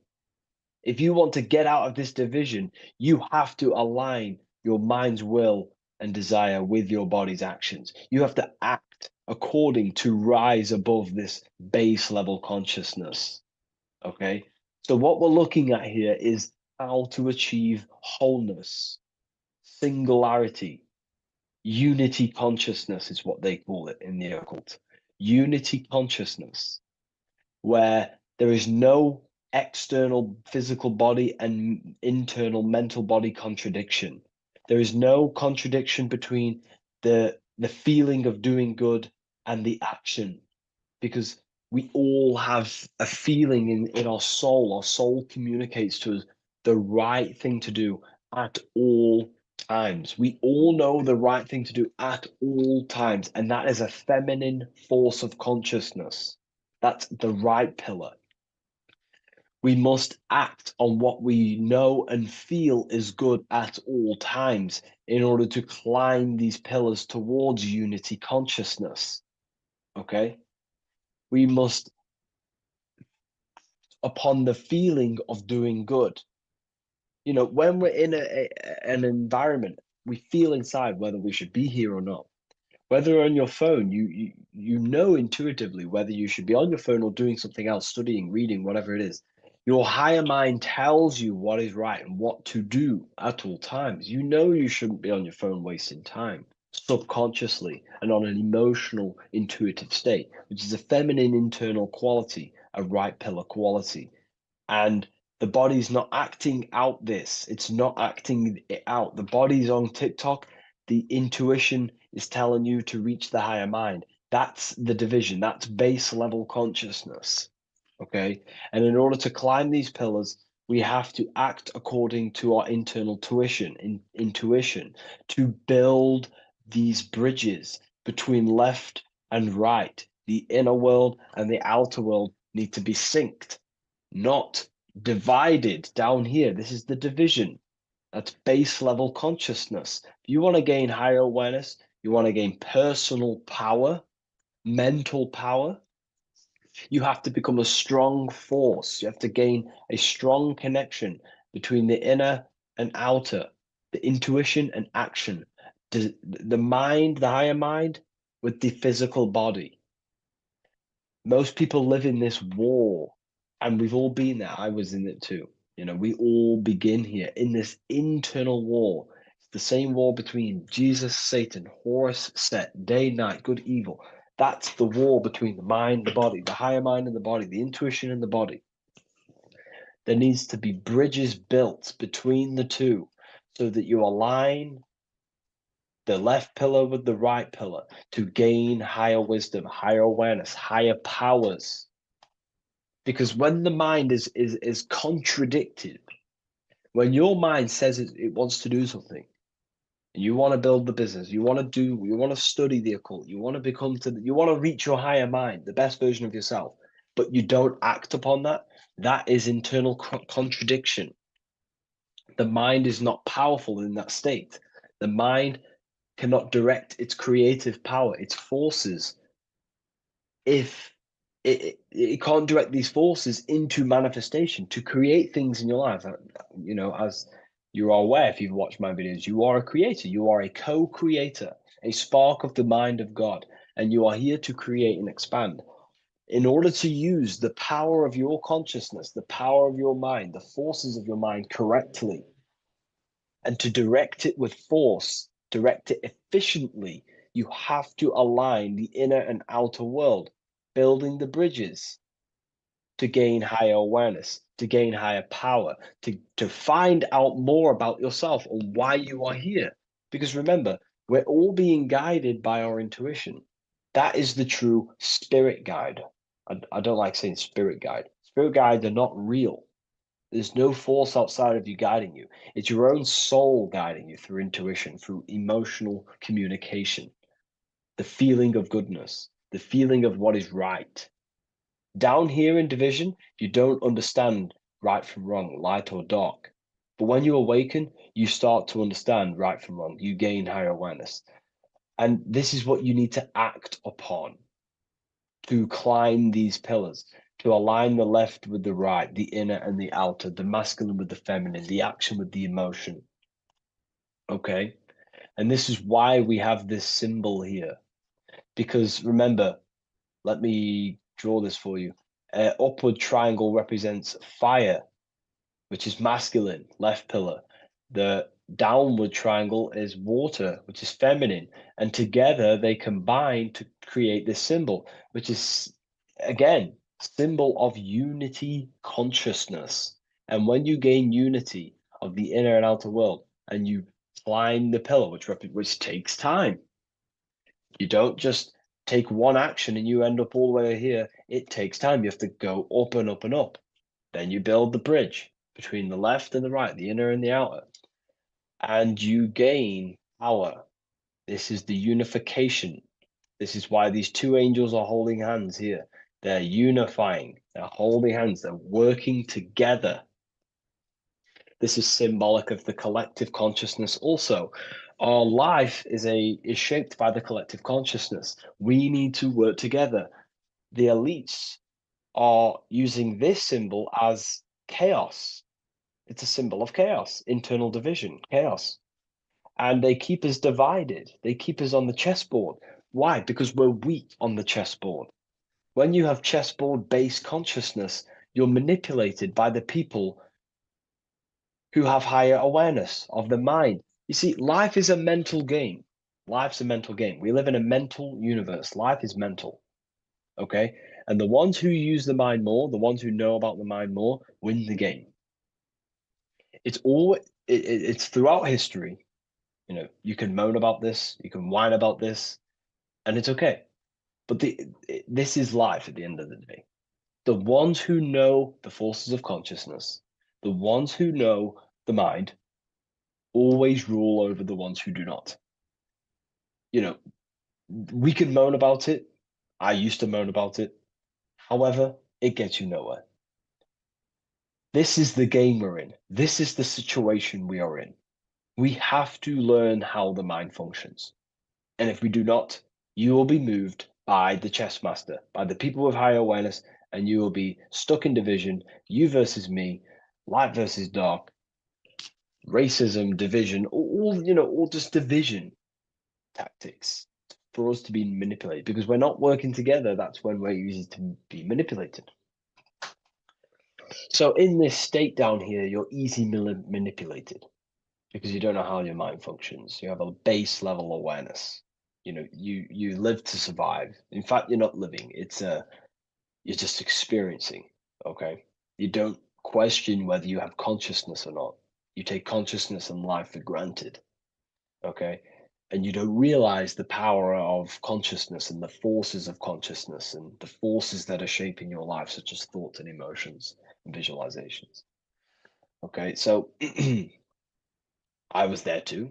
Everyone begins at this point. It's okay. If you're at this point, that is completely fine. I'm not, saying anything bad. We all start at this base level and we rise up.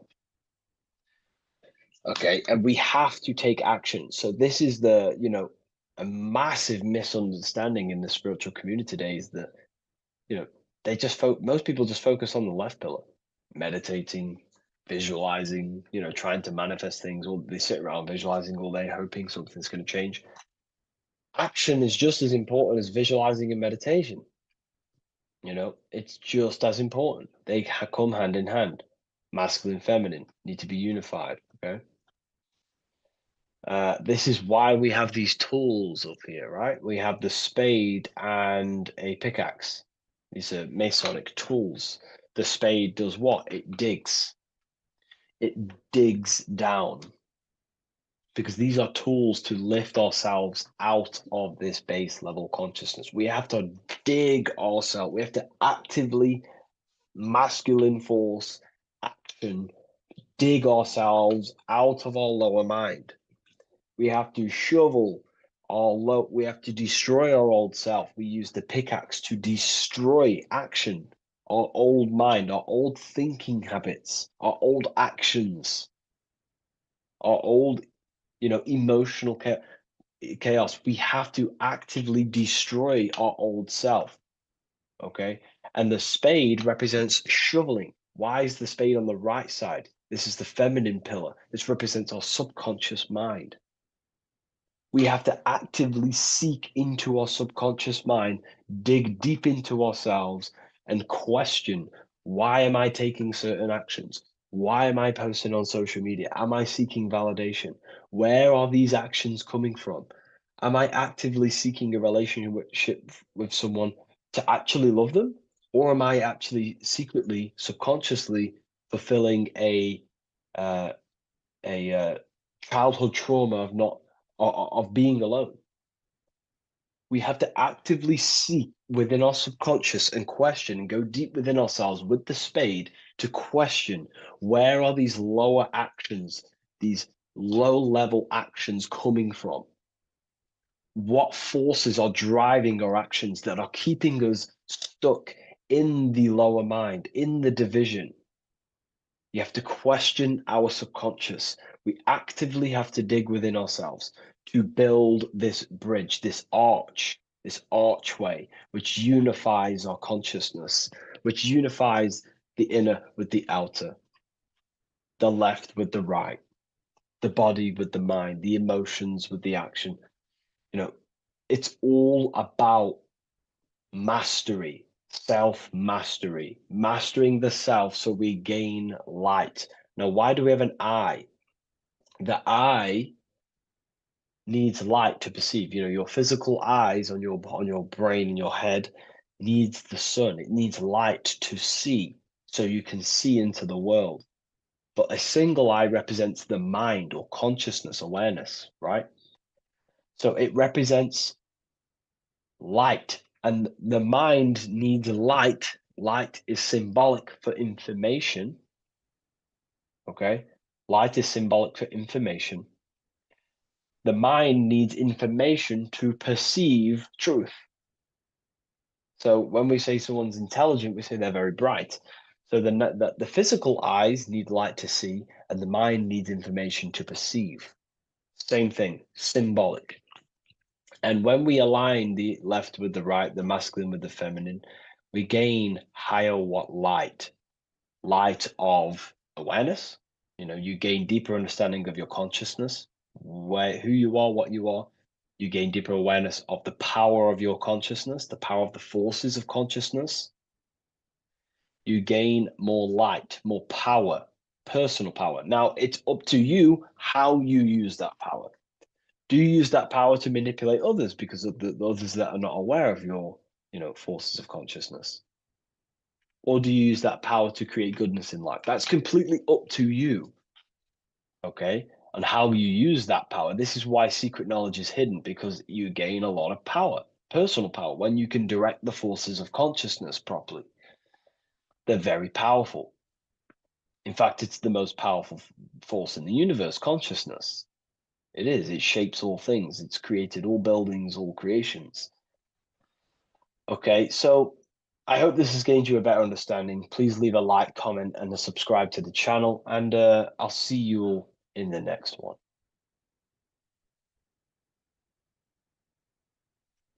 There is a secret meaning behind the number 666. 666 is 3 sixes. The number 3 in occult and esoteric numerology represents the 3 aspects of human consciousness. We see this symbolism in the all-seeing eye with the light and the triangle. The triangle is the number 3.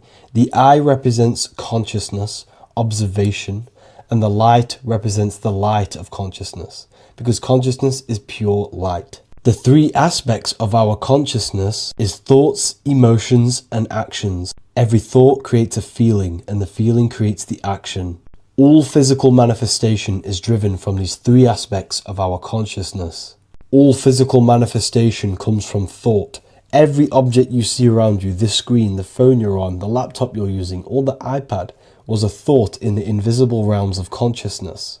Then it was brought into physicality through feeling and action. This is because man is made in the image and likeness of God. We are all mini creators. We are all extensions of God's creative consciousness. Therefore, the number 666 represents 3 sixes. 3 is thoughts, emotions, actions. The number 6 represents the cube, because cubes have 6 sides. This material world that we experience, everything has 6 sides. Everything's created by cubes. We can move forward, we can move backwards, we can move left, right, up and down. This is the cube that we are stuck in. Therefore, 666 represents our 3 aspects of our consciousness, thoughts, emotions, actions, all contributing towards our physical self, material world, material pleasures, completely cutting ourselves off from our spiritual, true, divine self, which means 666 is representing a state of consciousness. A state of consciousness where we only operate from a place of material needs and survival things.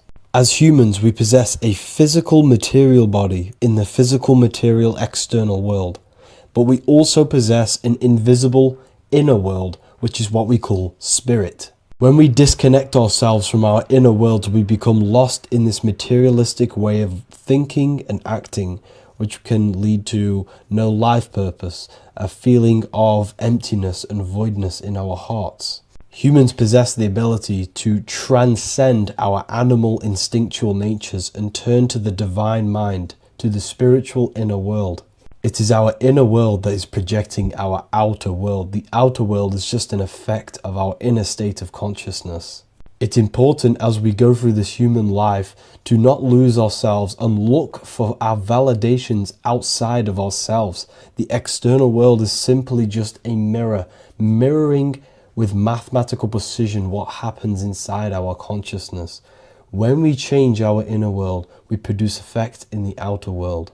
To get back on track about this number, this represents when we are lost in our material self and we are completely cut off from our true divine self. The devil is always having goat horns, which represents a ground animal. This is the lower animal self of man. He's always red. The frequency of red is the lowest vibrational color, and it also represents the root chakra. This is all to do with survival mode and our physical needs and physical self. Red represents chaotic and intense emotions like hatred and anger. This is why the devil is always red, because it represents anger and an uncontrolled state of emotion and consciousness. You see, we've been taught in the church and all through religion indoctrinations that the devil is an external deity which influences humans. And in fact, this is nothing but a metaphorical story. The devil is a character which represents an aspect of the human mind, the lower aspect of the human mind, a facet of our own consciousness and psyche. The voice that we have in our head that tells us to do these negative things is not an external deity pushing us to do something bad. This is an aspect of our own mind. Jesus and Satan are just two characters which represent the two voices that we have in our own consciousness. In fact, the word devil was never present in the early Gospels. Instead, what was mentioned was a spirit of evil. A term spirit of evil was not meant to denote a specific deity or being, but rather any force of negativity, whether it manifests as a destructive thought, emotion, or action. The spirit of evil represents the darker sides of our mind, the part that leads us astray and brings forth negativity in our lives. The reason why they want you to believe in a devil is because they don't want you taking responsibility for your creations. They don't want you to realize that the external world is truly a mirror of your inner state of consciousness. Instead, when something bad happens in your life, you blame it on some external devil or Satan who tempted you. Everything is your creation in your life. When you realize this, you take full control and you begin to reshape your external world by changing your inner state of consciousness.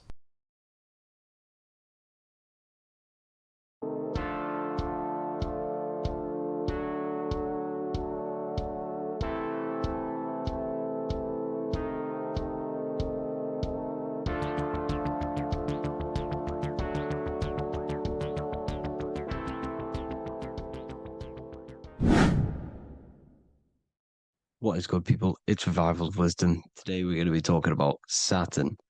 I've done this video in the past. However, this video is going to contain a lot more in-depth explanation of Saturn. So the 33rd degree Mason, Manly P. Hall, said, Saturn is the key to crystallization, physical matter. Light is matter, matter is light. They are interchangeable. Low vibrating light turns into matter, high vibrating matter turns into light. And Saturn is the god of this world, this physical world. He crystallizes light into matter. This is symbolized as the Masonic checkerboard, matter and spirit, matter and light, light and matter.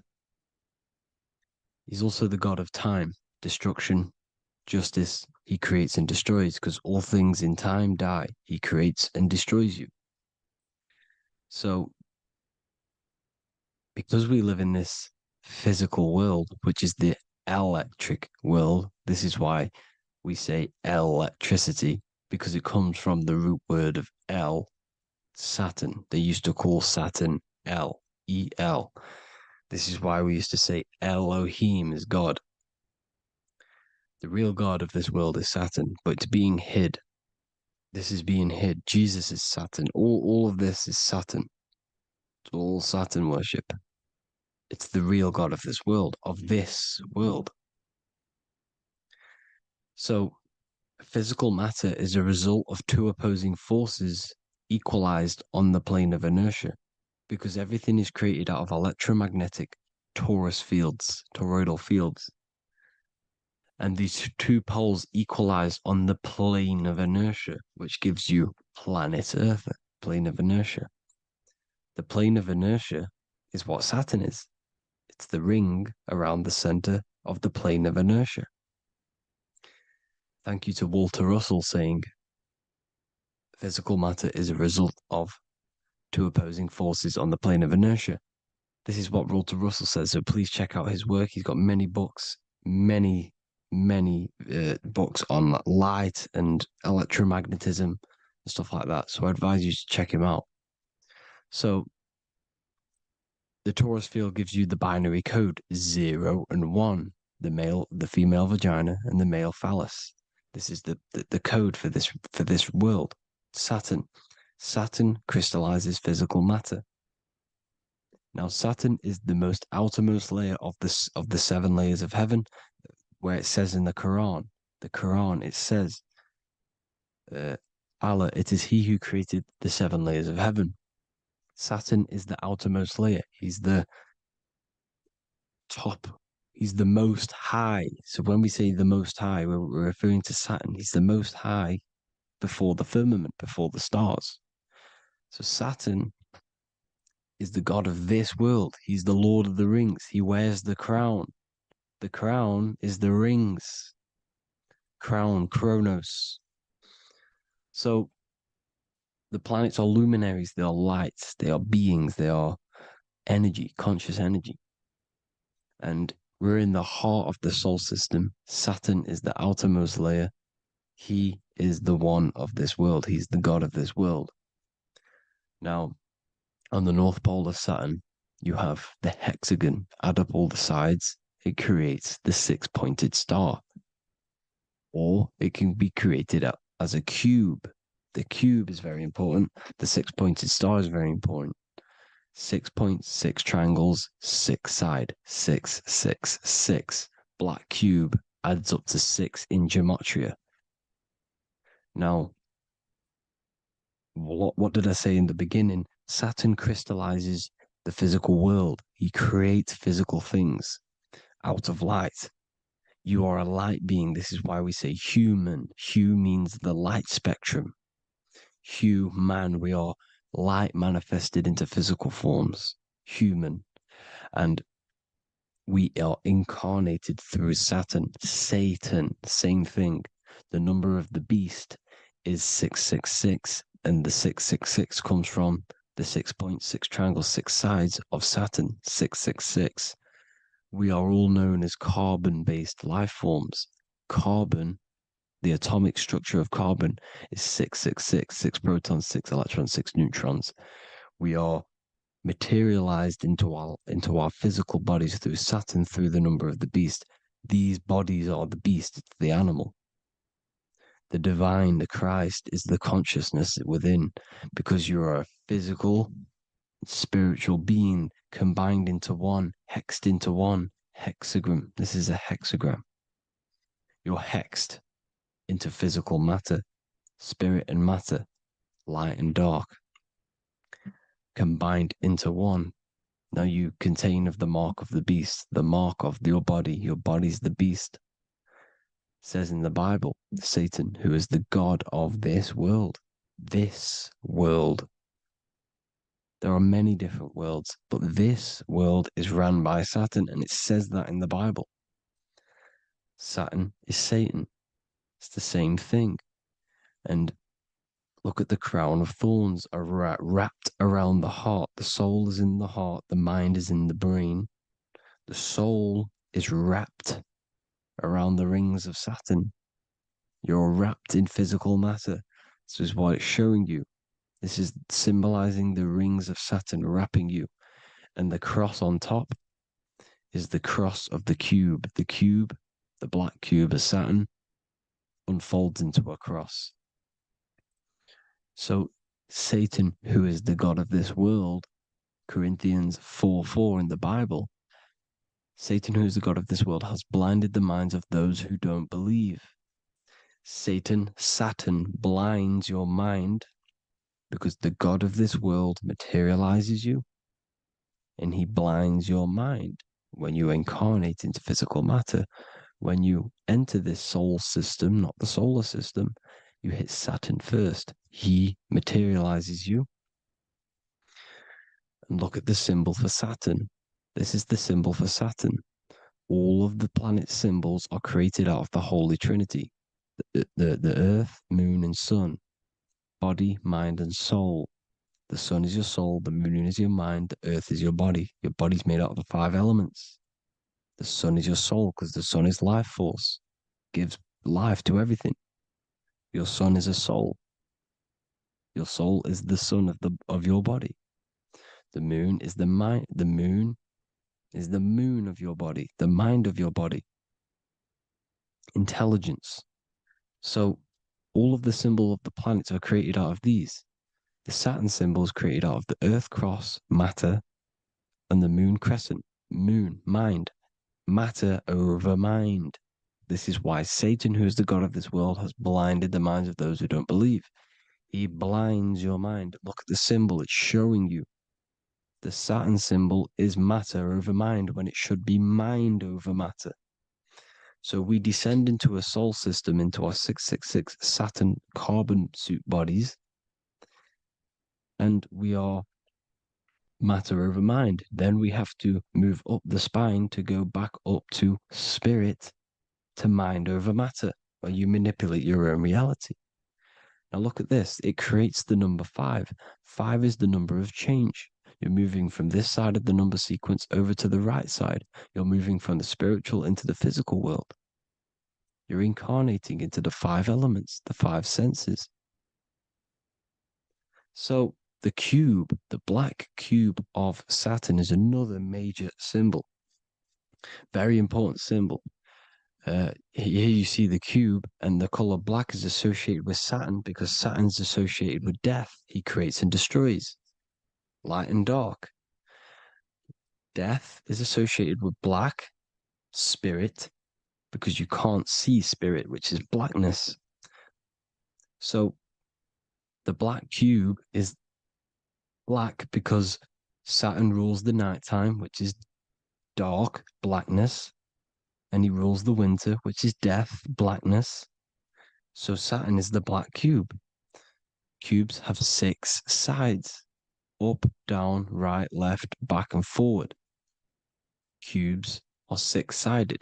Everything is 6-sided inside of this creation because you're incarnating, you're materializing, crystallizing into the cube, the world of the cube. Everything's a cube. Everything's got 6 sides. Here's Leonardo da Vinci showing you that you're in the cube. Leonardo da Vinci did this famous painting. You're in the cube, you're hexed into physical matter, where you're incarnated into the 3rd dimension, the 3-dimensional world, which is a cube, 3D. And black cube adds up to 6 sides of the black cube. The Kabbalah means cube god in Arabic. And look at what they do. They worship the cube, the black cube, and they stand in rings like the rings of Saturn. Australia, Denmark, Manhattan, Santana all have these black cubes. You go to New York, you will see the black cube there as well. These black cubes are everywhere because it is the real God of this world, So look at the cross. The cross unfolds into the cube. Xbox, Nintendo GameCube, Sega Saturn, anything to do with a simulated gaming reality, they put Saturn in it because we're in the simulation of Saturn. This is a simulation. And this is why they reflect this through the Xbox, GameCube, Sega Saturn, anything to do with gaming, simulations, is all Saturn. Because we're in the cube of Saturn, the black cube. We're in the GameCube, the Xbox, the Sega Saturn. As above, so below. So they reflect it through the simulations that they create inside of this simulation. Cubes have 8 points for the 8 points of time and space. 8 is the number of time. Everything's cycling, infinity. So look at the cube. The cube is symbolized as in Judaism. The Judees have the black cube. They wrap themselves in a black band and they cover their eyes into blackness. The black cube, for the black cube of Saturn, they use the star of Saturn, and they worship their god on Saturn Day because it's all Saturn worship. And look how the Saturn god is wrapped around with these thorns or leaves, just like Jesus is wrapped around his heart. And Jesus on the cross is us on the cross. We are in the cross. We are in the cube. The cross is the cube. And the cross is even in the Saturn symbol. This is another symbol for Saturn. There's two symbols. You got this one, the one I've just broke down. And there's this one. This is the cross of Saturn, the cube god, the simulation, the game cube. Now, Chronos is another word for Saturn. Chronos means time. When you clock into work, you go to the Chronos machine. Well, I did anyway. And I tap my card on the Chronos because Chronos is time. Anything to do with time is Saturn. He creates and destroys. Look at the artwork of Saturn with the sand, the time. Look at this, how he's cutting off the baby's wings. He's crystallizing the spirit into matter. He's cutting off your wings. Satan, in the Bible, he falls from heaven into earth and he loses his wings. He becomes a serpent. You see, it's all symbolic for us. We are the fallen angels, fallen angles of light. We're fallen angles of light. We are light beings. Now we're fallen into physical matter. Saturn's chopped off our wings. He's chopped off our spirit wings because when you astral project, you can fly. You will fly around. He's got the Reaper staff here, always depicted with the Reaper staff. Now look at the clock. Saturn Day is the 6th day, the number of the beast, 666. Look at the clock. 6 take away 12. 12 take away 6 equals 6. 7 take away 1 equals 6. 8 take away 2 equals 6. 60 seconds in a minute, 60 minutes in an hour, 24 hours in a day, 2 plus 4 equals 6. That's 666. Everything's 666 because it's time. Saturn. All goes to Saturn. He's the god of time. We're in time now. We're in time. We're in the time, which is God, the god of this world, the god of time. Now look at this. The Reaper is also depicted as the Reaper with the staff, the black cloak, black symbolizing death, spirit. Judges wear black because Saturn is the law. He's the god of this world. He's the law. This is why they wear black cloaks. When you graduate from university, you wear a black cloak and a black cube on your head. You've been hexed. Funerals, you wear black because it's all to do with Saturn, Father Time, Father Crystallization. Now, Saturn, here's another one of him cutting off the wings of a child because he cuts off the wings. He creates and destroys your body. We're in the electrical world. Everything that is electrical vibrates. All vibrations have to come back to a standstill point, which is death. This is why your body dies. Your atoms stop vibrating. Corona. Look at the crown.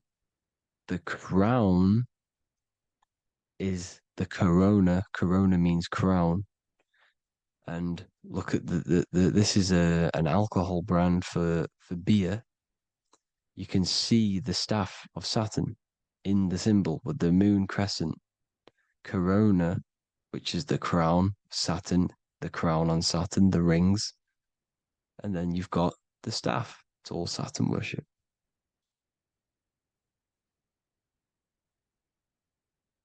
Is the black cubes of 9/11.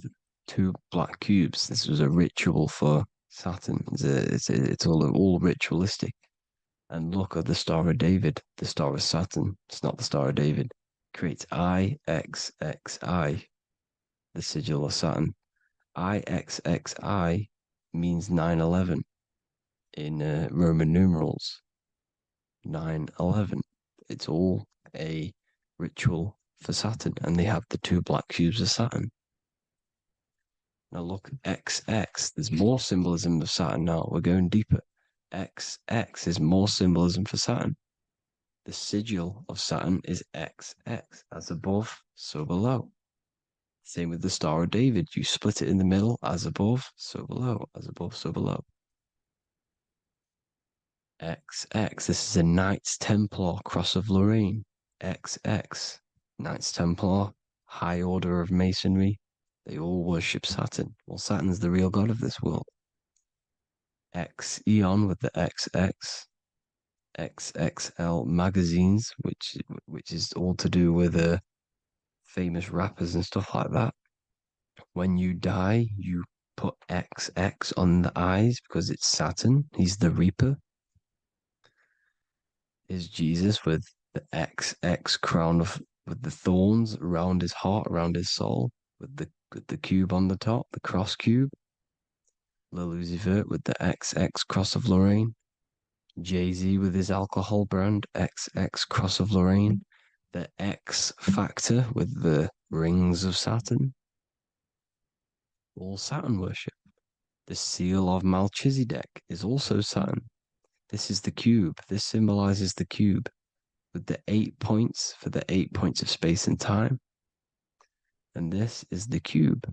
It's another ancient symbol for Saturn. Here you see the star of Saturn with the Melchizedek symbol around it, which is all to do with Saturn.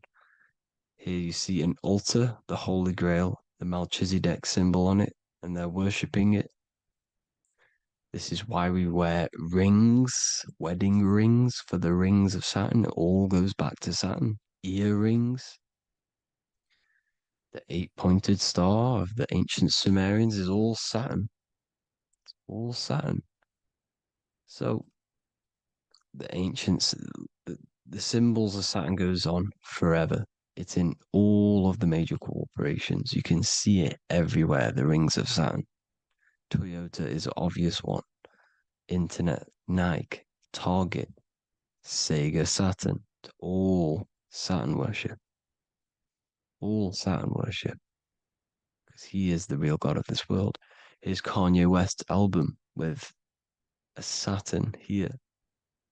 Here's Michael Jackson's album saying escape. There's the X again.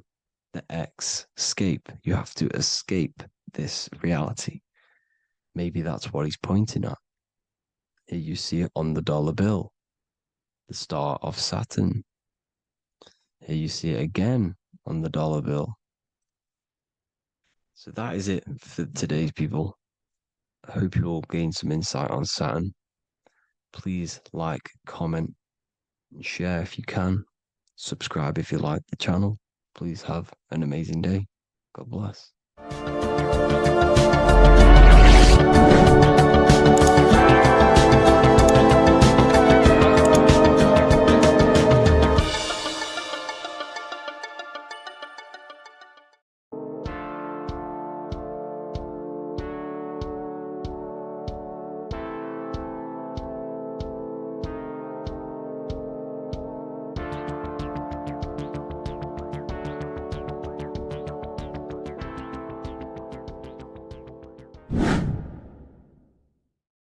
People, how are you all doing? It's Revival of Wisdom, and today we're going to be talking about your birth certificates and how we are slaves to a system and how they have trapped us into this system.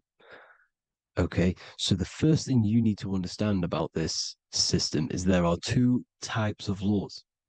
You have the law of water, which is Admiralty law, and the law of the land. So the Admiralty law is the law of water, and this is what money is. Money is water. This is why we say liquidity, currency, the current. A current is water, something moving through something. Cash flow. And this is why banks are called banks, because a river bank is on either side of the water and it directs the currency. You see? So money is water. And as you can see here, Ripple, the cryptocurrency, Ripple, water Ripple, and they're building a bridge over water, overseas, international banking with cryptocurrency. So money is water, and this has specific laws about water, but water is the same everywhere. You see, what the difference is with the law of the land is that you can have different laws in different lands. I can't do certain things in the UK that people can do in America, for example. You see, that's the law of the land, but the law of water is the same because water is everywhere. Now, this is very important to understand when it comes to, you know, these birth certificates. So, Pope Gregory, this is where we're going to start off. Pope Gregory in 1582 took the Orthodox Eastern sunrise calendar and changed it to his own Gregorian timeline, not a calendar, a timeline. This timeline was copyrighted by Pope Gregory under the name of the Vatican. So the Vatican owns the timeline that we are using today, 2023. They own it. They own the title of this Gregorian calendar. Okay. Therefore, anyone who is born under this copyrighted timeline, not calendar, they are subjected to Rome because Rome owns the timeline. They have a patent, a copyright for that timeline. What is on our birth certificates? That timeline. We are born underneath, we are subjected to the Vatican. This is why all birth certificates go to the Vatican. They own every single birth certificate. Okay? So when we use this timeline, we are subjecting ourselves to this timeline. Okay? Which the Vatican has a claim over. This calendar or timeline is set to sunset, not the sunrise, which is associated with death, darkness, and the moon, lunatics. You see, so this is a sunset calendar timeline. Okay, this is now, they've changed a couple things, right? They say that the new year is January the 1st. Okay, when we know this is in winter. January is winter, which is associated with darkness, death, the death of nature. So this is a death cult, people. These people are evil. They're so evil. The Vatican. And this is why we use April Fool's Day, because April is in Aries, and Aries is always the start of the zodiac. This is why Aries rules the head region. 12 zodiacs, 12 systems of the body. Each zodiac is associated with each part of the body, and this is why Aries is the head, cerebrum. But we're not going to talk about in this video. But yes, that is what April Fool's Day is. They're putting it in your face. April Fool's Day is the real start of the year, when the sun starts to rise again, when the risen Savior is resurrected, when it's born again. This is when the Jews celebrate the Passover. This is when the Christians celebrate the resurrection of Jesus, and they eat lamb. The Jews eat lamb because we're in Aries, the new year. The sun is now born again, our risen Savior, the light of the world. So yes, this is what April Fool's Day is. It's the first day of the year, which they changed. Pope Gregory changed. So you need to understand is that you are in the womb. You are inside of a ship, because every ship, literally a ship, every ship is female. This is why they say she delivers the product, because she does deliver the product, you, the baby. Same thing with a ship, they deliver products. They are a she. And when they pull up to the bay, like you can see on this picture, they're pulling up to the bay. This is now called the birth canal. The ship is now in birth on paper. Okay, this is law. And when they pull up, You know, they tie up to the bay, and now they get a certificate of manifest certifying all of the products which are on the ship and what they are bringing into that nation. Okay, so you're bringing in this many of that, you know, everything's on the certificate of manifest. And this certificate of manifest is also your birth certificate, because you are traveling through water when you are in the birth canal of your mother, because you are in water when you are in the womb. And you travel through the birth canal, and when you arrive, you get a certificate of manifest with the name, how many, the quantity, you know what, that's your birth certificate. Okay. And this is what it is. We are a well, we're not a corporation, but we represent a corporation, which is your name in full capital letters. That is your corporation. You cannot physically tax a body, but you can tax a corporation. This is why we get charged. This is why we get taxed, because it all goes down to the corporation which our name represents, which we are subjecting ourselves to.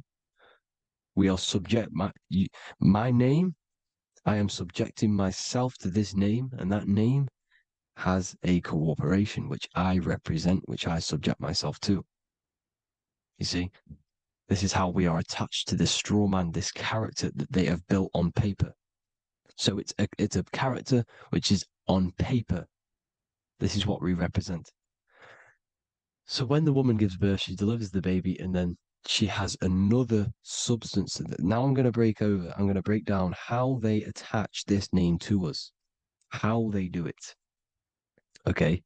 Our mother is carrying us the product in the womb, the water. And it goes, for example, it goes from the United Kingdom into a state-owned, corporate, federal-owned hospital, which is government-owned.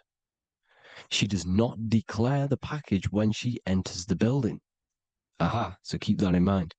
When she delivers the package in the federal territory, she does not declare the package either when she leaves. Therefore, there is no evidence that we exist when we arrive. On paper. On paper, there is no evidence that we came into the building or left the building. We have not been declared. So we do not exist on paper at this point. When the woman gives birth, she delivers the baby, and then she has another substance, which is called the afterbirth material. Okay? This afterbirth material has the same DNA as our physical body, with the body, mind, and spirit. Okay?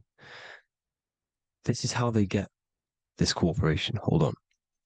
The afterbirth material does not get claimed by the mother nor anyone. Therefore, they salvage that substance, because we are under the Vatican.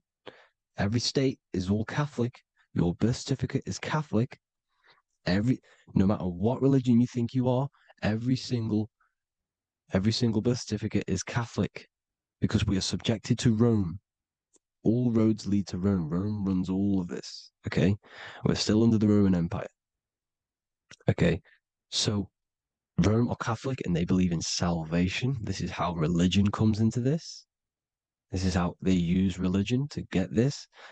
So they salvage the afterbirth material and they claim it, and they salvage it and give it and charge it to Rome. And they give it a name. Here's the legal term, born alive. Here's what it says. Each product of such birth is considered live, born, and fully recognized as a human person. So each product of such birth, so that could be anything, the afterbirth, the person who actually comes out, the baby. So your afterbirth, which we do not take with us, we take the baby with us, they keep that in the hospital, they collect the afterbirth, and they salvage it, and they give it the name, which, it is us. We are a representative to that afterbirth material, which they put the name on, they claimed, which is subject to Rome.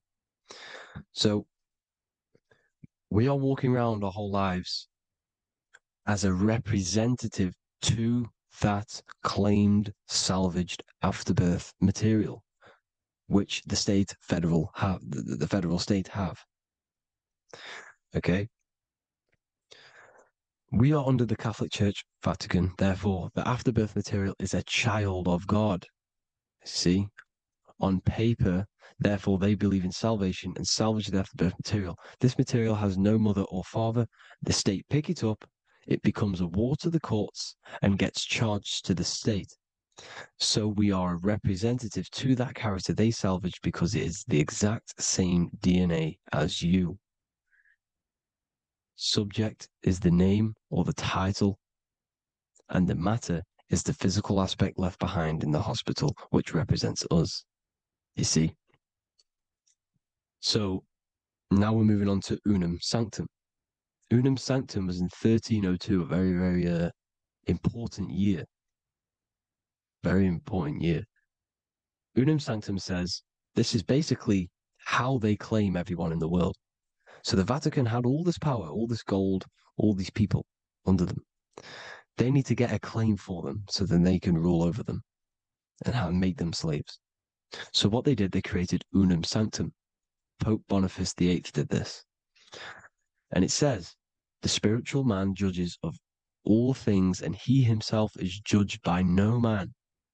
The spiritual man, keep that in mind, unless he invent like Manichaeus, two beginnings, which is false and judged by heretical, since according to the testimony of Moses, it is not in the beginnings, but in the beginning that God created heaven and earth. Furthermore, we declare, we proclaim, we define that it is absolutely necessary for salvation that every human creature to be subjected to the Roman pontiff. So they are claiming us in Unum Sanctum, and it's in the vaults in the Vatican.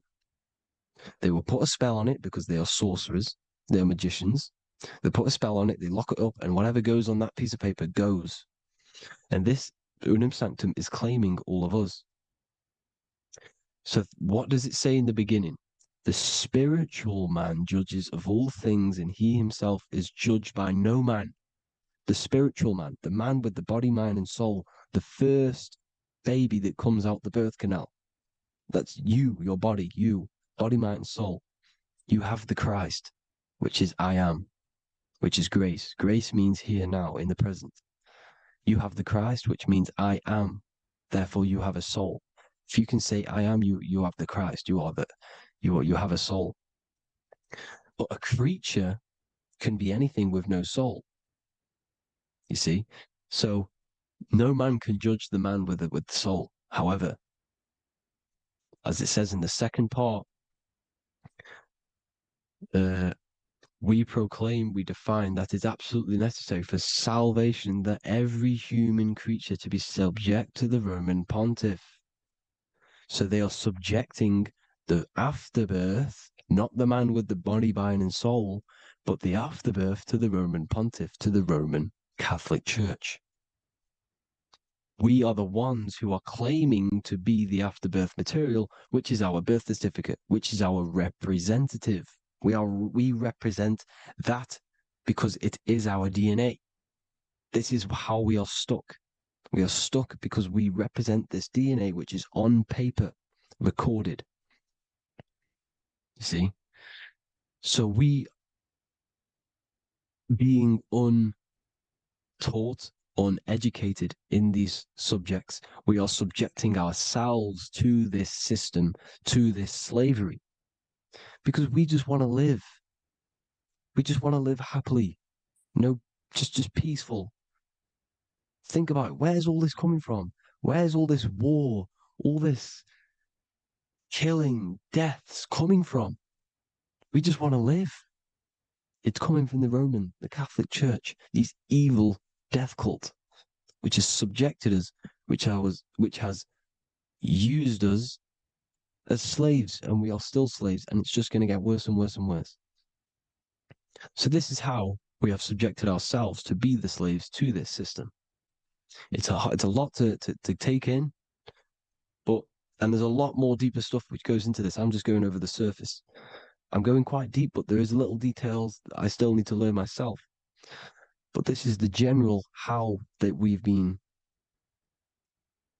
stuck to this slave system. So we are batteries, okay? This is why we get charged. When you go in a court, you get charged, okay? Because you're a biological battery. This is why cities look like motherboards, because we are feeding energy to this matrix. Okay, when we look outside of ourselves, when we give power to so-called Jesus Christ, worshipping idols outside of ourselves, where attention goes, energy flows. We are feeding the matrix with energy. By looking within, placing your attention within yourself, you are taking back your power. Because the I am is Christ. The you, the soul, is Christ.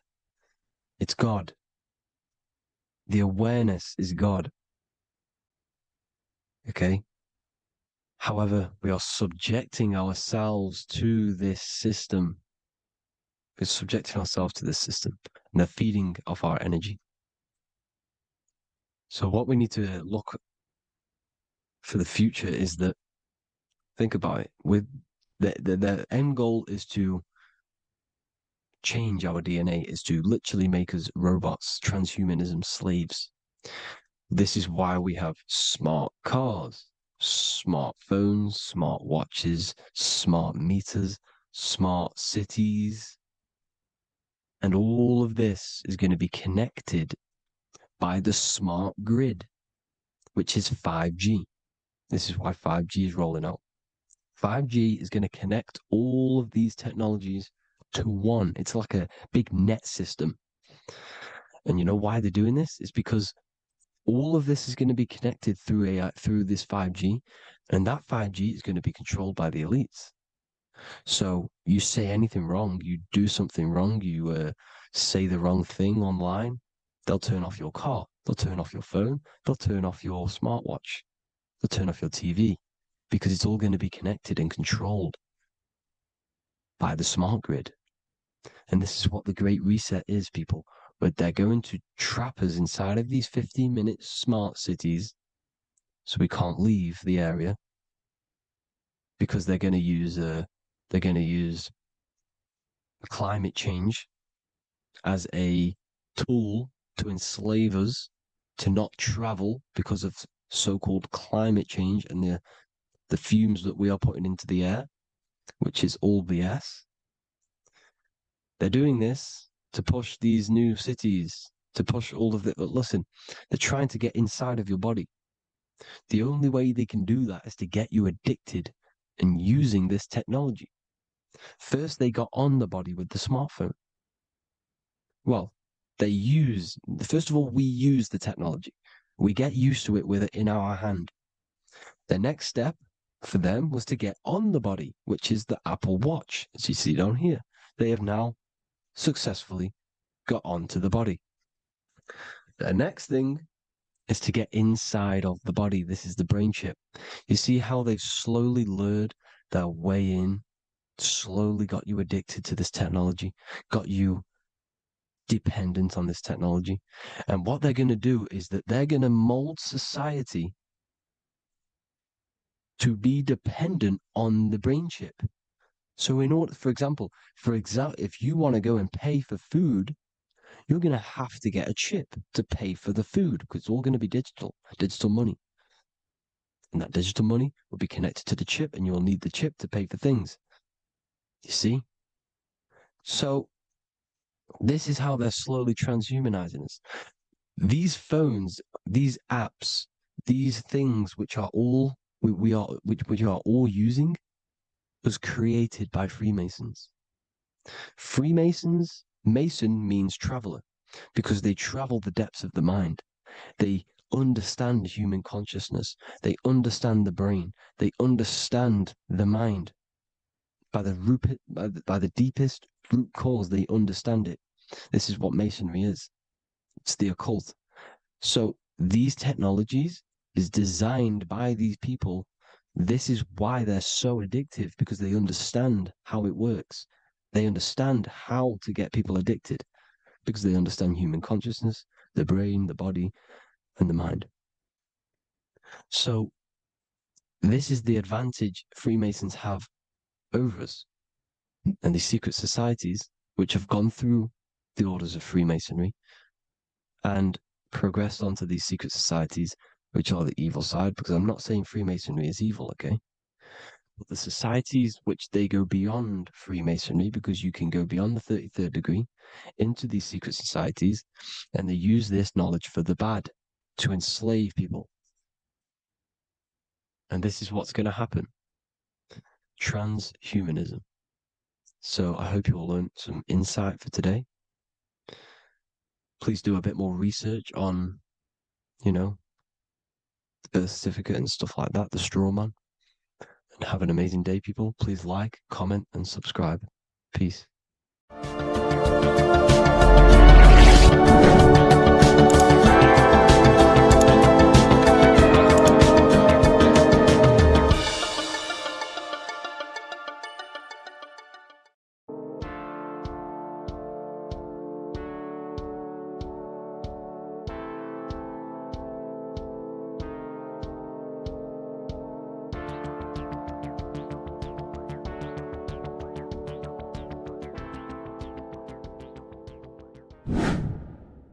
Hello and welcome to another video, people.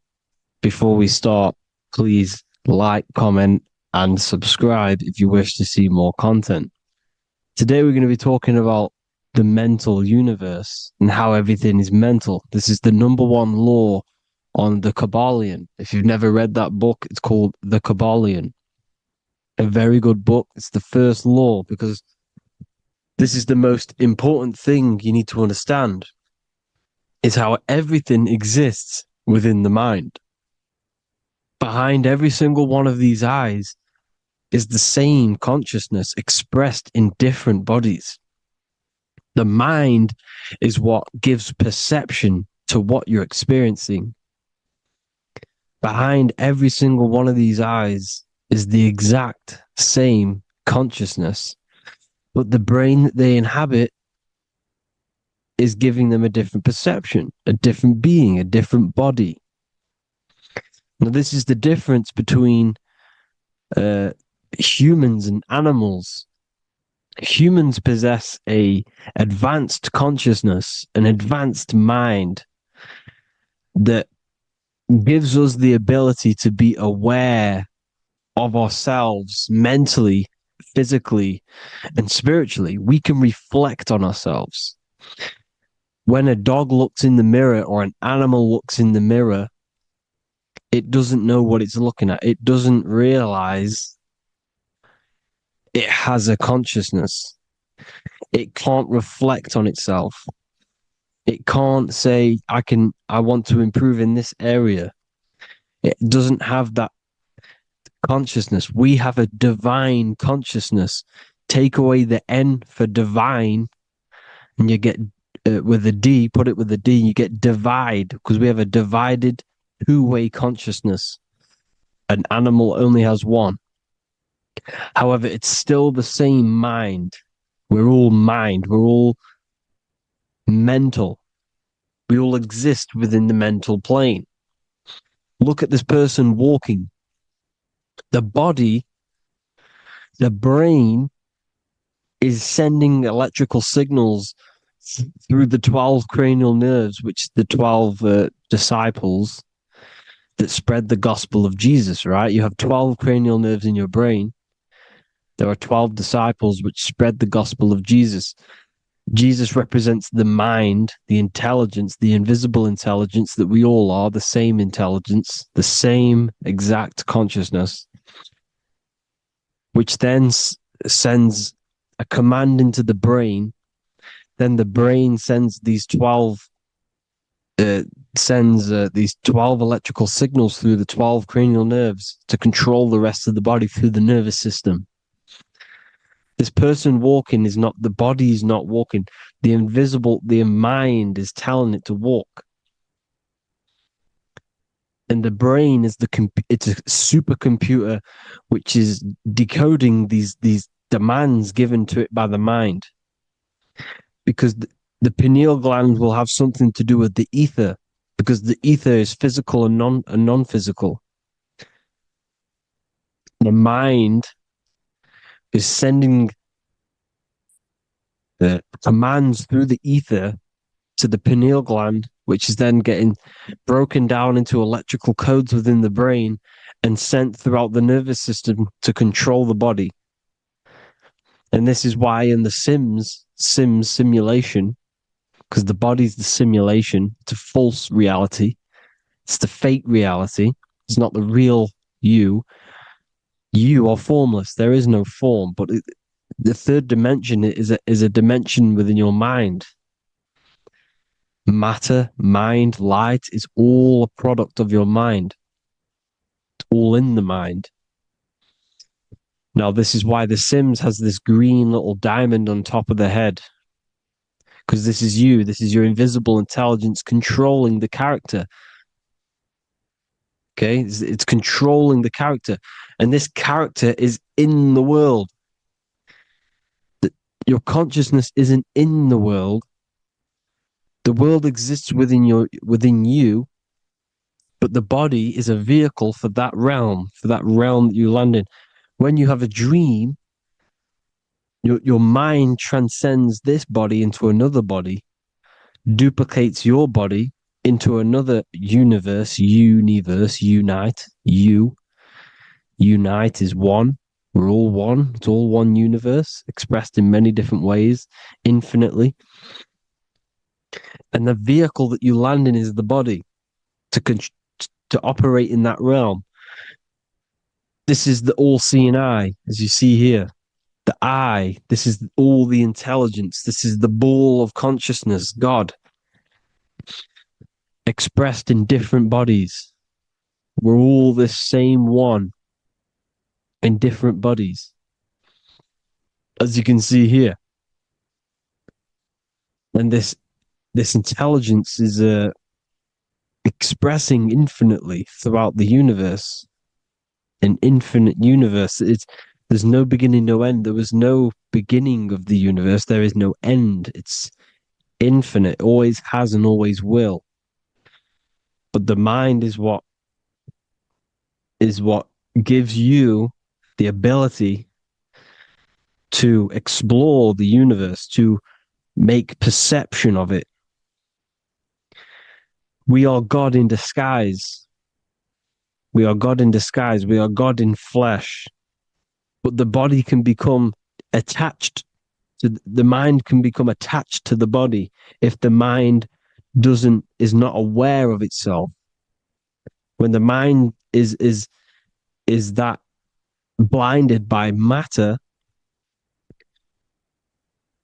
and we lack knowledge and understanding of what we truly are, a formless, infinite being, a traveler. This is why Freemasons are called Freemasons.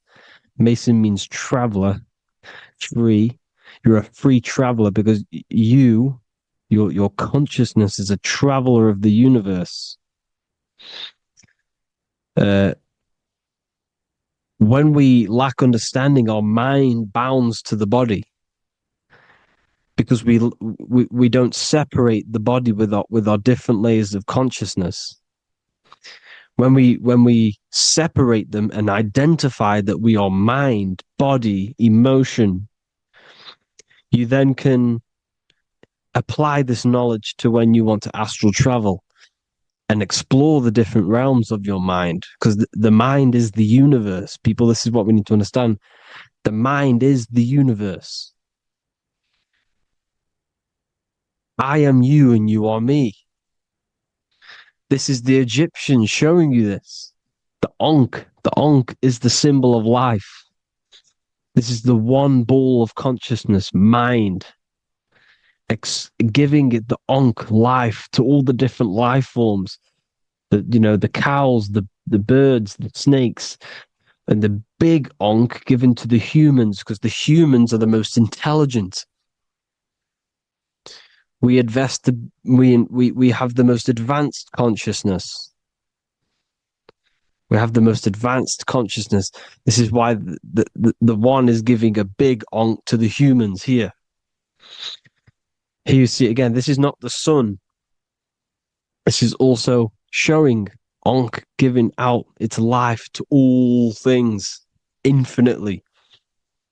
And this is the most high. We are the most high in disguise. When we strip off the body, we strip off the desires for the physical world, we strip off all of these fake identities that the mind gets attached to. That is God, the universe. You are the universe experiencing itself. I and I, the letter I and the number 1 is just one line. The letter I is the number 1. Because your I am, when you refer to yourself as I, every single one of you who's watching this video refers to yourself as I, which is the one. We are all the one. We are all intelligence. We are all invisible. We are all the one. 1 is the only number. 1, 2, 3. Everything goes up in ones because there is only one. Doesn't matter how far you go down the line with numbers, all of their numbers are created by 1 because there is only one. So me and you are the exact same consciousness expressed in different bodies. Mind. Cause. There is only one cause. There is only one mind. There is only one being. But because we lack understanding of this, we think we are the bodies. And this causes division because the physical world is the most illusionary world. It's an illusion. It's all an illusion. Now you see with the two, you look with the two eyes, but you see with the inner eye, the mind. Okay, the mind is the mental plane is a shared plane, and it gives perception to what you're looking at. The mind. I'm affecting you when I speak because the mental plane is shared. We all share mind. We all express mind. When I'm speaking to you, I'm affecting you because we are mind. So the words that I'm saying, which are being manifested from my mind, are being manifested through my body into vibration, is affecting you. I'm affecting you with what I'm saying. And these words are having an effect on your mind because we're all mind. This is why you need to be careful what you're listening to, music and all sorts. Because music can also create thought loops within your mind. Because the chorus, we shouldn't be listening to choruses. Choruses are loops. And what they're saying in the chorus is being looped. And this can create thought loops within your mind. Go and listen to an old song that you used to listen to about 5 years ago, 10 years ago, 20 years ago. Go and listen to an old song and you guess what? You will get nostalgia. Why will you get nostalgia? Because that song will trigger the thoughts that you were thinking in that time of listening to that song. So songs with choruses create thought loops and they reprogram your subconscious mind. It's important why music is very powerful. Mine and mind, same word. See, language is the truth, people. This is why I use language in all of my presentations, especially the English language. It's riddled with occult truth. I is my me. I, you, and me are I, one. We are not the name. We are I. Every single one of you is I, because we are all the one, all mind. Now, the only thing that is truly mine is my mind. When you say something is mine, it's an illusion. It's not yours. The only thing that is mine is mind, my mind. Okay? It's my mind. It's the only thing. It's the same word, mine and mind. Like I said before, everything's one. Hot and cold is different degrees of the same thing, of the one substance, of degrees. The 7 colors are different frequencies of the one white light. Everything is one. There is only one. We are all one. Everything is one. Hot, cold, day, night. It's the same degree of one, which is mind. The mind's perception is what's giving it, labeling it hot or cold. The mind's perception of colors is what is giving it red or purple, hot or cold. There is only mind. The mind gives things perception. There is only one, that is mind. The conscious and the subconscious mind. The male and the female, these are married. The subconscious mind is your hidden part of the mind. Okay, it's hidden. You can access it through different meditations and Reiki teachings, and dreams are manifestations of your subconscious. This is how you know mind and matter are one, because your mind creates matter in dreams. Your subconscious manifests everything in a dream, in the astral realms. The conscious is what you're conscious of, what you're consciously thinking of. So me, I am conscious that I am speaking into this mic and creating this video. My subconscious mind is the hidden part of the mind, which is speaking to my heart, telling it to beat. It's telling my food to digest. It's regulating all my blood. It's doing everything in my body without me being conscious of it.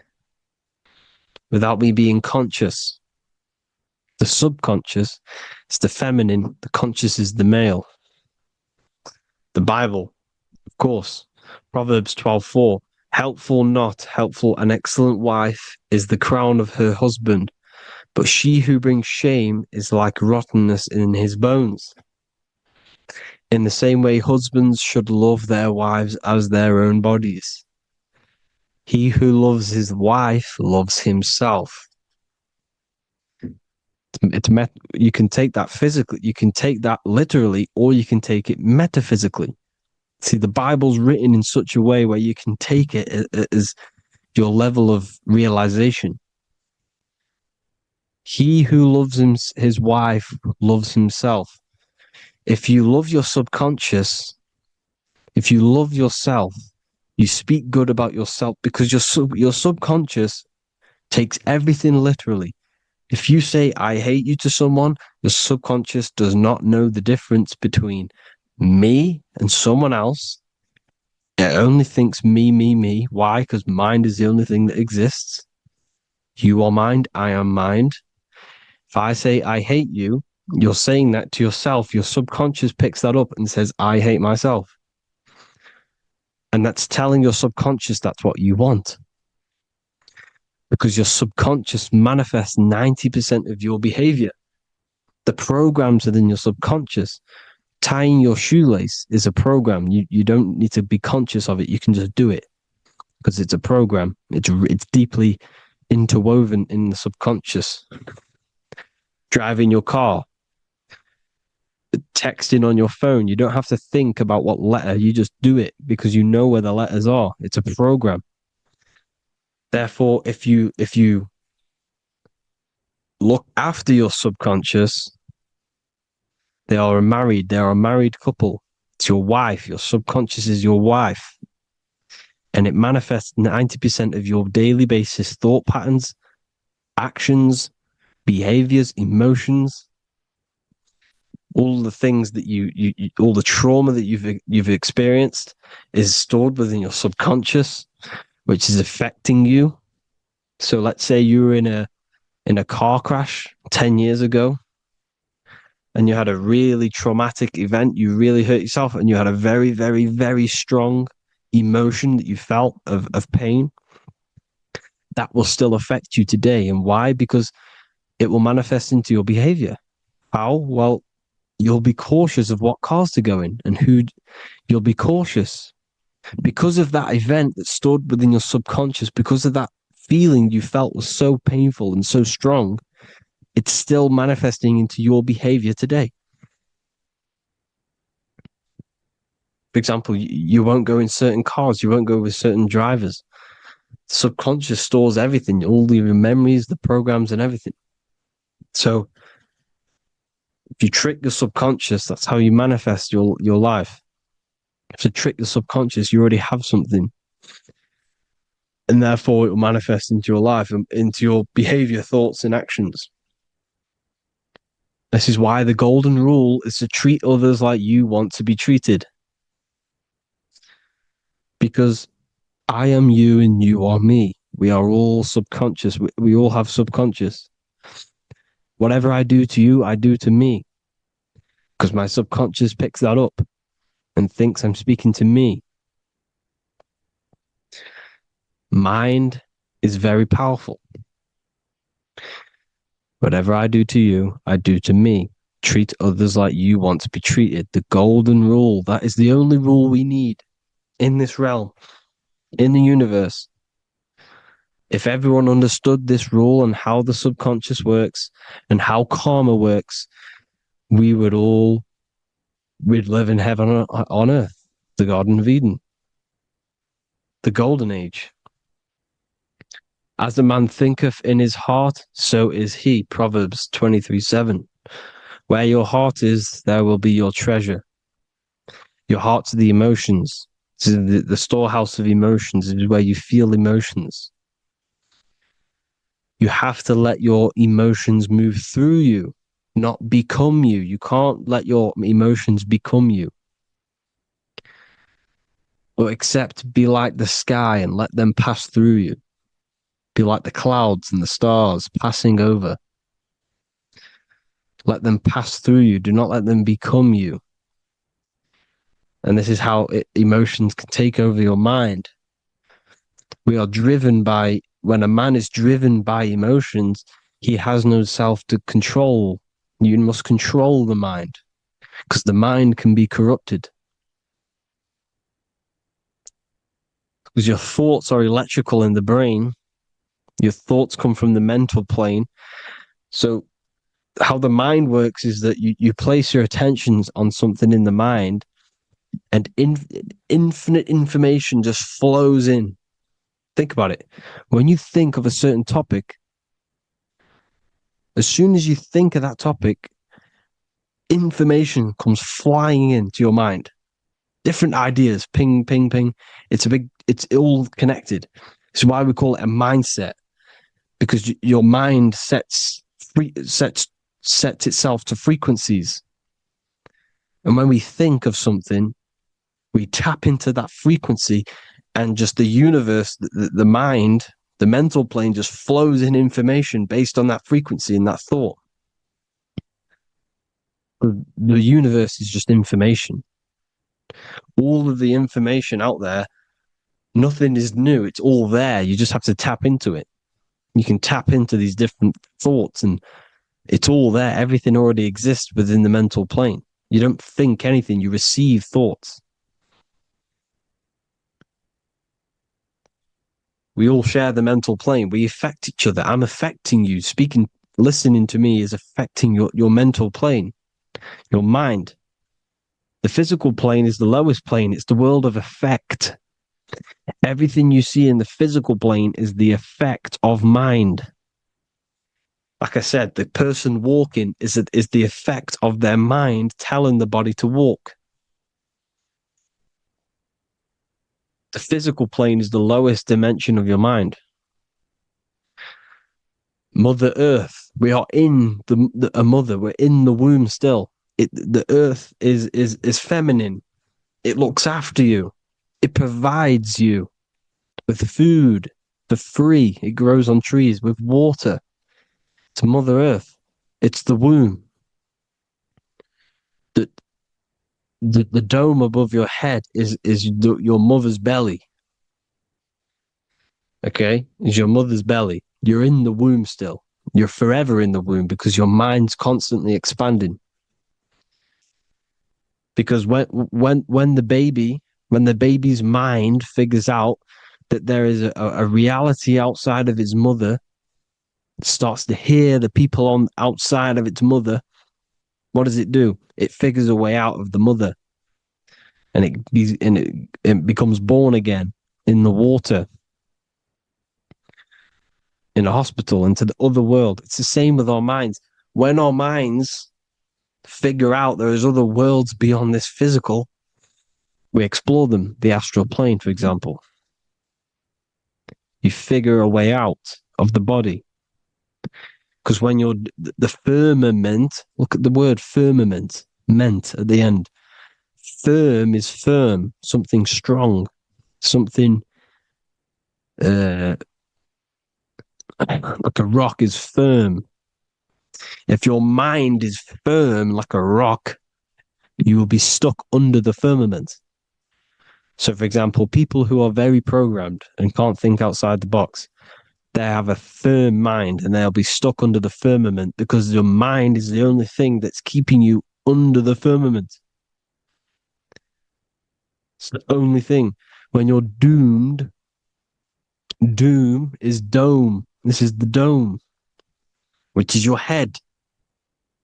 Your head is the dome. Above your head, above the earth is the dome, the ethereal barrier.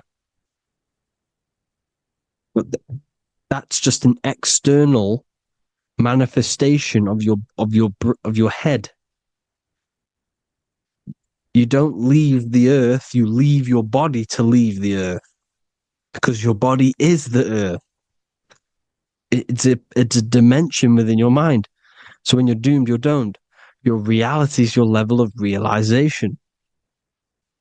You realize something, or when you have an idea, the mind, in the eye, EYE or I, same thing, mind, it's all mind. Reality is your level of realization. You realize there's other worlds. That's your reality. Your perception's your reality. Mind in Latin is mens. Jesus was known as the fisher of men, which is the fisher of minds. He was fishing minds worthy of knowing the higher truth, the deeper occult knowledge. Jesus figured out that we are all God. And he got killed for it because in that age they were trying to suppress this information. Jesus figured out he was God because we are all God, every single one of you, and they killed him because we're all mind. We are not the body. We're the invisible intelligence, which is God. But you are not God if your mind is attached to this physical world, to the worldly pleasures. If you master your mind and travel the depths of your mind, that is God. Mental and men. Look at the word mental. It has men in it. Men in the Bible means mind. Here you see Masonic. The Masonic symbol with the eye, the mind. Looking over, everything is the one. Everything comes from the one. All the lines coming off it. Giving its life to all of the life forms. Down here, on the bottom, you have duality, black and white. Up here, you have singularity. One and the two. Unification and division. The lower self is divided into the left and the right.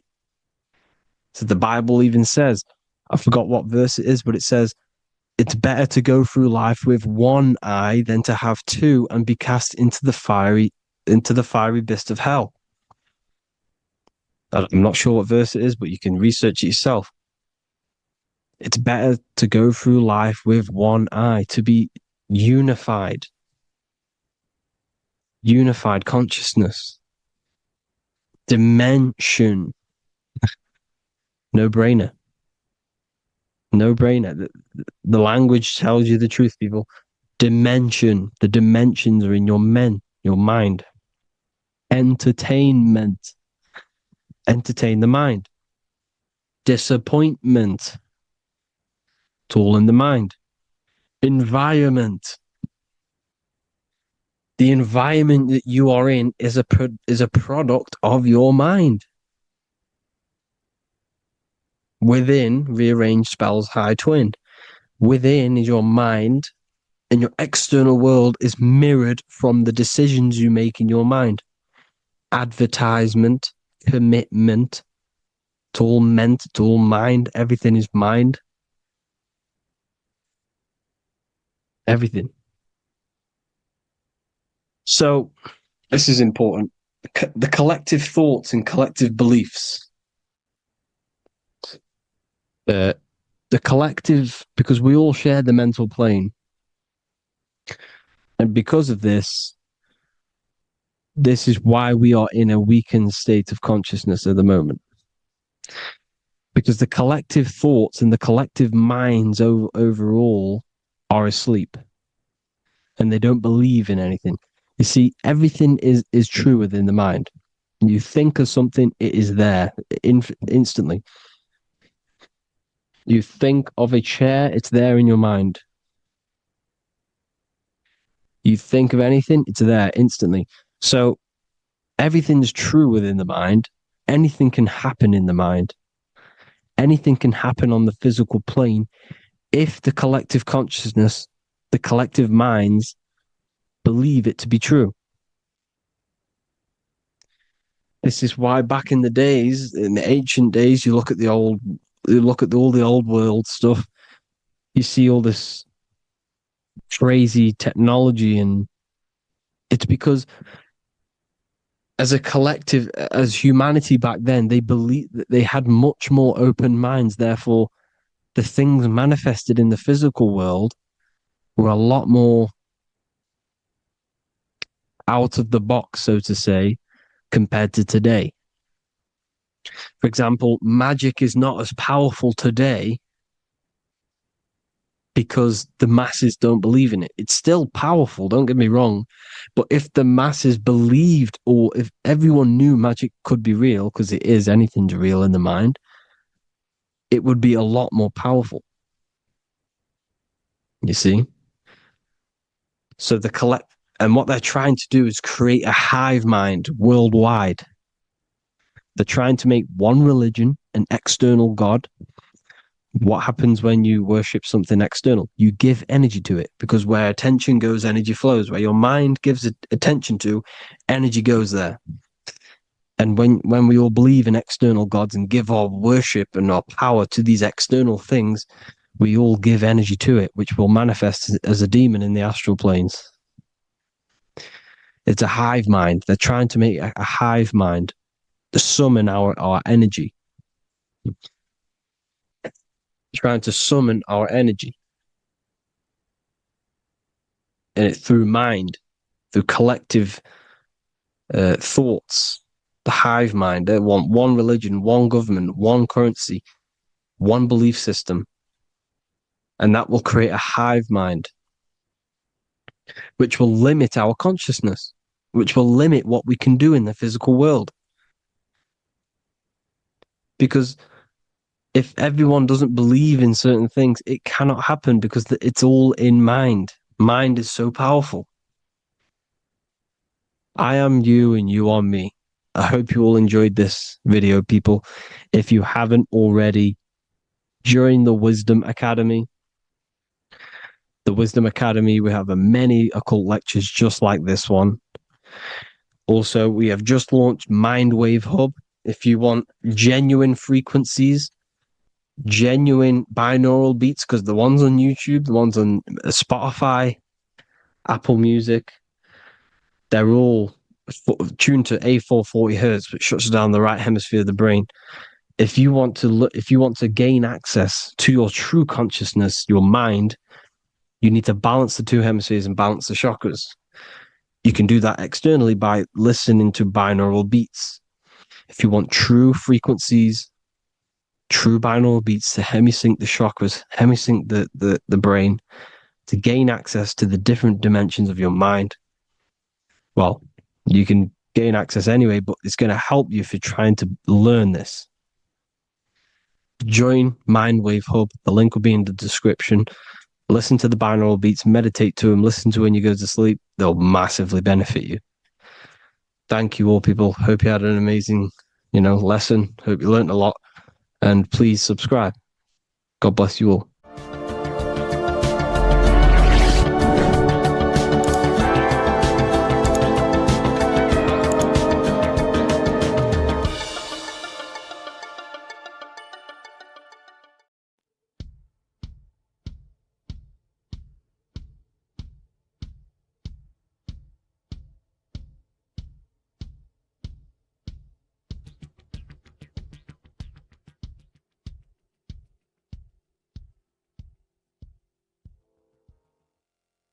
Welcome people, we're back with another video.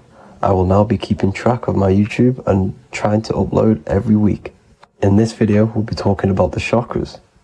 The chakras are the 7 attributes of God, and they are the 7 planets.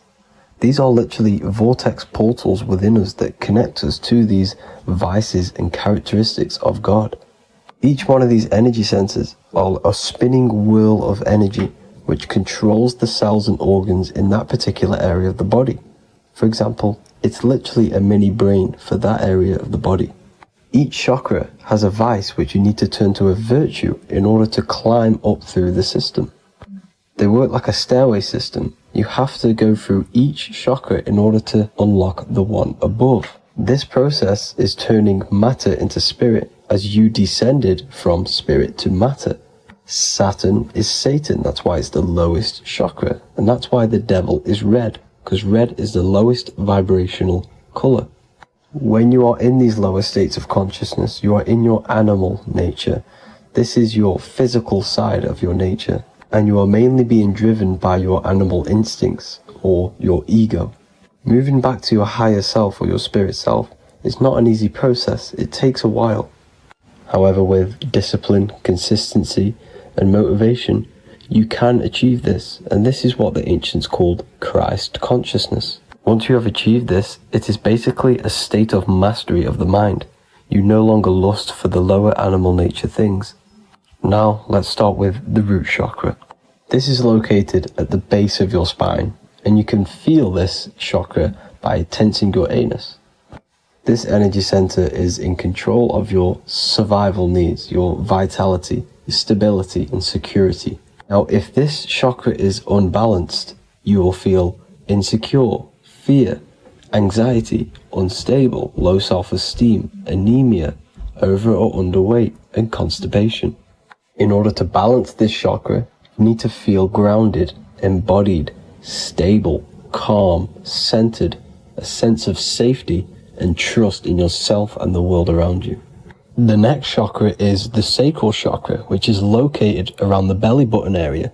You can feel this chakra just by sucking in your belly. This chakra is to do with relationships, self-worth, creativity, empathy, and most importantly, sexuality. This is the most important one in order to start to raise your vibration overall, is giving up the over-sexualized nature. In order to balance this chakra, you need to come into harmony with all the toxic relationships that you have.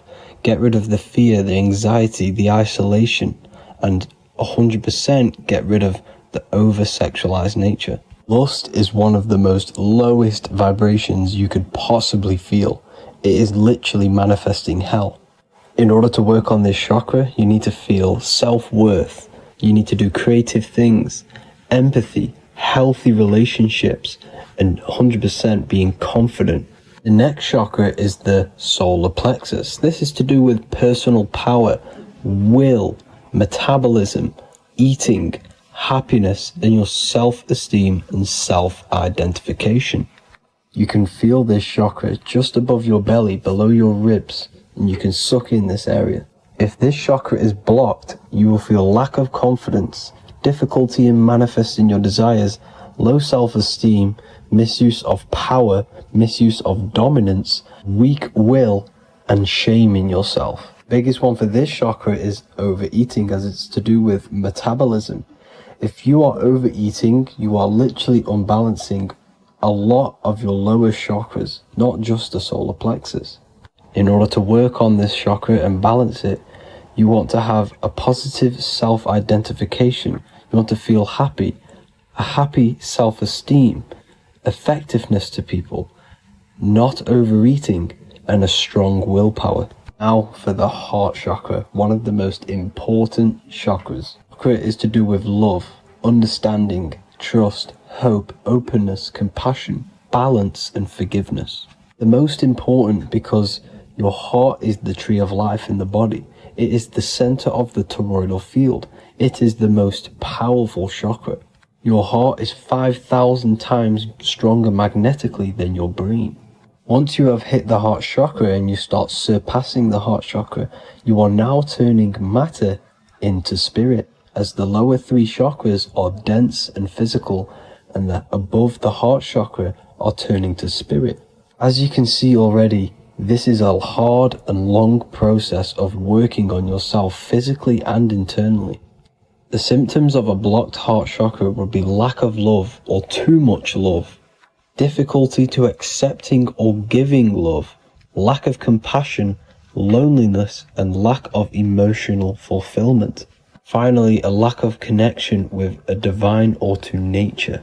In order to balance this chakra, the most important thing and the most powerful thing you can do is loving people, accepting and giving lots of love. Second most important thing to balance the heart chakra is balance. You need a balanced life. You need balance in all aspects of your life. Now for the throat chakra. This is a very important chakra as it's to do with communication. A symptom of this being unbalanced is a lack of self-expression and putting on a front all the time, acting with the ego. In order to balance this chakra, you need to constantly self-express yourself. You can't be putting on a front. That voice inside your head, you have to let it come outward. Don't just block it off with a wall. Self-expression will lead to you gaining friends who actually like you for being you, and not these fake friends that you have to put on an ego for. In order to balance this chakra, you need to express yourself, express the word that's within you. Don't be lying to people, don't deceive or be deceptive. The next chakra is the third eye chakra. This is starting to get very advanced and you are coming very close to spirit. Just before we head on, I want to announce the PDF is now available, containing all the presentations I've ever made, all into a condensed 38-page PDF. The link will be below this video for you to access. And if you want to learn how to create reality using your mind, how to attract your desires, how to get out of the situation you are in, the link will also be there for the Manifestation Mastery course. Now for the third eye chakra. The third eye chakra controls the pineal gland, which is your first eye. It's to do with your psychic abilities, channeling, telepathy, astral travel, visions, and connection to the higher self. You need all of the chakras aligned to get the full potential out of your third eye or pineal gland chakra. For example, if you're astral traveling and you fear something, you will be instantly shot back to your body. So you need to master all of the chakras before you go on and try and do these higher spiritual activities. Symptoms of the third eye chakra being blocked is lack of imagination, lack of vision, lack of concentration, blocked or clouded intuition, can't see the big picture, and especially overly reliant on logic and intellectual thinking. A good way to work on this chakra is imagining things, vision things, Trust your intuition at all times. Always follow that inner voice. Cut out the tap water which contains fluoride. Fluoride blocks the pineal gland. And cut out all junk food because all of this is affecting your pineal gland. When in meditation, you want to focus your eyes and your attention to the center of your head between the two eyebrows. This is where the pineal gland is located.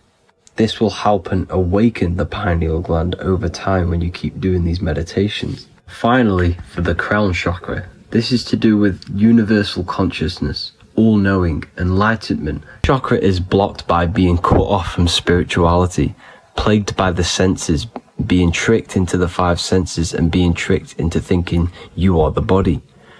In order to work on this chakra, you need to feel grounded. You need to know yourself, your real self, the voice within you. Have common sense, have specific decisions that you're making, be very direct. Now we've got out of the way all of the chakras, I can now introduce methods and meditations which will help you unblock them spiritually. When meditating, you want to get into the present moment in a nice, comfortable position. Bring yourself to the present moment by saying, I am here right now, nothing else matters. Keep repeating this over and over with your eyes open or closed. After a couple minutes of bringing your attention to the present moment, you can now start to breathe in through the nose deeply and breathe out through the mouth slower than you breathed in. Place your attention on the chakra that you want to balance.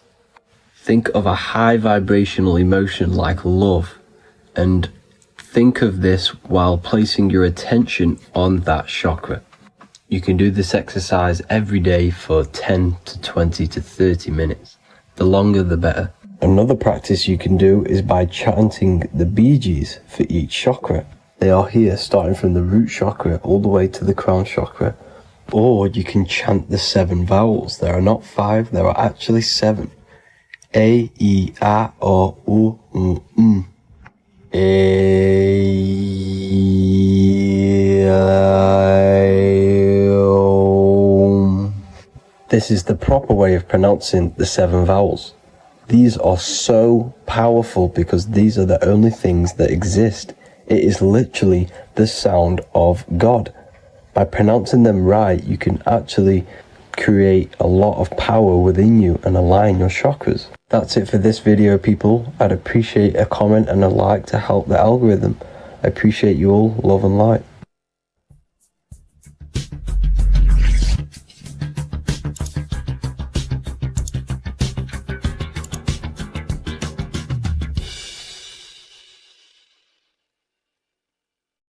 What if the word Yahweh is proof that God is embedded in our very own being? Stay with me, because what I'm about to show you might change the way you see yourself forever.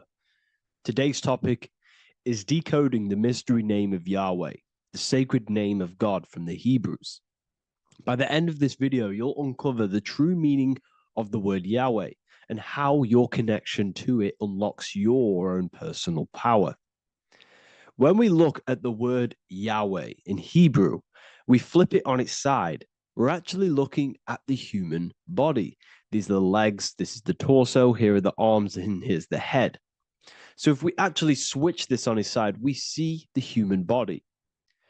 The Hebrew name Yahweh often translates to I am, the I am. Now, what is the I am? The I am, when you say I, you're referring to your highest self. Everything with the letter I in the beginning, most of them words are referring to our inner self, inside, intelligence, internal, in. The I represents the inside self, the invisible self. You cannot see the I am because this is the spirit, this is our consciousness. It's the intelligence controlling the human body. When you say I, you're not referring to your name, your job, your reputation, your ego, or your thoughts. You're referring to the observer who is beyond the thoughts, the one who's observing the thoughts. That's the soul. Look at the word Yahweh, Yahweh, the sacred name of God. Yahweh can be observed in the natural rhythm of the human breath. When inhaling, we subtly hear Yah. When exhaling, we hear way. Do this yourself. Breathe in through your nose, you'll hear ya. Breathe out, you'll hear way. And in fact, the letter H, H, when it's pronounced, it carries the soft sound of wind or breath, a gentle exhale that mirrors the very essence of life, giving air. Breath is the spirit of life. It's what connects us with consciousness. If we stop breathing, we lose consciousness. The body shuts down. We're breathing the spirit of breath. We're breathing in the spirit of life. It's the very essence that gives us physical existence, and we're constantly staying connected to this breath at all times. Now let's look at Yahweh. 1, 2, 3, 4. There are 4 letters. The Tetragrammaton is the 4-letter Hebrew name for God. Okay? Tetra meaning 4. We have 4 gospels of Jesus. Jesus is depicted with a cross with 4 sections. Jesus has the 4 sacred animals around the side of him, always depicted with these 4. A bull or an ox, an eagle, a man, and a lion. These are the 4 fixed signs of the zodiac. Aquarius, the man, Scorpio, the eagle, Leo, the lion, Taurus, the bull or the ox, which are related to the elements.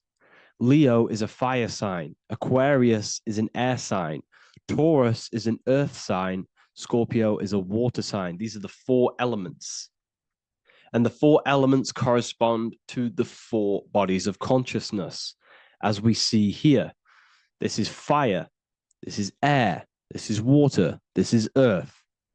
So we are made out of the 4 elements, which represent the 4 bodies of consciousness: mind, emotion, spirit, and body. The soul is incarnated into 4 sections. Hence why Jesus has 4 gospels. Hence why Yahweh is a 4-named word, because we are tetraform. We have 4 bodies of consciousness. There are 4 pillars to reality: the mind, emotion, spirit, and the body. So what we're actually looking at here is the name of the very essence of the self. Yahweh represents the universal consciousness that we're all tapped into, because the body is like a radio. The body is basically a radio antenna, which is picking up the stream of consciousness, and we're all the same consciousness, just experiencing it in a different body. And Yahweh is the name for this intelligence that we're all acting out, that we're all manifestations of. So now let's look at the word Yahweh, where we read it this way in Hebrew, which is 10565. 10565 in the Hebrew letters and the numerical values. And the DNA is made up of 4 bases. These 4 things which create the DNA. This basis is the genetic code for all living things. Each DNA strand is held together by sulfur bridges that appear in a repeating pattern of 10565. This pattern matches the numerical value of the Hebrew letters of Yahweh, Yod, He, Vah, He, which are 10565. This means the structure of DNA, the code of life, follows the same number sequence as the sacred name of God, Yahweh. This is a factual observation. So we're looking at 10565. So let's look over this one more time. Yahweh represents the breath. Yahweh, inhale, exhale. It translates to I am. It's written in our DNA. The word Yahweh on its side looks like the human body. Now, this is where things get a little bit deeper. 10565 adds up to 26. The number God, well, the word God adds up to 26. Allah adds up to 26. There are 206 bones in the human body, 26. 26 adds up to 8. 8 is the number of infinity. We are all the infinite consciousness. Consciousness will never die. It's immortal. It's infinite. We are all infinite. We are not these skeletal structures. We are Yahweh, the universal consciousness. The creator of all things is our essence. We're all God with individual identities, but the highest versions of ourselves is God. The ego is our own personal experience of God. Does this make sense? So in conclusion, Yahweh is not the name of a separate God from us, but rather the reflection of the divine consciousness manifesting through the human form. The human body is like a receiver acting as an antenna that tunes into the infinite intelligence and life force we call consciousness or God. This means that rather than being external, the divine presence is within us, expressed through our very existence. It's very interesting when we look into this, and what religion has done is flipped all of this knowledge. All of this sacred knowledge has been externalized. They've externalized God so that we worship God and we view God as something separate from the human experience. They do this so that we don't find the God within us, so that we don't find that we have the power of creation. The mind is the creative force of God. The body is the will to act out that thought. They don't want us to figure out that we are creators and we're all creating our own earthly experience. We're all projecting this reality. And they don't want us connecting with the divine intelligence within us because they want to be the creators. They want to keep this knowledge. They don't want the masses to wake up to this powerful knowledge. So what they've done is that they've taken the scriptures, they've externalized it so that we start worshiping and giving away our power to these external things. And when God is external, we start to fear God because we start to think that God has power over us. He can send us to hell or heaven. So this is what's going on. They've been externalizing this for thousands of years to keep us in a suppressed state. Okay? Humans are very advanced because we possess self-awareness. We possess the ability to move our awareness and our thoughts outside of the instinctual nature. For example, a cat or a dog. These things can only live in their instinct. They live based on instinct. They smell, they eat. That's pretty much all they do. But humans, we have the ability to rise above that nature and turn to our infinite selves, our higher selves. We can move beyond our instinctual nature and create very advanced things. That's why humans are made in the image of Yahweh. We are literally God in human form. So this is what we all need to realize. And I hope this video has helped. Please leave a like, a comment on inside of the description. I'll have some links to my books and my university. The people who have read them have just absolutely changed their lives. You could probably see that in the comment sections if someone leaves a review of the book. We also have Trustpilot. But yeah, I thank you all. And I'll see you in the next one. Religions were made to hide the truth about yourself, God, and the universe. You see, religion teaches there is a God separate from you. He created the universe separate from himself. They did this to truly disconnect you from consciousness, from God, and from yourself.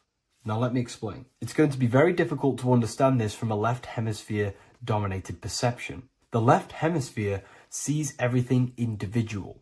The right hemisphere sees the whole. For example, if you're walking through a woods, the left hemisphere sees individual trees, leaves, twigs, and branches. The right hemisphere sees the interconnectedness of the whole woods. We've been trained our whole life to be trapped in the left hemisphere, to think logically, scientifically, with evidence. This way of thinking traps you in illusion, division, and separateness from everything. Plus, in science, they teach you the universe exists outside of you. You exist in a universe, and the universe exists whether you exist or not. This is completely false. You are the universe experiencing itself. There is only one person in the universe. There is only one awareness in the universe, and that is God. That is your consciousness. Not your name, your job, your reputation, your thoughts, your beliefs. That is not God. God is the infinite awareness that you are, the alertness, the essence of life. You are an individual. You have a dual nature, an inner world, consciousness, and an outer world, this physical body. The inner world is the immortal consciousness awareness. This physical reality is for the immortal within us to experience and enjoy. And the immortal consciousness, the immortal self, the individualized expression of the only thing that is truly real, which is God, consciousness, is seeking a way to understand itself through infinite vantage points. The same consciousness inside of you, inside of the dog, the squirrel, the plants, the stars, the same awareness is in absolutely everything. Only the right hemisphere can see this connection. The universe is one mind separated into the infinite bodies and life forms. This is why scientists tell you that the universe is forever expanding. It's truth in plain sight, because the universe is the mind, and the mind is always seeking more vantage points to understand itself. And the mind is always expanding into new realms of thought. The mind cannot be filled up. It does not exist in space. However, human awareness, human consciousness is very sacred. And the reason why I say that is because humans possess a two-way consciousness, unlike a dog, an animal, or a squirrel, for example. The dog looks in the mirror. It is not aware of itself. It doesn't look in the mirror and see that it needs to improve something. However, humans, we can look in the mirror and say, who am I? Where do I come from? And I need to change this aspect of me. I'm lacking in this area. Dogs do not have this awareness. They function only on their immediate surroundings, on survival and instinct. Human awareness is special because we have the ability to reflect on the self. We can question our consciousness. We can question, who am I? Where do I come from? And where am I going after this? The human mind has no limitation. We can surpass our animal nature and rise to a godly nature. This is the whole purpose of reaching Christ consciousness, which is just an ideal consciousness where we have control over self and we know who we truly are. Humans have been given the tools to awaken. Our five senses are locked only to perceive the physical world, but the mind holds the gateway to understand the unseen aspects of reality. The mind holds the secrets to the universe and consciousness. We just have to study ourselves to understand God. We are all individualized aspects of consciousness. There is only one pure consciousness in the universe, but we're fractaled into infinite life forms, experiencing this consciousness in a different form, molding this consciousness into individual egos and individualized consciousness. Me and you are made of the same fabric.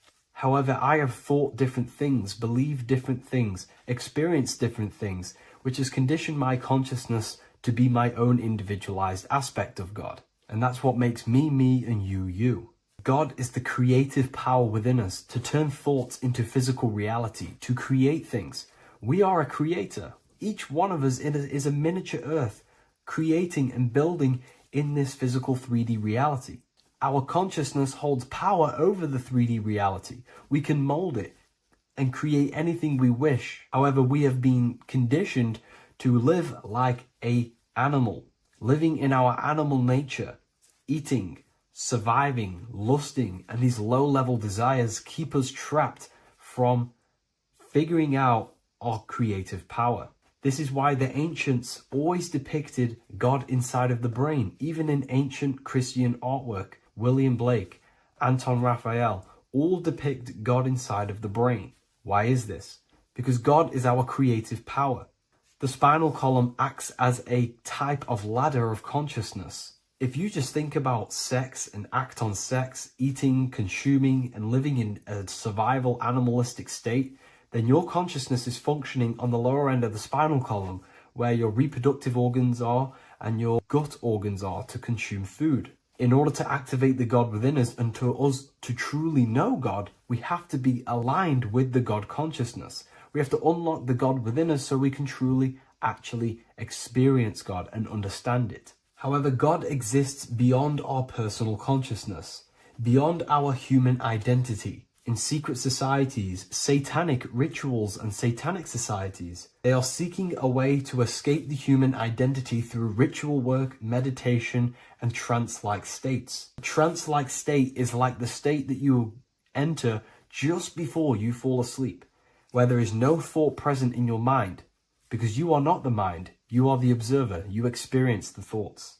And when we escape the human identity through rituals, meditation, or trance-like states, We can actually experience beyond the veil of this material world. However, satanic rituals do this in a negative way. Satanic rituals include ways to make the human mind tap out by pushing the human minds to the limit through pain, suffering, and even torture, to allow the mind to pass out so you can temporarily pass on the veil of the physical world and escape the limitations of the human identity and the human thinking mind. Now, you do not have to do it this way. You can experience the divine and beyond your human identity through many different ways, such as deep, deep meditation, rising above your thoughts, and setting 3 alarms, one for 6 a.m., one for 6:30, and one for 7:30. And when you wake up at these times, what you need to do each time you wake up is allow your mind to stay awake but your body to fall asleep. And you will enter this trance-like state. And you can gain ideas, experience lucid dreams, and maybe even astral project. All of these rituals in secret societies and satanic societies is all about escaping the human identity and experiencing the divine planes beyond the physical. To wrap all of this up, this is all about consciousness. Consciousness is the infinite awareness of the universe, just fractaled into separate bodies. And this consciousness is seeking a way to understand itself in infinite angles and vantage points. And religion was made to cut off your connection to the divine planes beyond this world and beyond your self-identity. Therefore, if you want to know God, you have to study the attributes and qualities of God, such as geometry, numbers, consciousness, the mind, the subconscious, human anatomy. All of these things are aspects of God. We have to study ourselves and study nature so we can see God. God is the infinite awareness of the universe. If you love this video, please leave a like and share it with a friend. I'll leave a link in the description for the Book of Wisdom, Volume 2.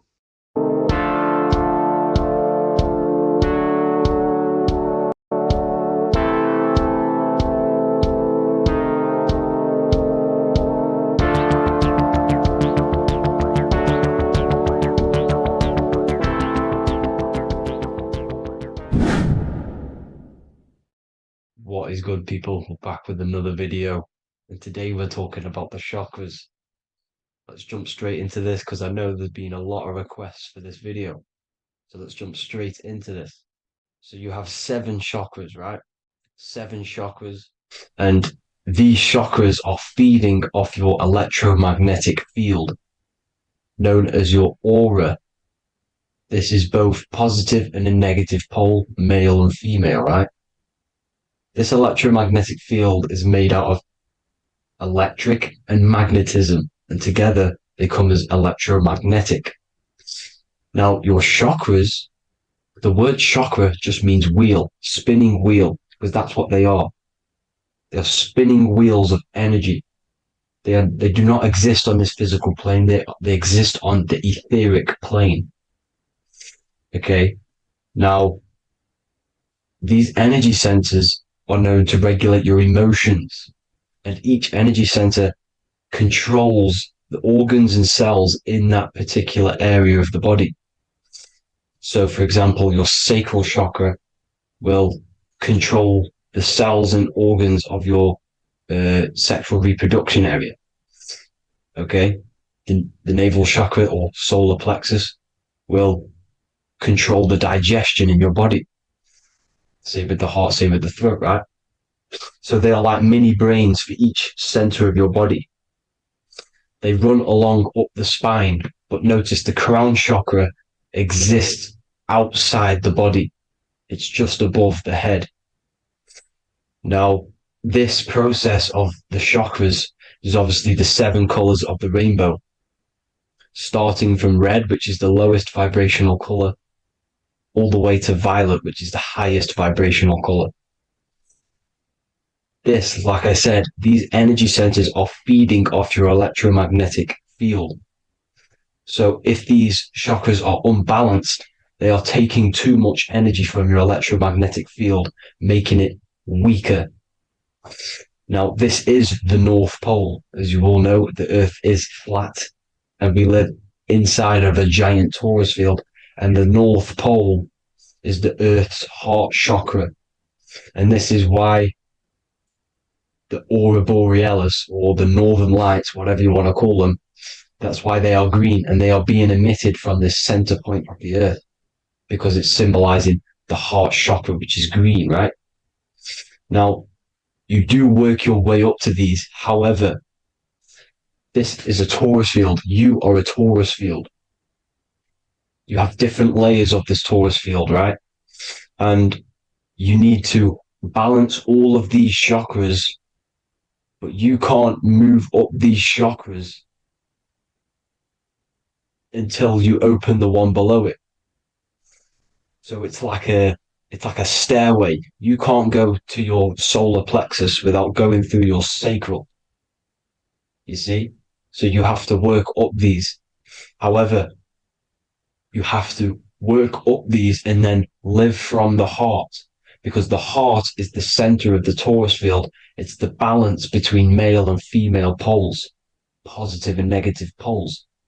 So you have to balance all of these chakras and then bring them all into one, which is the heart chakra.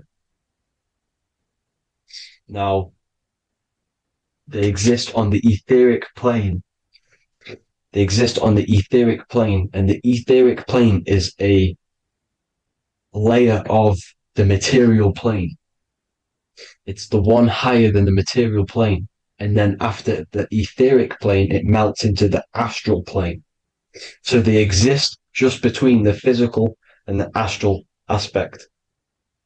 Now, this is the yin and yang matter, which is the lowest root chakra, physical matter, and then to spirit, because high vibrational matter turns into spirit, low vibrational spirit turns into matter. So they're interchangeable. This is the yin and yang. Now, when you see ancient paintings with the halos, you see this is like a toroidal field coming out the top of his head, you see, with a halo. This was symbolizing in the old days, in the ancient days, that they've aligned their chakra, they've reached Christ consciousness, which is God consciousness, right? Now, this electromagnetic field is the apple that we bit out of in the Bible, because you see that apple is a torus field. So they were metaphorically or personifying the torus field. That's what the Bible is. It's a massive personification. It's all metaphors. You have to read it properly. It's got a greater meaning behind it. Now, when we bit from the apple, we ate from the tree of knowledge, which is good and evil. Our lower mind took over, so we materialized to feed our physical bodies. We materialized through Saturn. That's what Saturn does. Now, if you don't understand that, go and watch the video previous to this one called Occult Secrets of Saturn. And that will show you how Saturn is the materializer. Now, this is one of the secrets behind the Masonic compass, electric and magnetic, male and female, duality, positive and negative. Now, like I said, they teach you about the torus field, about a magnet in school, but they don't teach you about your electromagnetic field. Everything alive has a torus field. It is the building block of this creation. Absolutely everything has a torus field. There's not one thing without it. And as you can see here at the center of the apple, that's where the seed is. That's where the life is. The reproduction of that organism. As you see, this is where the most electromagnetic energy is stored, in the center, because this is where the two duality, this is where the field meets at the very center. This is why the seed is at the very center. Now, your spine is a elongation of the brain. The brain is heaven, and the bottom of the spine is hell. So this is Saturn, which is the root chakra. The 7 planets are associated with each chakra. Moon equals mind. Okay. Now, Saturn is physical matter, as I've just explained. This is the lowest vibrational color. And they want you trapped down here, which is your hell state, your animal nature, your physical nature. They want you to identify as the physical body. They don't want you to reach these higher states of consciousness. Okay? Now, in the brain, you have 12 convolutions. Now, this is what they were symbolizing in the Bible with the 12 disciples. And obviously in the Bible, it says the upper room where Jesus met with his disciples. This is heaven, the brain, the higher states of consciousness. Now, this is your North Pole. This is Jacob's ladder. Okay. This is why you have 33 levels of Freemasonry, because it's symbolizing the 33 vertebrae, which are these little things here on the back of your spine. Because once the Kundalini energy from the bottom of your spine rises to the top, this is when you get enlightenment and opens your third eye. Spiritual enlightenment. As you can see here, this is Jacob's ladder. This is the Kundalini symbol, right? And they're even showing you this in the medical symbol. They're putting it in your face. The serpents are wrapped around the spine. Now, the serpents symbolize how the energy moves around the spine, because it's a torus field, you see? At the center of the torus field, it wraps around the center pole. It wraps around it, and this is how the energy moves up. So they're symbolizing it with the serpents. Okay? Now, every religion has a sacred river. For the Egyptians, it's the River Nile. For Christianity, it's the Jordan River, right? This river is the canal, the energy canal at the center of your spine, all the way leading to heaven, to the Holy Land. This is the chamber which the energy rises up, right? Now, they used to say the gods descended from heaven to man. This is just heaven. This is the mind state. And they said the gods were connected by a rainbow bridge. That's the chakra system, the rainbow bridge. Okay. Now, the ancients called this place Midgard, Earth, where both evil and good live, right? Midgard. But you can go to heaven, which is a pure mind state, because once you're in heaven, nothing negative can ever bother you. That's completeness, pure Christ consciousness. Now, this is why Jesus dies at 33. He didn't actually die, but it's symbolizing the death of the physical body. Not the death of the physical body, but his consciousness rising above the physical body to, as I said here, matter to spirit. Matter died off and he came spirit consciousness. This is symbolized by the 33 vertebrae, which is obviously the 33 levels of Freemasonry. And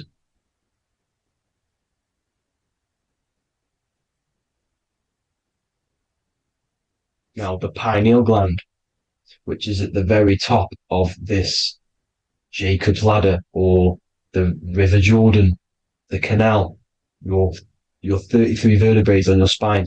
This is where the pineal gland sits, right? At the very top, at the center of your brain. Now, there's multiple ways this was symbolized. The Eye of Ra, which is used by the Egyptians. Now, this pineal gland is the seat of consciousness. This is where your consciousness is stored, right?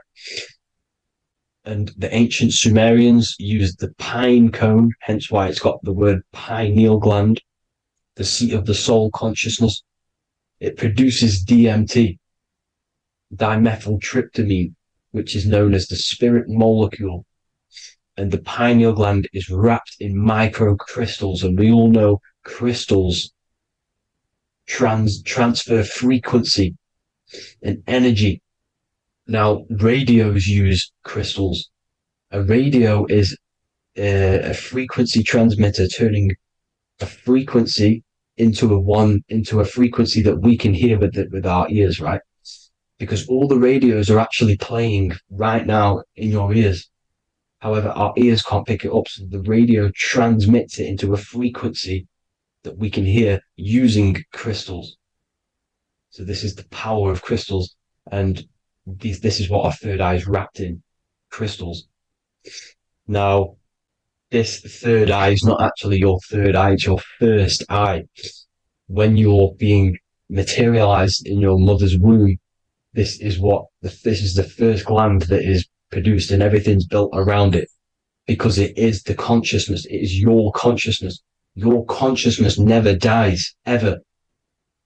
It's an eternal essence. It lives forever. You never actually die. Only the mortal body dies. Now that's what we call life. Life is abided by time, and time is change. And change is what we call life, because everything's constantly moving and transforming into different things, right? Now let's not get off track. The pine cone is obviously, this is in the Vatican here.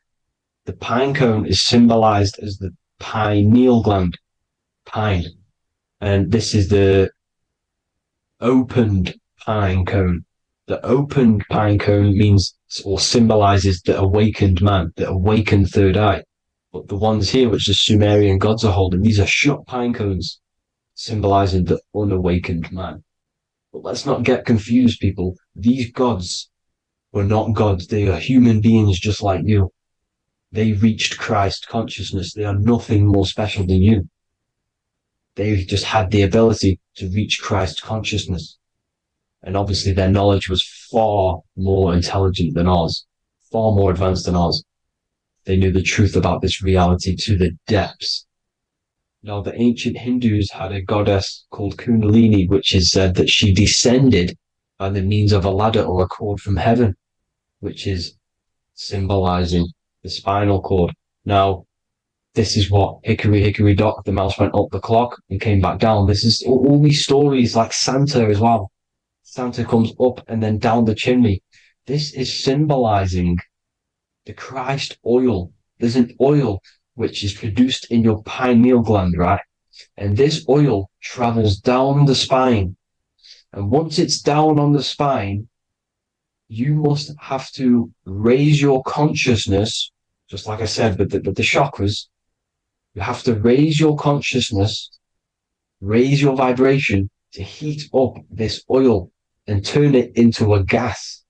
And it travels back up the spine through like the serpents up the spine, and this awakens the third eye once it's coming back up the spine and hits the pineal gland.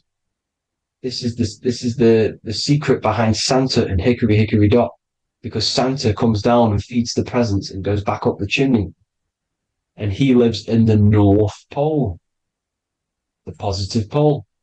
This is the North Pole, people, and the presence is your sacred oil. This oil, your physical body, is the furnace. It's the spiritual furnace, which you have to heat up this oil by raising your frequency and turning it into a gas to rise up this chamber, the River Jordan, to your third eye, right? Now, this is an alchemical process. Your body is the alchemical furnace. It says in the Bible, if therefore thine eye be single, thy whole body shall be filled with light. I shouldn't have cut that out, but that's what it says. The light of the body is thine eye. If therefore thine eye be single, thy eye shall be filled, their body shall be filled with light. This is symbolizing the pineal gland, enlightening the body, the spiritual body, filled with light. Now, as I said, they want you kept down here, which is the root chakra, which is your animal nature, which is obviously mind, matter over mind. This is the symbol of Saturn, right? As you say, we're built of body, mind, and spirit, the Holy Trinity. That is the sun, moon, and earth. The sun's your soul, solar. Moon is your mind. Earth, which is the cross, which is your physical body, the 5 elements, right? So body, mind, and spirit. So the Saturn symbol is actually made out of the cross on top, which is the earth, and the moon on the bottom, which is symbolizing matter over mind, because earth is physical matter. You don't want to be matter over mind. You need to be mind over matter. See, they want you identifying as your physical body. They don't want you to realize you're an eternal consciousness. You're an eternal essence of consciousness which never dies. They want you trapped in your animal nature. And this is why the Baphomet has a goat head, because it's symbolizing your animal nature, which is evil. Not evil, but you're more likely to do evil things, right? which brings bad karma. That's your animal side. This is why the Baphomet has an animal goat head. As you can see here, he's got the Kundalini energy here. So when you see the inverted cross, the cross is your body, as you can see here. The inverted cross means your chakra's downwards, down here. Your head's down here. Your mind is down here. But your mind needs to be up here, which is the upwards cross, which is Christ consciousness. And as we all know, 7 colors of the rainbow, 7 planets, 7 chakras. Red light is low frequency and long range. This is why Saturn is the slowest moving celestial body. And it's the lowest chakra, because it's low frequency, long range. The moon being the crown chakra, which is high frequency. This is why the moon moves around the quickest. The moon is your crown chakra, which moon in mind. See, so there are multiple ways of your chakras becoming blocked. Now, each chakra has a specific intelligence. It has a specific thing that it's doing for the body, right? Now, this can be overused. It can be abused. For example, masturbation. That keeps you down here in your sacral chakra because you're abusing that energy center. You're abusing your sexual energy, which is then becoming unbalanced. So this is how energy, this is why these centers are pulling more energy out your electromagnetic field, because these centers are wheels. The chakras just mean spinning wheel of energy. So when you're abusing these certain centers, you're pulling energy out of your electromagnetic field, which is making your field weaker, which is making your frequency lower, which makes you prone to diseases, prone to lower negative energy, right? So you need to align these chakras. You need to unbalance them. And as you can see here, you can screenshot these to see how they're blocked. I'm not going to go over each one because it'll take me forever, but have a little read yourself. This is why they're blocked. Now, the ancients used to say Aum when they meditated. Now, these are the 7 vowels. There's not 5 vowels, there's actually 7. Now, when they say Aum, they're aligning all their chakras by saying this when meditated. This is where the Aum originated from. Now, emotion is energy in motion. So if you're feeling a certain way, that's the energy you've put in motion. It's a reflection. We live in a mirror reality. Everything's mirrored. Everything's mirrored. As within, so without, as above, so below. Everything's a reflection of some sort. So whatever you're feeling, you're doing something wrong. It's telling you you're doing something wrong from the root cause. Because your energies are the effect. You're feeling the effect of something you've caused. The law of cause and effect. Nothing escapes it. Now, the Jehovah's Witness believe that exactly 144,000 faithful Christians go to heaven or be resurrected, right? This is not true. This is symbolic. 144,000 go to heaven. Now, the petals on the chakras, this is the root chakra, this is the crown chakra.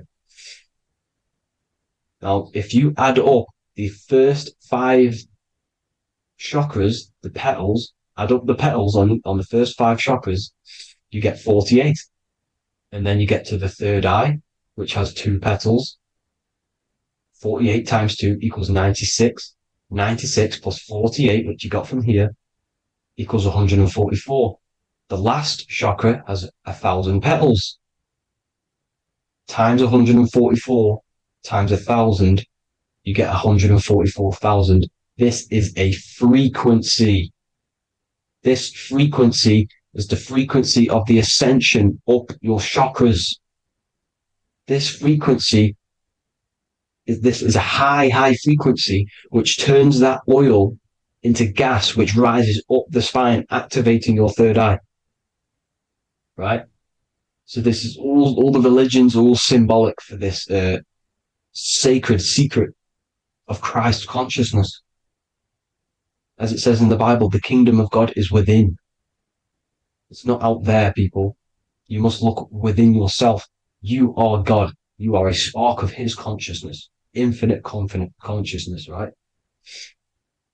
So 144,000 is a frequency, and you must achieve this. Like I said, these people in the past, they're not gods, people. These were just humans. Nothing special. They just reached Christ consciousness. Now, they keep you in these lower vibrational states with the food, right? And as you can see here, all of these fast food restaurants are mainly are red and yellow, which are these lower states, these lower two chakras, lower vibrational colors, because they want you trapped down here in matter. And these foods are so low vibrational, they will keep you down here, because your gut produces, I think it's like 80% of melatonin. Melatonin is your feel-good hormone. These foods will not make you feel good. This is very low vibrational. Meat. It's not meat, it's raw flesh. These animals are stripped from their family, put on a conveyor belt, watch their friends be tortured, and then get slaughtered in a slaughterhouse. Think of all the fear that's running through their blood, all the hormones, all the fear, and you're going to go and eat that very low vibrational energy. As you can see here, this is the light photons within fruit. You can see the life force in this fruit. You must think, feel, and do positive to raise your vibration. As you can see, earth equals heart. If you rearrange it, everything in nature is green, right? The aurora borealis is green. You must align all these chakras and then live from the heart, because the heart's the center of the Taurus field. You must become the consciousness in the center. So that's it for this video, people. Thank you all. God bless.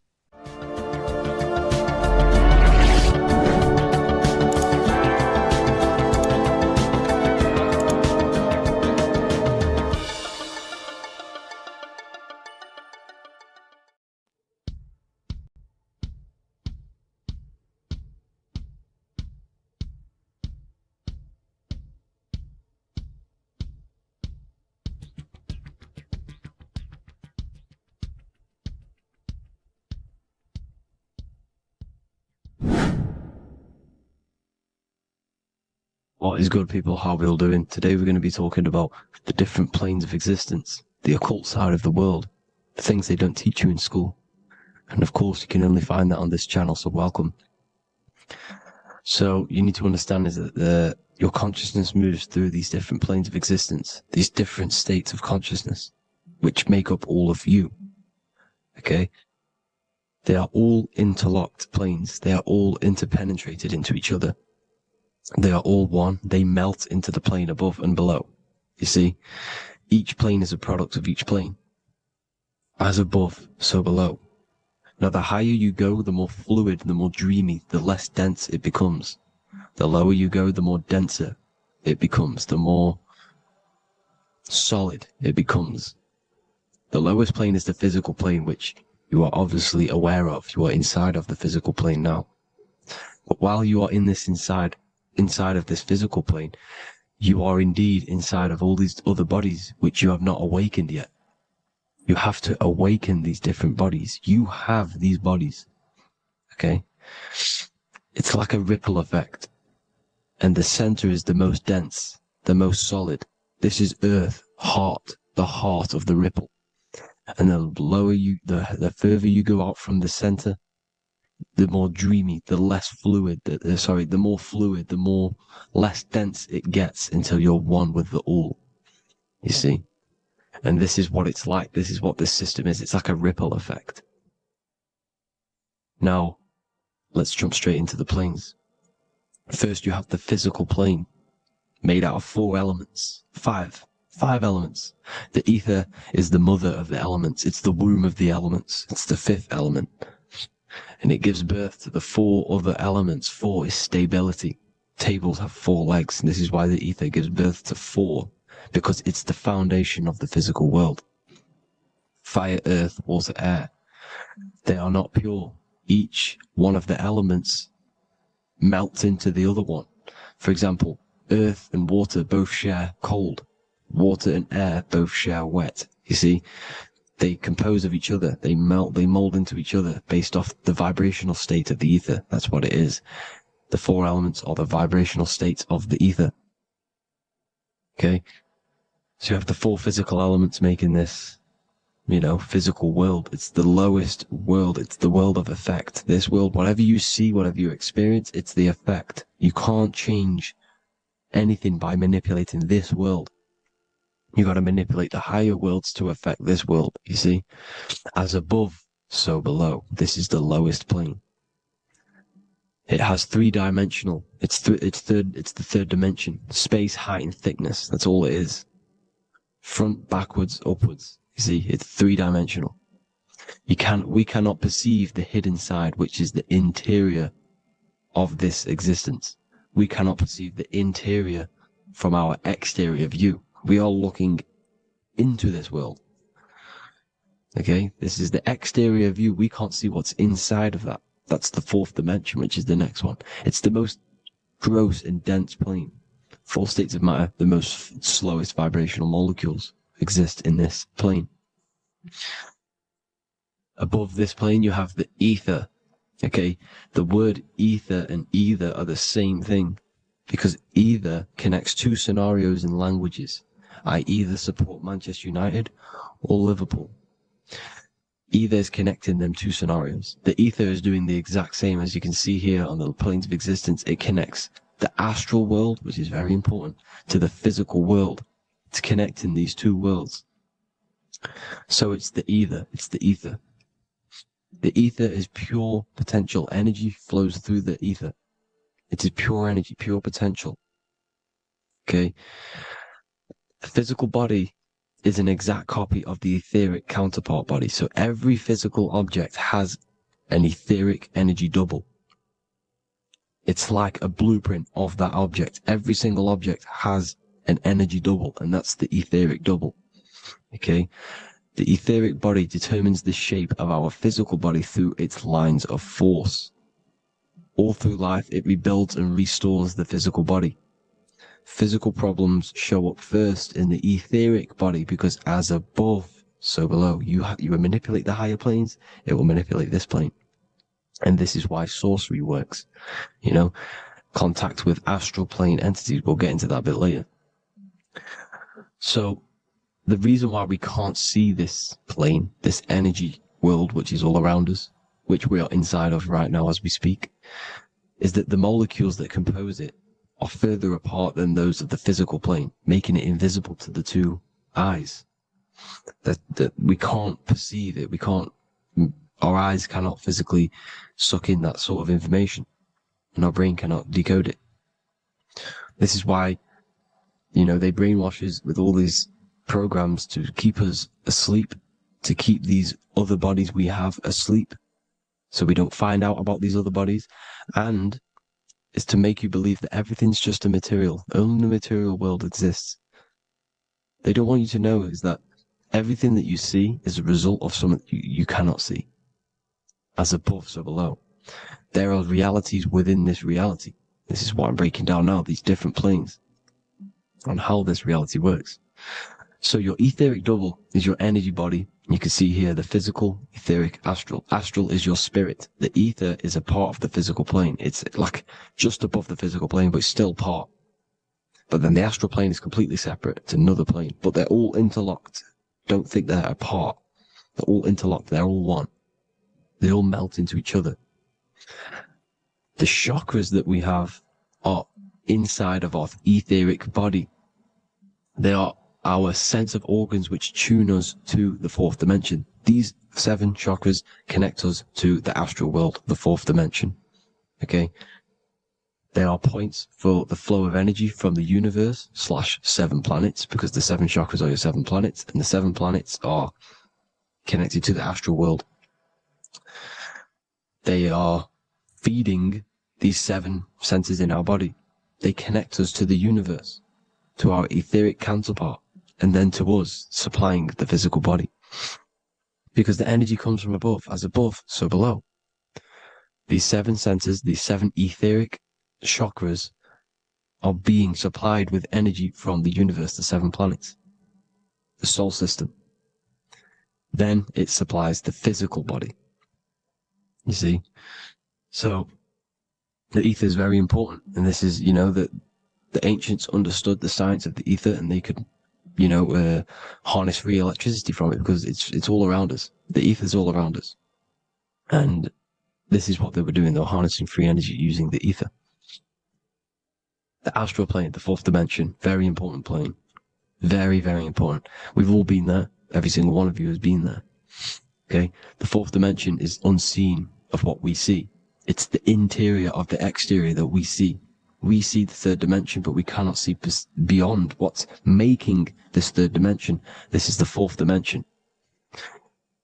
Okay? It's the dream world. This is where you go when you dream. Okay? This is where you go when you dream. It's the place of disembodied spirits or ghosts, entities, whatever you want to call them. When you hear ringing in your ears, that is not tinnitus. That is an entity around you. Okay? That is an entity around you. The fourth dimension is where thought forms exist. Mental images. Thought forms as in what you see in your mind when you think of an image, because the mind is the highest plane of existence. Mind is the highest plane of existence. And it manipulates all of the planes below. So it goes the mental plane, then the astral plane. So the thought is in the mind, the mental plane. Just the thought alone, no image. But then the form depiction, the thought form exists. It manifests in the astral plane as a sort of image, an entity, a living conscious being. So this is why thoughts are things. You see, thought forms exist within the fourth dimension. So when you imagine something, when you are, for example, right now, look into your hand and imagine there's an apple in your hand. If you can see that, you are seeing into this fourth dimension. You can only see into this fourth dimension using the mind's eye, not the two eyes, the mind's eye. When you shut off the two eyes into darkness, the third eye opens. The mind's eye is open. And you can see, this is astral travel. You got to work on astral travel. And you will see this astral plane, this fourth dimension. And there are 3 different sections to this astral plane. Higher, middle, or lower. So yes, there is a kind of a heaven and hell. And a middle, mid-God. Heaven being the higher vibrational entities manifesting higher vibrational thought forms existing there. The lower vibrational thought forms existing in the astral plane. But these thought forms are beings. You can create these beings. They're called elementals. Okay? If you entertain specific thoughts for long enough, this will plant a seed and it will grow. If you so for example, you have a bad feeling or whatever, what's a good example? Unforgiving someone. You keep that energy inside of you for long enough, it will manifest in the fourth dimension. You entertain that thought long enough, it will manifest. And it will create an etheric body, and it will be an entity which will harm you.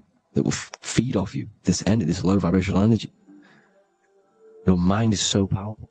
It creates thought forms, and these thought forms can take consciousness, can take bodies, etheric bodies.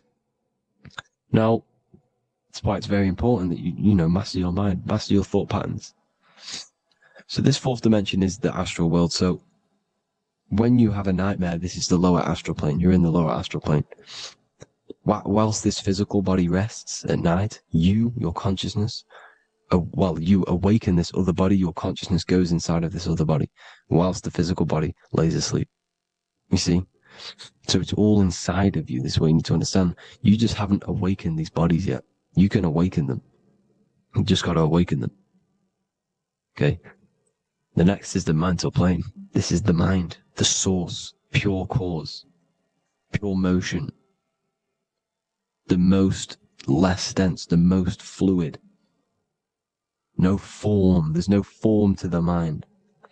Astral plane is the first plane where a form takes existence, pretty much. The mental world has no form. It's pure mind, pure intelligence. Thoughts alone exist here without any images or manifestation. The most fluid, the most dreamy, the most causal plane. All of the rest take the effects of this plane. That's why it's mind over matter.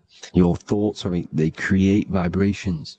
Each vibration is vibrating on a specific frequency, which creates mental images, creates effects down here on this physical plane. This is why it's so important to master your mind, master what you think, master your mind. It's the hardest thing to master. You could conquer the world, but it's probably harder to conquer your own mind than to conquer the whole world. I can promise you that, because the mind can play tricks on you. You got to listen to that inner guide within you that will constantly manifest the good things. So anyways, people, hope you learned a lot from this. Please work on trying to activate these other bodies. I will maybe do another video on trying to activate these bodies if you wish. Please comment down below if you would like to see that. And have an amazing day. Please like, subscribe, comment down below any video ideas you want me to do, any information you want me to spit. Thank you all. Have an amazing day.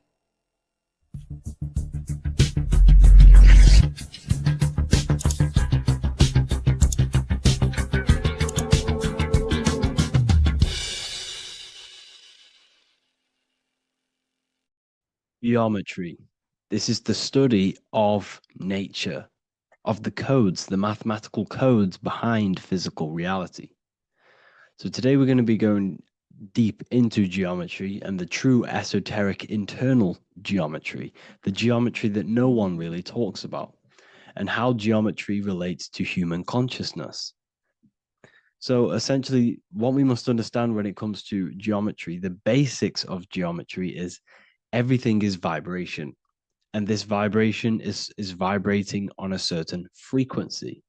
And this certain frequency creates a geometric shape, which is why in nature we see all of these different geometric shapes. All matter takes form in shapes. So if we put sand on a plate and we vibrate the plate on a specific frequency, we see that the sand goes into specific geometric shapes and patterns. So essentially, matter is energy condensed. It's energy vibrating on a low frequency, vibrating at a certain frequency. So matter is condensed energy. And each geometric shape is manifesting and showing a specific energy. Some shapes carry more energies than others. For example, the cube is what traps energy. A square is what traps energy. So geometry and the flowers are basically how energy manifests itself into physical matter. We are in a world made out of energy or light. Light is energy. So everything is vibration, everything is frequency, and everything is energy. Even the words, each atom in our body, everything. So everything in nature has these mathematical, energetic codes. So geometry is basically the study of nature and the shapes that are in nature and their energetic principles. Because like I said, matter is energy. So this is what we call cymatics, when we place water in a petri dish and we shine light on top and we vibrate the water. And we can capture, this creates certain patterns. Each frequency, like you see here, has its own pattern. So what we are seeing here in the physical plane is essentially energy condensed into physical reality. We see it in the turtle. We see it in every single form in nature. Now, external geometry and normal geometry, we normally get taught that this is God's way of creating physical reality, which is essentially true. However, it's far more deeper than that. Far, far, far more deeper. Okay, so what geometry truly is, it's not God's codes to reality. What we must understand is what the brain truly is. And what we must understand is that we are not in the world. We are not in the universe. The universe is us ourselves, and the world is produced by our brain itself. Okay? So the way you must understand how the brain works, so what you visually see, so geometry is to do with what we visually see. And what we visually see is heavily connected with our eyes, which are an extension of the brain. The eyes are the brain. And essentially how we see is energy enters the eyes, and each eye goes to the optic nerve. And this energy is transferred into electricity, which travels to the back of the brain, to the visual cortex of our brain. And this is where the image is produced, what we see. Therefore, the world outside of us is truly inside of us. It's a projection from within the brain. The brain is an energy condenser, a decelerator, an energy decelerator. Everything outside of us is basically formless energy. It is formless energy vibrating at a certain frequency. So what the brain is, it's sucking in this energy, this light, and turning that frequency, that code, that light code, into a physical reality. It's condensing the energy and turning it into a visual image inside of the brain. Therefore, everything outside of you is not what it looks like. Everything outside of you is basically energy, infinite energy. And our brain is condensing this into a physical reality and projecting it outwardly, which you experience your visual field. Okay? And the ancients knew this. So this is basically called the sigil of Lucifer. Lucifer is known as the light bringer. Lucifer in Latin means to bring the light. This is the sigil of Lucifer, which shows the visual field and the brain. We also see this in the Google Play symbol. It's a powerful symbol showing you the visual field, which is basically a symbol that tells you that reality is inside of the brain. The brain is what produces reality, but consciousness is not produced in the brain. The brain is essentially a consciousness downloader. It's a computer, and it's a reality simulator. The body is a simulation of physical reality. You are inside of the body experiencing the body simulation. The body produces this reality. It's a piece of technology. So Lucifer is to bring the light. Lucifer is the light being produced in our brains. Okay? So this is why they say Lucifer can tempt you. Lucifer can be the devil because it represents physicality. It represents the false light. Lucifer can trick you because it represents the physical world can trick who you truly are. So now that you understand how the brain is basically an energy decelerator and it creates and simulates a reality to your consciousness, you are no longer a person in a universe. You are the universe itself experiencing itself. Therefore, geometry is heavily linked in with the brain. Geometry is essentially how your brain and how your eyes decode energy. So what you are seeing is the mathematical codes of your brain creating reality. So what they teach you is the external is that geometry is God's way of creating this world, and these are the mathematical codes God's created.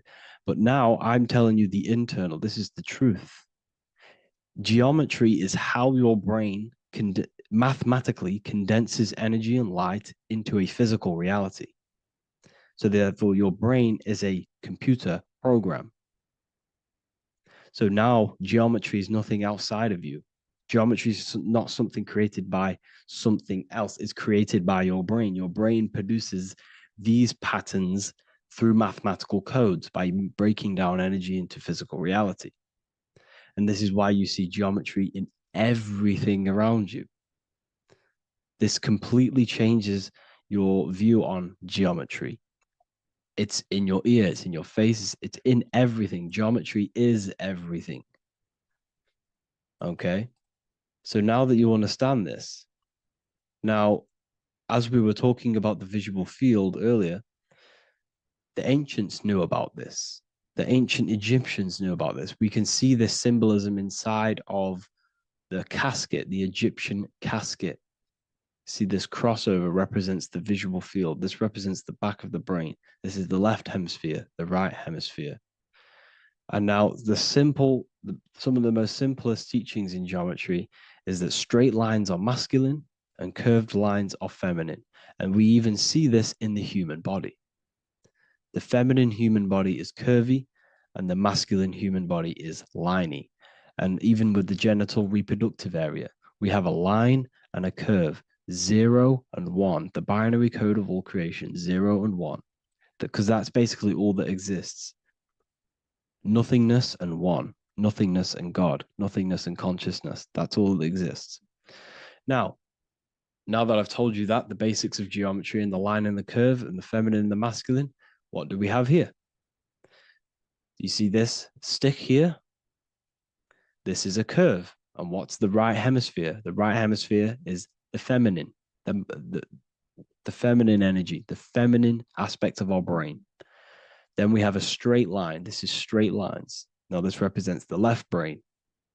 So the Egyptians are showing you the left masculine brain and the right feminine brain because of the curve and the straight line. And this is the visual field, the crossover. So there's a crossover in the brain. The left eye is connected to the right brain. The right eye is connected to the left brain. Okay, so the left eye is connected to the right brain. The right eye is connected to the left brain. The solar and the lunar. So, like I said, everything outside of you is basically energy. Your body is basically a holographic avatar, condensed energy produced by your brain. There's nothing actually outside of you. Your 5 senses are electrical threads of light. And when you touch something, this is basically electrical signals in your nervous system, which are reporting back to the brain. Therefore, what you touch is actually, you're not touching. The feeling that you feel when you touch something is not the true feeling. That's your nervous system you're feeling. You're feeling your nervous system in the brain. It's electrical signals to your brain. So the 5 senses do not decode, well, what you're experiencing as the 5 senses is not outside of you. This is your brain interpreting electrical signals. You don't experience the world, you experience your nervous system and your brain. The nervous system is an extension of the brain. So this is the truth. This is not woo-woo spirituality. This is true consciousness science that I'm teaching you here. Okay? So nothing is truly outside of you. It is a universe. You yourself are the universe, the fabric of the universe itself. The only thing that exists outside of you is essentially energy. That is it. And your body and your brain condenses this energy into reality. So when we look into architecture, why is architecture, the ancient architecture, so important? Because what did I tell you at the beginning? Shapes and physical matter is condensed energy. Each shape holds specific energy. Some shapes hold more energy, emit more energy. Some shapes condense energy. Some shapes transfer energy. Each shape, each geometric shape has an energetic principle because matter is essentially energy. So when we look into cathedrals and the ancient buildings, they were filled with geometric patterns, geometric shapes, because they understood the energy principle. Architecture is basically solid energy. It's physical energy. If we create this pattern here is an energy code. And if you stand next to it, you're going to gain that energy. It's going to be imprinted on your body. So essentially, they filled their buildings with high energy geometric shapes. Points, triangles, pyramids are very, very energetic. This is why you have crystal pyramids made Organite pyramids. They're always in pyramid shapes. That's why the Egyptians built in pyramids, because pyramids hold high energy. They emit high energy. So this is why you see all these different geometric patterns. Okay. So in the real reality, in the energetic plane, this building would basically look like this: lines and grids of energy. Okay, this is what it would look like in the energetic plane, a blueprint of the energy body. So as you see here, these are the different frequencies in a petri dish, of water in a petri dish. And you can see they are specifically aligned up with these specific patterns. You can see geometry even within geometry. It's fractal. So essentially, when you would stand inside of these buildings, they would imprint the energy of the building in your body, because your body is healed through energy. You have an electromagnetic field around your body. So by creating buildings with geometric patterns, we are essentially increasing the energy of the building, because the building itself is energy. Okay. So when we fill it with geometric patterns, we're increasing the energy. We're giving it a certain energetic imprint. So when you stand inside of that building, you're being imprinted with that energy. Okay. So especially with these windows, these stained glass windows. Well, why are they stained glass? Well, color is frequency. So when you have all of these different colors, and not only were they just painted, some of these colors are specific gemstones, crystals, natural stones, which all hold energetic principles. Each crystal is vibrating on a certain frequency. Wood has its own frequency. Metal has its own frequency. What you must understand is that everything in nature is not just a piece of matter. It's vibrating. The atoms of wood are vibrating on a certain level, which give it a certain energetic principle. Each crystal is vibrating. The atoms of the crystal are vibrating on a certain frequency, which give it a certain energetic principle, quality. So each thing, this is why the ancients were obsessed with natural stones, natural things, crystals, natural metals, and they wore different metals, different things like copper on their bodies, because they understood the atoms of these natural things are vibrating, which give certain qualities to you if you wear them. So you're not wearing it, you're basically putting that frequency onto your body, because they understood this is energy. If I put copper on my body, I'm not putting copper on the body. I'm putting the frequency and the energy of the atoms onto my skin. And that frequency of them atoms are going to vibrate my skin, that frequency, and heal my body.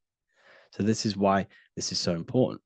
So each building is an energetic code. Okay. So when you stand in these buildings, it can heal your body. This is why when people walk into these ancient churches, they feel like they've met God. They feel a certain way. They feel so amazing when they enter these churches. They feel holy, for example. It's not because God's there. It's not because these man in the sky dwells in these holy places. It's because the energy of these buildings affect our consciousness. They increase your energy. They raise your vibration. They heal your body. They heal your cells. They imprint the water in your body, especially with these stained glass windows. Like I went a bit on a tangent there, but these stained glass windows were encoded. Well, they use different gemstones, different lights, different colors. And when the sun would shine through this window, well, what's the sun? The sun is light. Light is energy.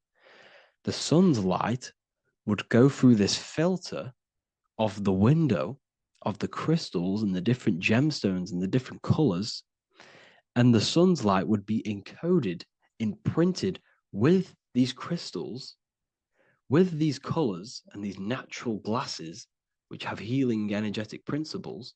And when you are inside that building, the sun's encoded energy of the window would be imprinted into your body, into your energy field, and it will heal your energy field, and it would heal your body, your cells on a cellular level. because your body is what? 60 to 70 to 80, some people say 80% water. And water is encoded with vibration. If you say certain things into water, it gives it a specific geometric pattern, like I broke down in the beginning. If you say love to a water and then freeze it, it will go to this. If you say hate, it will go to a distorted pattern. So when you are in these buildings, you're being imprinted by the energetic codes of these buildings, the energetic principles of the windows, of the structure itself. The ancients never used to build in squares. Their buildings, their insides were never square rooms because they understood squares trap energy. They always had pointed roofs so energy can escape. So there's many little things that we need to look into geometry. For example, when you see magicians, when you look at ancient magic, why do they stand in circles with different geometric patterns? They use different geometric shapes. Why? Because shapes are energy. They hold specific energy. So when the magician stands in a circle with a pentacle, they're working with the energy of that pentacle. You can work with different energies based upon the different geometric shapes that you draw. And you can use this in your structure, in your architecture, in your work, and it can influence everything. So this is the true geometry. I hope you gained a deeper understanding on geometry and how it relates with you and your consciousness. Like I said earlier, your brain produces geometry. It's basically how your brain decodes energy. It's not God, how God creates this reality. And no, you're in this reality. You are the reality itself. Your body produces the reality. Therefore, geometry is one with you. So therefore, if I play with the geometry of the buildings, for example, like the government have, everything's in squares. If you look outside, everything's a square, everything's a rectangle. You go to a city, every window is a rectangle, every building is a rectangle. You live in a box room, everything is boxed and squared off in this reality, in this modern society. Why? Because they're trapping energy. The box is the cube is the most simple geometric shape, which basically condenses energy and it traps energy. And if you subconsciously see squares all the time, your phone's a square, your TV screen, everything's a square, your keyboard, your desk. Go and look at the ancients. They never used to build in squares and cubes. And if you go into nature, you'll never see squares and cubes. Nature doesn't create squares and cubes. Everything in the modern society is squares and cubes to simple your consciousness down, to dumb your brain down. So the ancients built very, very complex structures. Why? Because they understood what we see affects our brains, because our brains decodes reality and creates reality. If you see a sophisticated building, this is going to give you a sophisticated mind and raise your IQ levels over time, subconsciously. I'm not saying if you look at this building, you're going to become smart. I'm saying if every single building in your environment, ment is mind, mental, every single building in your environment was this complex and complicated, it would increase your IQ on a subconscious level. It'd make you more complex, make you more intelligent. So they've dumbed everything down. They've dulled everything down. Look at everything. Everything is being dulled down. So anyways, I hope you all gained a better understanding on this. If you want to gain more occult knowledge and esoteric knowledge, make sure to read the Book of Wisdom, Volume 2. If you're inside the university, you can get this book for free. Go to the general chat area and follow the instructions and you can order yours for free. Truly life-changing stuff. Because the issue is with the world is that no one really understands who they are, what they are, and why we are here. That is the issue for people's depression, for people's wrongdoings. They don't understand who they are, what their emotions are, what their mind is, what their body is, what reality is. This book gives you that. This book gives you the sense of understanding, the sense of well-being that will give you a better life because you understand life and what life is. And if you truly want to take your studies to the next level, we have the Ethereal University. This is the place for truth seekers where you can connect with like-minded people so you don't have to feel insane, because not many people think this way. I've been there when people when you wake up and not many people around you are thinking the same way, and you start to feel a bit insane, and you can't really talk to people about these things. That's why I created this, so you can connect with people and learn at the same time and become the best version of yourself by understanding truth and knowledge. If you join, you'll gain access to free live calls every single week, every single Saturday morning. We do live calls. You can ask me questions and all sorts. So make sure to leave a like and a comment. And thank you all for tapping in.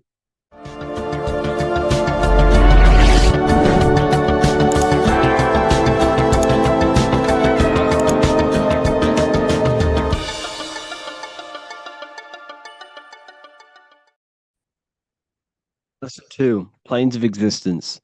These planes are all aspects of your mind. They are in you, they are outside of you, as above, so below. The Godhead is the sole purpose. This is how spiritual manifests into physical. This is the process that the universe goes through in creating the physical universe.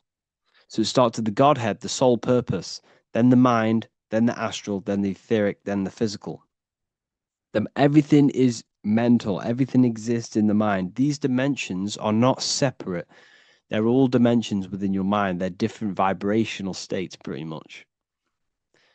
So the mind is the realm of thoughts. This is where thoughts reside.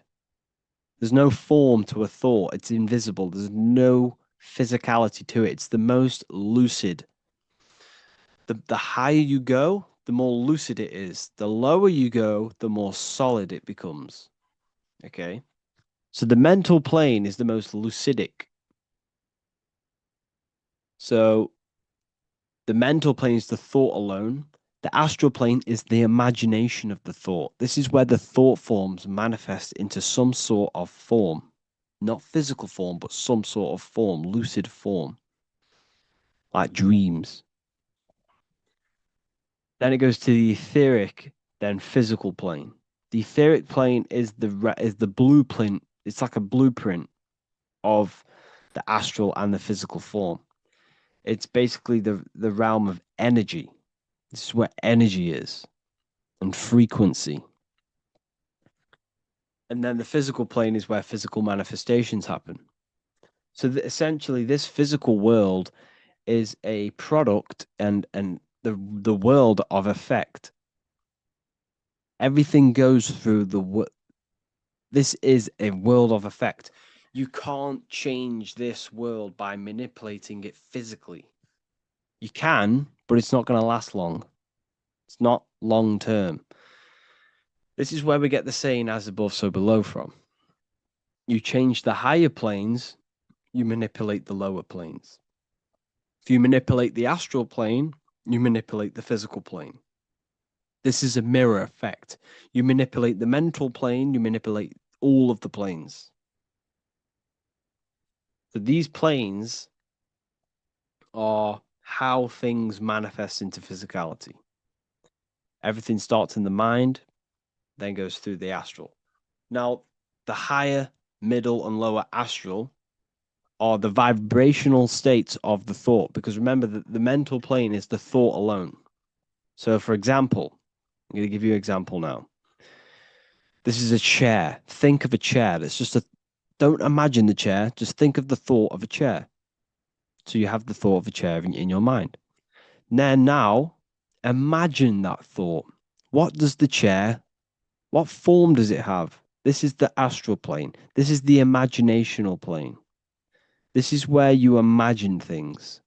So when you hold something in the screen of your mind, this is astral matter. You're creating out of astral matter. That's what imagination is. Depending on the vibration of that thought that you are manifesting in your imagination, depends whether it goes to the higher, middle, or lower astral. If it's a high vibrational form, high vibrational thought, you create the higher astral plane. This imagination will go into the higher astral. Or if you think of a chair to murder someone on it with spikes and kill someone on it, it will go to the lower astral plane because it's a lower vibrational thought form manifesting. So you got to use these planes to manifest things, to imagine things. You can manipulate the astral plane through astral projection. This is a very, very deep, this is a very occult teaching of astral projection. And that's going to be taught later on in another course, because that's not for everyone. But you can still access the astral plane through imagination. And that is how you pretty much get there. You use your conscious mind to project yourself, your consciousness, your awareness into the astral plane.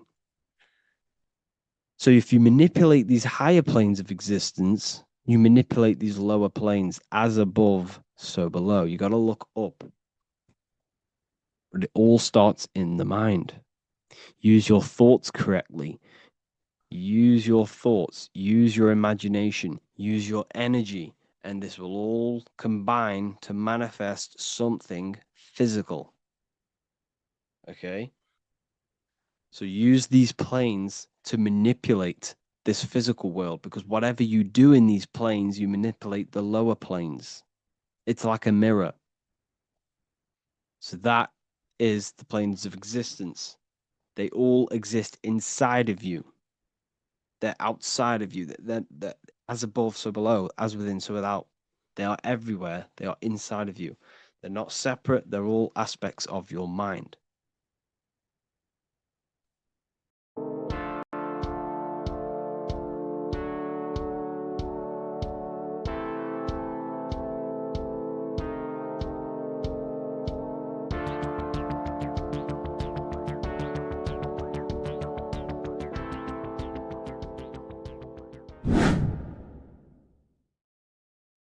How are we all doing today, people? It's Revival of Wisdom, and today we're going to get real deep. This video is going to get real deep. A lot of people are not going to be ready for this sort of knowledge. Okay, you really have to do is to really deprogram the mind, because everything we've been taught is a complete lie, is to keep us trapped. Okay, this is really advanced knowledge. Now, let's get straight into this. All of the ancients depicted other worlds, and they called this place Midgard. Midgard is the mid garden, the middle garden. This is why the Masonic symbolism on the floor is always a black and white checkered board, symbolizing the polarity here, the good and bad, because we're in the middle garden, the heart. Earth rearranged spells heart, because we're in the heart of this system, of whatever it is, a super quantum computer, whatever you want to call it, simulation. Now, in the Quran, it talks about the 7 layers of heaven. All of these ancient artworks are depicting these different layers of reality. Okay, and look at the Egyptians here with the boat outside of the firmament.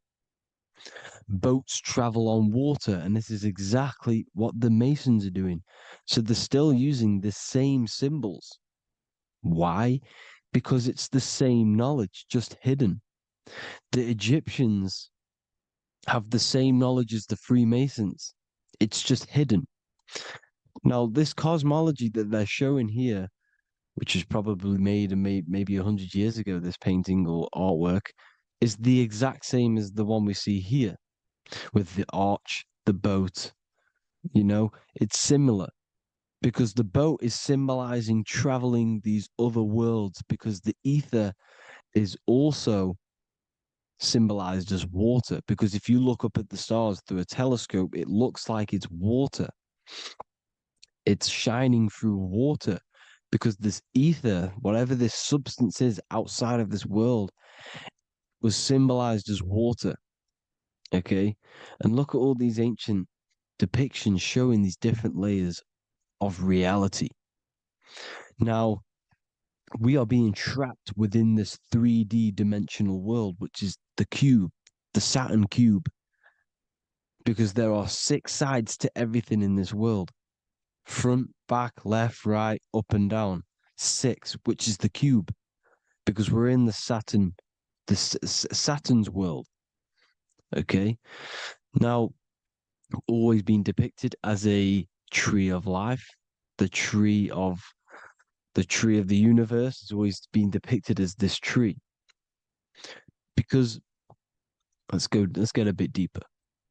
Now, the cosmology of this reality is the sun, the moon, and Polaris, always in the Masonic art.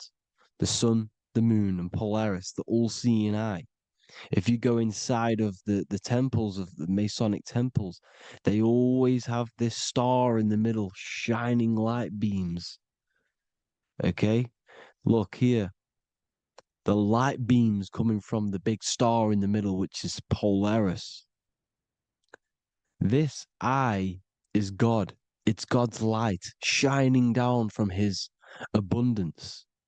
Now, when you astral travel, you will see this big ball of light above you, and this big ball of light is God. But you cannot travel towards it until you are pure. It doesn't work like that. You have to become formless. You have to become pure before you can become one with the light. In all these Masonic artworks, it's all depicting the star in the center. This star is Polaris, because Polaris is the way out of this place. And this is why you see the stairway to heaven all the way up to the light beam, the light source. What does it say in the Bible? God is light, because everything is made out of one substance, and that substance is light. And it symbolizes the eye because God is an eye.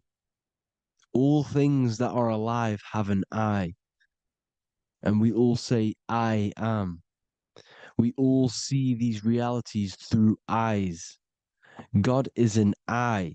He's the all-seeing eye. He sees all things at all times.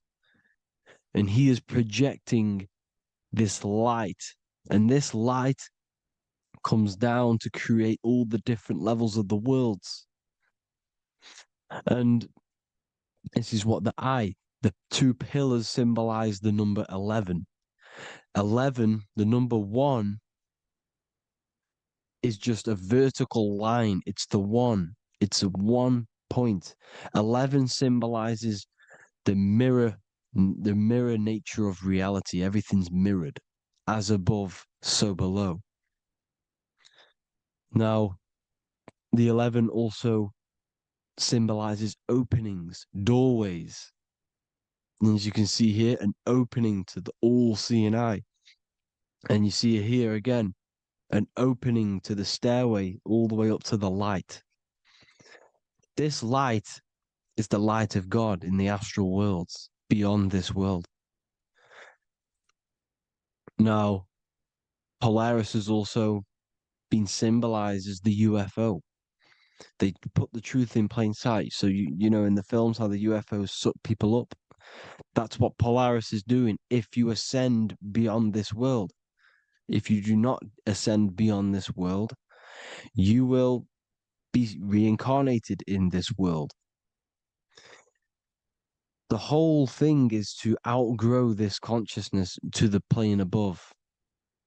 And I'm not just making this up. I'm going to be bringing in scriptures after this. But you can see with the Christmas tree, we always put a high, big star at the center, at the top, which is the star of Polaris, which is exactly what the Masons are doing here. The star at the top. And it's on top of our Christmas trees.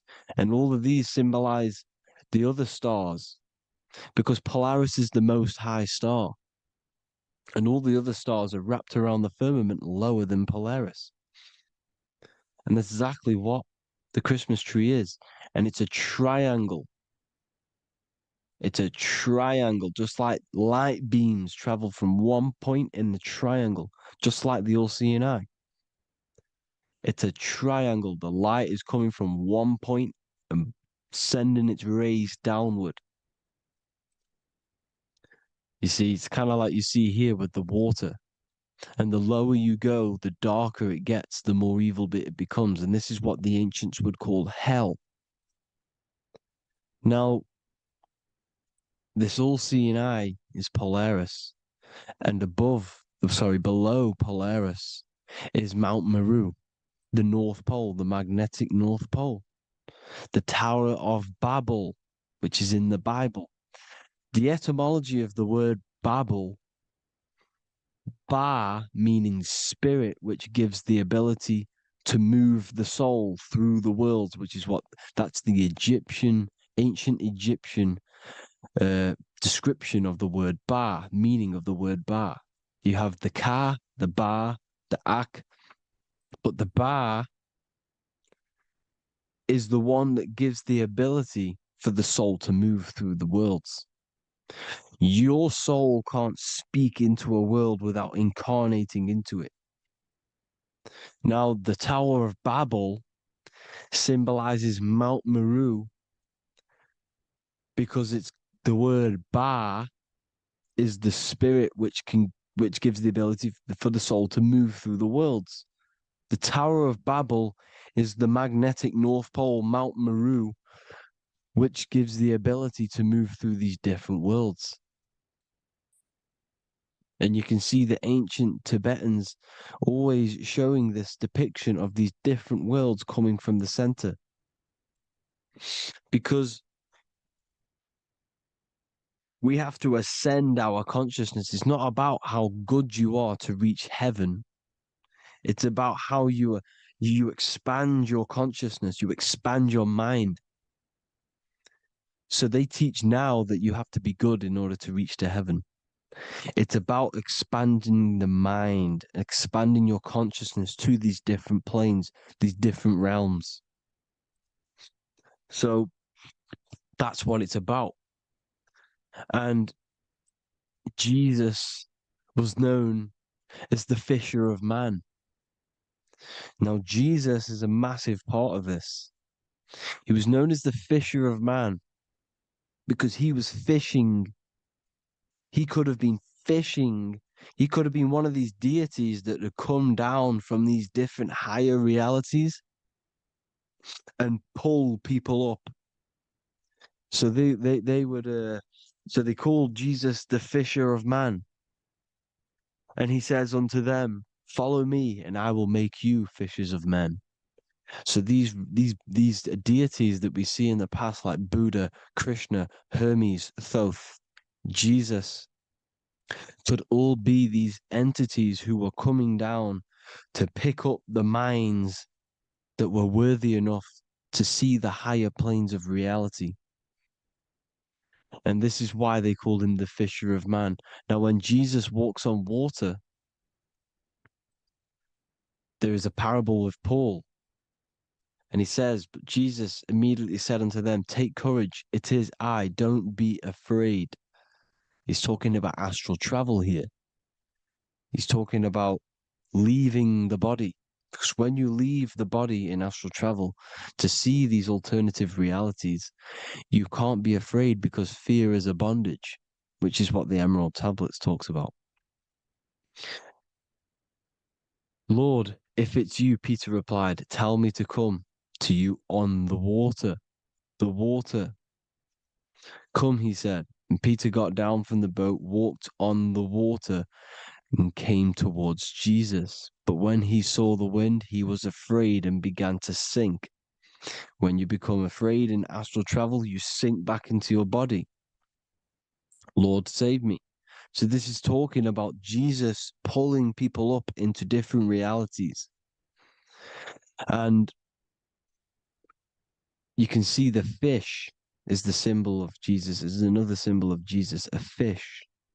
Because fish symbolize